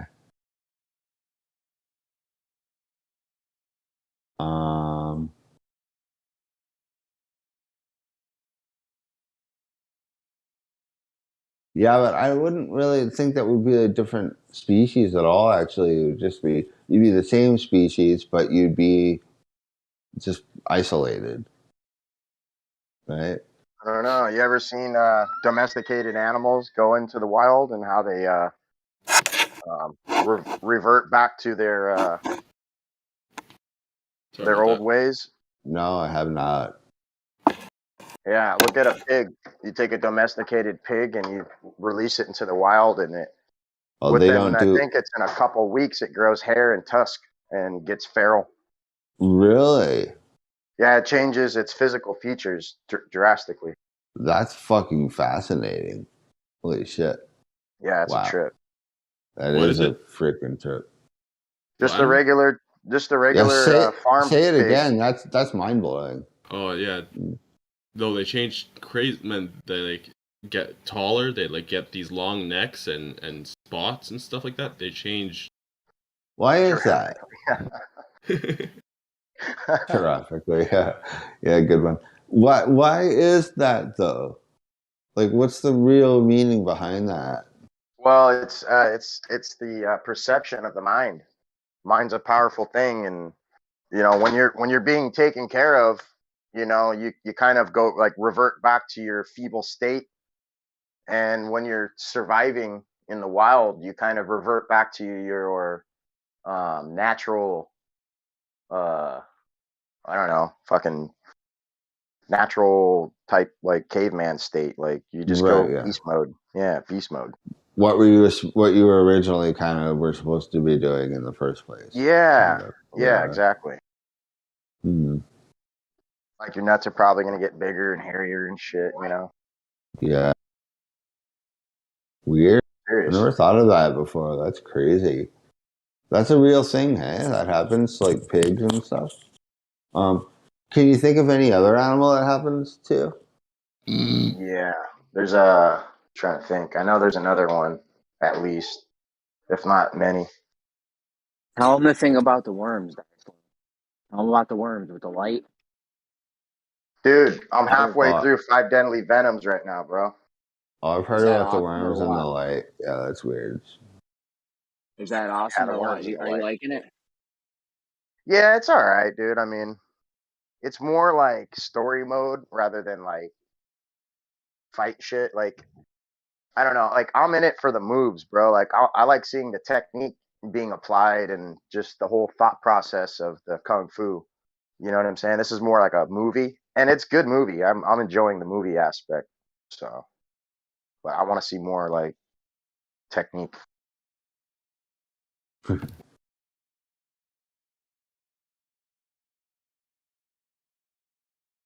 But yeah. Technique, like a little block here and a nice little punch here. Oldsmobile versus Soul Train. Which one's better?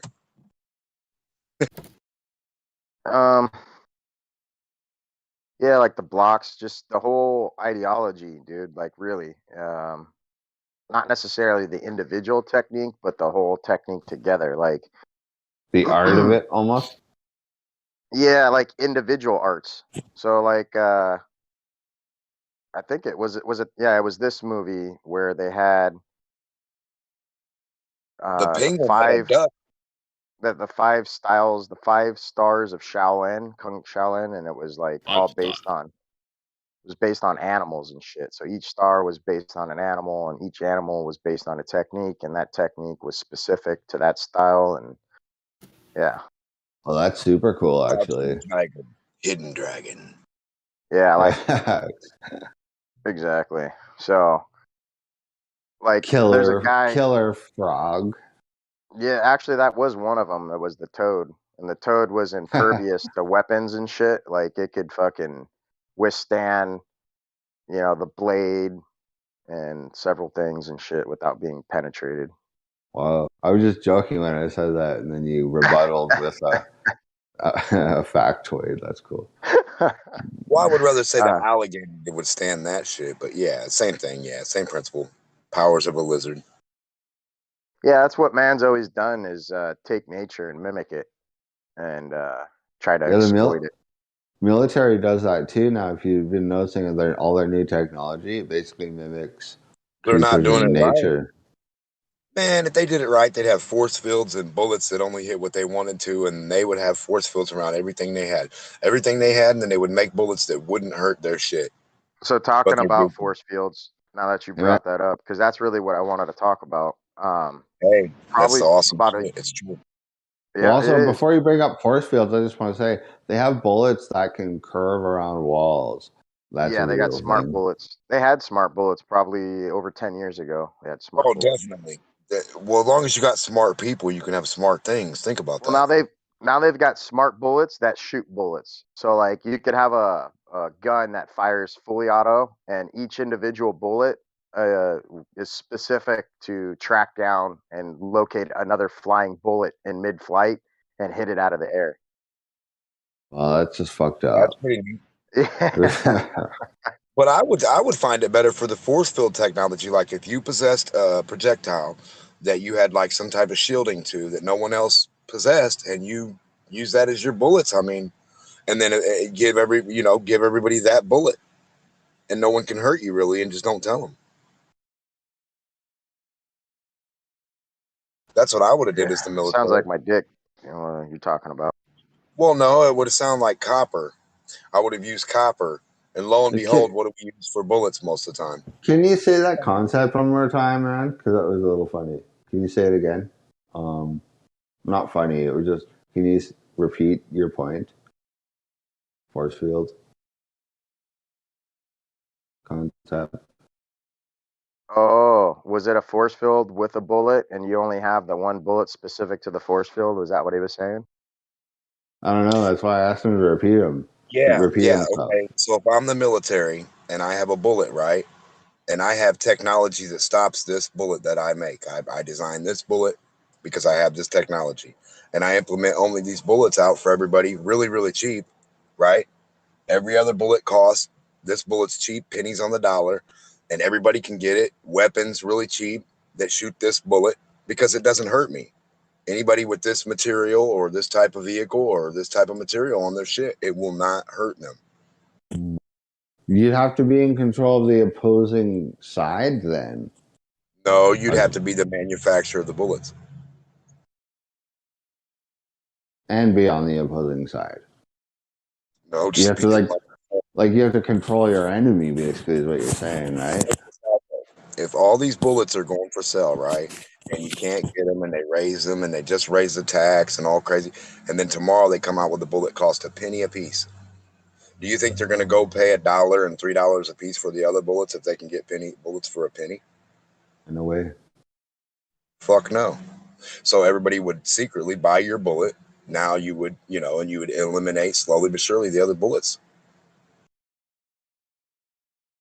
I got an idea how we can do it. Dirt bullets, bro. Just take What'd you say? Dirt bullets, bro. You just take dirt and fucking compress it down into a fucking bullet, dude, and fucking and then shell it and fucking prime it, and fucking there you go, bro. You get fucking cheaper than dirt bullets. Yes, sir. Yeah, but you still need the gunpowder and the casing and shit. Like, I don't think the metal in the bullet is really the expensive part. Well, like I said, you more about the manufacturing, the shipping. It's this gunpowder is probably expensive. The casing that it comes in probably has to be manufactured so precise. That's precision engineering. Hand pump. Air pump guns. Air. Just all air guns or spring load. Cock back the spring. You still need the.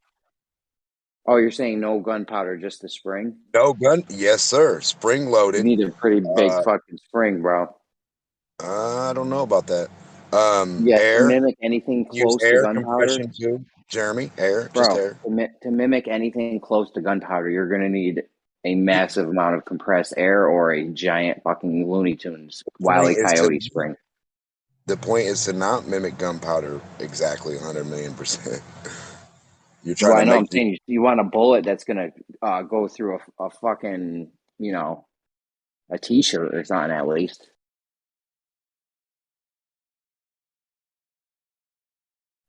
But you think a fucking a spring-loaded thing couldn't shoot through your t-shirt? I don't think it could go through my hoodie. How about a baby railgun? What the fuck is a baby railgun? Now railgun, if you want to talk railgun. Yeah, just a baby. I'm with you on railgun. Yeah. I'm with you on the railgun. That's a good idea. That's how you get rid of. That's how you get cheap bullets is from using a railgun. I don't know what a railgun. That's what I was gonna say, but I didn't want to say it because me, magnetism.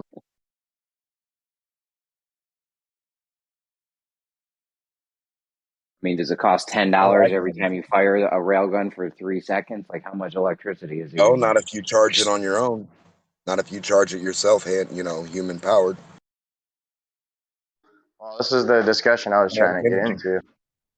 You just you take like a bicycle thing or anything that can rotate against anything else. You rotate. You got the just sit down, rotate that motherfucker. Instead of pumping or anything else, you got an action that causes the electrical continuity. Enough for what Listen, you need guys. to shoot some bullets.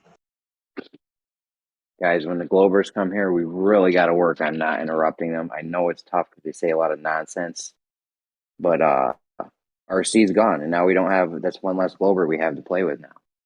Really, he left? I'm not a giant RC fan, but who's going to be next? Which Glober are we going to chase off next by? What happened, dude?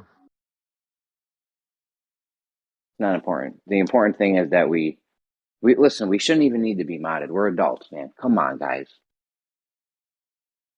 You know what I'm saying? So just let people finish their sentences. That's all. People want to come to talk. If they can't talk, they're getting muted. No, you're 100% right. Yeah. You got to let them finish, dude. 100%, dude. I agree. So now we don't have RC. Vanek's going to be next. Then we won't have Vanek play. And before you know it, we'll be sitting here having a circle jerk all day. That's true, Right? dude. It's so true. Denmark, you've been doing a great job. You've really been improving. I just want to say. Yeah, you have, D-Mock. I got to give you some credit, bro. You've been doing real good. And the Big shit that comes out is really improvement. good, too. Big improvement from Denmark. Some of us, I do it myself. I overtalk the shit out of these guys sometimes. I'll do it to my own people. You ever heard me on Brandon's show? I'll fucking start talking right over him. He'll get 3 words into a sentence. The host of the show. It's tough, man, not to overtalk people in this arena. I don't know why. If it's because it's I don't know. It's exciting to me, a lot of these topics and shit. Well, you got some good shit, dude, and you want to drop it like it's hot. I get it.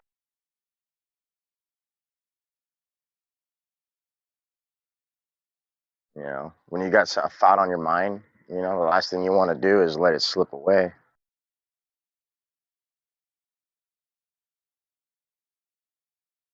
But RC is an issue, dude. I do like RC. Don't get me wrong. He does have some smart ass shit. He says, you know. But he's kind of cracking up a bit, bro. Oh, these guys are cracking up. The RC gave me this thing that has 5 points on it. It's a Met. That's not me, bro. Who's fucking meowing? I don't know, dude. I think it's Ball Lives or something.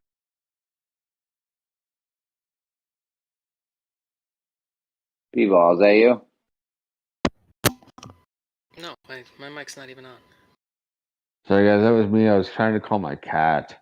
Sorry about that. Oh, all right. That's not B-Ball either. That's somebody else. What's his name? I don't know. I thought that was B-Ball. Somebody else, though. What's up, Ball Lives Matter? Who are you? Ball Lives is cool. I've been here for a while. Oh, what's the cat's name? E.T. Bro, fuck the cat. The cat's name was Mew. Fuck it. Oh, my God. That's what you named your cat? Yep. That's what I'm talking about. That's some Pokemon shit right there. Is that a good name or a bad name? Mew. Is it really Pokemon shit? Yeah. No, it's like not. Nothing is Pokemon. It's just kind of like it's like when she's a kitten. It's like her how she would the sound she made. Like Mew. Call her Mew. Oh, it's a name. So, Yeah, yeah, we're totally derailed. anyway, I don't even know what we were talking about. I forgot my microphone. I left my bro. microphone on. I'm sorry about that. You're No, you're good, interrupting man. Jeremy, You're good. dude. Come on, man. It's fine. It's We're going talking in about your how file, Ball Lives ET. Matter is the shit. No, you Oh, know yeah, Mike Ball Lives Mew. Matter. You guys don't know Mike Mew? God. How long have you guys been into flat Earth? Is everyone here a flat earther? Nope. No. Okay. What is that? I don't even know. I just heard about that. I don't even know what that is. What is it? Flat Murther? What is that even? Oh, I thought it was Flat Smurf. Smack Lurker, I think. That's what it's actually called. I believe in Flat Stanley, though, not Flat Earth. Flat Stanley's real.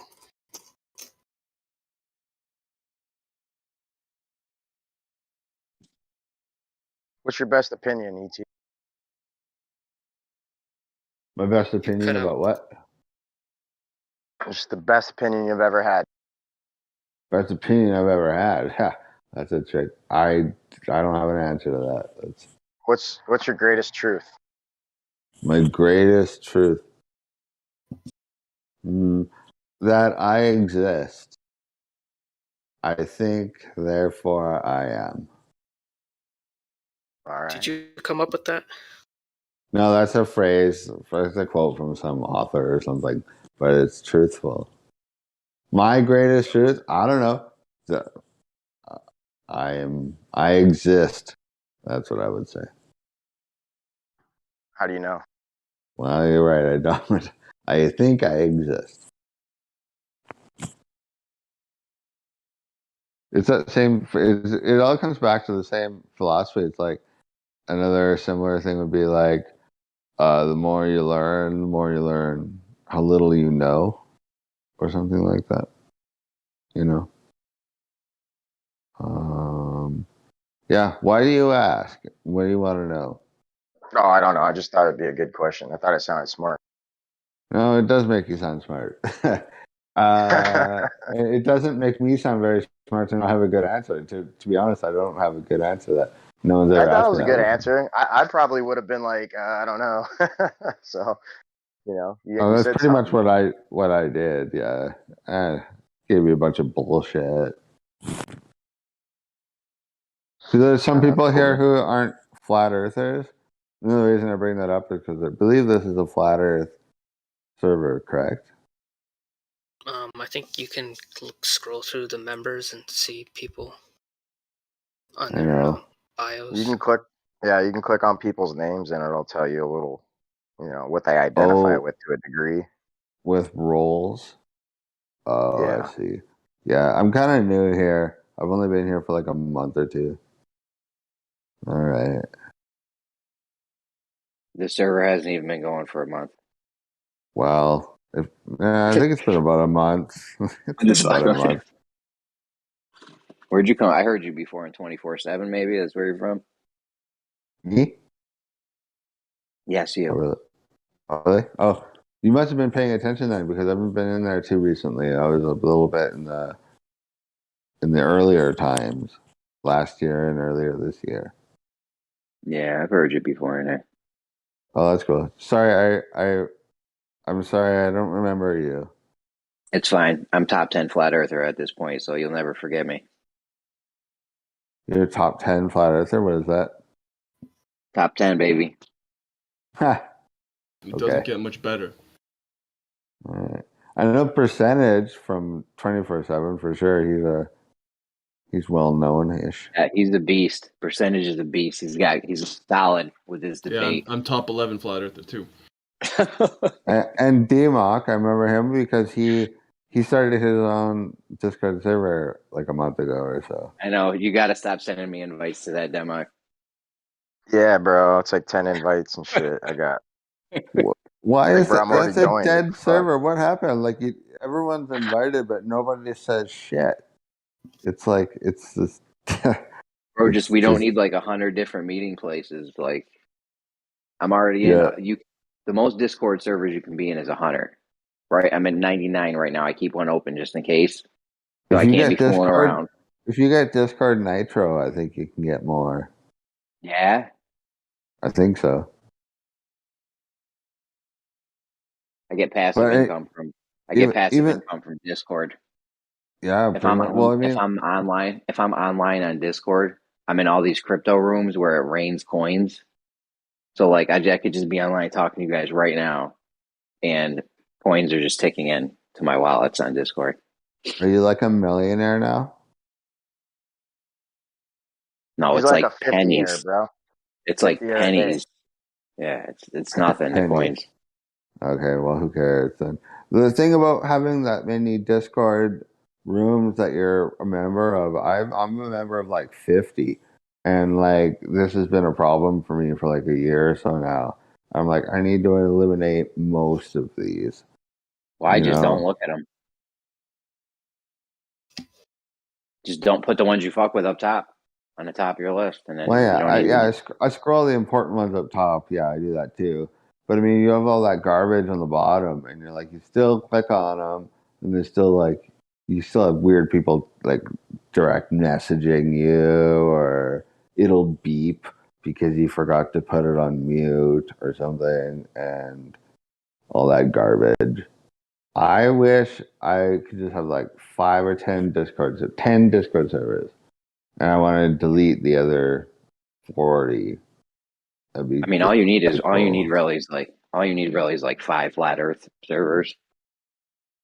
That's Like you about could the get away amount with of just flat Earth having. servers that's exactly the amount I have on flat Yeah, Earth. you could get Yeah, away you, with like you gotta your. join the beatbox server, man. For real, there's a beatbox server, and there's some savages in it. Is that like hip hop? You ever heard a guy beatbox?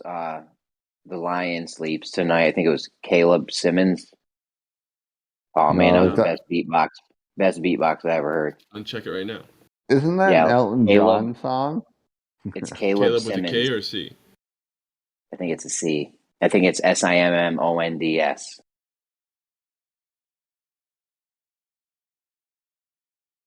He's fucking sick, bro. There's a couple different versions of it. The best one was the beatbox battle because it had the crowd and shit. Like he did some on like news networks and shit, mainstream news networks. But try to get the one from the right out of the rap battle. All right, He didn't even do it in the rap battle. He did it as like a bonus round. He just did like a bonus round after, and he should have done that in I'm the gonna rap check it out. battle. All right, I'm going on mute, deafened or whatever.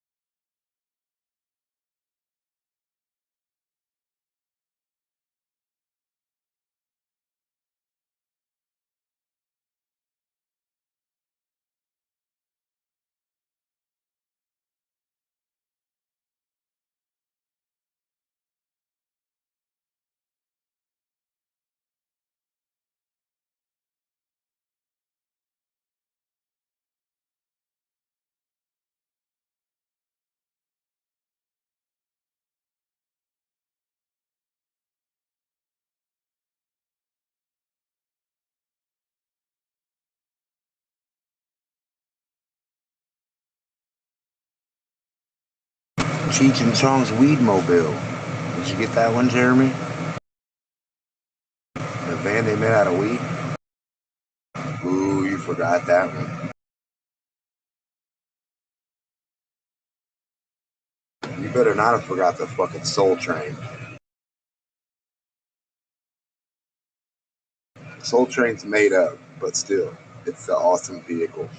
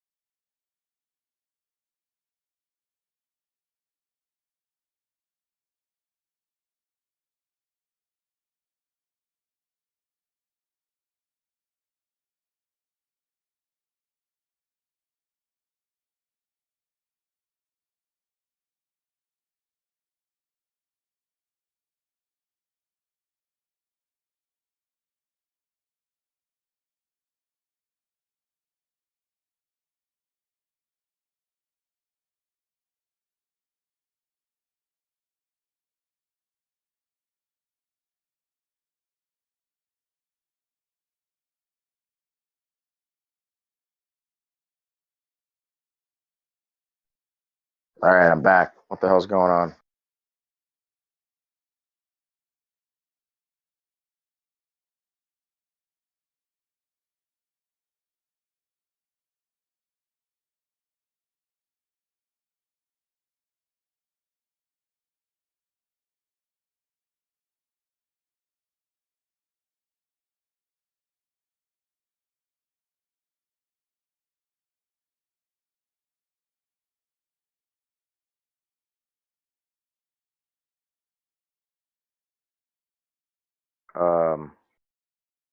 ET called me. Did you mean to do that, or was that like a pocket dial thing?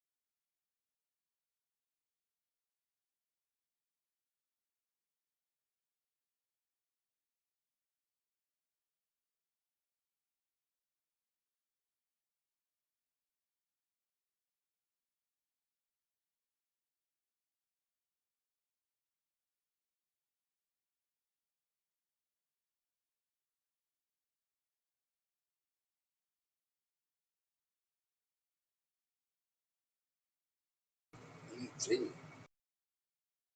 Clancy.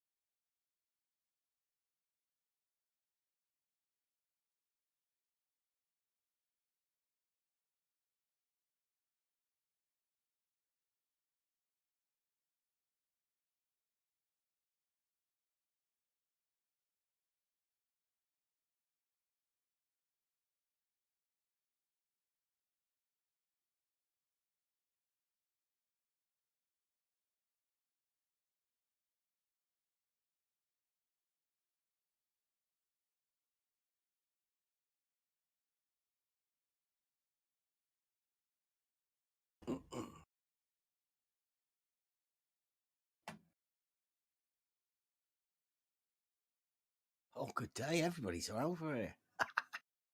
Oh, look. Surprise.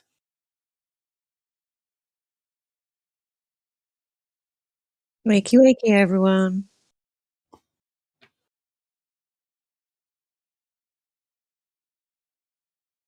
We're looking for. Well, I'm about tired of conspiracy music guru still in my limelight, so.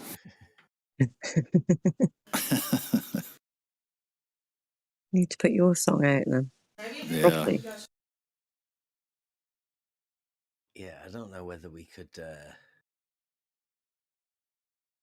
I think what I'll do is I'll cut it as just a nothing, right? With it needs some sort of a video to go with it. I don't know what though. You know what could we have that's like a you don't understand long sort of track that would fit with a consistent video.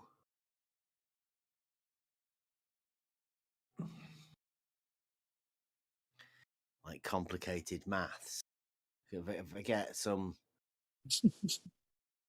like trigonometry lessons and stuff like that. Just all sorts of stuff with triangles. Pictures of triangles and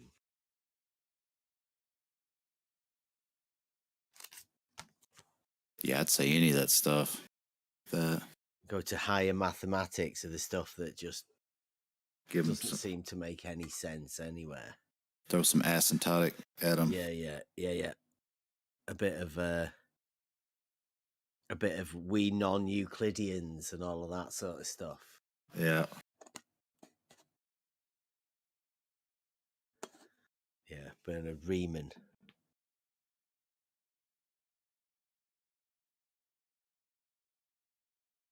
Yeah, I'll do that. I'll start that tomorrow-ish. Well, once I've got this one video out of the way, I've got a couple of little clips I want to do. I want to do a piece for the what we did, but it's not quite done right. The when we go out and do that observation, that's not done properly.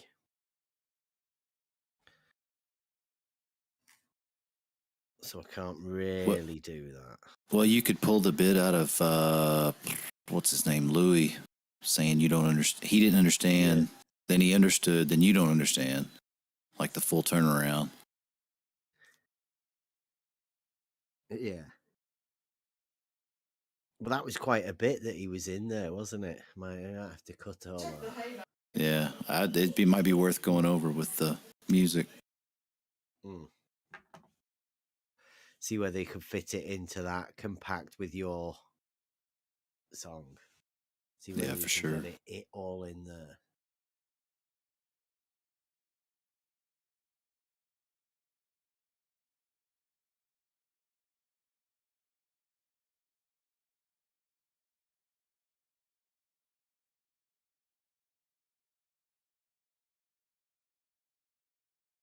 And then we got, you don't understand GIFs. And what does this say?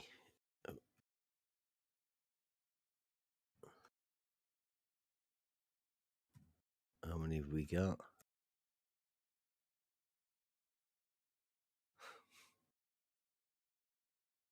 Everyone's over in jams.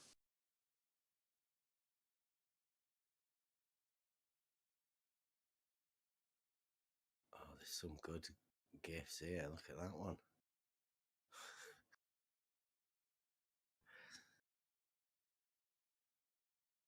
Seems like South Park were onto it.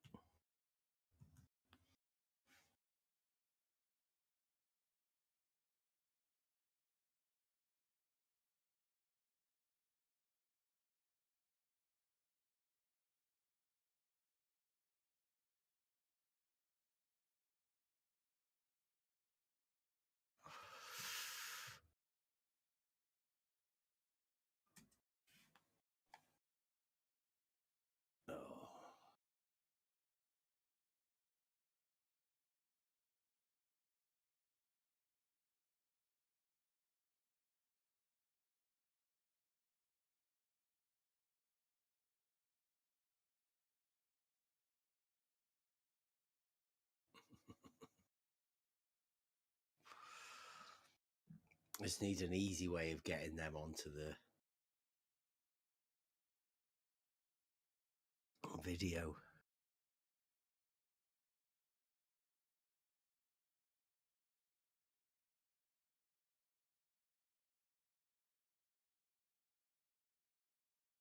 Yeah, you just can't copy them.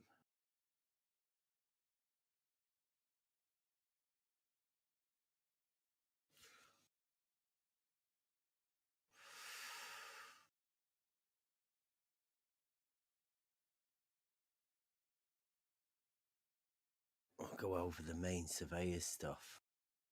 The thing he didn't come back. White's word. No, it wasn't White's word. It was Where's Wally, wasn't it?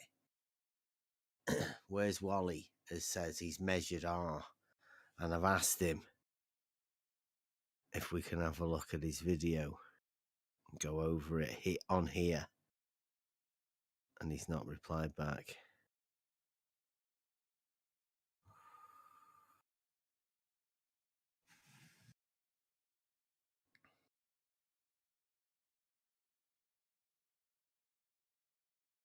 I did measure it from 26 minutes in a video of mine titled Mitchell from Australia Goes R's over Apex trying to debunk Where's Wally.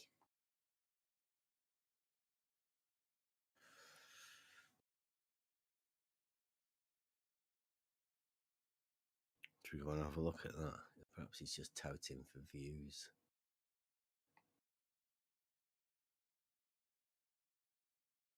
I'll go and have a look, see if I can find it.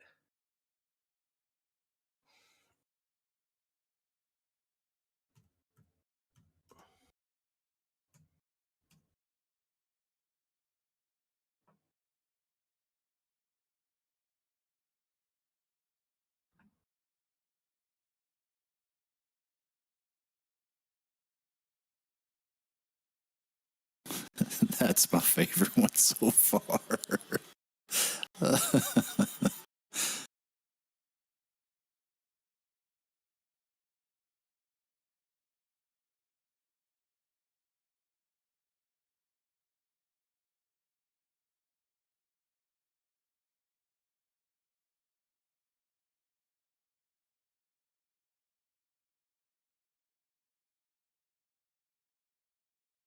Wow.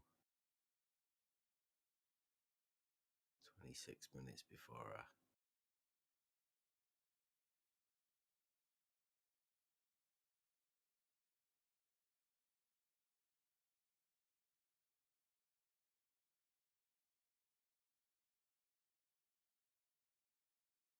Bev,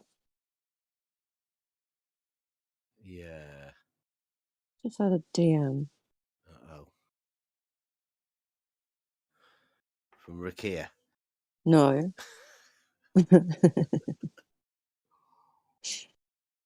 Look in the group.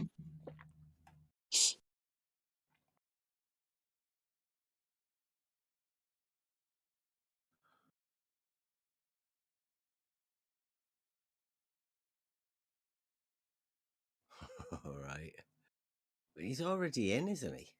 Yeah, but he's got no. I'm just giving him some rolls a minute.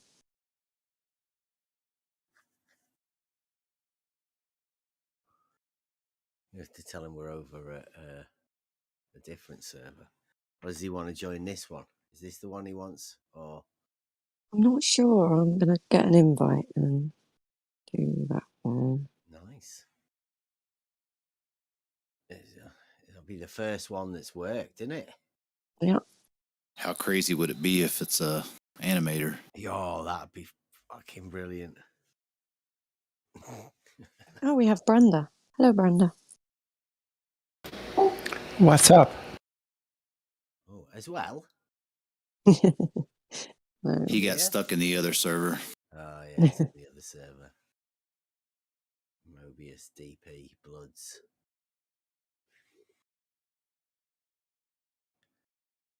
Fancy seeing you around these parts, Brenda. It's been a while.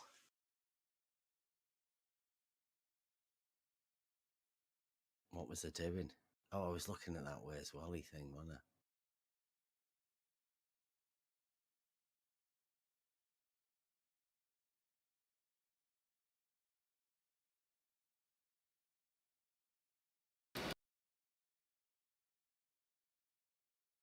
Uh-oh. You guys have got to hear this. Wow, how's that happen? Let me get it. Share. Start at. Copy. No, I don't know who's putting pictures of kids on the thing, but you've got to give that a miss. This is Where's Wally? And he sent me this because he says he's measured R on this video starting at this time. So I just put the video on and did that. There's a little bit about some kid, but I mean, listen to the accuracy that his telescope works to. Do you think it's difficult to measure the radius of the Earth? Impossible. Do you think Why you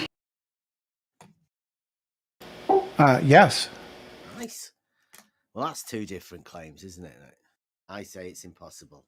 You say Yeah. You've already. Have you done it? Not personally, no. Why do you say it's impossible? You must have a logical proof if you think it's impossible then, right? Do you know how to measure a radius, Brenda?